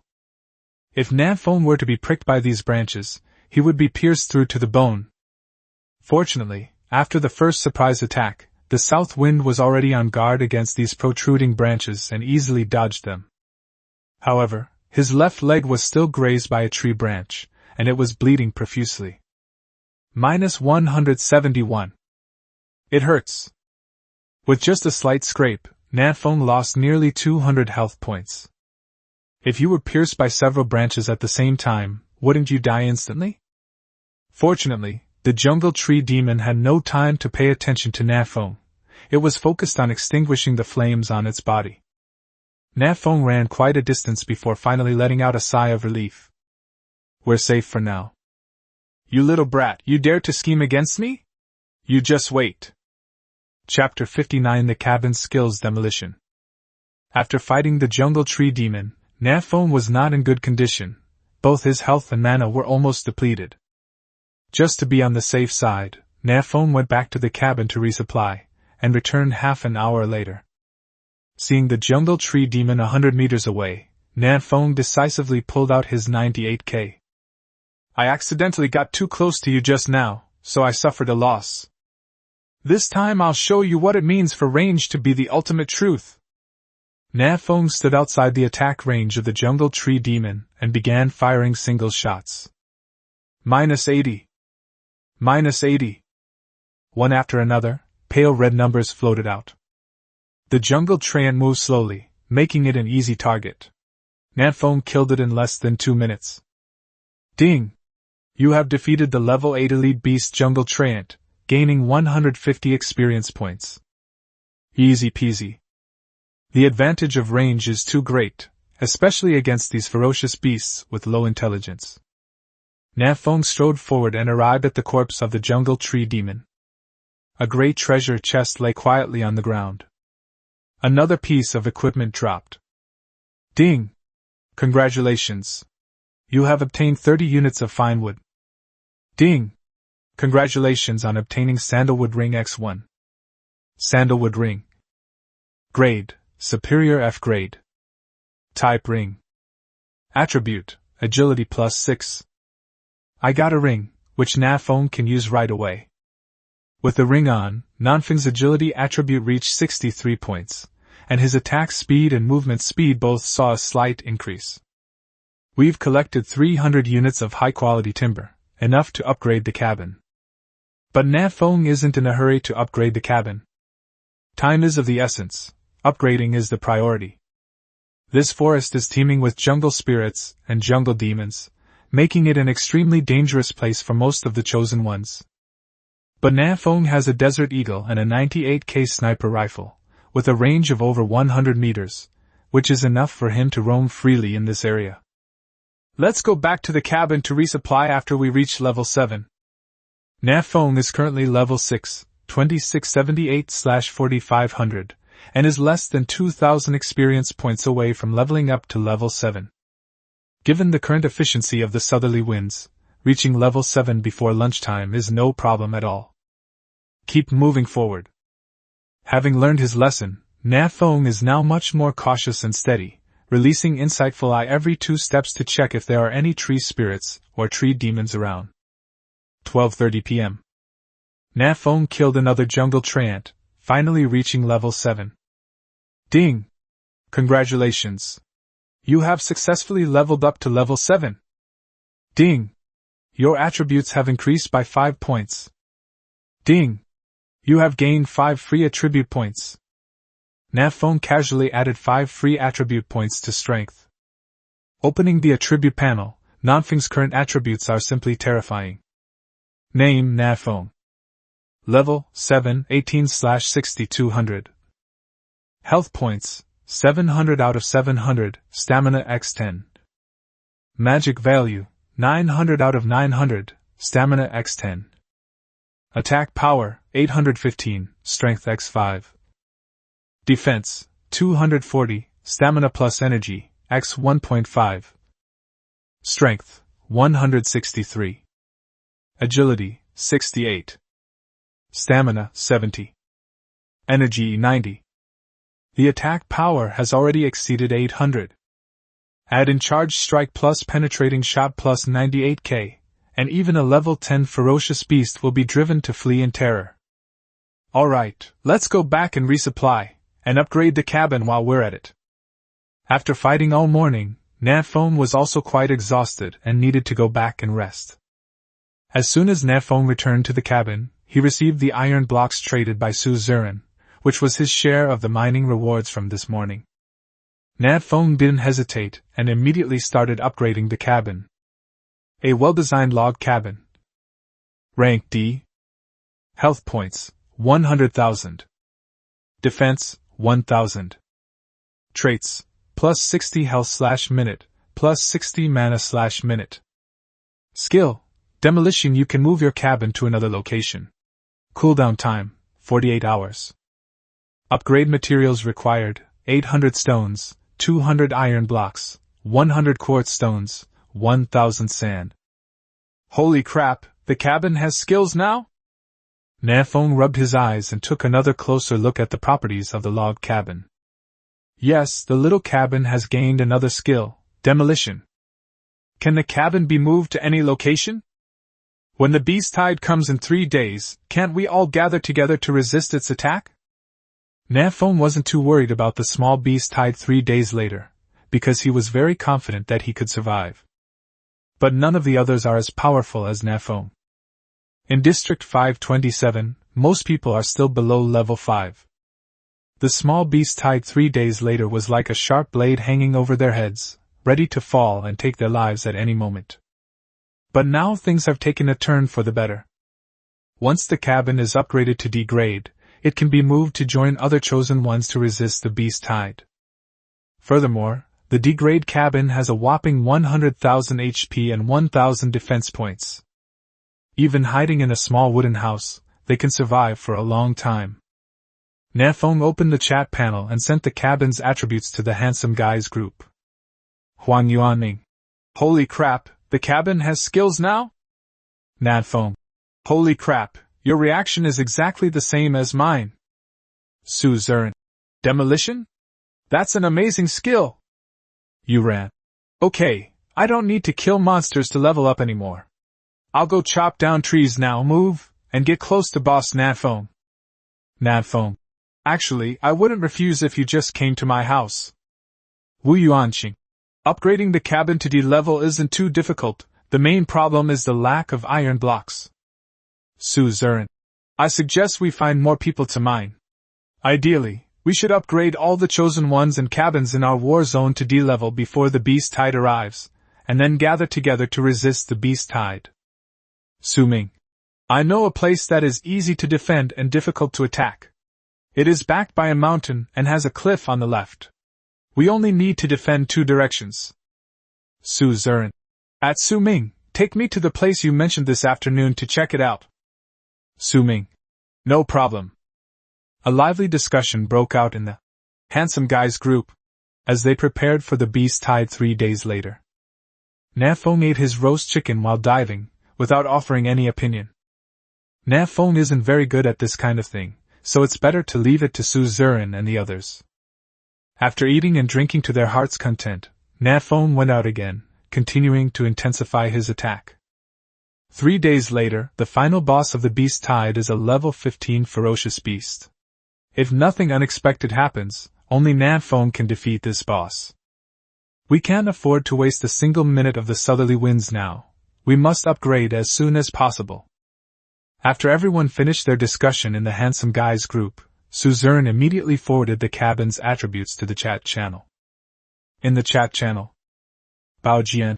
Holy crap, the cabin has skills after being upgraded to D level. Qiu Feihong. Enough with the chit-chat, I'm going to cut down the trees now. Lu Daoqiang.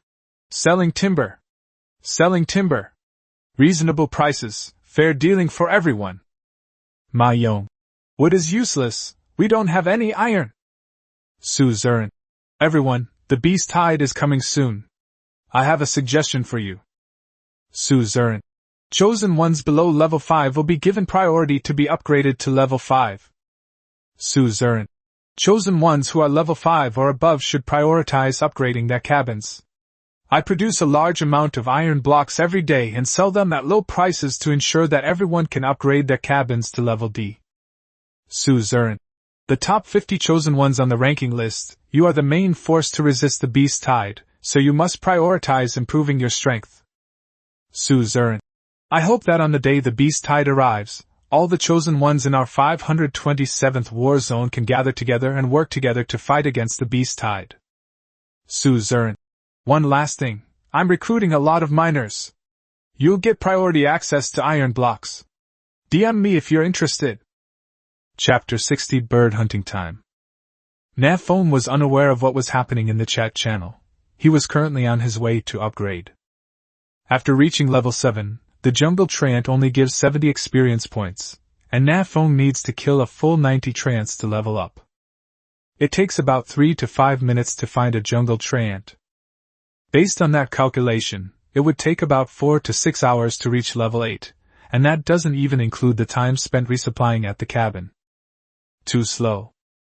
Catherine Vina from District 1 has already reached level 10 this morning. Even though I, Nan, am from District 527, I can't be this much slower than her, can I? That's decided. We'll go to higher level areas to hunt ferocious beasts. It would be best if we could find ferocious beasts that live in groups, as that would be more efficient. With a gun in hand, I have the world at my fingertips. Nan Feng, in high spirits, walked deeper into the jungle. Of course, if Nan Feng encounters any foolish beasts on the road, he will also give them a ride. Soon, Nan Feng discovered the first level 8 ferocious beast. Rampaging porcupine. Level 8. Health points, 3500/3500.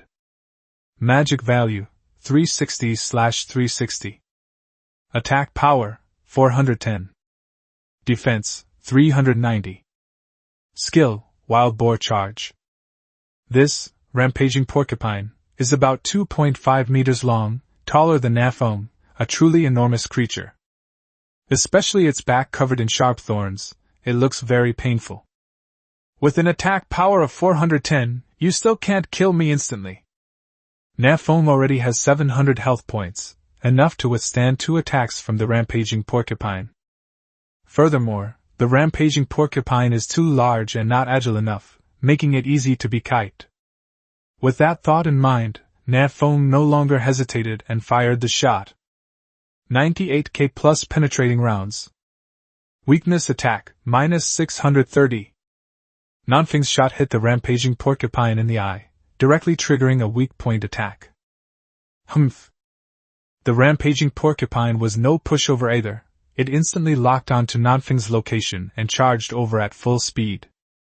Nan Feng put away his 98K, switched to his Desert Eagle, and began firing in bursts. Minus 380. Minus 380. 380 damage per shot, not bad. When the rampaging porcupine came within 10 meters of Nan Feng, his health was less than 500 points. Roar! Rampaging porcupine suddenly let out a roar, the whole boar curled up into a ball, and all the sharp quills on its back shot out. Damn it, weren't they saying that porcupines don't shoot out their quills? Nan Feng rolled on the ground, cursing, and dodged most of the attacks. But he was still pierced in the thigh by a sharp thorn. Minus 310. It hurts. Nan Feng broke out in a cold sweat. If he were to get stuck with a few more thorns, he would be killed instantly. Fortunately, this was the rampaging porcupine's last attack. Nan Feng quickly fired 2 more shots, ending the rampaging porcupine's life. It's unbalanced, so unbalanced. How come a pig can kill me in an instant? Am I that fragile? After eating 2 pieces of grilled meat, Nan Feng quietly waited for his health to recover. Nan Feng didn't want to provoke the porcupine. He might accidentally die at its hands, which would be so embarrassing. Let's upgrade somewhere else. Find some ferocious beasts that are easy to bully. Nan Feng cautiously continued forward, the surrounding trees getting smaller and smaller, and the view gradually opening up. Splash! There is the sound of flowing water. Before they knew it, Nan Feng had come to a stream. Nan Feng filled 2 buckets with water and then walked upstream against the current. Soon, Nan Feng arrived at a large waterfall. Standing below the waterfall and looking up, you can see many birds soaring in the sky. The Eye of Insight. Tricolor bird, level 9. Red-crowned bird, level 8. Pidgey, level 10. The sky is filled with countless birds and beasts of all kinds. My God, so many ferocious beasts. If we kill them all, I'll probably level up to level 10, right? Nan Feng was itching to fire, but he was afraid of attracting too much attention from the ferocious beasts. At this moment, the birds and beasts in the sky also noticed the south wind. A tricolor bird swooped down, attempting to blind Nan Feng with its sharp beak. Oh, I didn't make a move, but you made the first one? Do you think I, your Uncle Nan, can tolerate your behavior? Nan Feng raised his hand and fired 2 shots, one of which hit the wing of the tricolor bird, causing it to lose its balance and fall headfirst into the pool below the waterfall. Ding! You have defeated a level 9 common ferocious beast, the 3-colored bird, and gained 108 experience points. Question mark. Nan Feng was stunned. He had killed this level 9 beast with just 2 shots. If I remember correctly, this tricolor bird has more than 2,000 health points, right? Although it's not as tough as the rampaging porcupine, it shouldn't be killed by Nan Feng's 2 shots. Could it be? Nan Feng glanced at the pool, lost in thought. Could this ferocious beast have drowned? Before the south wind could even verify its power, a large flock of birds and beasts swooped down from the sky. It's over. Nan Feng's expression changed. There was nowhere to hide around. This time, Nan Feng had become a sitting duck. Fortunately, I was prepared. Demolition techniques, activate! At the critical moment, Nan Feng activated the cabin's skill directly. Demolition. Whoosh! In less than a second, the cabin was teleported over, completely covering Nan Feng. Knock knock knock! The birds and beasts outside were clearly unprepared for this situation, crashing into the cabin one after another, seeing stars. -0. Weakness attack, -1. -0. The degrade cabin has a full 1,000 points of defense, and these birds' attacks cannot penetrate its defenses at all. Only the occasional trigger of a weakness attack can force the cabin to lose 1 health point. Very good, very safe. Inside the cabin, Nan Feng nodded in satisfaction. The good news is that the south wind is now safe. The bad news is that the sky is swarming with ferocious beasts, and Nan Feng can't get out. But it doesn't matter, Nan Feng didn't plan to go out anyway. This place is simply a perfect spot for leveling up. With so many big birds, killing them all in the south wind area is enough to level up to level 10. Activate level up mode. Nan Feng opened the window and pointed the 98K towards the outside. Let's shoot birds. Whoosh. Whoosh. Whoosh. Gunshots rang out incessantly, and one after another, birds and beasts fell from the sky. For the entire afternoon, Nan Feng remained in the same position without moving. At the beginning, his accuracy rate when shooting at moving targets in the air was less than 30%. But by dusk, his accuracy had reached over 80%. Rapid progress. Moreover, many ferocious beasts were killed that afternoon. Although Nan Feng couldn't kill these ferocious beasts with a single shot, he could throw them into the pool and drown them. The upgrade efficiency is terrifying. Finally, before dark, the southerly wind successfully strengthened to force 8. Handsome guys group inside. Xiao Luo. This is ridiculous. I've been grinding all day, my hands are shaking from slaying those ferocious beasts, and not only have I not caught up with Nan Feng in level, the gap is actually getting bigger and bigger. Shinpan. What kind of efficiency is this? 2 levels in one day? Wooly. I guess they've found a great place to grind monsters. I'm so envious. The people in the group didn't chat much. Before it got dark, they all continued to grind for levels. On the other side, Nan Feng put down his 98K and was just about to take a break when he suddenly noticed something strange about the pool of water not far away. A huge black shadow swam past from below the pool. There's something in the water. Chapter 61 The Undying Giant Serpent. There's probably a strange fish in this pool. Nan Feng glanced at it a couple more times, but the dark figure had already submerged and disappeared from sight. Staying in the cabin, Nan Feng wasn't too worried about anything in the water. At this stage, there shouldn't be any ferocious beasts that can destroy my cabin. Throughout the afternoon, thousands of birds and beasts relentlessly attacked the cabin. But the cabin can restore 60 health points per minute, so it's still at full health, which makes me feel incredibly safe. As darkness fell, the birds and beasts circling in the sky gradually dispersed and returned to their homes. After observing for a while, Nan Feng took advantage of the absence of ferocious beasts outside and quickly went out to clean up the battlefield. Ding! You have obtained 10 bird meat. Ding! You have obtained 8 bird meat. Nan Feng collected a large amount of bird meat and a white treasure chest. Rapid feather boots. Grade, peak F grade. Type shoes. Attribute, agility plus 10. Skill, haste increases agility by 20 for 15 seconds after activation. Cooldown 5 minutes. Nan Feng glanced at the attributes of the rapid feather boots and his eyes lit up. This is a great item, it even comes with a special skill. Each point of agility increases attack speed by 1% and movement speed by 1%. The shoe's inherent attributes, combined with the skill, are equivalent to providing 30% attack speed and movement speed. It's definitely a good product. Nan Feng took off her old, worn-out sneakers and put on rapid feather boots. We're now part of the shoe-owning club. As night falls, we light a fire to cook and chat in the group chat.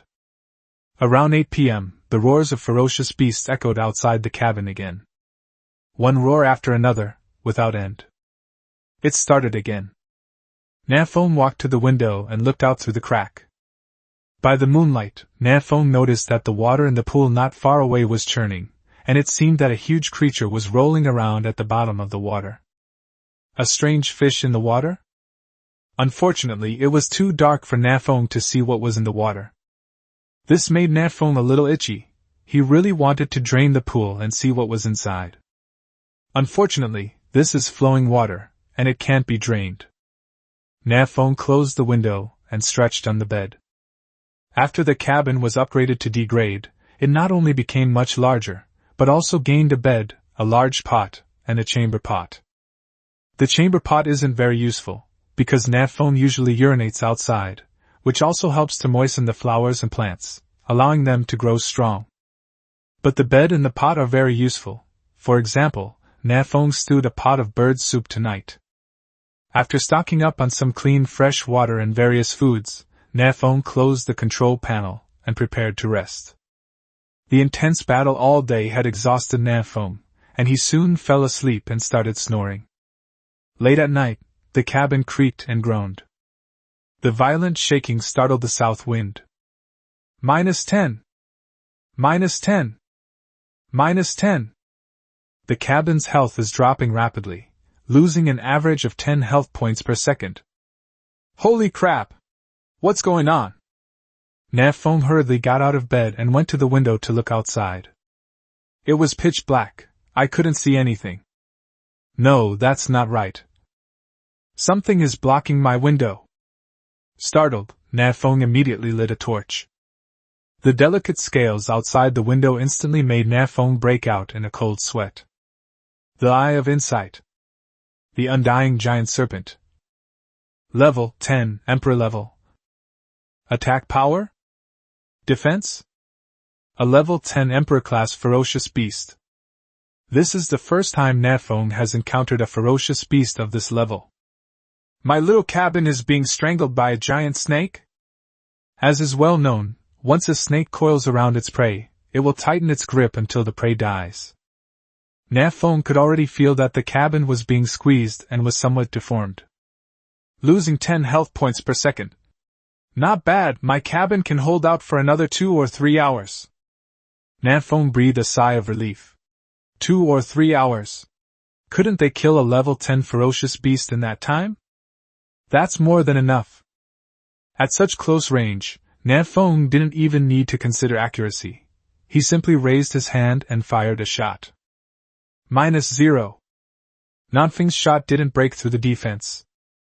Damn, isn't that a bit much? Nan Feng quickly switched to the 98K, aimed, and fired.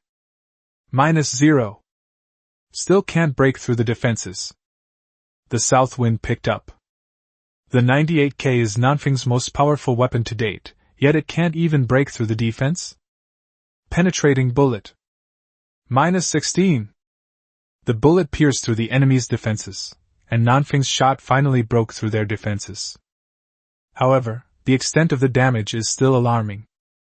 I wonder how much blood that giant snake has? The results displayed by the Eye of Insight were all question marks, which annoyed Nan Feng. The penetrating bullet consumes too much power and has a cooldown period.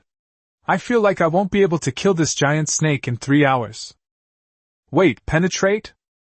Nan Feng looked at the scales outside the window, lost in thought. The previous 2 shots both hit the scales, so they didn't break through the defenses.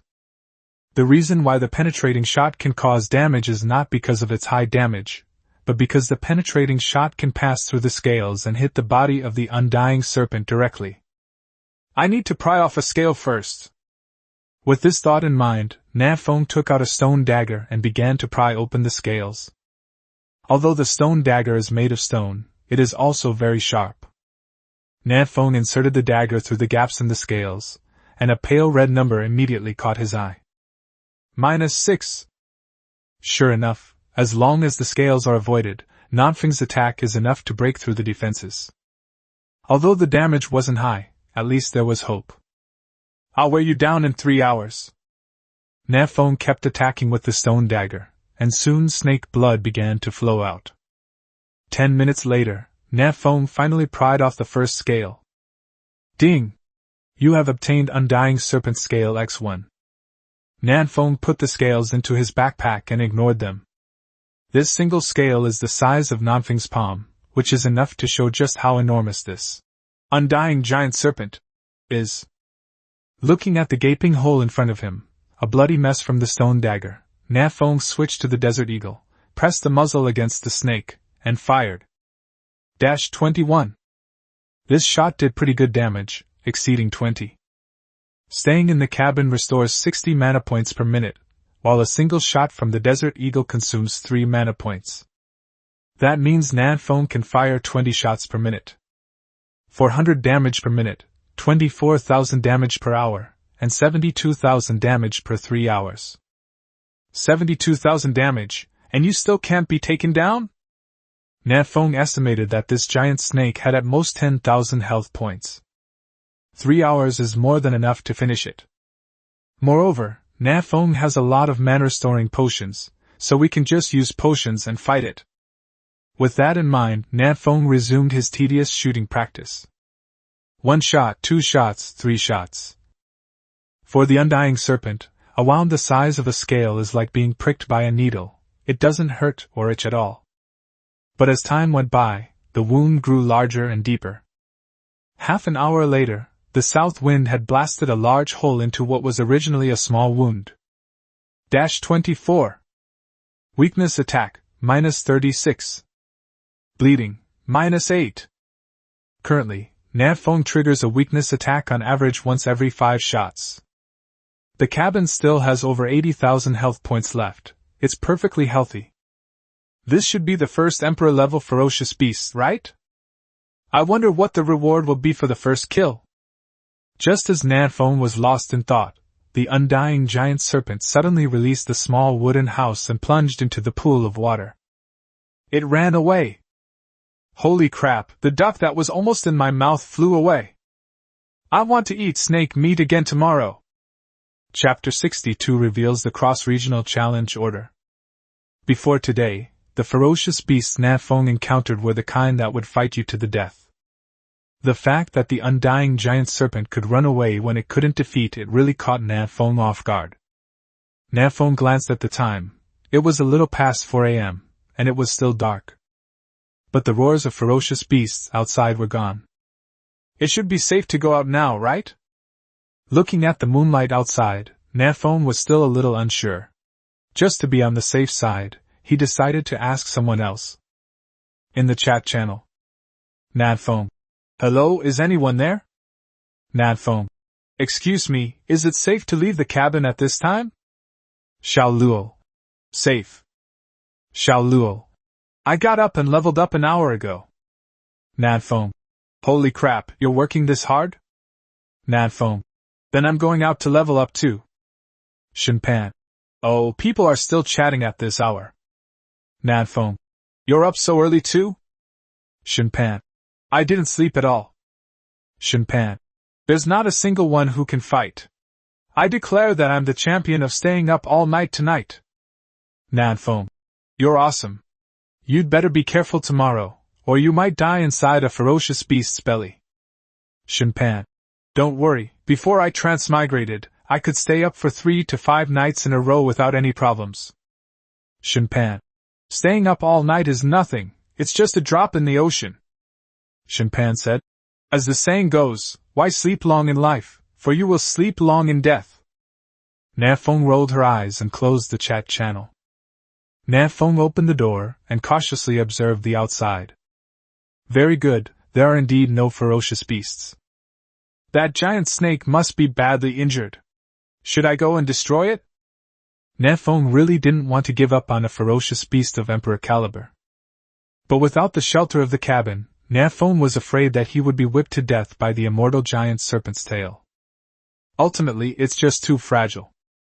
Nan Feng walked slowly to the edge of the pool, which was originally clear but was now stained red with snake blood. Deep within the pool, a pale red number would occasionally surface. Bleeding, -8. Bleeding, -9. Bleeding, -6. The water's a bit deep, will I be able to reach it? With a try-it-out mentality, Nan Feng fired a shot into the water with his 98k. However, it was clear that the magic bullets were not that powerful. Even if they hit the immortal giant serpent at the bottom of the water, they would not cause any damage. Are we going to have to dive down? Nan Feng quickly shook his head, rejecting the idea. If we dive down like this, aren't we just feeding the immortal giant serpent? After studying it for a long time, Nan Feng finally decided to give up. We can't kill him, we really can't kill him. As long as the immortal giant serpent hides underwater, Nan Feng has no way to deal with it. I'll deal with it after I reach level 10. I'll hunt birds for another day tomorrow, and I think I should be able to reach level 10. This place is teeming with birds and beasts, making it a veritable leveling paradise. Leveling up twice a day is as easy as having a hand. Nan Feng glanced at the rankings when he had a moment to spare, and he was still far ahead in first place. The second place is Xiao Luo, who is now at level 7 and not much slower than Nan Feng. They've probably found a great place to level up and are grinding levels like crazy. Since it was still early, Nan Feng went back and took a 2-hour nap to make sure he was full of energy. Around 6 a.m., Nan Feng was awakened by the chirping of birds. A large flock of various kinds of birds and beasts circled in the air. Nan Feng set up his 98k and began another day of bird hunting. Dry and boring. But looking at the constantly rising experience points, Nan Feng felt very satisfied. If it weren't for the experience decay mechanism, I would really like to grind to the maximum level here before leaving the mountain. That's the feeling I'm going to have. I'm level 1000, and the highest level outside is only 30. Nan Feng daydreamed for a while, then continued shooting birds. Around 10 a.m., Su Zuren initiated the transaction. Su Zuren, take 200 units of iron blocks and 20 units of copper blocks to upgrade your natal weapon. Nan Feng, so fast? Su Zuren, you will be given priority in the supply. You will be the main DPS in the beast tide the day after tomorrow. If you can't handle the final boss, then we will all die. Su Zuren, you should upgrade quickly, leave the logistics to me. Nan Feng, understood. Just wait and see my performance the day after tomorrow.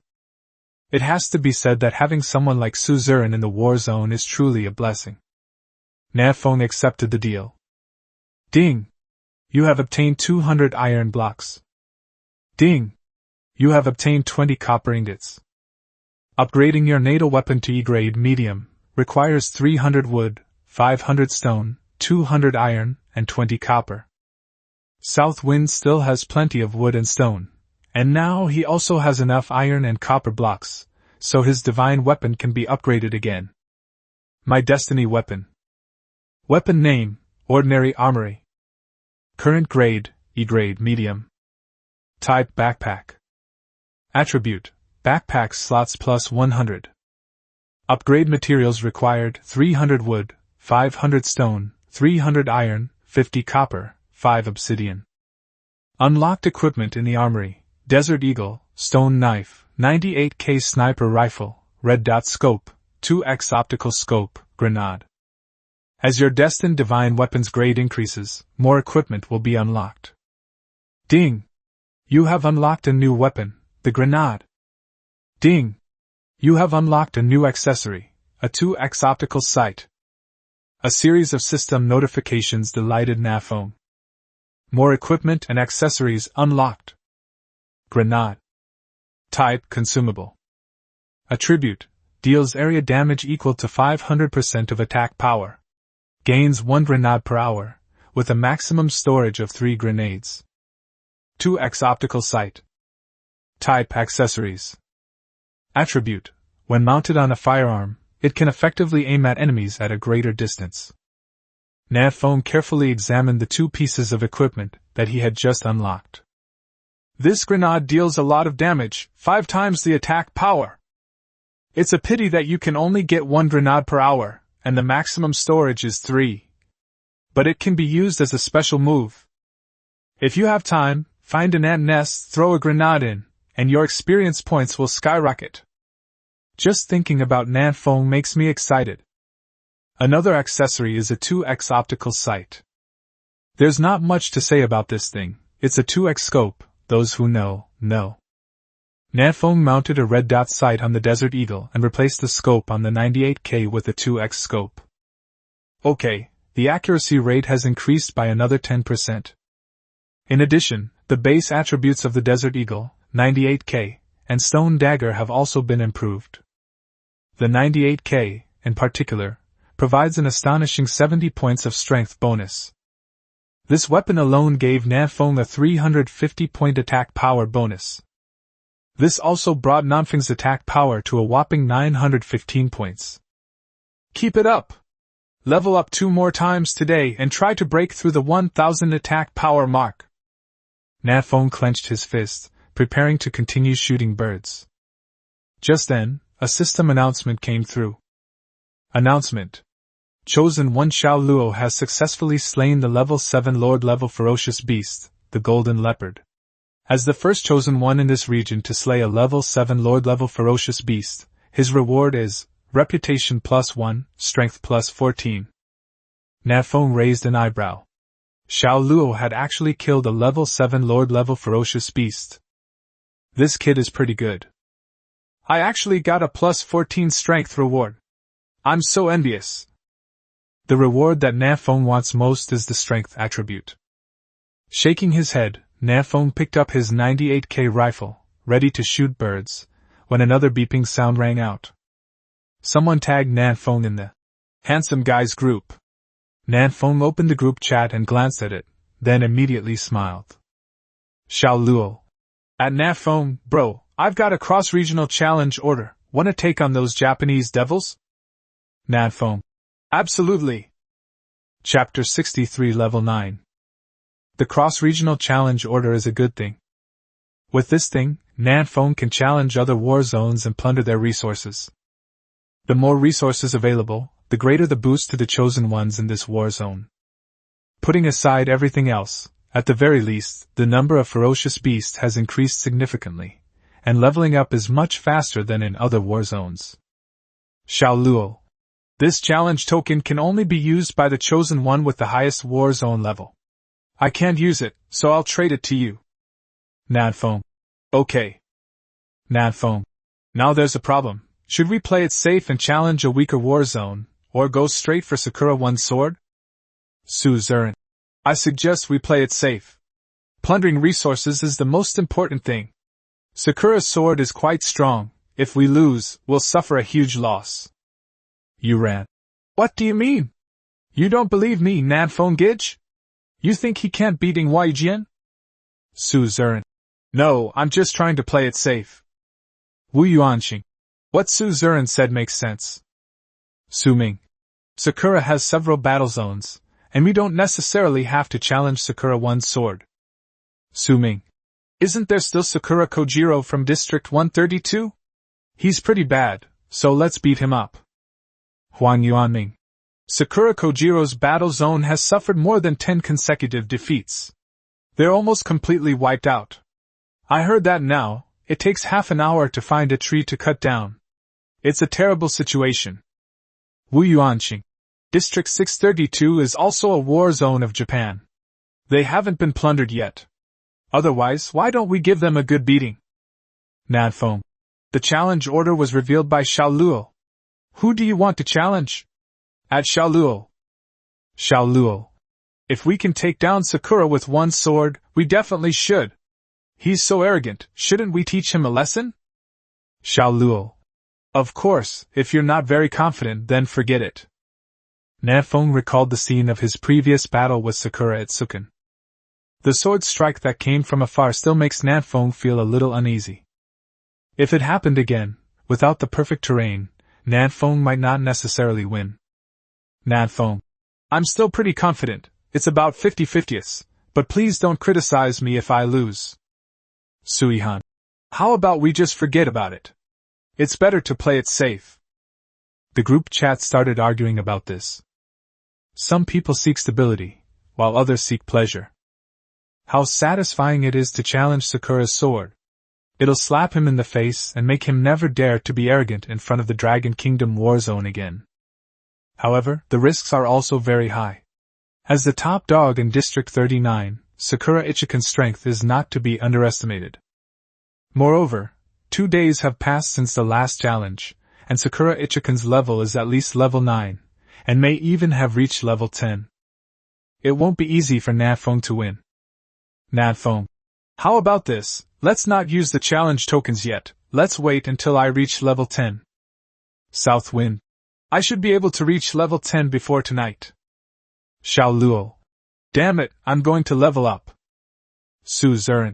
Then let's discuss it again tonight, let's all upgrade. Nan Feng closed the chat panel and continued his boring bird hunting life. The upgrade was completed faster than Nan Feng had anticipated. With a 2x scope, Nan Feng's accuracy is over 90%, and with the increased attack power, it can take down birds in 2 shots. By 1 p.m., the southerly wind had reached level 9. But then a problem arose. There were no birds in the sky. Hiss, I hadn't considered that. No matter how many birds and beasts there are here, they can't withstand my indiscriminate slaughter. Looking at the few scattered birds in the sky, Nan Feng was a little troubled. We're moving again. But finding such a good upgrade spot is not so easy. Forget it, let's eat something first, we can talk about the upgrade after we've eaten. Nan Feng set up the pot and started stewing the bird meat, while also checking the control panel for any new messages. The handsome guys group was bustling with activity as always. Shinpan. We must strike the cherry blossoms with a sword, and prevent them from developing into little cherry blossoms. Suzerain. The merger of the entire region will take at least 24 days until the large-scale beast tide ends. Whether they can survive by then is still unknown. There is no need to confront them now. Xiaoluo. After the entire region is merged, Sakura Sword will definitely join forces with other countries' war zones to bully our Dragon Kingdom war zone. We must nip this possibility in the bud. Xiaoluo. If we win against District 39 again, they will suffer 3 consecutive losses, and all their attributes will be reduced by 10 points. Even if they can survive the small beast tide the day after tomorrow, they will not be able to withstand the large beast tide that follows. Wu Yuanqing. Merge? We have so many war zones in our Dragon Kingdom, why would we be afraid of a little Sakura? Nan Feng was a little confused looking at these chat messages. The entire district is being merged. What's this new thing? Nan Feng. What's this merge all regions thing? I only spent the whole morning leveling up, and I'm already falling behind. You ran. Someone in the cross-regional chat channel said that after the large beast tide in 24 days, our 1,000 war zones will be merged into one large region. You ran. Sakura Ichikan has spoken. After the regions are merged, he will kill every single one of the chosen ones from the Dragon Kingdom. Nan Feng. So arrogant? Nan Feng laughed. This cherry blossom sword is really arrogant. Currently, everyone is in different war zones and cannot meet each other, so Sakura Ichikan can still rant for a while. When the war zones are merged in the future, won't Nan Feng find a lucky spot to send him to his death with a single shot? Xiaoluo. The stronger the cherry blossom sword becomes, the more dangerous it will be for the chosen ones of our Dragon Kingdom in the future. Xiaoluo. I think we should strike cherry blossom with one blow and crush District 39 with a 3-game losing streak. Suzerain. Let's start a poll. How many people support challenging Sakura Ichikan? The result is obvious. We're all young people, full of passion. If a little Sakura dares to spout such nonsense, wouldn't we tear her mouth apart? Of the 19 members in the handsome guys group, 14 agreed to challenge Sakura Ichikan, while the remaining 5 remained neutral. Nan Feng. Let's do it! It's just a cherry blossom sword, right? I, Nan Feng, can easily win. Xiaoluo. That's more like it. Whoever chickens out is a coward. Here, take the challenge token. Xiaoluo immediately traded the challenge token. Nan Feng. Let me prepare first. Everyone wait for my good news. Nan Feng ate lunch hastily, took a grenade out of his backpack, and walked out of the cabin. Promote virtue and generosity. Nan Feng forcefully threw the grenade into the pond. 5 seconds later, the pool exploded with a loud bang, splashing water several meters high. Hiss!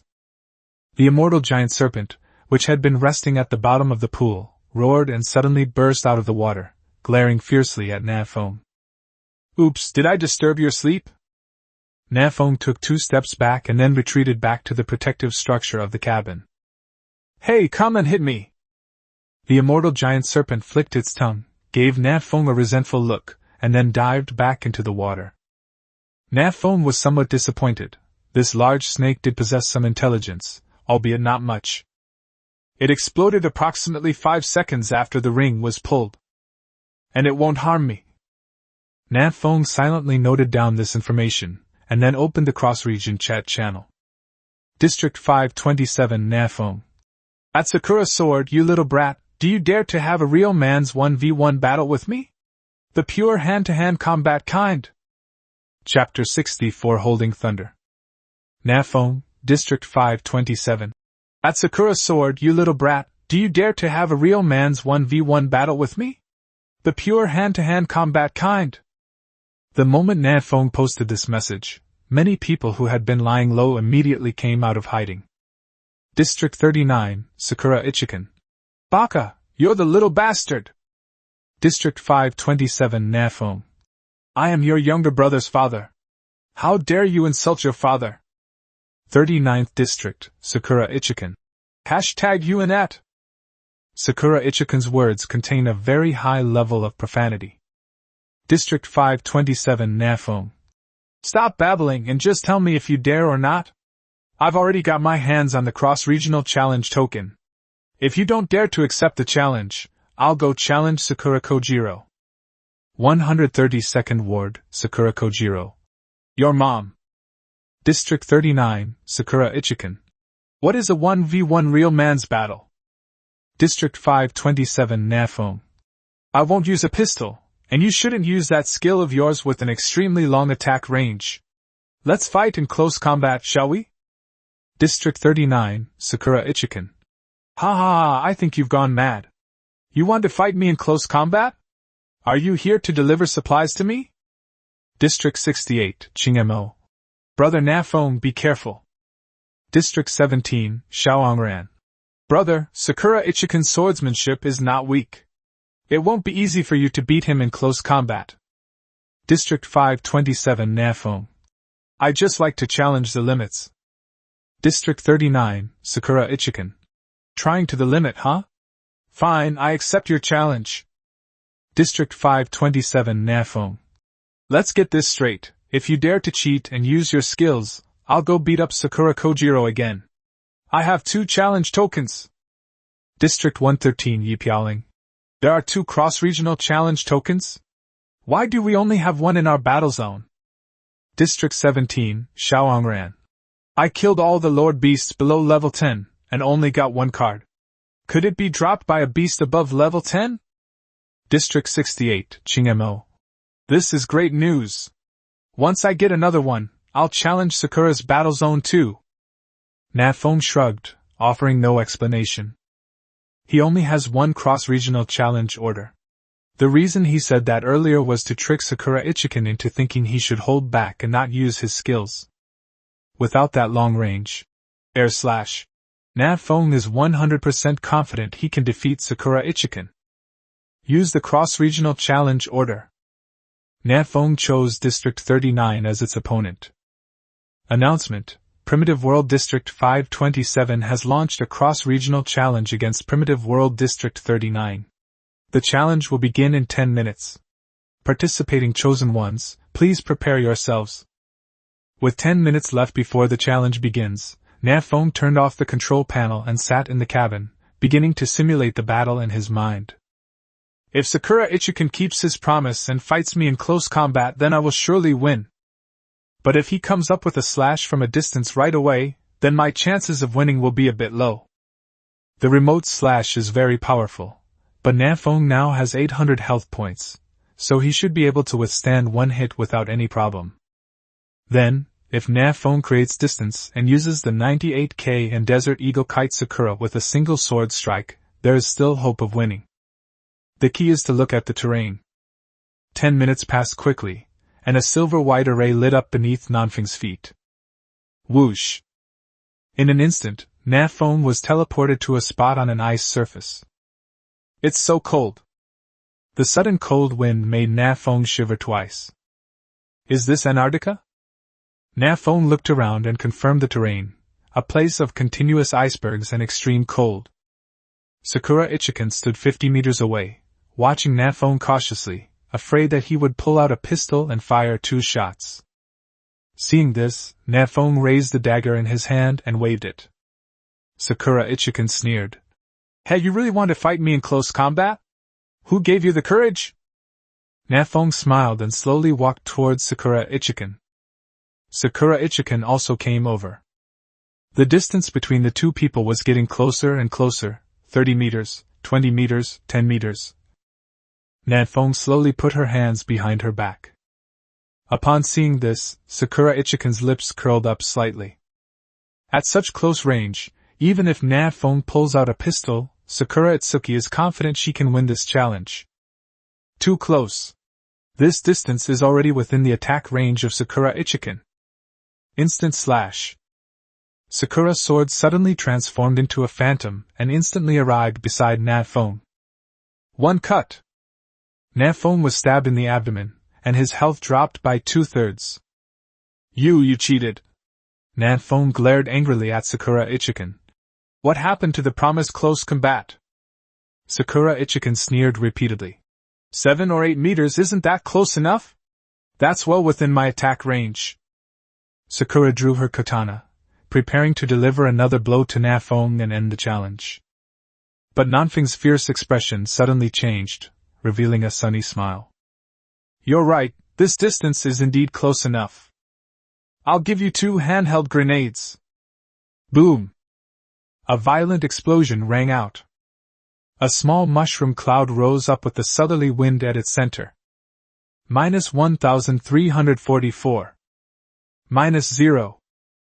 Nan Feng was afraid that 1 grenade wouldn't be enough to kill Sakura Ichikan, so he detonated the remaining 2 grenades together.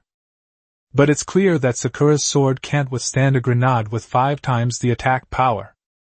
The first grenade reduced Sakura's sword to 1 HP, and the second grenade didn't even do any damage.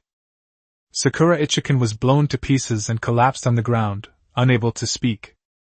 If it weren't for the unyielding buff during the challenge, he would be dead by now. Ding! Congratulations on defeating your opponent, Sakura Ichikan, and becoming the winner of this interregional challenge. Ding!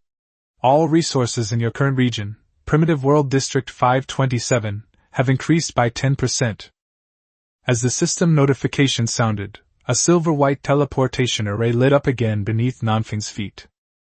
A second later, Nan Feng returned to the cabin. On the other side, Sakura Ichikan was also teleported back. His wounds were healing at an extremely fast speed, and in just a few seconds he was back to his energetic self. Unfortunately, physical injuries are easy to heal, but psychological wounds are not so easy to heal. Huff, huff. Sakura Isuki was panting heavily, still not recovered from the attack. Just now, he truly felt the breath of death. Death was so close to him. Announcement: Primitive World District 39 has failed 3 consecutive cross-regional challenge matches. All chosen ones in District 39 have had their attributes reduced by 10 points. Ding! Due to 3 consecutive losses in cross-regional challenge matches, your attributes have been reduced by an additional 10 points. 2 consecutive system notifications pulled Sakura Ichikan back to reality. 3 consecutive losses.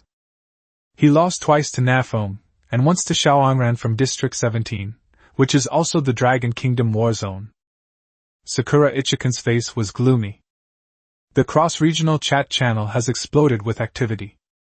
District 68, Qingmo. Oh, you won? Not bad, not bad. District 8, Mike. TSK, this cherry blossom sword is really trash. Is that all? Is this the sword master of the cherry blossom country? District 288, Amelia. The Sakura Kingdom and the Dragon Kingdom are at odds. Fight, keep fighting, the harder the better. District 162, Martin. Hey, dogs fighting, all that fur in the mouth. District 527, Nan Feng. Hey, upstairs, what are you barking about? Are you asking for a beating? Martin immediately fell silent. Seeing that no one was praising him, Nan Feng felt a bit bored and switched to the chat channel in his own battle zone. Bao Jian. Nan Feng is awesome! Qiu Feihong. Holy crap, we won again! This is a complete crushing victory of raw power! Lu Daqiang. Wow, our war zone's resources have increased again. There are so many more trees near my cabin! Thanks, boss Nan Feng. Su Ming. There are more ferocious beasts now, which increases the leveling efficiency. I really want to shout out to boss Nan Feng. Wu Yuanqing. For consecutive wins, resources have reached 146.41% of the base value. Take off. Wooly. Nan Feng, my god! You ran. Upstairs +1. Ling Chi. Is there any pigeon coming to save me? I'm starving to death. Chapter 65. A Second Blossom, Another Attack. Nan Feng was speechless. This girl named Ling Chi was still making a fuss here. It's been so many days. Logically speaking, since she didn't die, she should have the ability to survive. Surely it can kill at least a level 1 or 2 red-eyed rabbit. Nan Feng shook his head and ignored Ling Chi. This girl is probably fishing here. Turning off the control panel, Nan Feng looked outside the cabin and saw that there were more birds in the sky again. This is the benefit of increased resources. However, this quantity is still not enough to make the southerly winds reach level 10. We still need to upgrade in a different place. Stepping out of the cabin, Nan Feng cautiously glanced in the direction of the pool. At the deepest part of the pool, the immortal giant serpent stared intently at Nan Feng with its 2 basketball-sized eyes. They've been targeted. Nan Feng felt things were getting a bit complicated. If I leave the cabin now, will this giant snake tear my house down? This is very likely to happen. Without the cabin, Nan Feng certainly wouldn't survive the night. The beasts were extremely ferocious at night, and Nan Feng dared not confront them head-on. No, we can't leave, or this giant snake will steal our home. I can only leave here after my demolition skills are ready. Nan Feng retreated somewhat helplessly into the cabin to continue his monotonous bird-hunting life. Although there aren't many birds and beasts in the sky, there are still some. These are all valuable experiences. We shouldn't miss out on them. By dusk, Nan Feng had wiped out all the birds and beasts in the area. Even the little bird in the crooked tree at the top of the waterfall, whose feathers hadn't even fully grown, was shot down by Nan Feng. Nan Feng's marksmanship became increasingly accurate. Nan Feng opened the panel and glanced at his level 9, 3654/10,000. I'm still more than 6,000 experience points away from level 10. The small beast tide is the day after tomorrow. Nan Feng should have no problem reaching level 10 before the beast tide. The cabin demolition skill will be available tomorrow morning. Let's work harder tomorrow afternoon and make sure we reach level 10 before the beast tide. Nan Feng opened the cabin door, preparing to go out and clean up the battlefield. With the undying giant serpent lurking nearby, Nan Feng dared not stray too far from the cabin. He cleared the surrounding area and obtained a large amount of bird meat. There's a gray treasure chest over there, but it's too far away, I'm too scared to go. Nan Feng looked longingly at the treasure chest in the distance, but in the end, he shook his head and gave up. Treasure chests can appear at any time, but you only have one life. Once you die, it's gone. That evening, after dinner, Nan Feng began discussing tactics for dealing with the beast tide with everyone in the handsome guys group. Suzerain. Yesterday and today, I mobilized 100 chosen ones to mine iron ore, and distributed the mined iron blocks according to the quantity, ensuring that everyone can prioritize upgrading their cabin to D level. Suzerain. As of now, there are 163 chosen ones who have reached the D level in the cabin. They have all moved their cabins to Raven Valley and have begun to build defenses to resist the beast tide. Crow Valley is the place Su Ming found earlier. It is backed by mountains and has a cliff on the left, making it easy to defend and difficult to attack. Nan Feng. If nothing unexpected happens, I will move the cabin there tomorrow morning. Su Ming. Okay, with Boss Nan Feng here, I feel incredibly safe. Nan Feng. I can't hold off the beast tide by myself alone, having more people is the key. Suzerain. Right now, the chosen ones in our war zone are working hard to cut down trees, collect stones, and mine minerals, just waiting to upgrade the cabin to D grade so they can move it to Crow Valley. Suzerain. I estimate that Crow Valley should be able to gather 300 plus chosen ones before dark tomorrow. Nan Feng glanced at the number of people in this war zone, 531/1000. Nan Feng. We still have more than 500 people in our war zone. What about the remaining 200 or so? Wu Yuanqing. Good luck to everyone. The supply of iron blocks is not enough to upgrade everyone's cabin to D grade. Sui-han. Actually, there are still a lot of iron blocks in that mine. The reason for the shortage is that there are too few miners. Nan Feng. Tell those who haven't upgraded their cabins yet to hurry up and start mining. Su Zurin. Some of the chosen ones are only level 2 or 3, and they live far from the mine. They don't dare to come here, for fear of dying on the way. Nan Feng. Only level 2 or 3? We've been here for almost a week already. What are they doing? Wu Li. Some people have a live and let live mentality, taking each day as it comes, hiding in their cabins and never going out. Wu Li. There are also some people who really lack combat talent, are timid and afraid, and are weak. It would be too difficult for them to hunt ferocious beasts. Wu Yuanxing. People's physical constitutions are different. In this dog-eat-dog world, they are indeed not suitable to survive. Nan Feng remained silent, knowing they were right. Su Zurin. Our war zone is already quite good. Most of the chosen ones are very united. You upgrade while I mine, you chop down trees while I collect stones. We help and complement each other, which is why more than 300 people were able to upgrade their cabins to D level in just 2 days. Su Zurin. The chosen ones in many other war zones are fighting their own battles and playing their own games. I don't know how many of them will survive this beast tide. This small-scale beast tide is a huge test for all war zones. Nan Feng. Keep it up. Tomorrow is the last day. Everyone, work harder to upgrade and try to be in the best condition to meet the beast tide. Xiao Luo. Didn't you say you could reach level 10 tonight? How many more experience points do you need? Nan Feng. I've run into a small problem, but I'll definitely reach level 10 tomorrow. Xiao Luo. If you don't level up faster, I'll catch up with you. Nan Feng glanced at the ranking list and was immediately taken aback. Xiao Luo had quietly leveled up to level 9 as well. Ouch, this big snake has ruined my day. It has wasted my whole afternoon. I'll stew you and eat you one day. Nan Feng turned off the control panel in a huff and went to bed. In the dead of night, the violent tremors once again woke up Nan Feng. Nan Feng suddenly sat up in bed and turned to look at the window. Aren't those jet-black scales the scales of the immortal giant serpent? Again? You really think Nan, can't be beaten to a pulp?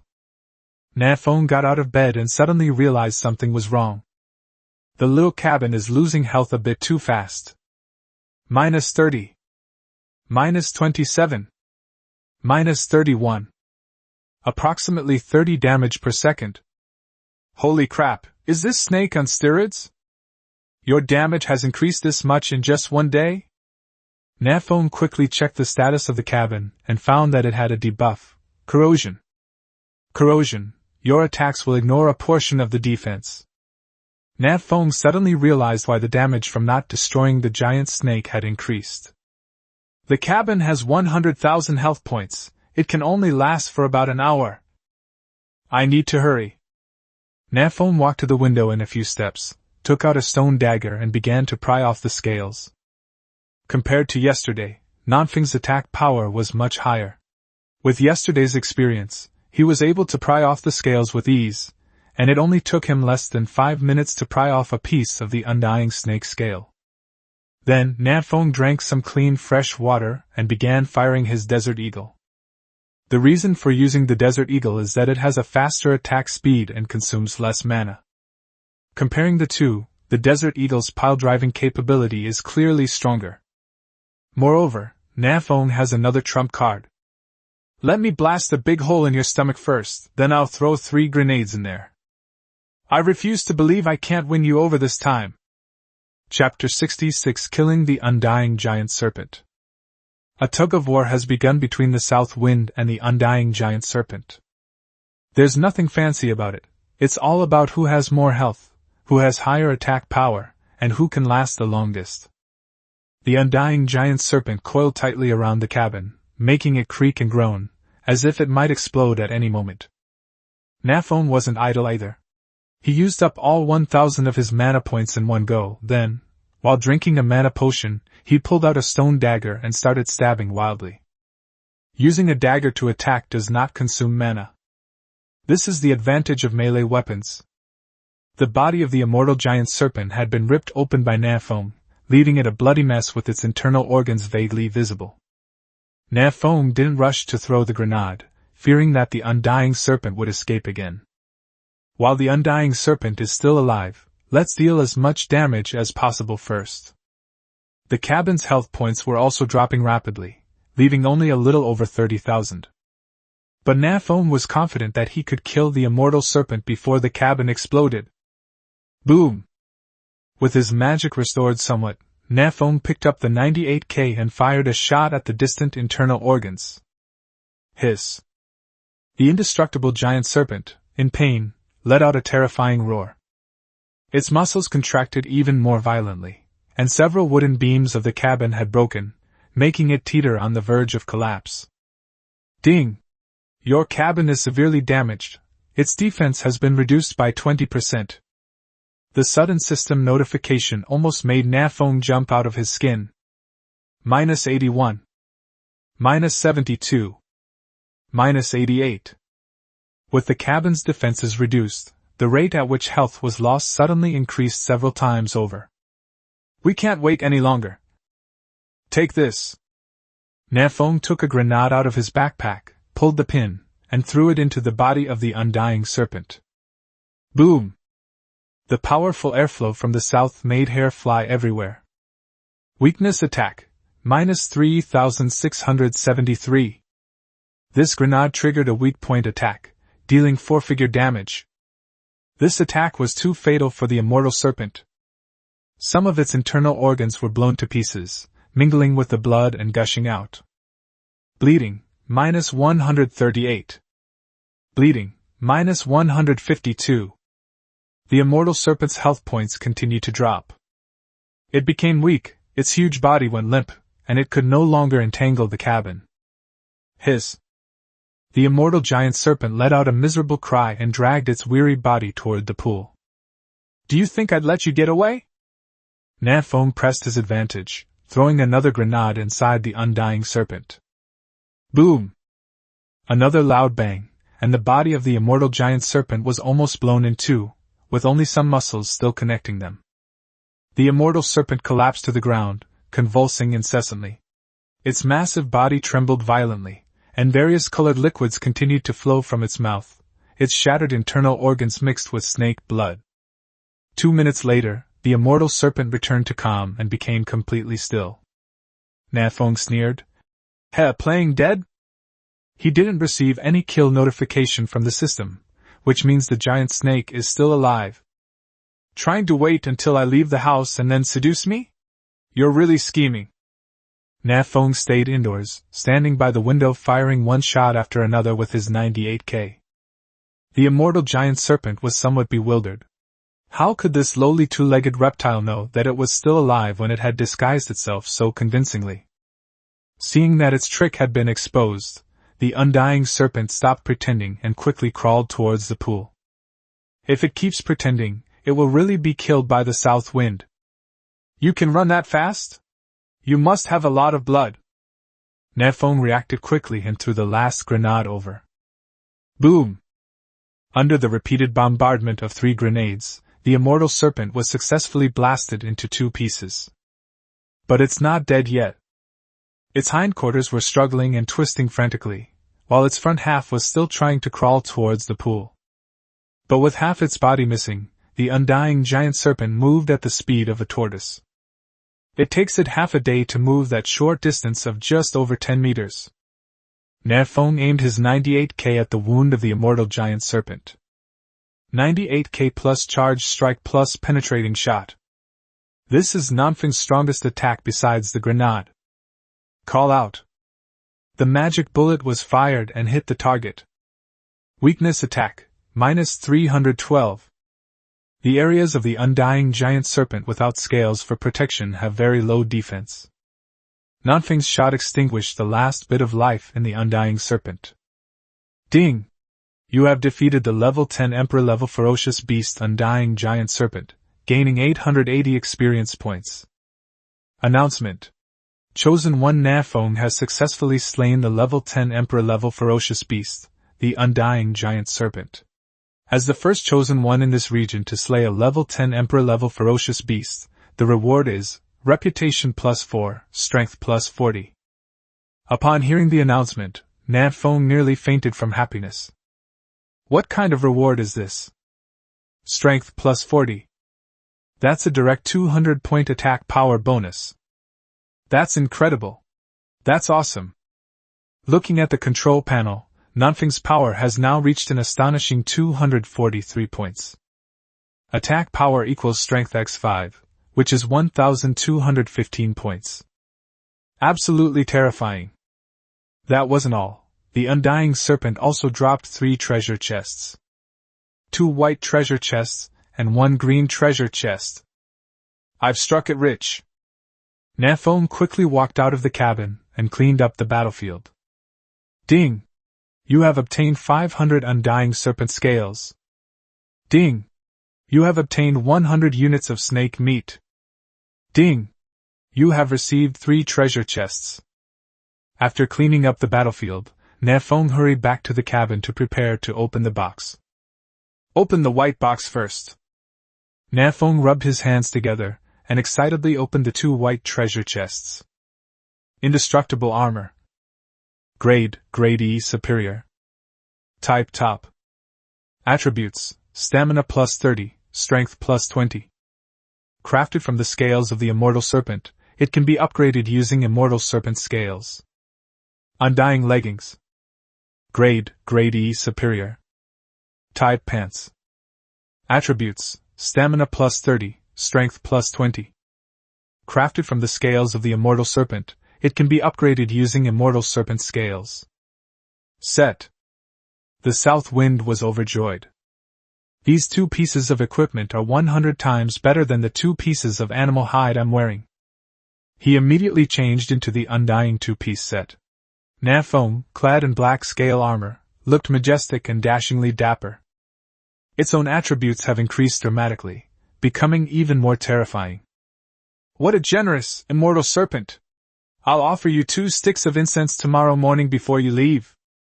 Nan Feng looked at the new clothes with delight, liking them more and more the more she looked at them. The white treasure chest has been opened.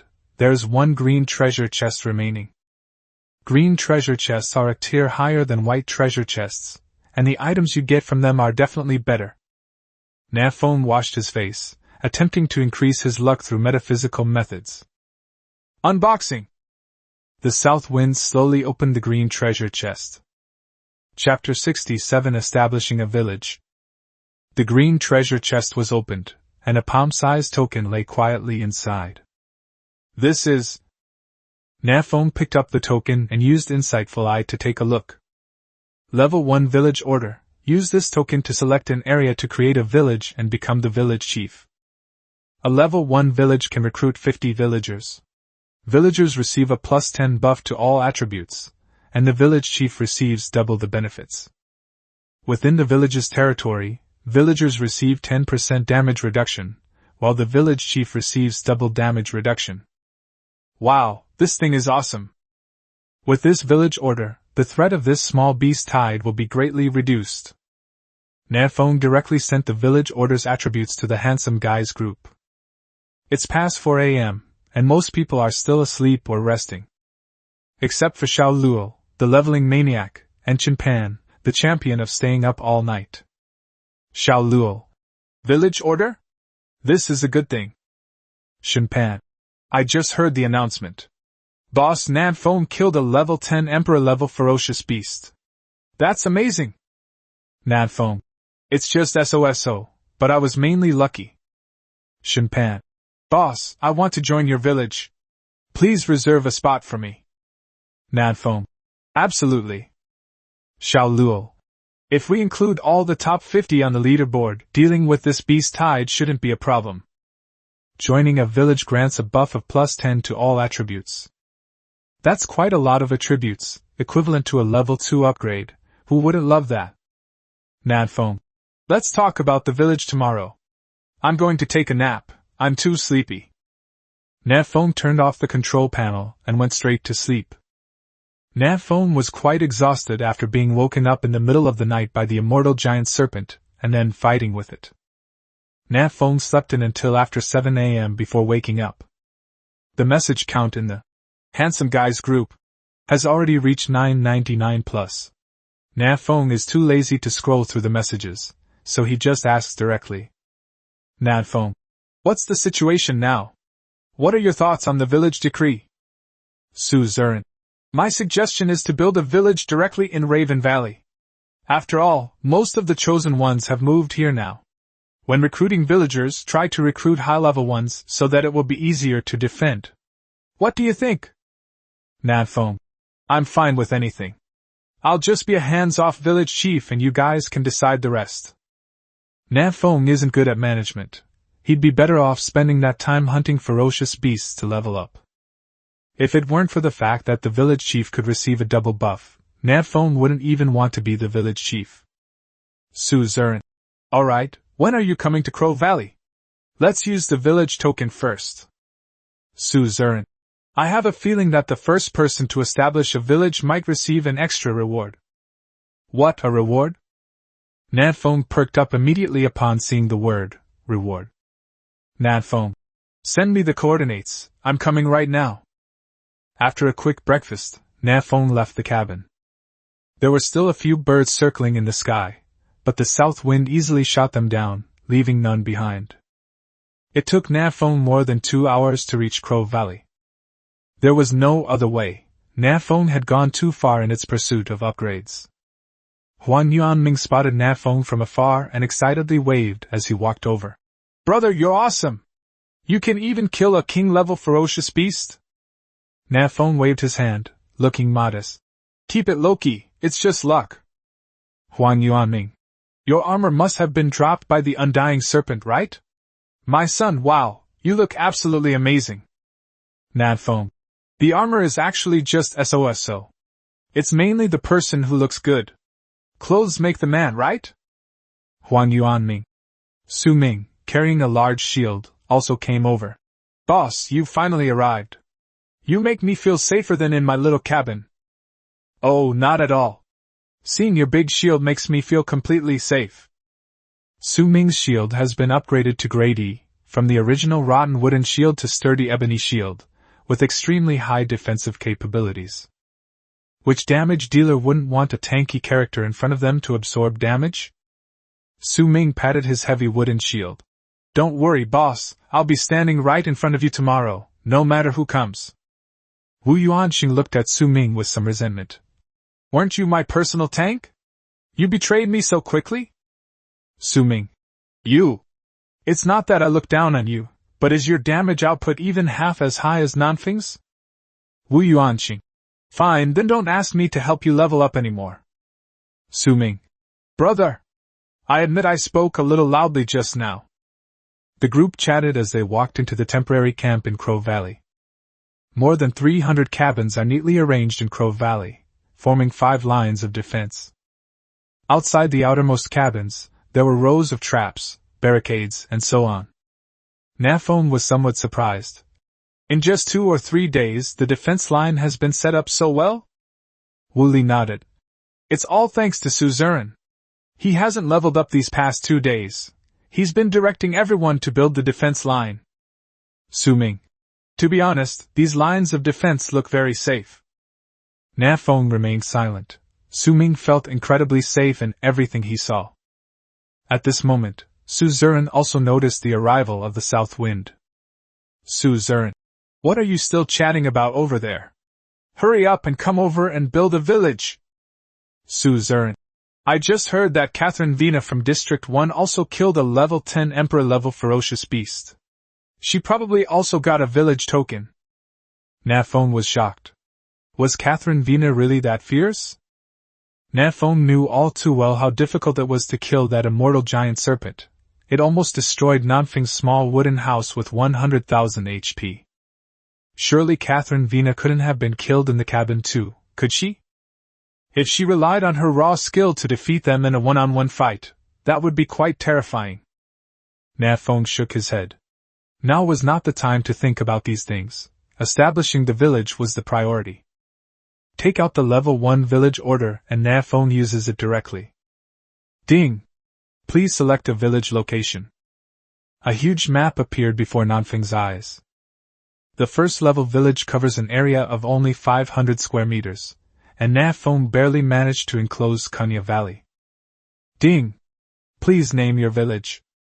Naming a child? That's going to be a bit difficult for Nan Feng, as he's terrible at naming things. Let's call it Nansen. Keep it simple, choose a simple name. The village was simply named after Nan Feng, a straightforward and direct approach. Ding! The village has been successfully established. You can now recruit villagers. Announcement. Chosen 1 Nan Feng has successfully established South Village, rewarding all attributes with plus 20. Server-wide announcement. In the primitive world, server 527, Chosen 1 Nan Feng has successfully established a village. Nan Feng is detected as the first Chosen 1 to establish a village in this world. Reward, plus 100 reputation, 1 green treasure chest.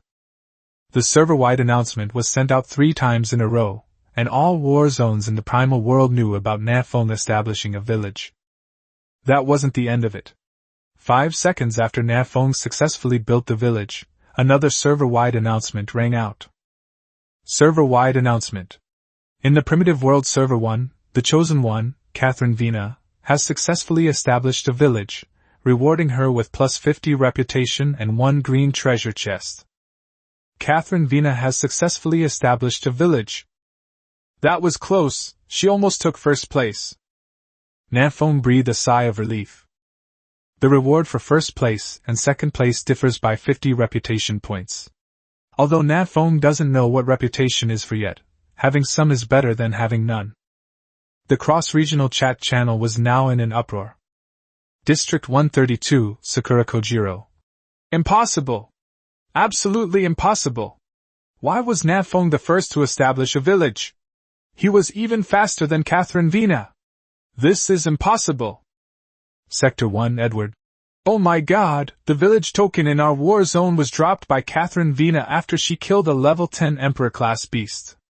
Where did the village token in District 527 come from? District 68, Chingmo. Is it possible that they also killed a level 10 Emperor-level ferocious beast? District 39, Sakura Ichikan. Bullshit. Nan Feng from District 527 definitely cheated. He brought weapons from Earth to this world. District 162, Martin. I testify that his grandmother Southwind had a sniper rifle. Is that reasonable? 132nd Ward, Sakura Kojiro. He also has a pistol. District 39, Sakura Ichikan. He also has a grenade in his hand. District 288, Amelia. Really? Where did he get so many weapons? District 527, Nan Feng. You might not believe it, but I also have a tank and 2 fighter jets. District 527, Wu Yuanxing. I testify that what Nan Feng said is true, and I am that tank. District 527, Huan Yuanming. Then I am a fighter jet. Chapter 68, Unity. The cross-regional chat channel was buzzing with discussions about whether Nan Feng had cheated. Nan Feng, as the person involved, began to study the functions of the village. Nan Feng's panel now has a new option: Village. Village South Village. Village Chief, Nan Feng. Level 1. Villagers 0/50. Contribution points 0 points. Every 100 contribution points increases all attributes by 1, with a maximum of 10 for all attributes. Village Warehouse, now open.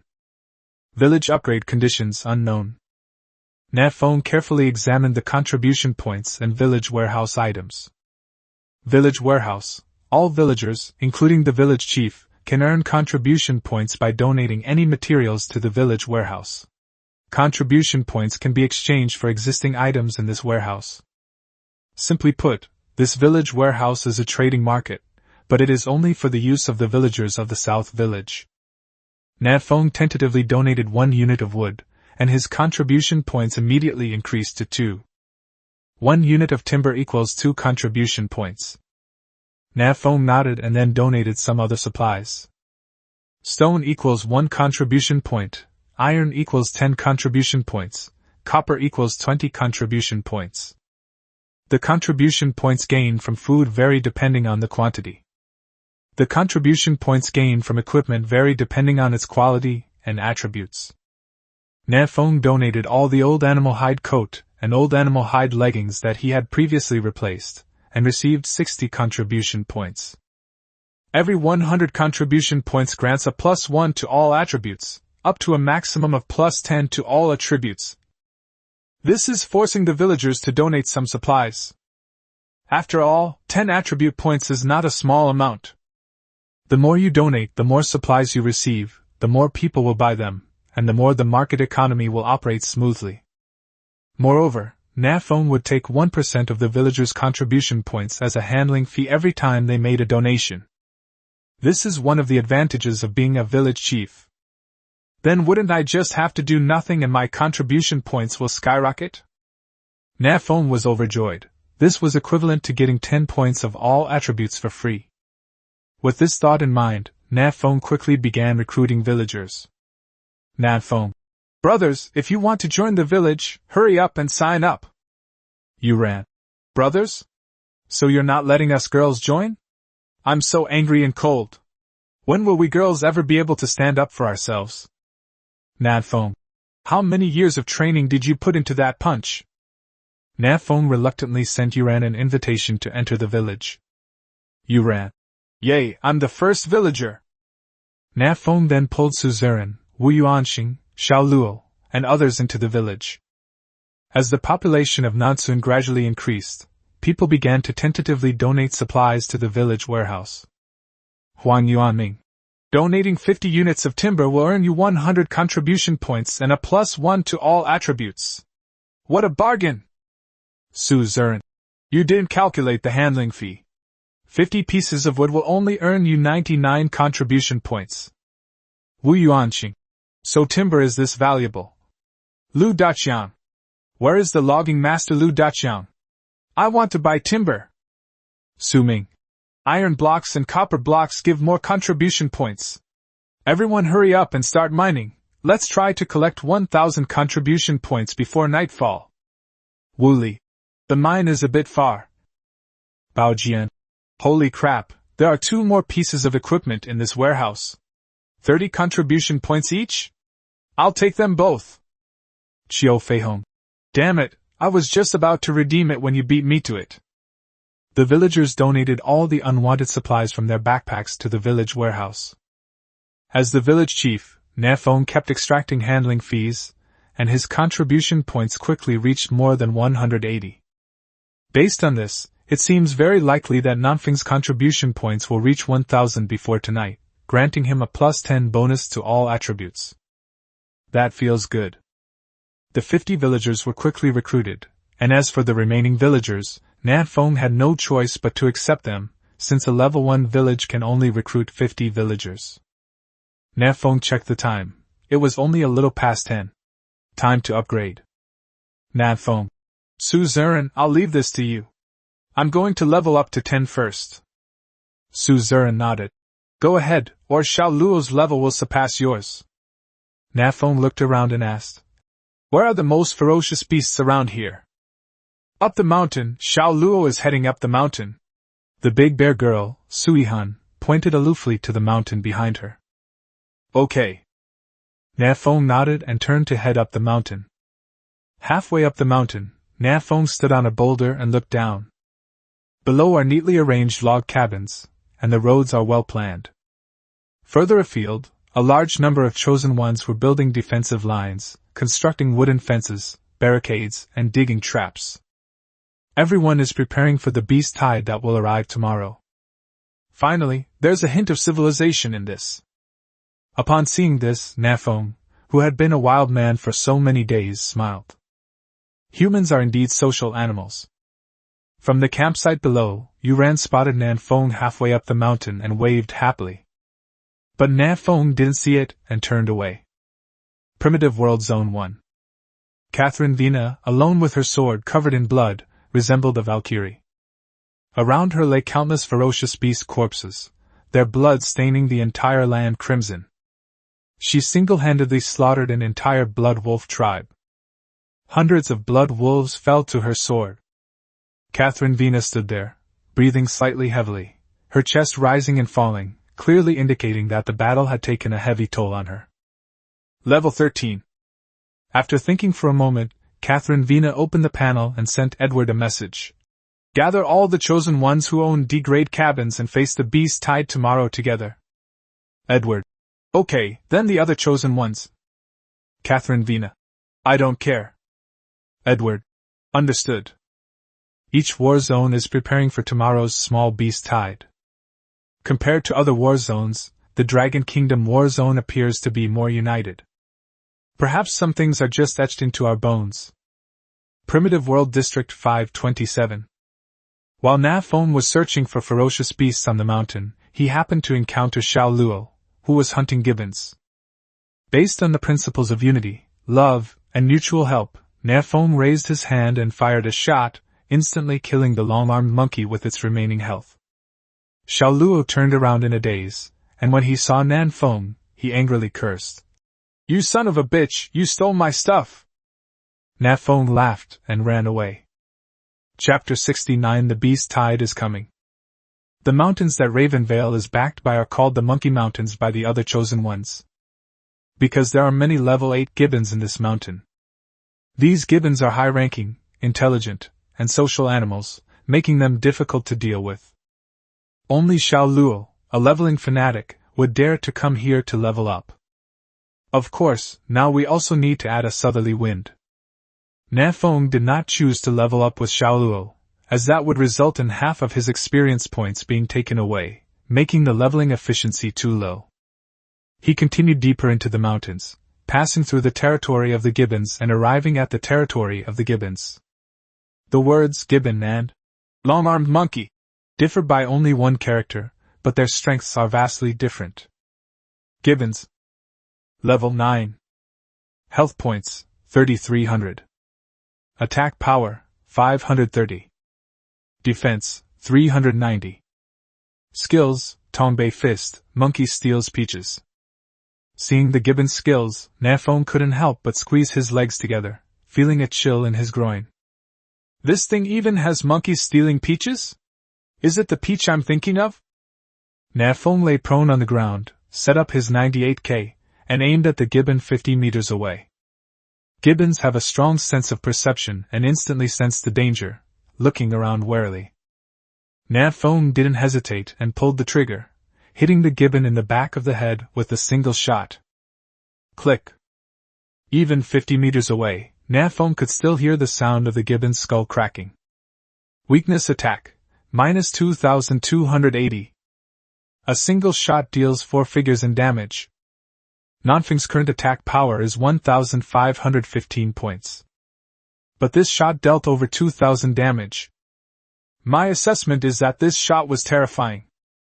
Nan Feng fired another shot, killing the stunned gibbon and gaining 90 experience points.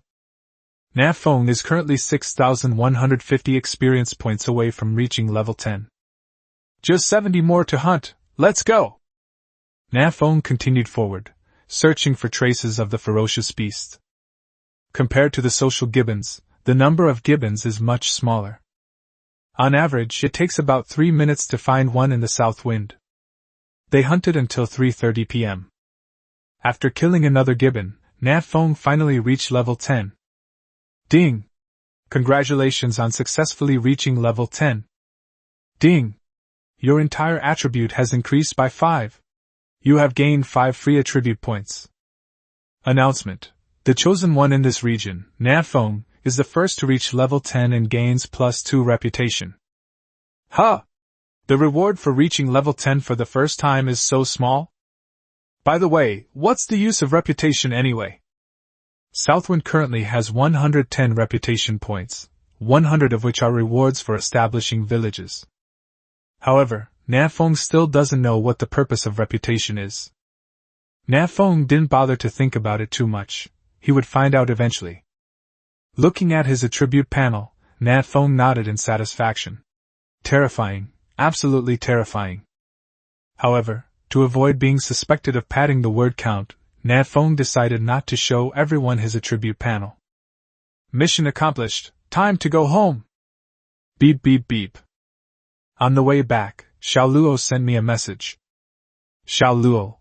I've discovered an 8th level Lord class ferocious beast. I can't defeat it. Nan Feng. Send me your coordinates, I'm coming. Defeating Lord level ferocious beasts will reward you with attribute points, which are a great bonus. Nan Feng jogged all the way and found Xiao Luo half an hour later. There's a long-armed monkey king over there. It's a bit far away. Can you see it? Xiao Luo pointed ahead. Nan Feng removed the 2x scope from the 98K and carefully observed it. Xiao Luo, ? A 2x scope? Is this something that should exist in this primitive world? That's outrageous. Hiss. Beside him, Nan Feng also spotted the long-armed monkey king and couldn't help but gasp. It actually has more than a dozen female monkeys serving it? This monkey king's life is quite happy. Xiao Luo nodded. It's because there are too many small monsters, otherwise I could take on this monkey king by myself.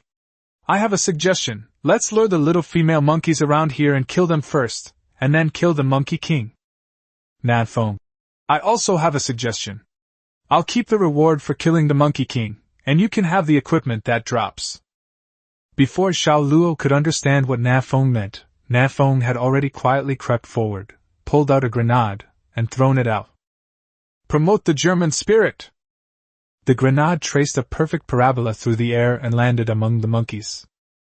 The gibbons had clearly never seen this thing before, and they gathered around it with great interest, examining the grenade. Boom! The grenade exploded with a loud bang. More than a dozen female baby monkeys died instantly, without even uttering a scream. The long-armed monkey king had a lot of health points, and although this grenade didn't kill it, it left it half crippled. Penetrating bullet. Nan Feng set up his 98K and fired a shot at the dazed monkey king. Fatal strike, -8,000. The already extremely weak monkey king was shot through the brain by Nan Feng, triggering a fatal blow that killed him instantly. Instant kill. Announcement. Chosen 1 Nan Feng has successfully slain the level 8 Lord level ferocious beast, the long-armed monkey king. Rewards, reputation +1, agility +16. Xiao Luo was dumbfounded. His jaw almost dropped to the ground. Nan Feng put away his 98K and turned to Xiao Luo. What do you think? What's your opinion? After a long pause, Xiao Luo finally managed to utter. You're fucking cheating. South wind. Xiao Luo stayed in the mountains to level up, while Nan Feng chose to return to the Crow Valley camp first. As for the equipment dropped by the long-armed monkey king, Nan Feng didn't take it. He left it all for Xiao Luo. The monkey king dropped a white treasure chest. The equipment inside should be pretty good. However, for Nan Feng, the kill reward was already tempting enough. He had to leave some for others, right? After all, it was Xiao Luo who discovered the monkey king. Around 5 p.m., Nan Feng returned to the camp. In the past half-day, the defenses outside the Crow Valley camp have been upgraded again, with traps dug 200 meters away. There's no way around it. Everyone's physical strength and stamina are several times greater than when they were on Earth, so they work incredibly hard. If they could go back to Earth before they time-traveled, they could afford a Thompson Riviera apartment just by carrying bricks. Nan Feng found an empty spot in the camp and moved his cabin there. Early this morning, the cabin was almost destroyed by the undying giant serpent, leaving it with only a little over 10,000 health points. Fortunately, the cabin can restore health, recovering 60 health points per minute, so it should be fully restored by tomorrow. The small wooden house next to Nan Feng belongs to Suihan, the surging wet nurse. Suihan walked over and glanced at Nan Feng's cabin. Why does your cabin restore 60 health points per minute, while mine only restores 30? Nan Feng pondered for a moment. Maybe it's because I'm handsome. Suihan Tui. Nan Feng's cabin was upgraded using high-quality wood, so its attributes are relatively good. At 6 p.m., the chosen ones returned to the camp one after another, and held a grand bonfire party in the open space in the center of the camp. They ate until 8 p.m., after which everyone returned to their cabins. Roar! As usual, the terrifying howls arrived as soon as night fell.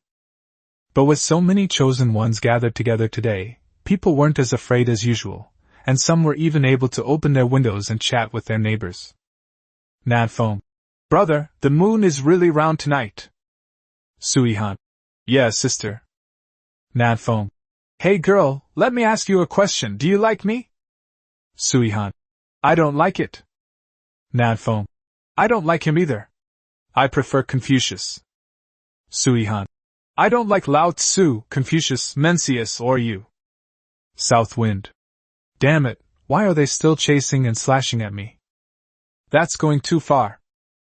Nan Feng angrily closed the window and prepared to go to bed to rest. Suddenly he remembered that he had a green treasure chest that he hadn't opened yet. This is the reward given by the Creator God system when the village was established today. Damn, I almost forgot about something so important. I need to get up and wash my face. Nan Feng washed his face to refresh his luck, and then opened the green treasure chest. Chapter 70 The First Wave of Beasts. Inside the cabin, Nan Feng opened the green treasure chest. Ding! Congratulations! You have obtained a crystal necklace X1. Crystal necklace. Grade, lower grade D. Attributes, stamina plus 40, energy plus 40. Skill, crystal shield releases a crystal shield that surrounds you, reducing the next damage you take by 50%. Cooldown, 10 minutes. Sure enough, the green treasure chest always yields good stuff. This is Nan Feng's first piece of equipment of D-grade quality. The Undying 2-piece set dropped by the Undying Serpent is only E-grade superior. Looking at the crystal necklace, Nan Feng liked it more and more. This skill seems pretty amazing too. The 50% damage reduction, although it can only block one instance of damage, is enough to save Nan Feng's life in a critical moment. If I had had the crystal necklace before, wouldn't it have been easy to crush Sakura with a single sword strike? Wearing the crystal necklace, Nan Feng threw the discarded spider necklace into the village warehouse. The spider necklace provides a 6-point strength bonus, making it a pretty good piece of equipment, and it was quickly snapped up by other chosen ones. Losing 6 points of strength but gaining 40 points of stamina and 40 points of energy, plus the skill crystal shield, is a very good deal. After opening the treasure chest, Nan Feng lay back down on the bed and closed his eyes to rest. The sounds of chatting outside gradually subsided, as most of the chosen ones began to sleep and replenish their energy. Midnight. Ding! A small beast tide is approaching, lasting for 24 hours. Chosen ones, please prepare yourselves. Those chosen ones who successfully survive the small beast tide will receive generous rewards. As the announcement rang out, all the chosen ones at Crowville Valley Camp awoke. In the chat channel. Huang Yuanming. Brothers, can we go out now? What's the situation outside? Bao Jian. Let me see. It's pitch black outside, there are no ferocious beasts. Su Zurin. I don't think the ferocious beasts will arrive so soon. Everyone, wake up, eat something, and prepare for battle. Xiao Luo. I'll go out and take a look first. Xiao Luo, who was ranked second on the leaderboard, led the way out of the cabin. The other chosen ones also came out and, as required during rehearsals, went to their respective lines of defense. Nan Feng wasn't idle either. He quickly climbed up to the cabin and stood on the roof, using a 2x scope to observe the surroundings. This 2x scope isn't night vision, so I can't see very clearly. Nan Feng reluctantly put away the 2x scope. To prepare for the beast tide, the ferocious beasts around the camp have all been cleared out. It would indeed take some time for ferocious beasts from other places to get here before they could attack. Nan Feng jumped off the roof and came to the first line of defense, where it was already crowded with people. More than 400 chosen ones were performing their duties and guarding their positions. The beast tide lasted for 24 hours, which was different from what I expected. I thought the beast tide would end after one wave. Su Zurin looked at the defensive line and pondered for a moment. Wu Yuanxing, Wu Li, Huan Yuanming, each of you select 100 brothers to go back and rest first. Then come and rotate the defensive line every 4 hours. Wu Yuanxing. Alright, then you guys have to hold on. Suzerain waved his hand. I'll call you in advance if I can't hold on. Wu Yuanqing and the others went to select their own men and retreated to the rear to rest. Upon seeing Nan Feng arrive, Suzerain said, Nan Feng, try to conserve your strength and don't consume too much magic power. Only take action when you encounter a ferocious beast that you can't handle. Nan Feng nodded in agreement. No problem. Suzerain. Logically speaking, the initial beast tide shouldn't be too difficult. Why don't you go back and rest to conserve your energy? Nan Feng. I'll take a look first. If the beast tide isn't too strong, I'll go back and rest. Suzerain. Okay. Time ticked by, and half an hour later, the group finally discovered the beast's trail. Bao Jian. Brothers, a ferocious beast is coming. Qiu Feihong. Let me see. Oh, so many level 1 red-eyed rabbits. The massive army of red-eyed rabbits marched toward the Ravenvale camp, looking rather comical. This feeling is like a group of kindergarten kids rushing at you with lollipops, making a lot of noise and hitting you. Nan Feng.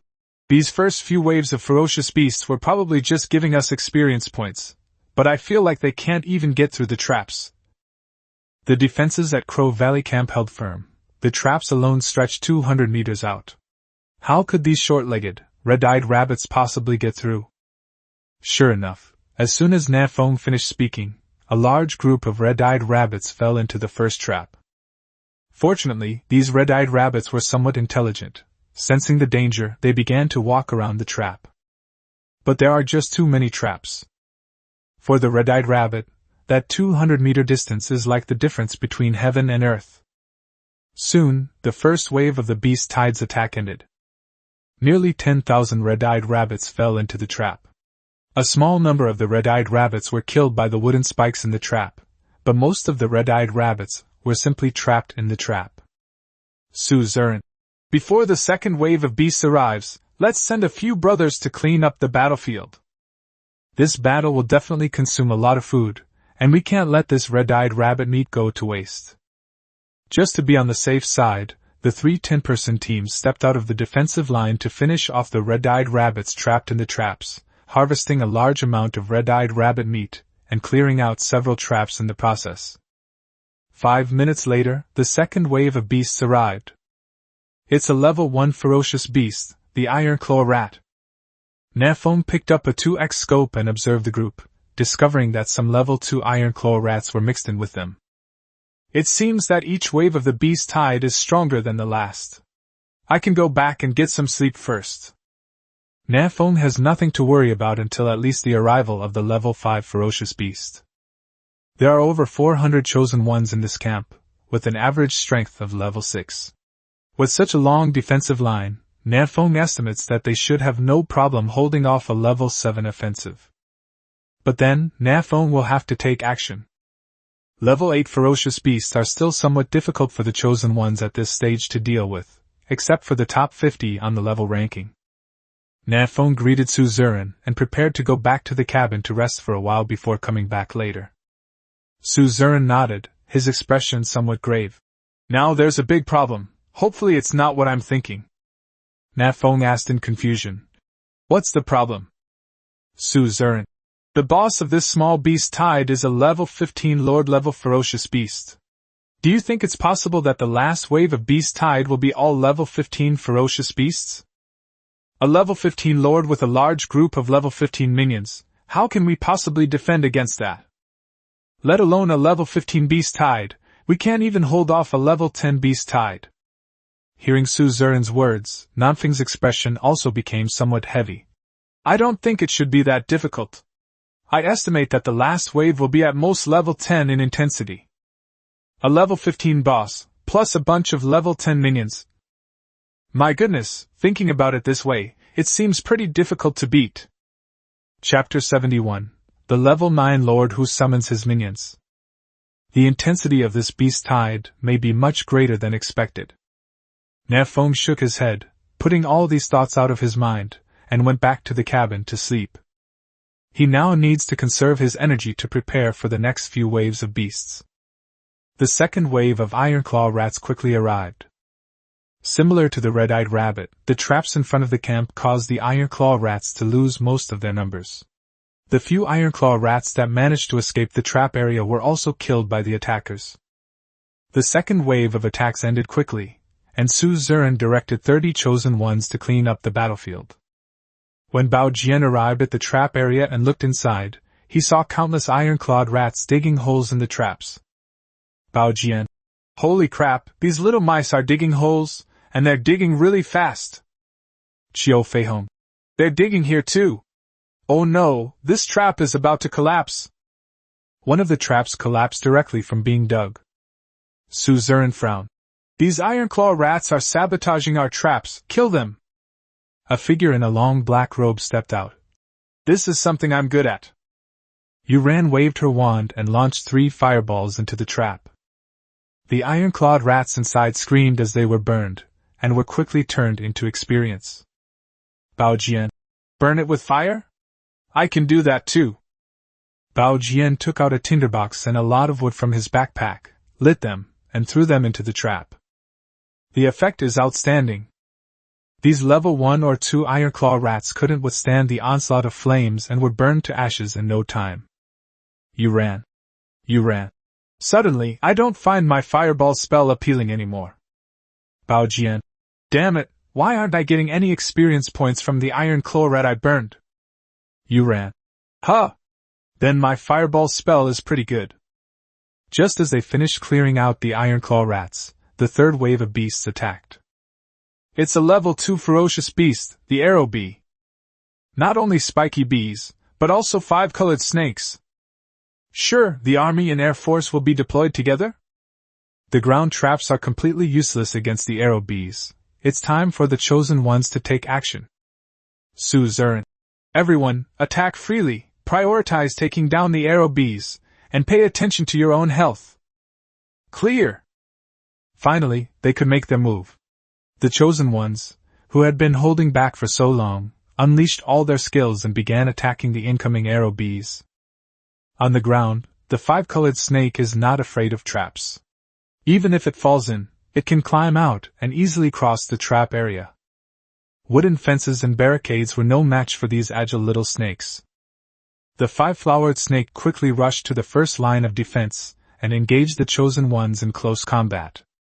Standing on high ground, Su Zuren commanded in a deep voice. Watch out on the eastern defense line, don't let the 5-colored snake sneak into the camp. Ding Hao! Come back a little, you've been stung all over your head. And Ma Yong, are you drunk? Are you playing Tai Chi? Ma Yong. No. I'm so dizzy I'm seeing double. You ran.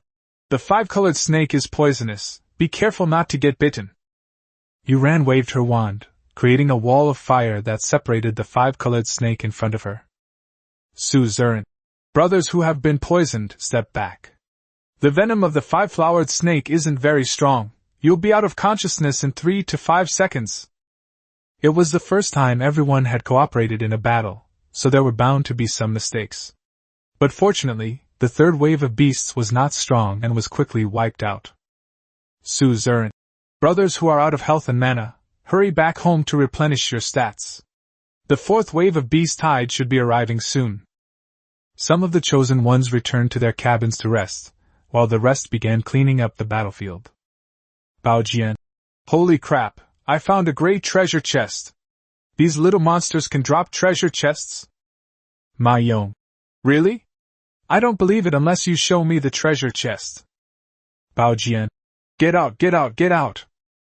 Bao Jian happily pocketed the treasure chest and continued cleaning up the battlefield. Half an hour later, the fourth wave of beasts arrived as expected. This wave consists of level 3 ferocious beetles. Traps won't do much good against them, everyone prepare for battle. A massive swarm of heavy beetles flew in, their thick shells creating a very oppressive atmosphere. But they were facing chosen ones with an average level of 6, and these heavy beetles were no match for them. Kill! Charge!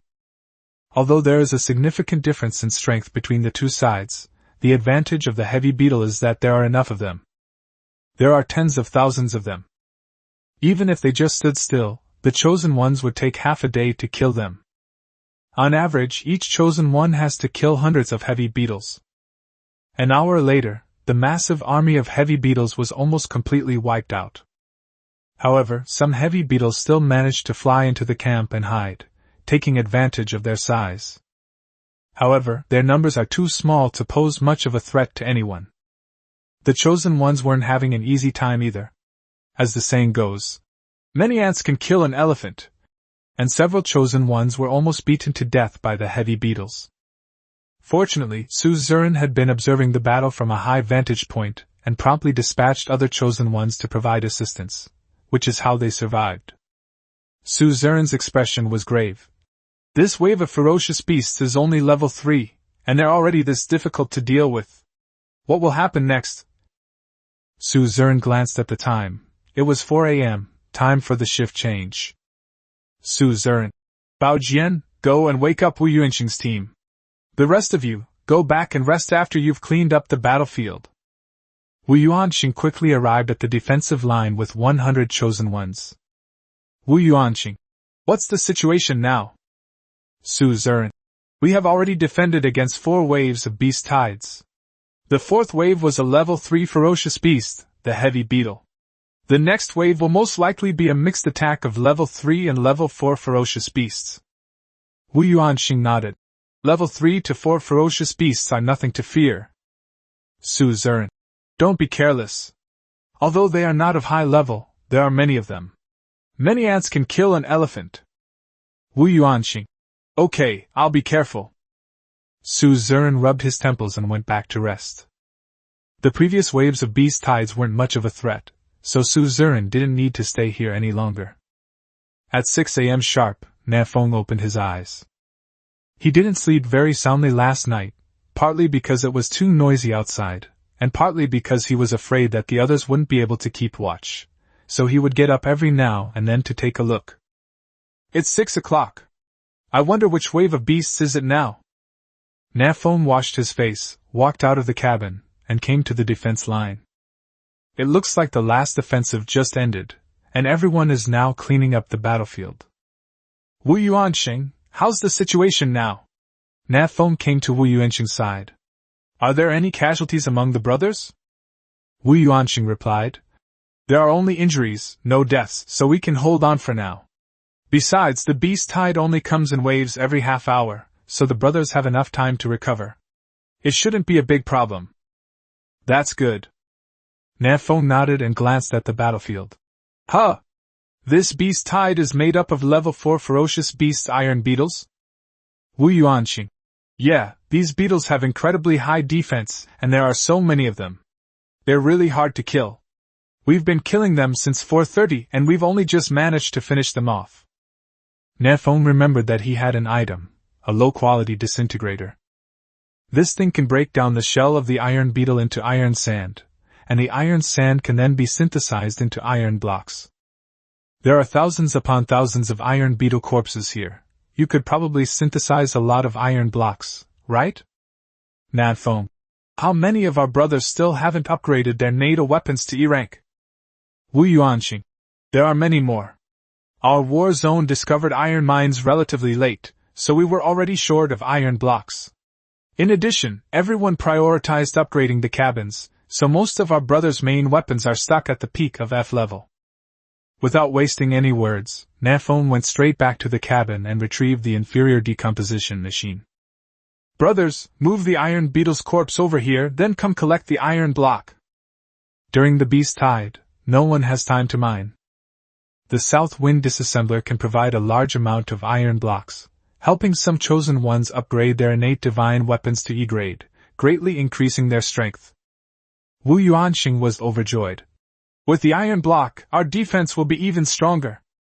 The upgrade of the NATO weapon from peak F grade to low E grade is a significant improvement. In addition to providing a large number of basic attributes, it may also help you learn skills. Nan Feng learned the skill, Charge Strike, when he was at the E rank low level. Beep beep beep. Just then, a message arrived. Nan Feng opened the panel and saw that someone had tagged him in the handsome guys group. Xiao Luo. At Nan Feng, are you up yet? I've spotted a level 9 Lord-level ferocious beast gathering its minions. Shall we go for it? A level 9 Lord-level beast? Summoning minions? Nan Feng immediately understood. This must also be a beast hide, but it was still unclear which wave it was. The thought of a camp being attacked by level 9 ferocious beasts filled Nan Feng with terror. We must take them down as soon as possible. At the very least, we must eliminate that level 9 lord. With this thought in mind, Nan Feng quickly sent Xiao Luo a message. Send me your coordinates. Chapter 72 Instant Kill of the Wild Boar King. Xiao Luo left the camp early this morning when the first wave of beasts arrived. He planned to find out where the beast tide came from. After several hours of investigation, Xiao Luo discovered that the ferocious beasts had converged from all directions and were then heading towards Crow Valley. No, it should be said that we should charge towards the place where the chosen ones are located. Xiao Luo was surrounded by ferocious beasts several times, but he had a stealth cloak that allowed him to become invisible for 15 seconds, enabling him to escape each time. During this time, Xiao Luo also encountered other chosen ones. He was trapped in a small cabin and was being attacked by hundreds of iron-claw rats. The cabin's health was also dropping continuously. The chosen one's cabin was only E-level and couldn't withstand the attacks of so many ferocious beasts. Xiao Luo didn't help him, because it would be useless. He wouldn't be able to withstand the next few waves of ferocious beasts. Taking action rashly would only expose Xiao Luo's whereabouts. His stealth cloak was still cooling down. If he were surrounded by ferocious beasts, he would inevitably be caught in a bloody battle. The more chosen ones gather together, the more ferocious beasts will attack. There are too many people at Crow Valley Camp, which may backfire. With more people, the defense is stronger, but correspondingly, the attacks of the ferocious beasts are also more ferocious. Xiao Luo relayed the information he had deduced to Su Ziren and then prepared to return to the camp. On the way back, Xiao Luo encountered a level 9 Lord-level ferocious beast, the Wilderness Boar King. This is a giant porcupine that is 8 meters long. When it walks, the ground shakes and it looks like a walking tank. It stood in the woods making pig noises, attracting the surrounding rampaging porcupines to gather around. A level 9 lord summoned a group of level 8 minions. Xiao Luo gripped the short knife in his hand, pondering whether he could step forward and kill the ferocious beast to relieve the pressure on the Raven Valley camp. But after glancing at the Wild Boar King's attributes with his eye of insight, he immediately dismissed the idea. 10,000 HP. A pure tank. Given the exaggerated size of this large, fat pig, coupled with the large group of smaller pigs around it, Xiao Luo realized he couldn't handle it. He quickly opened the control panel and called for reinforcements, summoning Nan Feng over. The south wind didn't arrive for more than half an hour. Nan Feng, you're really brave to come all this way by yourself. Xiao Luo, it's alright, it should only be a half-hour walk at most, why are you so slow? Nan Feng, don't even mention it. I was surrounded and beaten by ferocious beasts several times on the way. Luckily, I'm more skilled, or I would have died out there. Nan Feng chewed on the roasted meat, slowly recovering his health. Along the way, every now and then a group of ferocious beasts would surround Nan Feng and give him a few blows. It's not dangerous, they're just low-level ferocious beasts that can't break through Nan Feng's defenses, but they're troublesome. This also meant that Nan Feng spent a lot of time clearing out the group of ferocious beasts. Xiao Luo lay prone on a small hill and pointed to the grove of trees. See that? That big guy is a level 9 lord. Nan Feng nodded. With such a large size, it's hard not to notice it. Xiao Luo. With its size, our camp's barricades couldn't stop it at all. It charged straight in. Nan Feng counted about 50 rampaging porcupines around the Wild Boar King, and the number was constantly increasing, with one porcupine being attracted every 2 minutes on average. Nan Feng, how many henchmen do you think it needs to gather before it attacks Crow Valley? Xiao Luo, I estimate there are at least 500 or more. Nan Feng, that's too conservative. I think it should be at least 5,000 or more. Xiao Luo was shocked. So many? Isn't that an exaggeration? Nan Feng explained. The D-level cabin has 1,000 points of defense. These level 8 ferocious beasts can't break through its defense. At most, they can only forcibly deduct 1 point of health. If everyone hides in their cabins and doesn't fight, then this beast hide becomes meaningless. Therefore, there will definitely be a lot of ferocious beasts, enough to blow up a small wooden house with 100,000 HP. Xiao Luo thought for a moment and agreed with Nan Feng's statement. Now that we have discovered it, we cannot allow it to continue to gather its followers. Nan Feng nodded. Let's kill it first. Without further ado, Nan Feng and Xiao Lu quickly devised a strategy, and launched an attack on the wilderness pig king. Grenade! Nan Feng climbed up a small hill and threw a grenade from above. With the boost of 307 points of strength, Nan Feng threw the grenade more than 100 meters away, landing right at the feet of the wilderness pig king. Humph! The wilderness pig king lowered its head and sniffed the grenade that had suddenly flown towards it. Boom! Roar! The wild boar king let out a miserable scream as half of its face was smashed open. Minus 2,988. This grenade caused nearly 3,000 points of damage. Nan Feng was secretly startled. This fat pig has such high defense? Nan Feng's current attack power is as high as 1535 points, and her grenades can deal 5 times the attack power and damage, making them Nan Feng's biggest trump card. According to Nan Feng's estimate, this grenade should have caused at least 5,000 plus damage, but it only caused less than 3,000 damage. Nan Feng used the Eye of Insight to check the attributes of the Wild Boar King and suddenly realized what was going on. In addition to its terrifying defensive capabilities, the Wild Boar King also has a passive skill, Pigskin. Pigskin.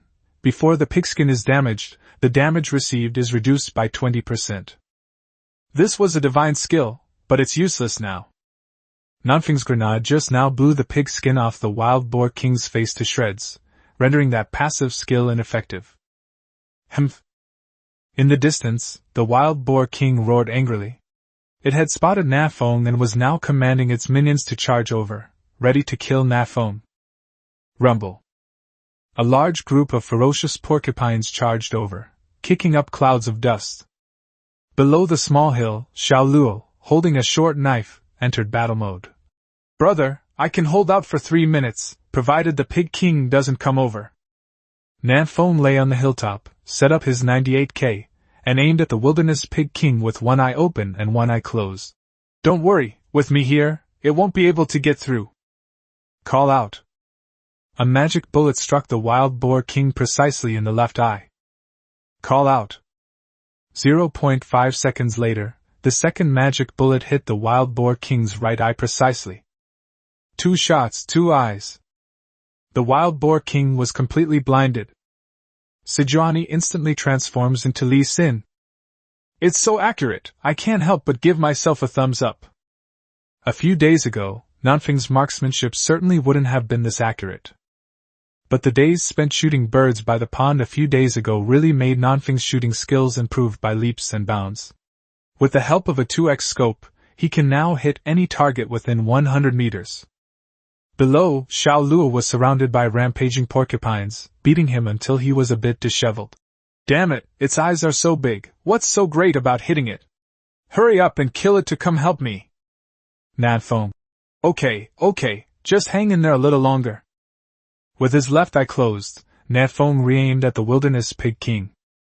The blind Wild Boar King let out a pitiful cry and wandered aimlessly through the grove.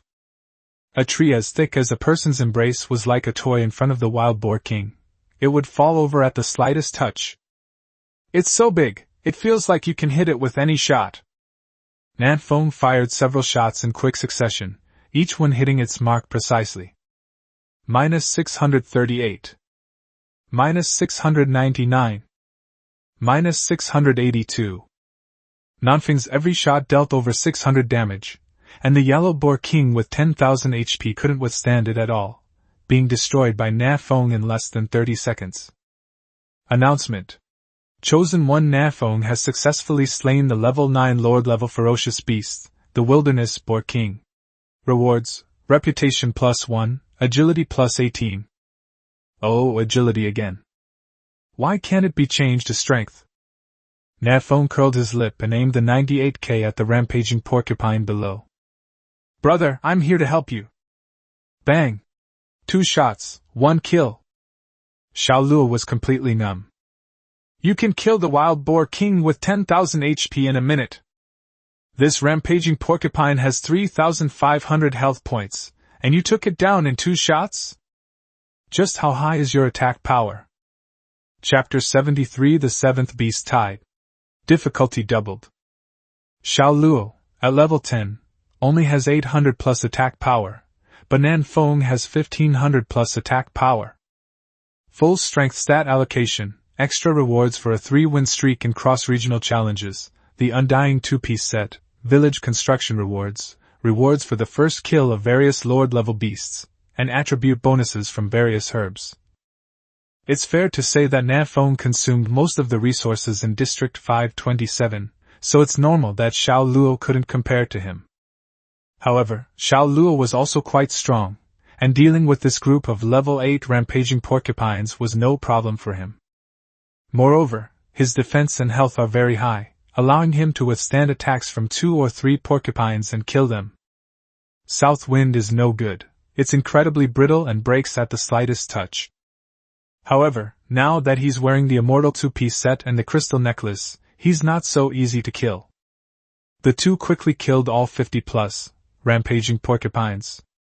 Xiao Luo looked into the distance, his brows furrowing slightly. The Pig King is dead, but there's still a steady stream of porcupines gathering here. It seems this beast tide is unavoidable. Nan Feng nodded. Indeed, but without the Pig King, our defense should be much easier. Xiao Luo. What are you saying? How many shots can the Pig King withstand from you? As long as you're here, it doesn't make much difference whether it's here or not. Nan Feng put away his 98K and switched to a desert eagle. Let's go back to camp. There are too many ferocious beasts outside. I'm scared. Xiao Luo curled his lip. What are you afraid of? Nan Feng and Xiao Luo cleaned up the battlefield briefly.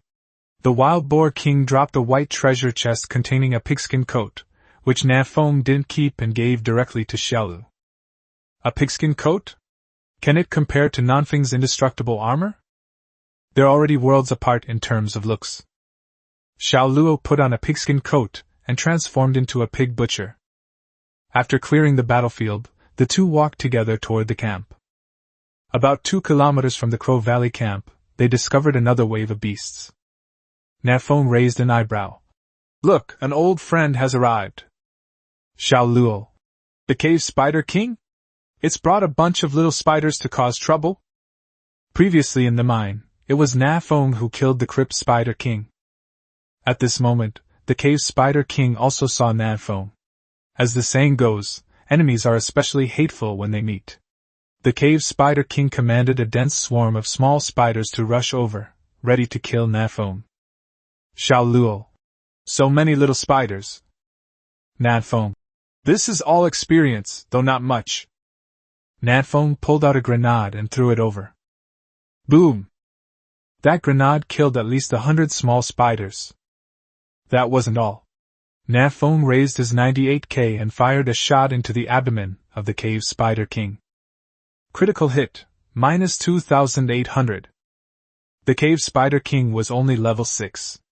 Due to its level advantage and terrifying attack power, Nan Feng killed it with a single shot. Unfortunately, this is the second time I've killed the Crypt Spider King, and there's no reward. Nan Feng. I went out and killed 2 Zhu Kings. Forgive me. Cave Spider King. I am the Spider King. Wilderness Pig King. I'm a Pig King too. The Cave Spider King was dead, but a large number of small spiders were still alive, and they rushed towards the 2 of them with bared teeth and claws. Xiao Luo. There are quite a lot of them, probably tens of thousands. If one of them bites me, I feel like I'm done for. Nan Feng. What you said makes sense, so why aren't you running away? Nan Feng has 1 grenade left, which he needs to save his life. Using it to kill these little spiders would be a waste. Rapidly. Nan Feng activated the skill attached to the swift feather boots, greatly increasing his speed, and took off running. I'm outta here, goodbye. As soon as Nan Feng ran away, the little spider immediately changed direction and rushed towards Xiao Luo. Xiao Luo sneered, activated the stealth skill, and disappeared in an instant. When the little spiders couldn't see Xiao Luo, they all turned around and chased after Nan Feng. Nan Feng exclaimed, "Holy crap, invisibility! I want to learn that too!" The two quickly escaped the swarm of spiders and reached the camp area. The area outside the camp was now littered with the corpses of ferocious beasts, rivers of blood flowed, and flies and mosquitoes swarmed everywhere, a sight that was nauseating. A large number of level 5 ferocious beasts, bloodthirsty wolves, are attacking the first line of defense. The chosen ones in the camp were all fighting fiercely, their bodies covered in blood. This wave of beasts is already composed of level 5 ferocious beasts. Nan Feng frowned slightly and glanced at the time. It was only 8:30 in the morning. It's only 8:30 and it's already a level 5 ferocious beast. What will it be like at night? Isn't this way too difficult? Xiao Luo grabbed his short knife and charged into the horde of beasts. Stop lamenting, quickly hold off this wave of beasts and let the brothers rest. Nan Feng nodded, switched to the Desert Eagle, and began firing in short bursts. The Desert Eagle doesn't deal as much damage as the 98K, but it has a very high rate of fire, making it surprisingly effective against these low-level beasts. With the addition of Nan Feng and Xiao Luo, the group of level 5 bloodthirsty wolves couldn't cause any trouble and were quickly wiped out. Huang Yuanming. Brothers, we've held on this wave, let's hurry up and clean up the battlefield. Clear the traps if you can, otherwise forget about them. Repair the damaged wooden fence on the east side, and collect all the wolf meat on the ground. Where's the logistics team? Hurry up and grill some meat and cook some food, the brothers need to replenish their energy. This defensive effort was tough, but the benefits were plentiful. The level 5 bloodthirsty wolf provides a significant amount of experience, and many chosen ones have leveled up during the battle. Qiu Feihong. My god, it's only a little past 8 o'clock, and we still have to stay on guard for 15 hours. Who can take that long? Huang Yuanming. It's going to be tough. I reckon the last wave will really be a group of level 15 ferocious beasts. Lu Daqiang. Wah, I'm only level 5, and I'm bearing pressure that I shouldn't have to bear at this level. I just wanted to chop down some trees, what did I do wrong? Southwind. You're not environmentally friendly. Lu Daqiang. In the camp, everyone performed their duties, some cleaned up the battlefield, some reinforced the defenses, and some restored their health. The atmosphere here was relatively relaxed, everyone was chatting and laughing, waiting for the next wave of beasts to attack. So far, there have been no deaths of chosen ones within the camp. But as the beast tide rises in level, death is inevitable. Perhaps some people will never be seen again after today. The next wave of beasts should be the cave spiders. Xiao Luo went outside for another stroll and came back. We'll arrive at the camp in about 20 minutes. Nan Feng. I've already killed the cave spider king, this wave won't be too difficult. Huang Yuanming. Crypt spiders? We can use fire to attack them. Men, build 3 lines of fire with wood. When the spiders come, set them on fire and let them experience crossing fire. Lu Daqiang. I have a lot of wood in my backpack, I'll contribute it all. Before the cave spiders arrived, the group quickly built 3 more lines of defense with wood. Nan Feng wasn't idle either. He climbed onto the roof of the small wooden house and used the 2x scope to observe the surroundings. The north side of the Crow Valley camp is a near 90-degree cliff, and the west side is a precipice. The group only needs to guard the southeast and southwest directions. Nan Feng looked at the cliff to the north. There were many gibbons on the cliff looking at the camp, but if they jumped down directly, they would fall to their deaths. They could only go down in a big circle, so they were not a threat for the time being. As for the cliff to the west, to prevent anyone from accidentally falling in, this area has been fenced off with wooden railings.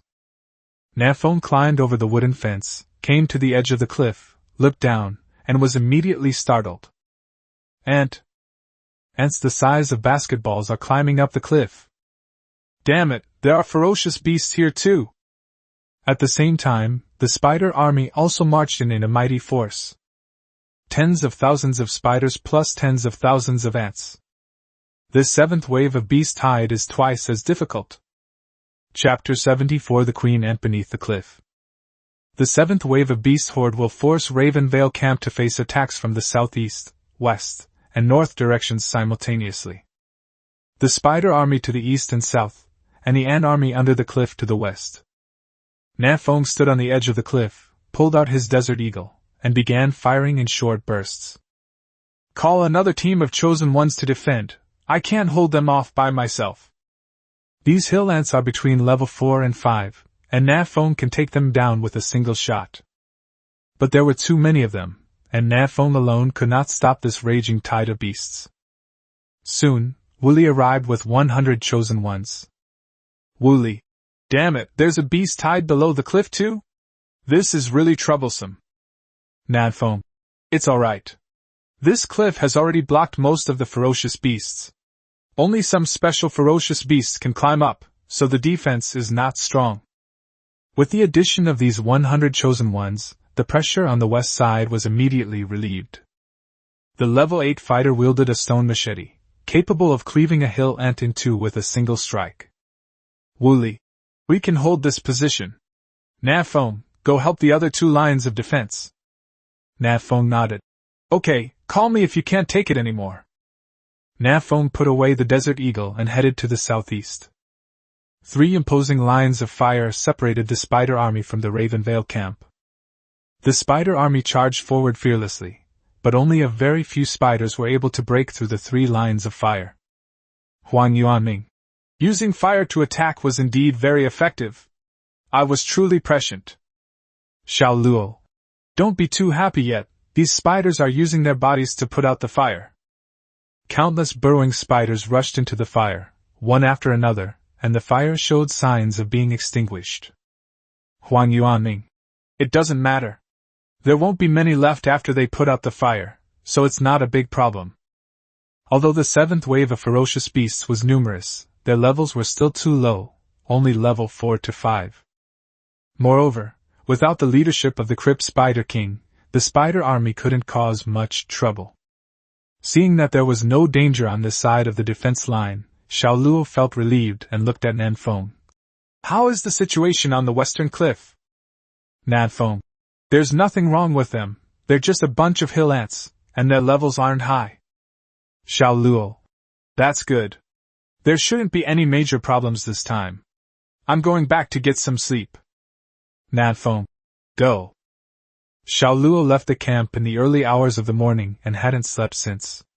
He was quite tired and quickly returned to the cabin to replenish his energy. While giving instructions, Huang Yuanming chatted with Nan Feng. This wave of beasts doesn't seem to be doing well. It's not as strong as the last one. Nan Feng. Was the last wave very powerful? Huang Yuanming. Wow, that bloodthirsty Wolf King led the raid and charged straight through the trap zone. One of our brothers almost died under the wolf's claws, but luckily the healer was there and managed to heal the brothers. Her healing power is truly amazing. Nan Feng. Bloodthirsty Wolf King? There were also lower-level ferocious beasts in the last wave. Huang Yuanming. Yes, it was very fierce. It took 7 or 8 brothers 10 minutes to kill it. After a pause, Huang Yuanming continued. This wave also includes a lower-level ferocious beast, the Crypt Spider King. Didn't you say you killed it? Nan Feng nodded. Yeah, I just snapped it up when I got back. Huang Yuanming. You can just kill a level 6 lord in an instant? How can the gap between people be so huge? Nan Feng frowned, as if he had thought of something. Nan Feng. The Bloodthirsty Wolf Pack is led by the Bloodthirsty Wolf King, the Spider Army is led by the Crypt Spider King, and the Ant Army. Huang Yuanming. Holy crap, is there another lower-level ferocious beast over there? Nan Feng hurriedly ran towards the cliff to the west. However, the situation here is normal, and no lower-level ferocious beasts have appeared. Wooly. Lower-level ferocious beast? I haven't seen any. There are only hill ants here. Nan Feng glanced down the cliff and pondered. They might be down there, not yet climbed up. If you find anything later, remember to call me. Wooly. No problem. The ant army's lord is at most level 6, and Nan Feng can kill him with 1 or 2 shots. It's not a big problem and he's not much of a threat. An hour later. The east and south sides were defended without much difficulty because 3 long lines of fire had been prepared in advance, and the spider army was quickly wiped out. However, some minor problems arose with the cliff on the west side. Below the cliff, countless ants were crawling upwards, a dark mass that stretched as far as the eye could see. Wooly was sweating profusely and panting heavily. Damn it, how come I can't kill all these ants? The more I kill, the more there are. My knife is about to break. Ma Yong was also exhausted. There are too many. Is this some kind of ant empire? Even the brothers from the east and south came to the west to help. Huan Yuanming. What's going on? In just 1 hour, you must have killed tens of thousands of them, right? How come there are still so many left? I think we could find some big rocks and throw them down. That would kill a lot of people. Wouldn't it be better to just pour some water down them? You think you can just flush the toilet? If you asked me, you should pour in oil, then light a fire, and see how they climb up then. Well said, but the question is, where do we get the oil? If only there were gas stations in this world. The chosen ones devised strategies while killing ants. Nan Feng pondered for a moment, and roughly guessed the reason. I estimate there is a queen ant at the bottom of this cliff, and it is frantically breeding ants and mass-producing an army. Huan Yuanming. It can reproduce so many times? There must be tens of thousands of them by now. Wooly. We absolutely have to go down and kill the queen ant, otherwise she'll keep laying eggs and we'll be worn down to death here. Ma Yong. How do we get down? We can't exactly jump, can we? Nan Feng glanced at the grenades in his backpack and an idea struck him. Does anyone know how deep this cliff is? Huan Yuanming thought for a moment and said, I estimate it to be about 200 or 300 meters. 200 or 300 meters, according to the free fall formula. What's the formula again? Nan Feng's mind was a mess. He couldn't remember the formula anymore. Is there anyone good at math who can help me calculate how many seconds it would take for a stone to hit the ground if I threw it from here? What does this have to do with math? This is a physics problem, isn't it? Then you have to do calculations, right? Isn't calculation mathematics?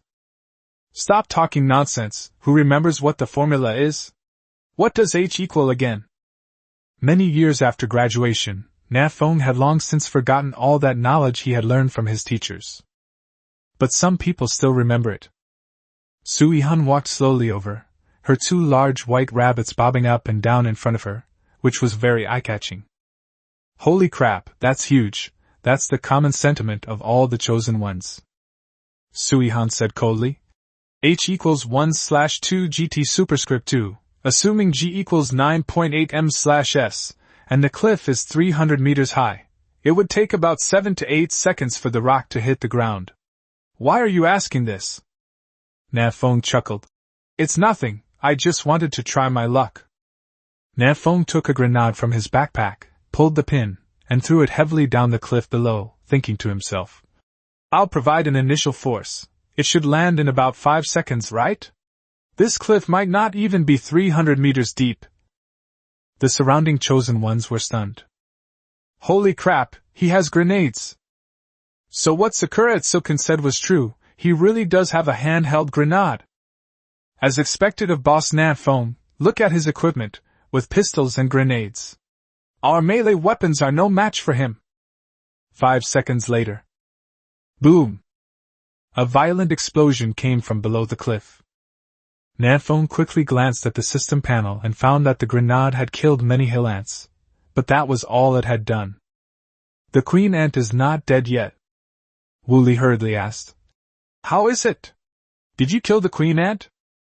Nan Feng shook his head. No, the grenade could have exploded in the air, or it could have landed and missed, or it could have exploded but not killed anyone. Everyone was completely in the dark about what was below the cliff and could only guess.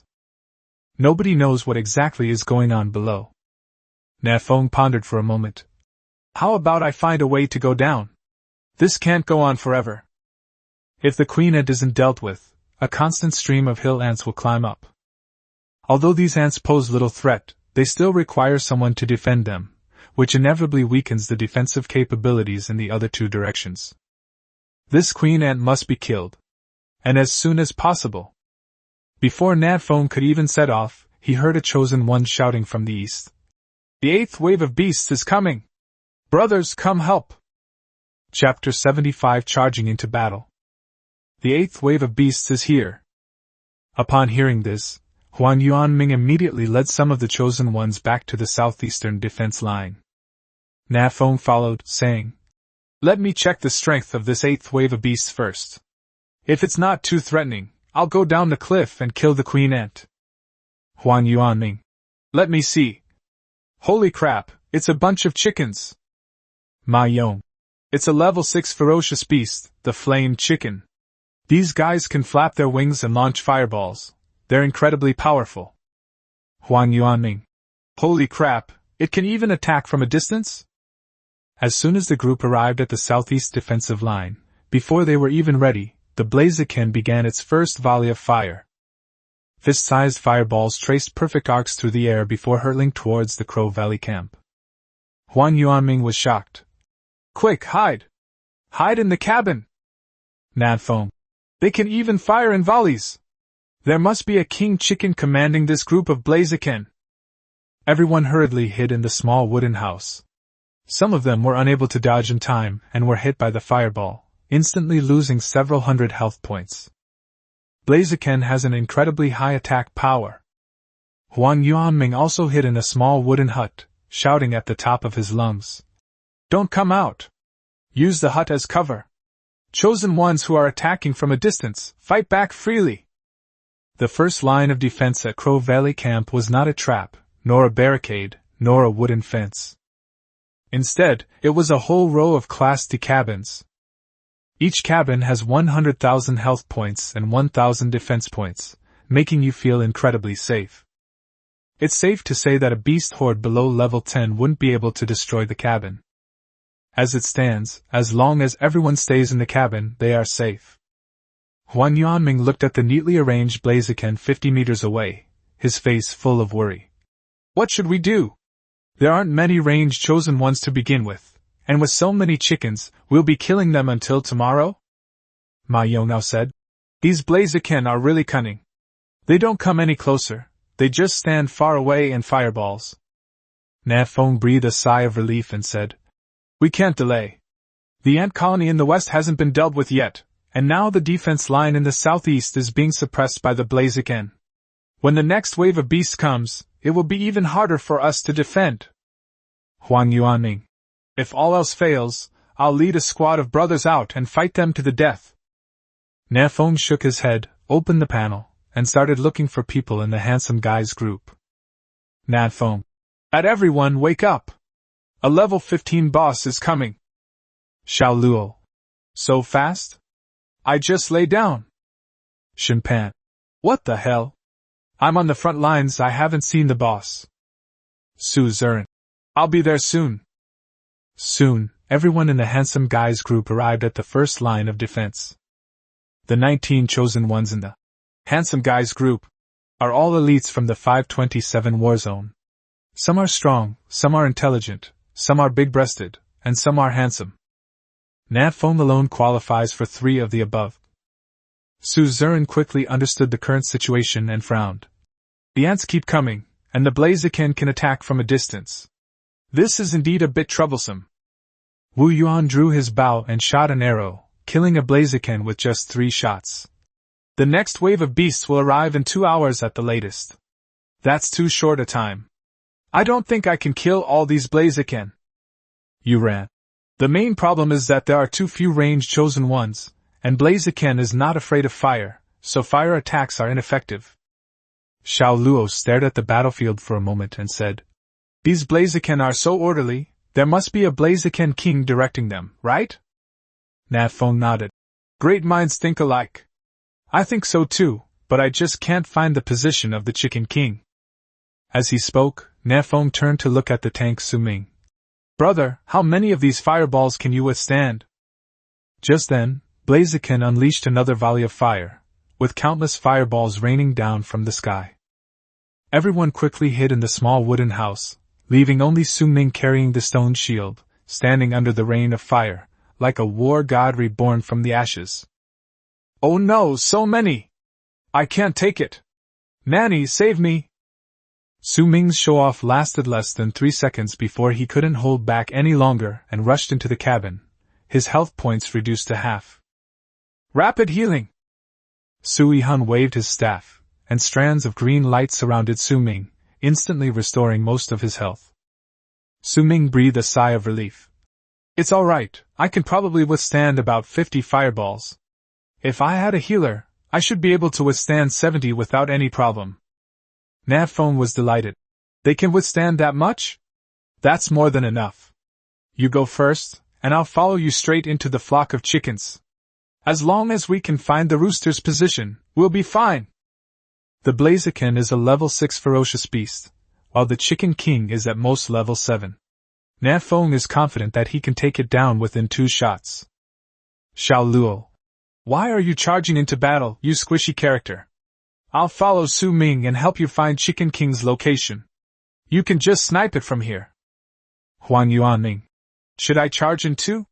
One more person means one more pair of eyes. Su Ming. How about I give you the shields and you two go charge? Everyone completely ignored Su Ming's words. Su Yihan said coldly. My quick heal has a casting range of 50 meters, so I can heal you remotely. I also have slow heal, which restores 60 health points per minute for 10 minutes, so that's a backup plan. Wu Yuanqing. The fireballs thrown by these Blaziken follow a parabolic trajectory. Theoretically speaking, you are actually in little danger when you charge into the fray, because the fireballs will fly right over your heads. Su Ziren. I think we can give it a try. If the Chicken King doesn't die, we're in a very passive position. Su Ming, this time it's up to you to turn the tide. Su Ming said with a long face. You make it sound so easy, but it turns out you weren't the ones who went to deliver it. That's what he said, but Su Ming still patted his shield and prepared to charge. Slow healing! Su Yihan waved her staff, giving Su Ming a healing buff. Nan Feng. I'll clear the way for you. Listen to my command, and charge in 3 seconds. Nan Feng pulled out a grenade and threw it into the group of Blaziken. 3, 2, 1. Charge! Charge! Charge! Charge! Su Ming gritted his teeth and charged out of the small wooden house, pushing against the heavy stone shield. Xiao Luo and Huang Yuanming followed closely behind, charging forward at full speed. The first line of defense is only about 50 meters away from the blazing chickens, which they can reach in just a few seconds. Just 2 seconds after they rushed out, an explosion rang out in front of them, blasting a hole in the Blaziken flock and killing many of them. The flock was briefly thrown into chaos. Taking advantage of the opportunity, Su Ming and his 2 companions quickened their pace and rushed into the flock of chickens in one go. Kill! Xiao Luo drew his short sword and killed several pheasants with a single crescent slash. Huang Yuanming also wielded his wooden stick, using his chicken beating stick technique to make the flaming chickens squawk and cluck.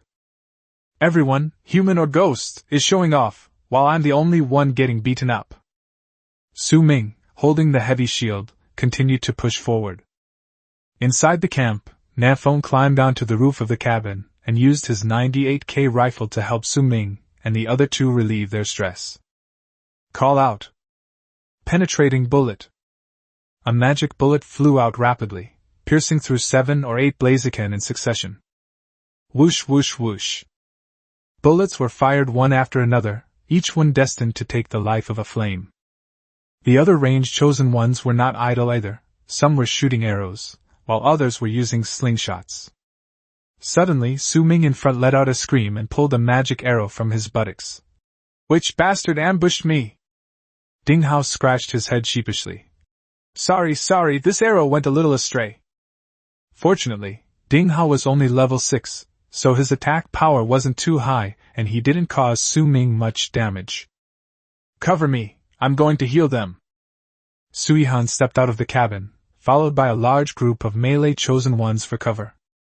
Once within 50 meters, Su Yihan cast another rapid heal on Su Ming, and then cast slow heal on Xiao Luo and Huan Yuanming. The three charging forward advanced another 10 meters or so when Huan Yuanming suddenly shouted excitedly, "Found the Chicken King! He's on my right!" On the rooftop, Nan Feng immediately turned his gun towards Huan Yuanming's right. "Chicken King! Chicken King! Chicken King!" Soon, Nan Feng's eyes lit up as a blaziken with brightly colored feathers appeared in his 2x scope. "The feathers are so dazzling, they're really beautiful, so gorgeous." Chapter 76, Annihilation of the 998 War Zone. Crow Valley Camp. Nan Feng stood on the roof, set up his 98K, and locked onto the Blaziken King. "Brothers, just watch my performance. I'll take its dog's life with one shot." "Coo-coo!" The Blaziken sensed danger, flapped its wings, and squeezed into the flock of chickens to hide itself. The ordinary blazing chickens around also gathered around, providing excellent cover for the Blazing Chicken King. Nan Feng chuckled softly. Hiding behind other chickens? Would that even work? Penetrating bullet. Call out. Gunfire erupted. The magic bullet pierced through several Blaziken and successfully hit the King of Blaziken. -2180. A pale red number appeared above the Blaziken's head. The more ferocious beast it penetrates, the weaker its power becomes. Otherwise, Nan Feng's shot could have instantly killed the Blaziken King. Xiao Luo. What happened to the promise of one-shot kill? Nan Feng smiled somewhat awkwardly. It's not a big problem, just one more shot will do. The Blaziken that had been blocking Chicken King's way were all dead, and there was no longer any cover between Nan Feng and Chicken King. The second shot will surely kill the Chicken King. Coo-coo! Blaziken flapped its wings, and a shield made of fire element appeared on its body. Call out. The second magic bullet was fired, shattering the flame shield and hitting the flame Chicken King again. -1855. Wow, this skill is pretty durable. Nan Feng was a little embarrassed. What's wrong with you, chicken? Why can't you just die peacefully? Why do I have to fire a third shot? Nan Feng pulled the trigger and fired the third magic bullet. This time, Blaziken was completely powerless to struggle and was shot in the forehead, dying instantly.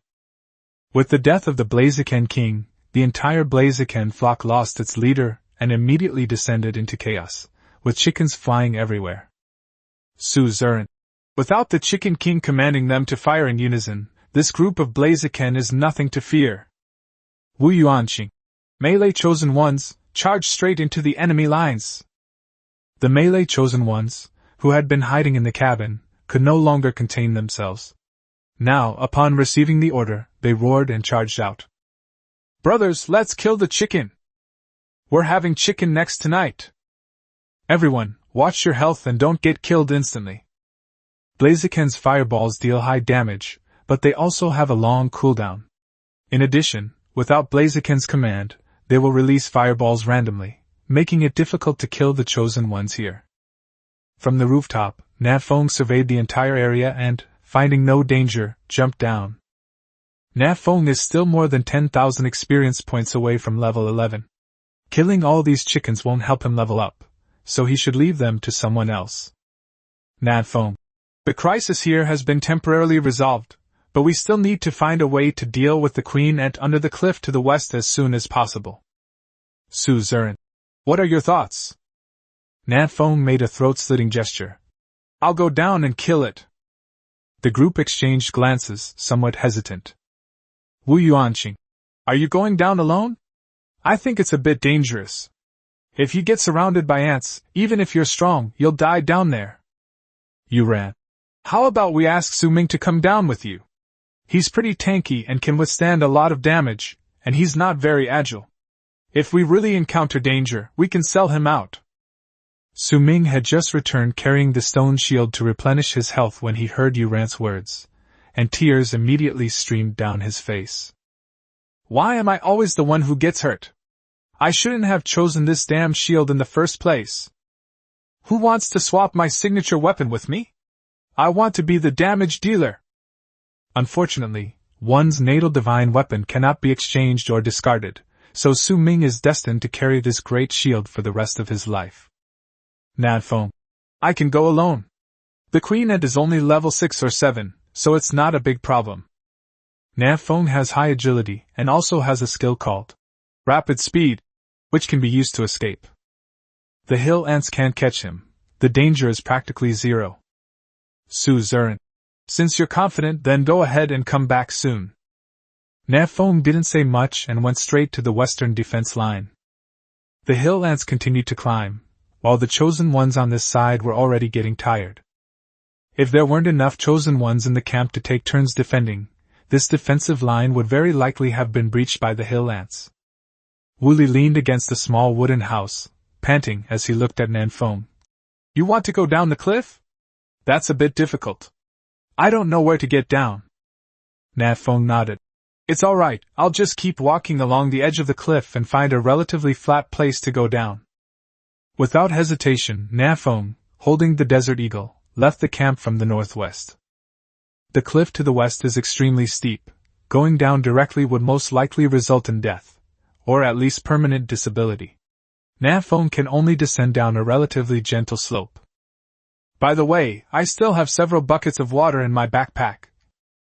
If I jump down, and the moment I land, I drop the bucket on the ground and then fall into it. While lost in thought, Nan Feng searched for a way down. After walking along the edge of the cliff for more than 20 minutes, Nan Feng finally found a relatively gentle slope. The main reason is that there are many protruding trees on the cliffs here, and Nan Feng can use these trees as springboards to slowly descend to the bottom of the cliff. Okay, this is the place. Nan Feng put away the Desert Eagle and slowly slid down the cliff edge. Crow Valley Camp. With Blaziken dead, the remaining Blaziken were no match for the Chosen Ones and were quickly wiped out by the more than 200 Chosen Ones. After more than 10 hours of fighting, the Chosen Ones in the camp were working together more and more seamlessly, killing Blaziken as easily as killing chickens. They held off the 8th wave of beasts. Huang Yuanming. Good news so far, none of the 431 Chosen Ones in our Raven Valley camp have died. Huang Yuanming. Bad news. Apart from the Crow Valley camp, all the Chosen Ones in our war zone have been wiped out. Su Ziren opened the panel and glanced at the information in the chat channel. Remaining players in the war zone, 431/1000. Su Ziren murmured. More than 100 people died in just over 10 hours. The people in the Crow Valley camp were everyone in this war zone. Shinpan shrugged. Our war zone is considered to be doing relatively well. I just checked the cross-regional chat channel, and the casualties in other war zones are even worse. Wu Yuanxing. I also went to check it out. It seems that the beast tides in all war zones are the same. The 7th and 8th waves are spider armies, and fire chicken armies. It's purely about overwhelming them with sheer numbers. Other war zones are suffering terribly in their defenses. Su Ming. That's right, the Crypt Spider King and the Hill Ant Queen are breeding like crazy. It's like they're in full-scale troop production mode. We can't kill them all. Then the 8th wave of Blaziken arrived. After 2 rounds of fireballs, the Chosen Ones suffered heavy casualties and can only cower in their cabins and wait to die. Huang Yuanming. Fortunately, we have the great Nan Feng in our war zone. He took down the Crypt Spider King and Blazing Chicken King right away, which greatly reduced the pressure on us. Compared to other war zones, Zone 527 was indeed much more relaxed. Su Ziren. I estimate that after today, there will be very few people left in the war zones ranked after 700, and they may even be completely wiped out. As soon as Su Ziren finished speaking, a server-wide announcement rang out. Ding! All Chosen Ones in Primitive World District 998 have been defeated. Resources in all remaining war zones have increased by 10%. This? The group looked at each other in bewilderment. Unexpectedly, as soon as Su Ziren finished speaking, an entire war zone was wiped out. The 998 war zone is gone, and all remaining war zones will receive a 10% resource boost. Looking at the announcement, Su Ziren realized something. The confrontations between war zones might become even more intense in the future. Chapter 77 The Rampaging Hill Ants. Below the cliff. Nan Feng stumbled and felt his way to the bottom of the cliff. Not bad, only lost a little over 300 health points. Nan Feng took out some barbecue from his backpack and ate it as he walked towards the camp. Nan Feng also heard the system announcement earlier, and he was somewhat surprised. The first war zone to be completely wiped out wasn't Sakura Kojiro's 132nd war zone. The 132nd war zone suffered 13 consecutive defeats in the cross-regional challenge. The entire war zone has been stripped bare. It takes half an hour to find even a single tree. They can't upgrade their cabins, upgrade their divine weapons, or hunt ferocious beasts to level up. How did the 132nd war zone withstand the beast tide? Nan Feng was a little puzzled, but didn't think much of it. Maybe he would hear the news of the 132nd war zone being wiped out in a few minutes. The most urgent task now is to deal with the hill queen ant. If it continues to breed, the Crow Valley camp will be doomed sooner or later. As they continued forward, Nan Feng soon spotted scattered hill ants. Whoosh! Nan Feng used his desert eagle to eliminate him and continued to advance. The number of hill ants around them gradually increased, and Nan Feng was getting closer and closer to the queen ant's location. Within 5 minutes, the south wind's path was blocked by a dense swarm of hill ants. On the cliff face before us, countless ants were crawling upwards, a dark mass. Anyone with trypophobia would surely get goosebumps if they saw this. Above this cliff lies the Crow Valley camp. This is it. Nan Feng licked his lips, his eyes scanning the surroundings for the location of the hill queen ant. Swish, swish, swish. The presence of humans near their nest made the hill ants very uneasy, and some of them immediately rushed towards the south wind. Nan Feng retreated while firing short bursts of gunfire. One shot kills one, and sometimes a skewer can kill two. These level 4 to 5 ferocious beasts only have a little over 500 health points, and less than 100 defense points. How could they withstand a single shot from Nan Feng with over 1500 attack power? If it weren't for their sheer number, these ferocious beasts would be free experience points for players. 3 minutes passed, and Nan Feng still hadn't found the queen ant's location. But a hole the size of a basketball on the edge of the cliff caught Nan Feng's attention. He saw it very clearly just now. One of the hill ants crawled out of this hole. The queen ant is in the cave? That seems possible. Nan Feng charged towards the cave, and the surrounding hill ants immediately went berserk, swarming around him and preventing him from advancing further. Seeing the ants like this, Nan Feng felt that he was probably right about the location of the queen ant. Penetrating bullet. A single piercing projectile was fired, wiping out all the ferocious beasts in front of Nan Feng. Rapidly, Nan Feng activated his speed skill, quickly ran to the edge of the cave, took out a grenade and threw it in, then immediately retreated far away. 5 seconds later. Boom! The grenade exploded, sending dirt and gravel flying everywhere. Rocks kept rolling down the cliff, causing the ground to shake violently. Nan Feng was startled. Yale? It collapsed? It's so flimsy!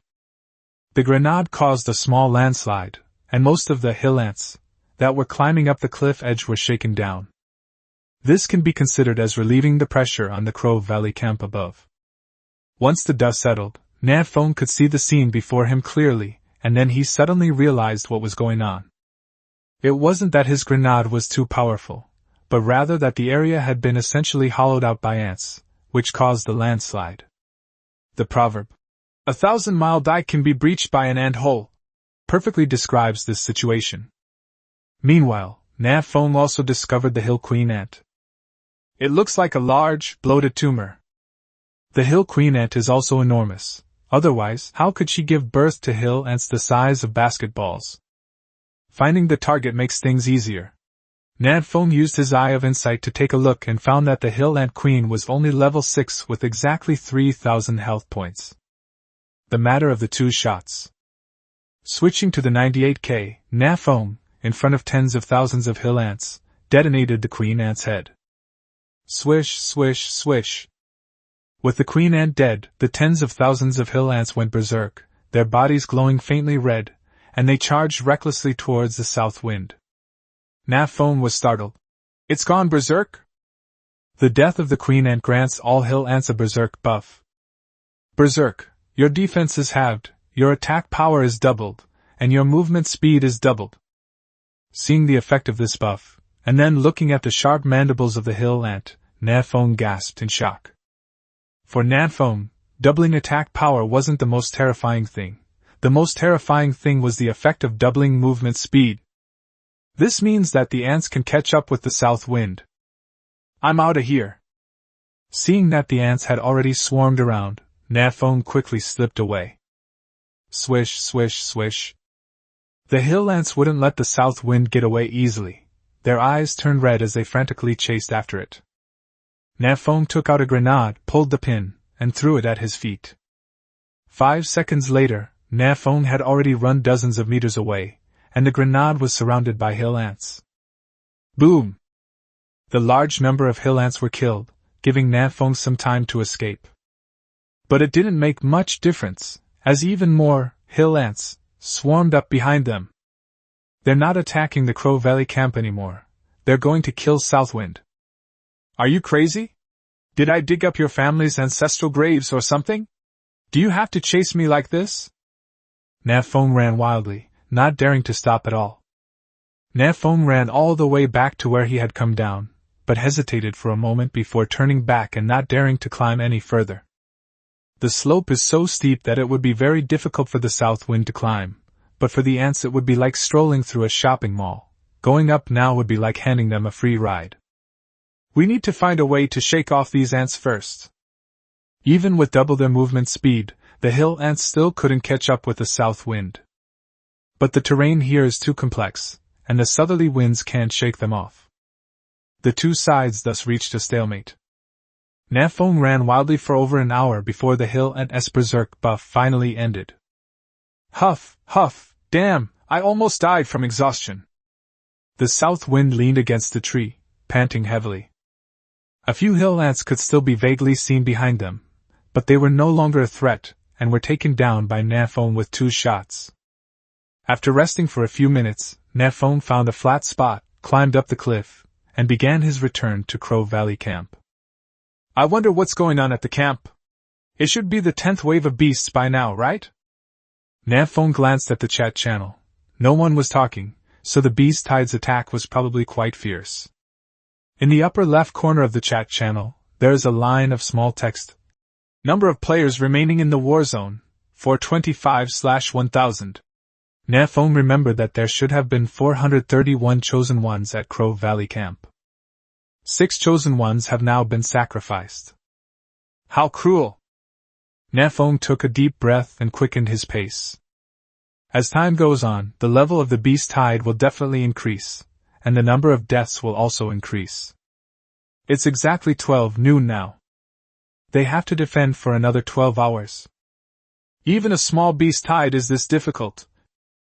How terrifying will that massive beast tide be 21 days from now? Chapter 78. This beast tide also has air force. 2:10 p.m. Nan Feng, who had been wandering around, finally returned to the Crow Valley camp. Between 12 o'clock and 2 o'clock, system announcements kept ringing out, and on average, a battle zone was wiped out every 3 to 5 minutes. All of them are war zones ranked 900th, or lower. More than 30 war zones have already been completely wiped out. Nan Feng murmured as he returned to the camp. The atmosphere at the Ravenval Valley camp was somewhat somber. The chosen ones, all covered in wounds, sat on the ground, resting and recuperating. Nan Feng first went to check the western cliff and found that no more hill ants had climbed up, before coming to the southeast defense line. Su Zurin. You're back? I'm glad you're alright. Xiao Luo. It took you 3 or 4 hours to deal with one queen ant. I thought you had died out there. Nan Feng. Go away, don't curse me. In fact, Nan Feng had already killed the hill queen ant. If it weren't for being chased by a large group of ants, Nan Feng would have returned long ago. Which wave of ferocious beasts are we facing now? What level are they? What are the casualties in the camp? Nan Feng asked 3 questions in a row. Su Zurin replied. The 13th wave has just ended. A level 9 ferocious beast has already appeared, and 27 brothers have died so far. A level 9 ferocious beast is coming now? Damn it, we still have 10 hours to defend!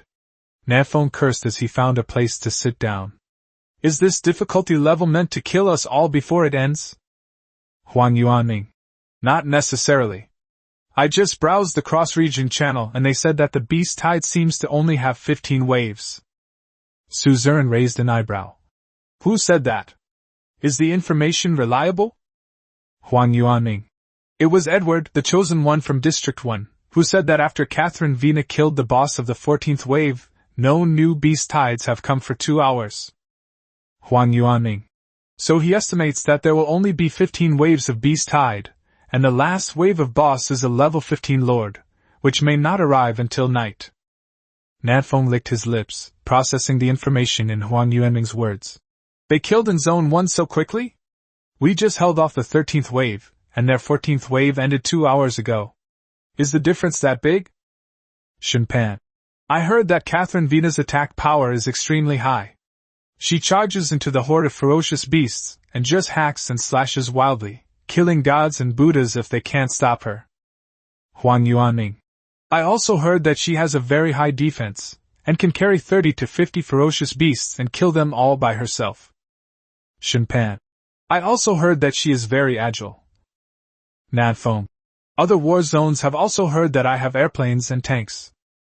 None of us are the chosen ones of Zone 1, and none of us have ever witnessed Catherine Vina's true beauty. We can only listen to the nonsense of the other chosen ones in Zone 1, and we can't take it seriously. Su Ziren. It doesn't matter what Catherine Vina is like. What matters is that if the beast tide really only has 15 waves, then we are already very close to victory. Xiao Luo. That's not necessarily true. The final boss is level 15. Our attacks might not even be able to break through its defense. We might have to slowly whittle it down, one drop at a time. Huang Yuanming. TSK, how many people would die? Yuran. This last wave, we still have to rely on my Nan Feng gauge. South Wind. After a brief rest, the 14th wave of beasts arrived as scheduled. Rampaging Porcupine. Nan Feng and Xiaoluo exchanged a glance and breathed a sigh of relief. The Lord-level ferocious beast, the Wild Boar King, was killed by Nan Feng this morning. Without the presence of a Lord-level ferocious beast, these low-intelligence porcupines are nothing to fear. Humph. More than 200 meters apart, thousands of rampaging porcupines launched a charge. After the previous 13 waves of beast hordes, the trap zone was basically destroyed and could not stop the rampaging porcupines from charging forward. The barricades behind the trap area were still relatively intact, but they were like toys in front of the rampaging porcupine, which was over 3 meters long, and were instantly destroyed. Su Ziren. Retreat! Retreat to the cabin! The charge of the rampaging porcupine was too fierce. No one could withstand it, not even Su Ming. The group had no choice but to retreat into the cabin to defend themselves. Knock, knock, knock. One dull thud after another rang out as the rampaging porcupine at the forefront crashed into the small wooden house on the first line of defense. Splash! Splash! The first row of cabins began to sway slightly. However, the cabin's 1,000 defense points were not to be underestimated, and the charge of the raging porcupine herd was easily stopped. Huang Yuanming's cabin was located on the first line of defense, where Nan Feng and the others stayed. Huang Yuanming. Damn it, this porcupine does so much damage? It actually managed to break through my villa's defenses? Nan Feng asked doubtfully. No way, this porcupine can have 1,000 attack points. Are you kidding me? The Eye of Insight. Nan Feng activated his skill and checked the attributes of the raging porcupine. Oh crap, it has a passive skill called Earthquake, which can deal double damage to buildings. Huang Yuanming panicked. This won't do. So many ferocious porcupines are attacking my villa at once, how can anyone withstand that? Xiao Luo. Stop talking nonsense, hurry up and kill them. This wave of beasts is specifically here to break through the cabin. Xiao Luo opened the door and pulled out a short knife, slashing wildly. The other chosen ones in the cabins also began to fight back. With the cabin serving as a natural barrier, everyone is still quite safe for the time being. However, everyone soon discovered a problem. The rampaging porcupine charged too fast just now, and most of the chosen ones hid in the small wooden houses of the first line of defense, with about 10 people crammed into each small wooden house. Now there are porcupines all outside the door, so they can't go out and can only stay inside. The door is too small, only 2 people can stand side by side. No one else in the room can attack. One of you go to the window, range chosen one stand back and provide damage. No, there are still a lot of brothers just standing there doing nothing. This is too inefficient. This situation also occurred in Huang Yuanming's small wooden house. Xiao Luo and Huang Yuanming stood at the door, Wu Li stood by the window, and Nan Feng, Yuan, and Wu Yuanxing provided support from behind. But there were still 7 or 8 people in the room, and they could only stand there dumbfounded. Nan Feng frowned. No, this is too inefficient. We have to break out and free everyone in the room. Xiao Luo. Damn it, there are so many porcupines outside, there's not a single gap. How are we supposed to get out? Nan Feng. Charge out! Nan Feng came to the window and threw 2 grenades in quick succession. Boom! Boom! After 2 loud explosions, most of the ferocious porcupines outside the cabin were killed or injured. Huang Yuanming wailed. Damn it, my villa! You bastard blew up my villa and caused it to lose over 3,000 HP. Nan Feng was a little embarrassed.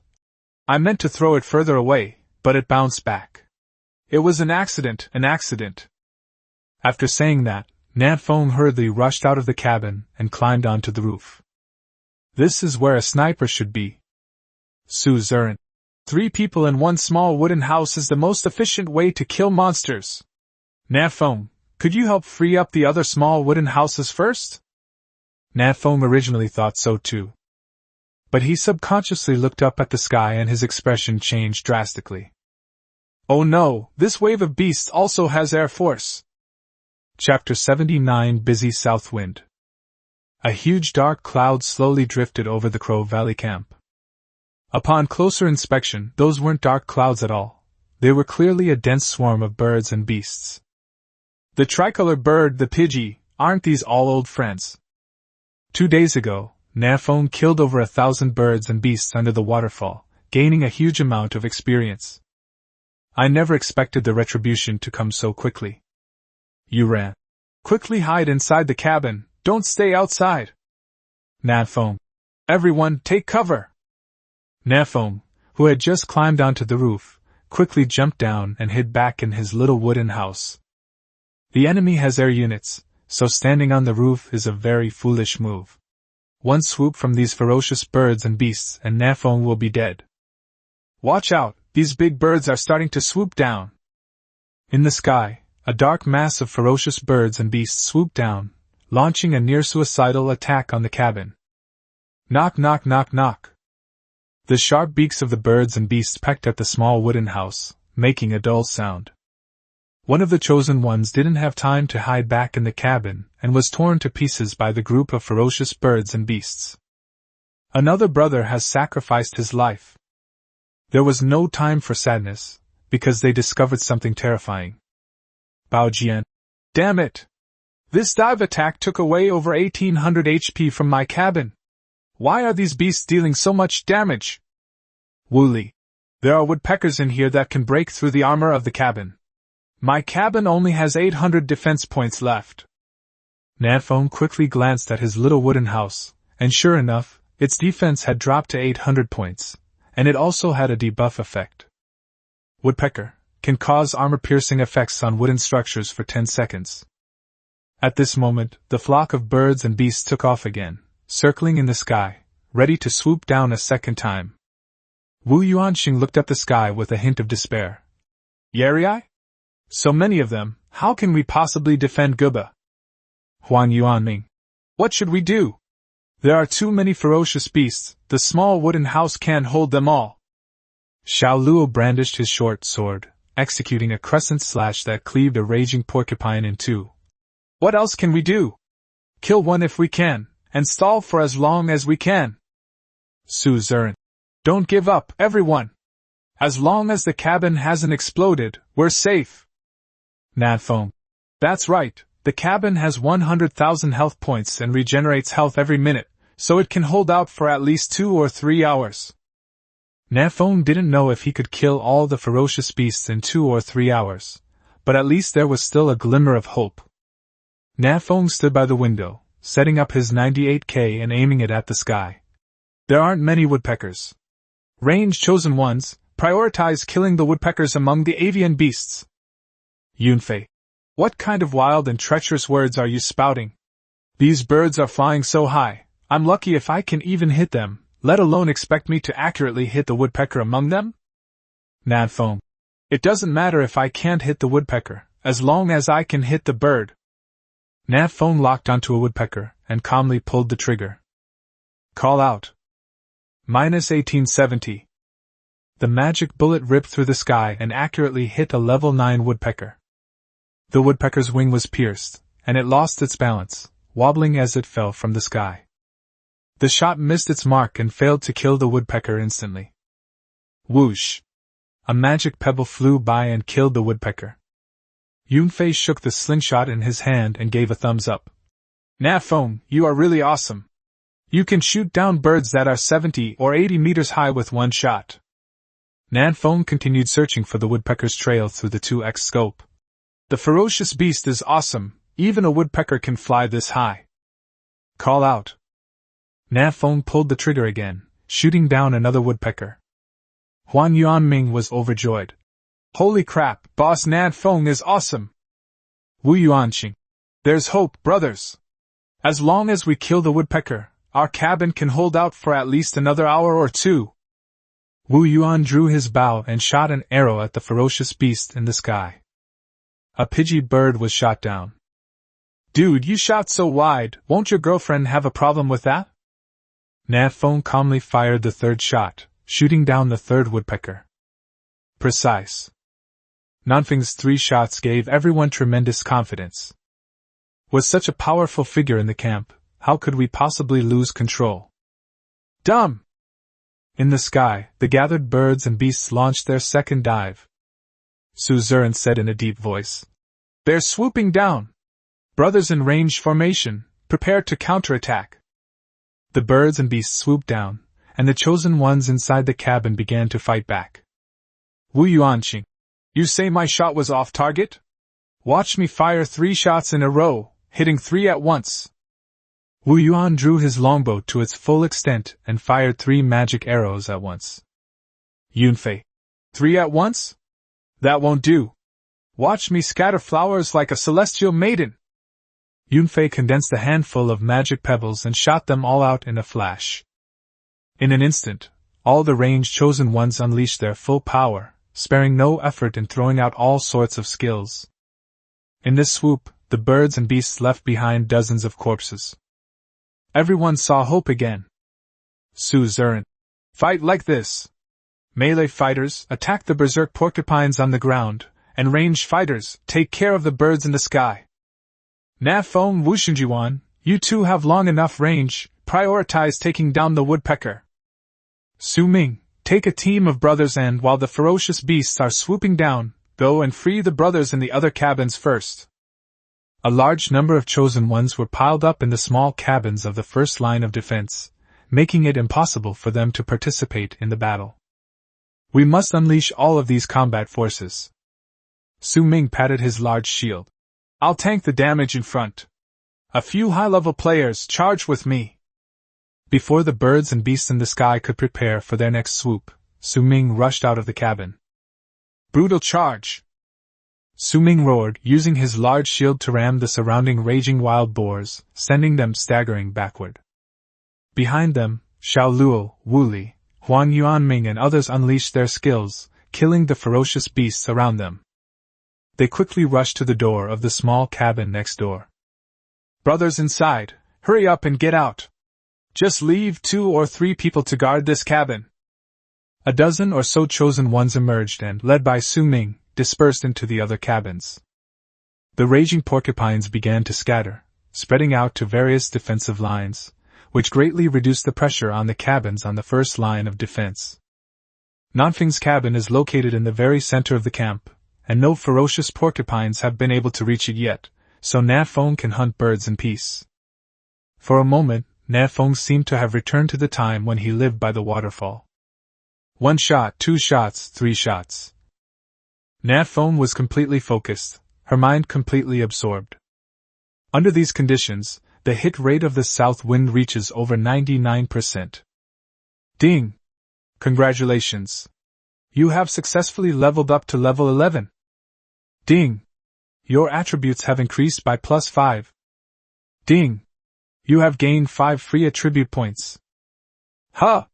It's been upgraded? The system notification snapped Nan Feng out of his reverie. These birds were all level 8 to 9 ferocious beasts, with considerable experience points. Nan Feng actually leveled up while killing them. Nan Feng casually added all his free attribute points to strength and continued hunting birds. Not far away, Wooly suddenly shouted, "Nan Feng, something bad has happened! Ants are crawling up from the west again." "Hill ants?" Nan Feng paused for a moment, then understood. "Don't panic, the queen ant is dead. These are just the ants that were chasing me earlier that have come back. There aren't many of them, so don't panic."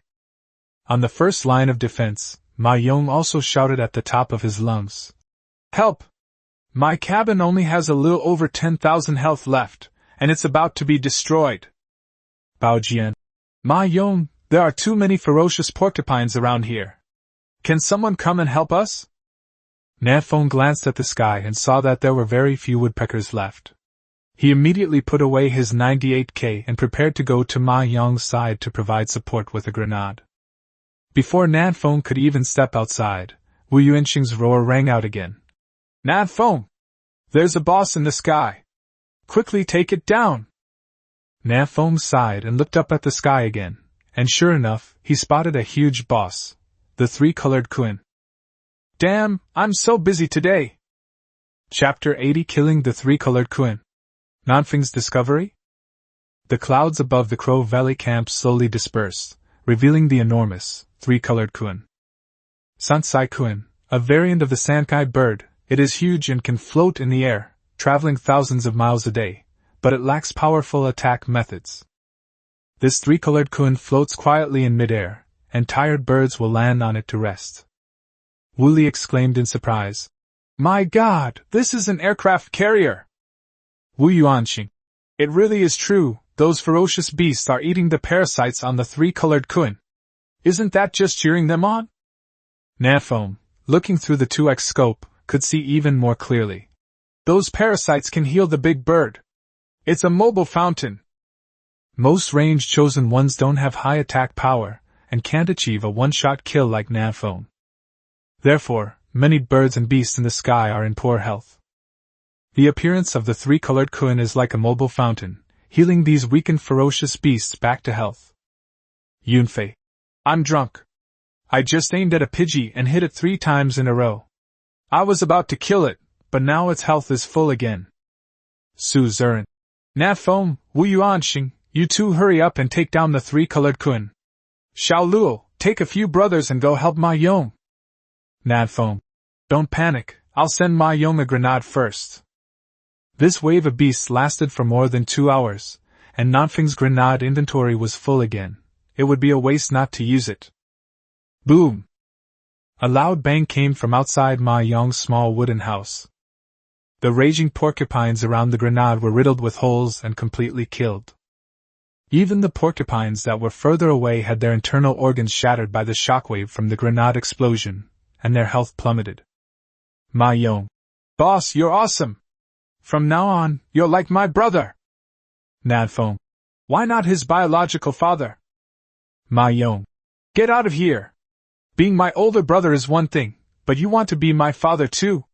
I have a reputation to uphold." Nan Feng had no intention of adopting a son. Seeing that the crisis on Ma Yong's side had been temporarily resolved, he quickly returned to his small wooden house to prepare to hunt the three-colored Quinn in the sky. The three-colored Quinn is a level 10 Lord-level ferocious beast with a health value of 18,000 points, and an absurdly high defense of 1,400 points, making it virtually impossible for ordinary people to break through its defense. Nan Feng fired a shot at the abdomen of the three-colored kun, causing only a little over 150 damage. Nan Feng. Bad news, my injuries are a bit minor. Nan Feng. Good news, it's too big, it's a sitting duck, I can take it down in 10 minutes at most. Su Ziren. Wu Yuanqing, can your attack break through the defense? Go help Nan Feng hunt down the three-colored kun and speed up the progress. Wu Yuanqing. I can hit more than 30 arrows with one shot. It's better than nothing, I guess. Su Ziren. Other ranged brothers, kill the porcupines and ants on the ground first, and then attack the birds after the three-colored kun is dead. Receive! On the other side, Xiao Luo led a group of high-level chosen ones, forming a guerrilla team to provide support wherever there was danger. But there were still too many ferocious beasts. 5 minutes later, Ma Yong's roar came again. No good, my cabin is going to explode. Xiao Luo immediately turned around and charged over. Then stop guarding. We're coming to your aid now, so hurry up and come out.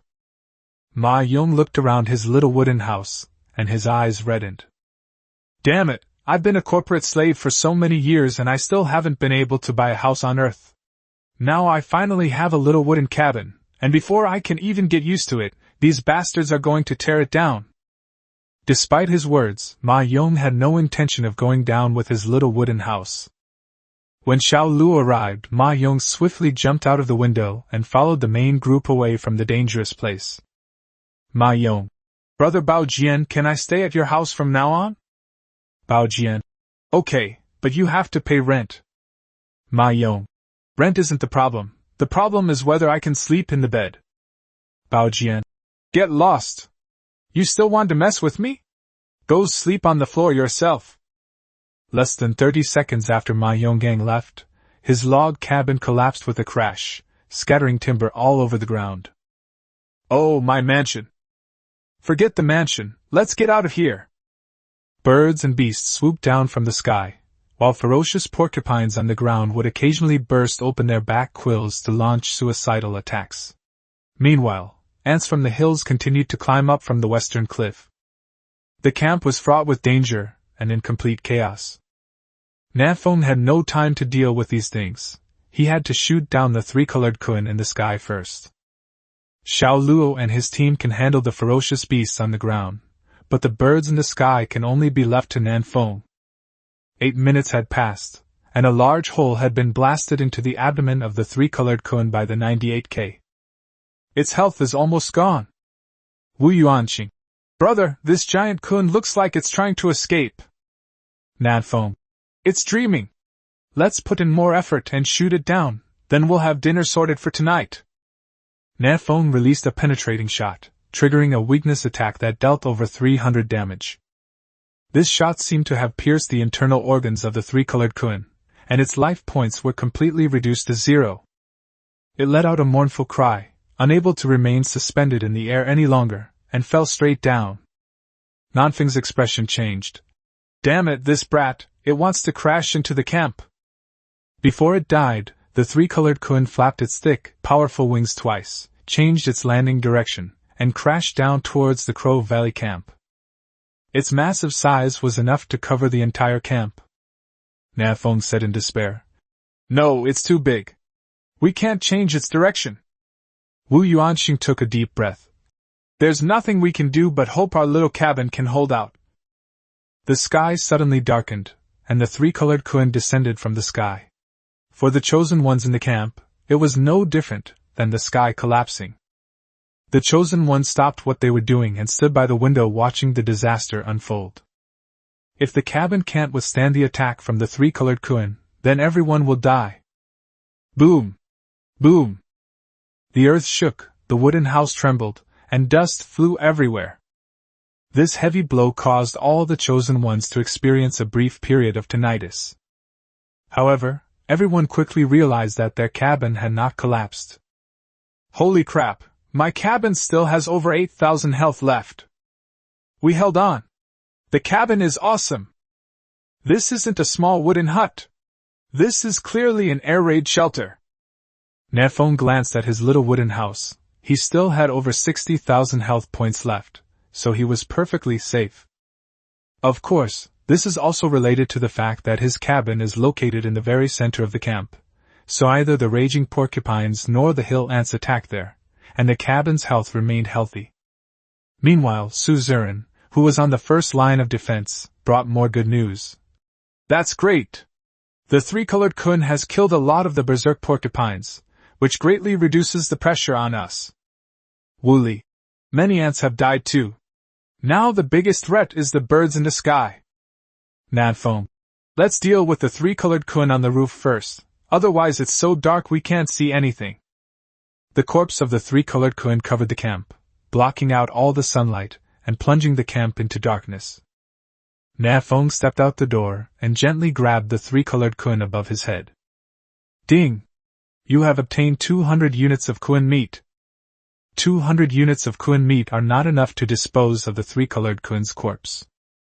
Other chosen ones also came out and began picking up the kun meat. After the three-colored kun corpse was completely disposed of, Nan Feng had 2,300 portions of kun meat in his backpack. I won't have to worry about food for the next few months, but I don't know if I'll get sick of it. The birds and beasts in the sky began to swoop down again, and Nan Feng retreated back into the cabin to continue hunting birds. But then he suddenly noticed something was amiss. In front of his cabin lay the carcass of a ferocious porcupine. It was a porcupine that had accidentally wandered into the center of the camp. Nan Feng killed it instantly, and its corpse remained lying quietly in the same spot. But now, the porcupine's carcass is gone. Were they eliminated by the other chosen ones? Nan Feng frowned. But he didn't see any other chosen ones coming over just now. Never mind, it's not a big deal. Let's shoot the birds first. Other chosen ones also came out and began picking up the kun meat.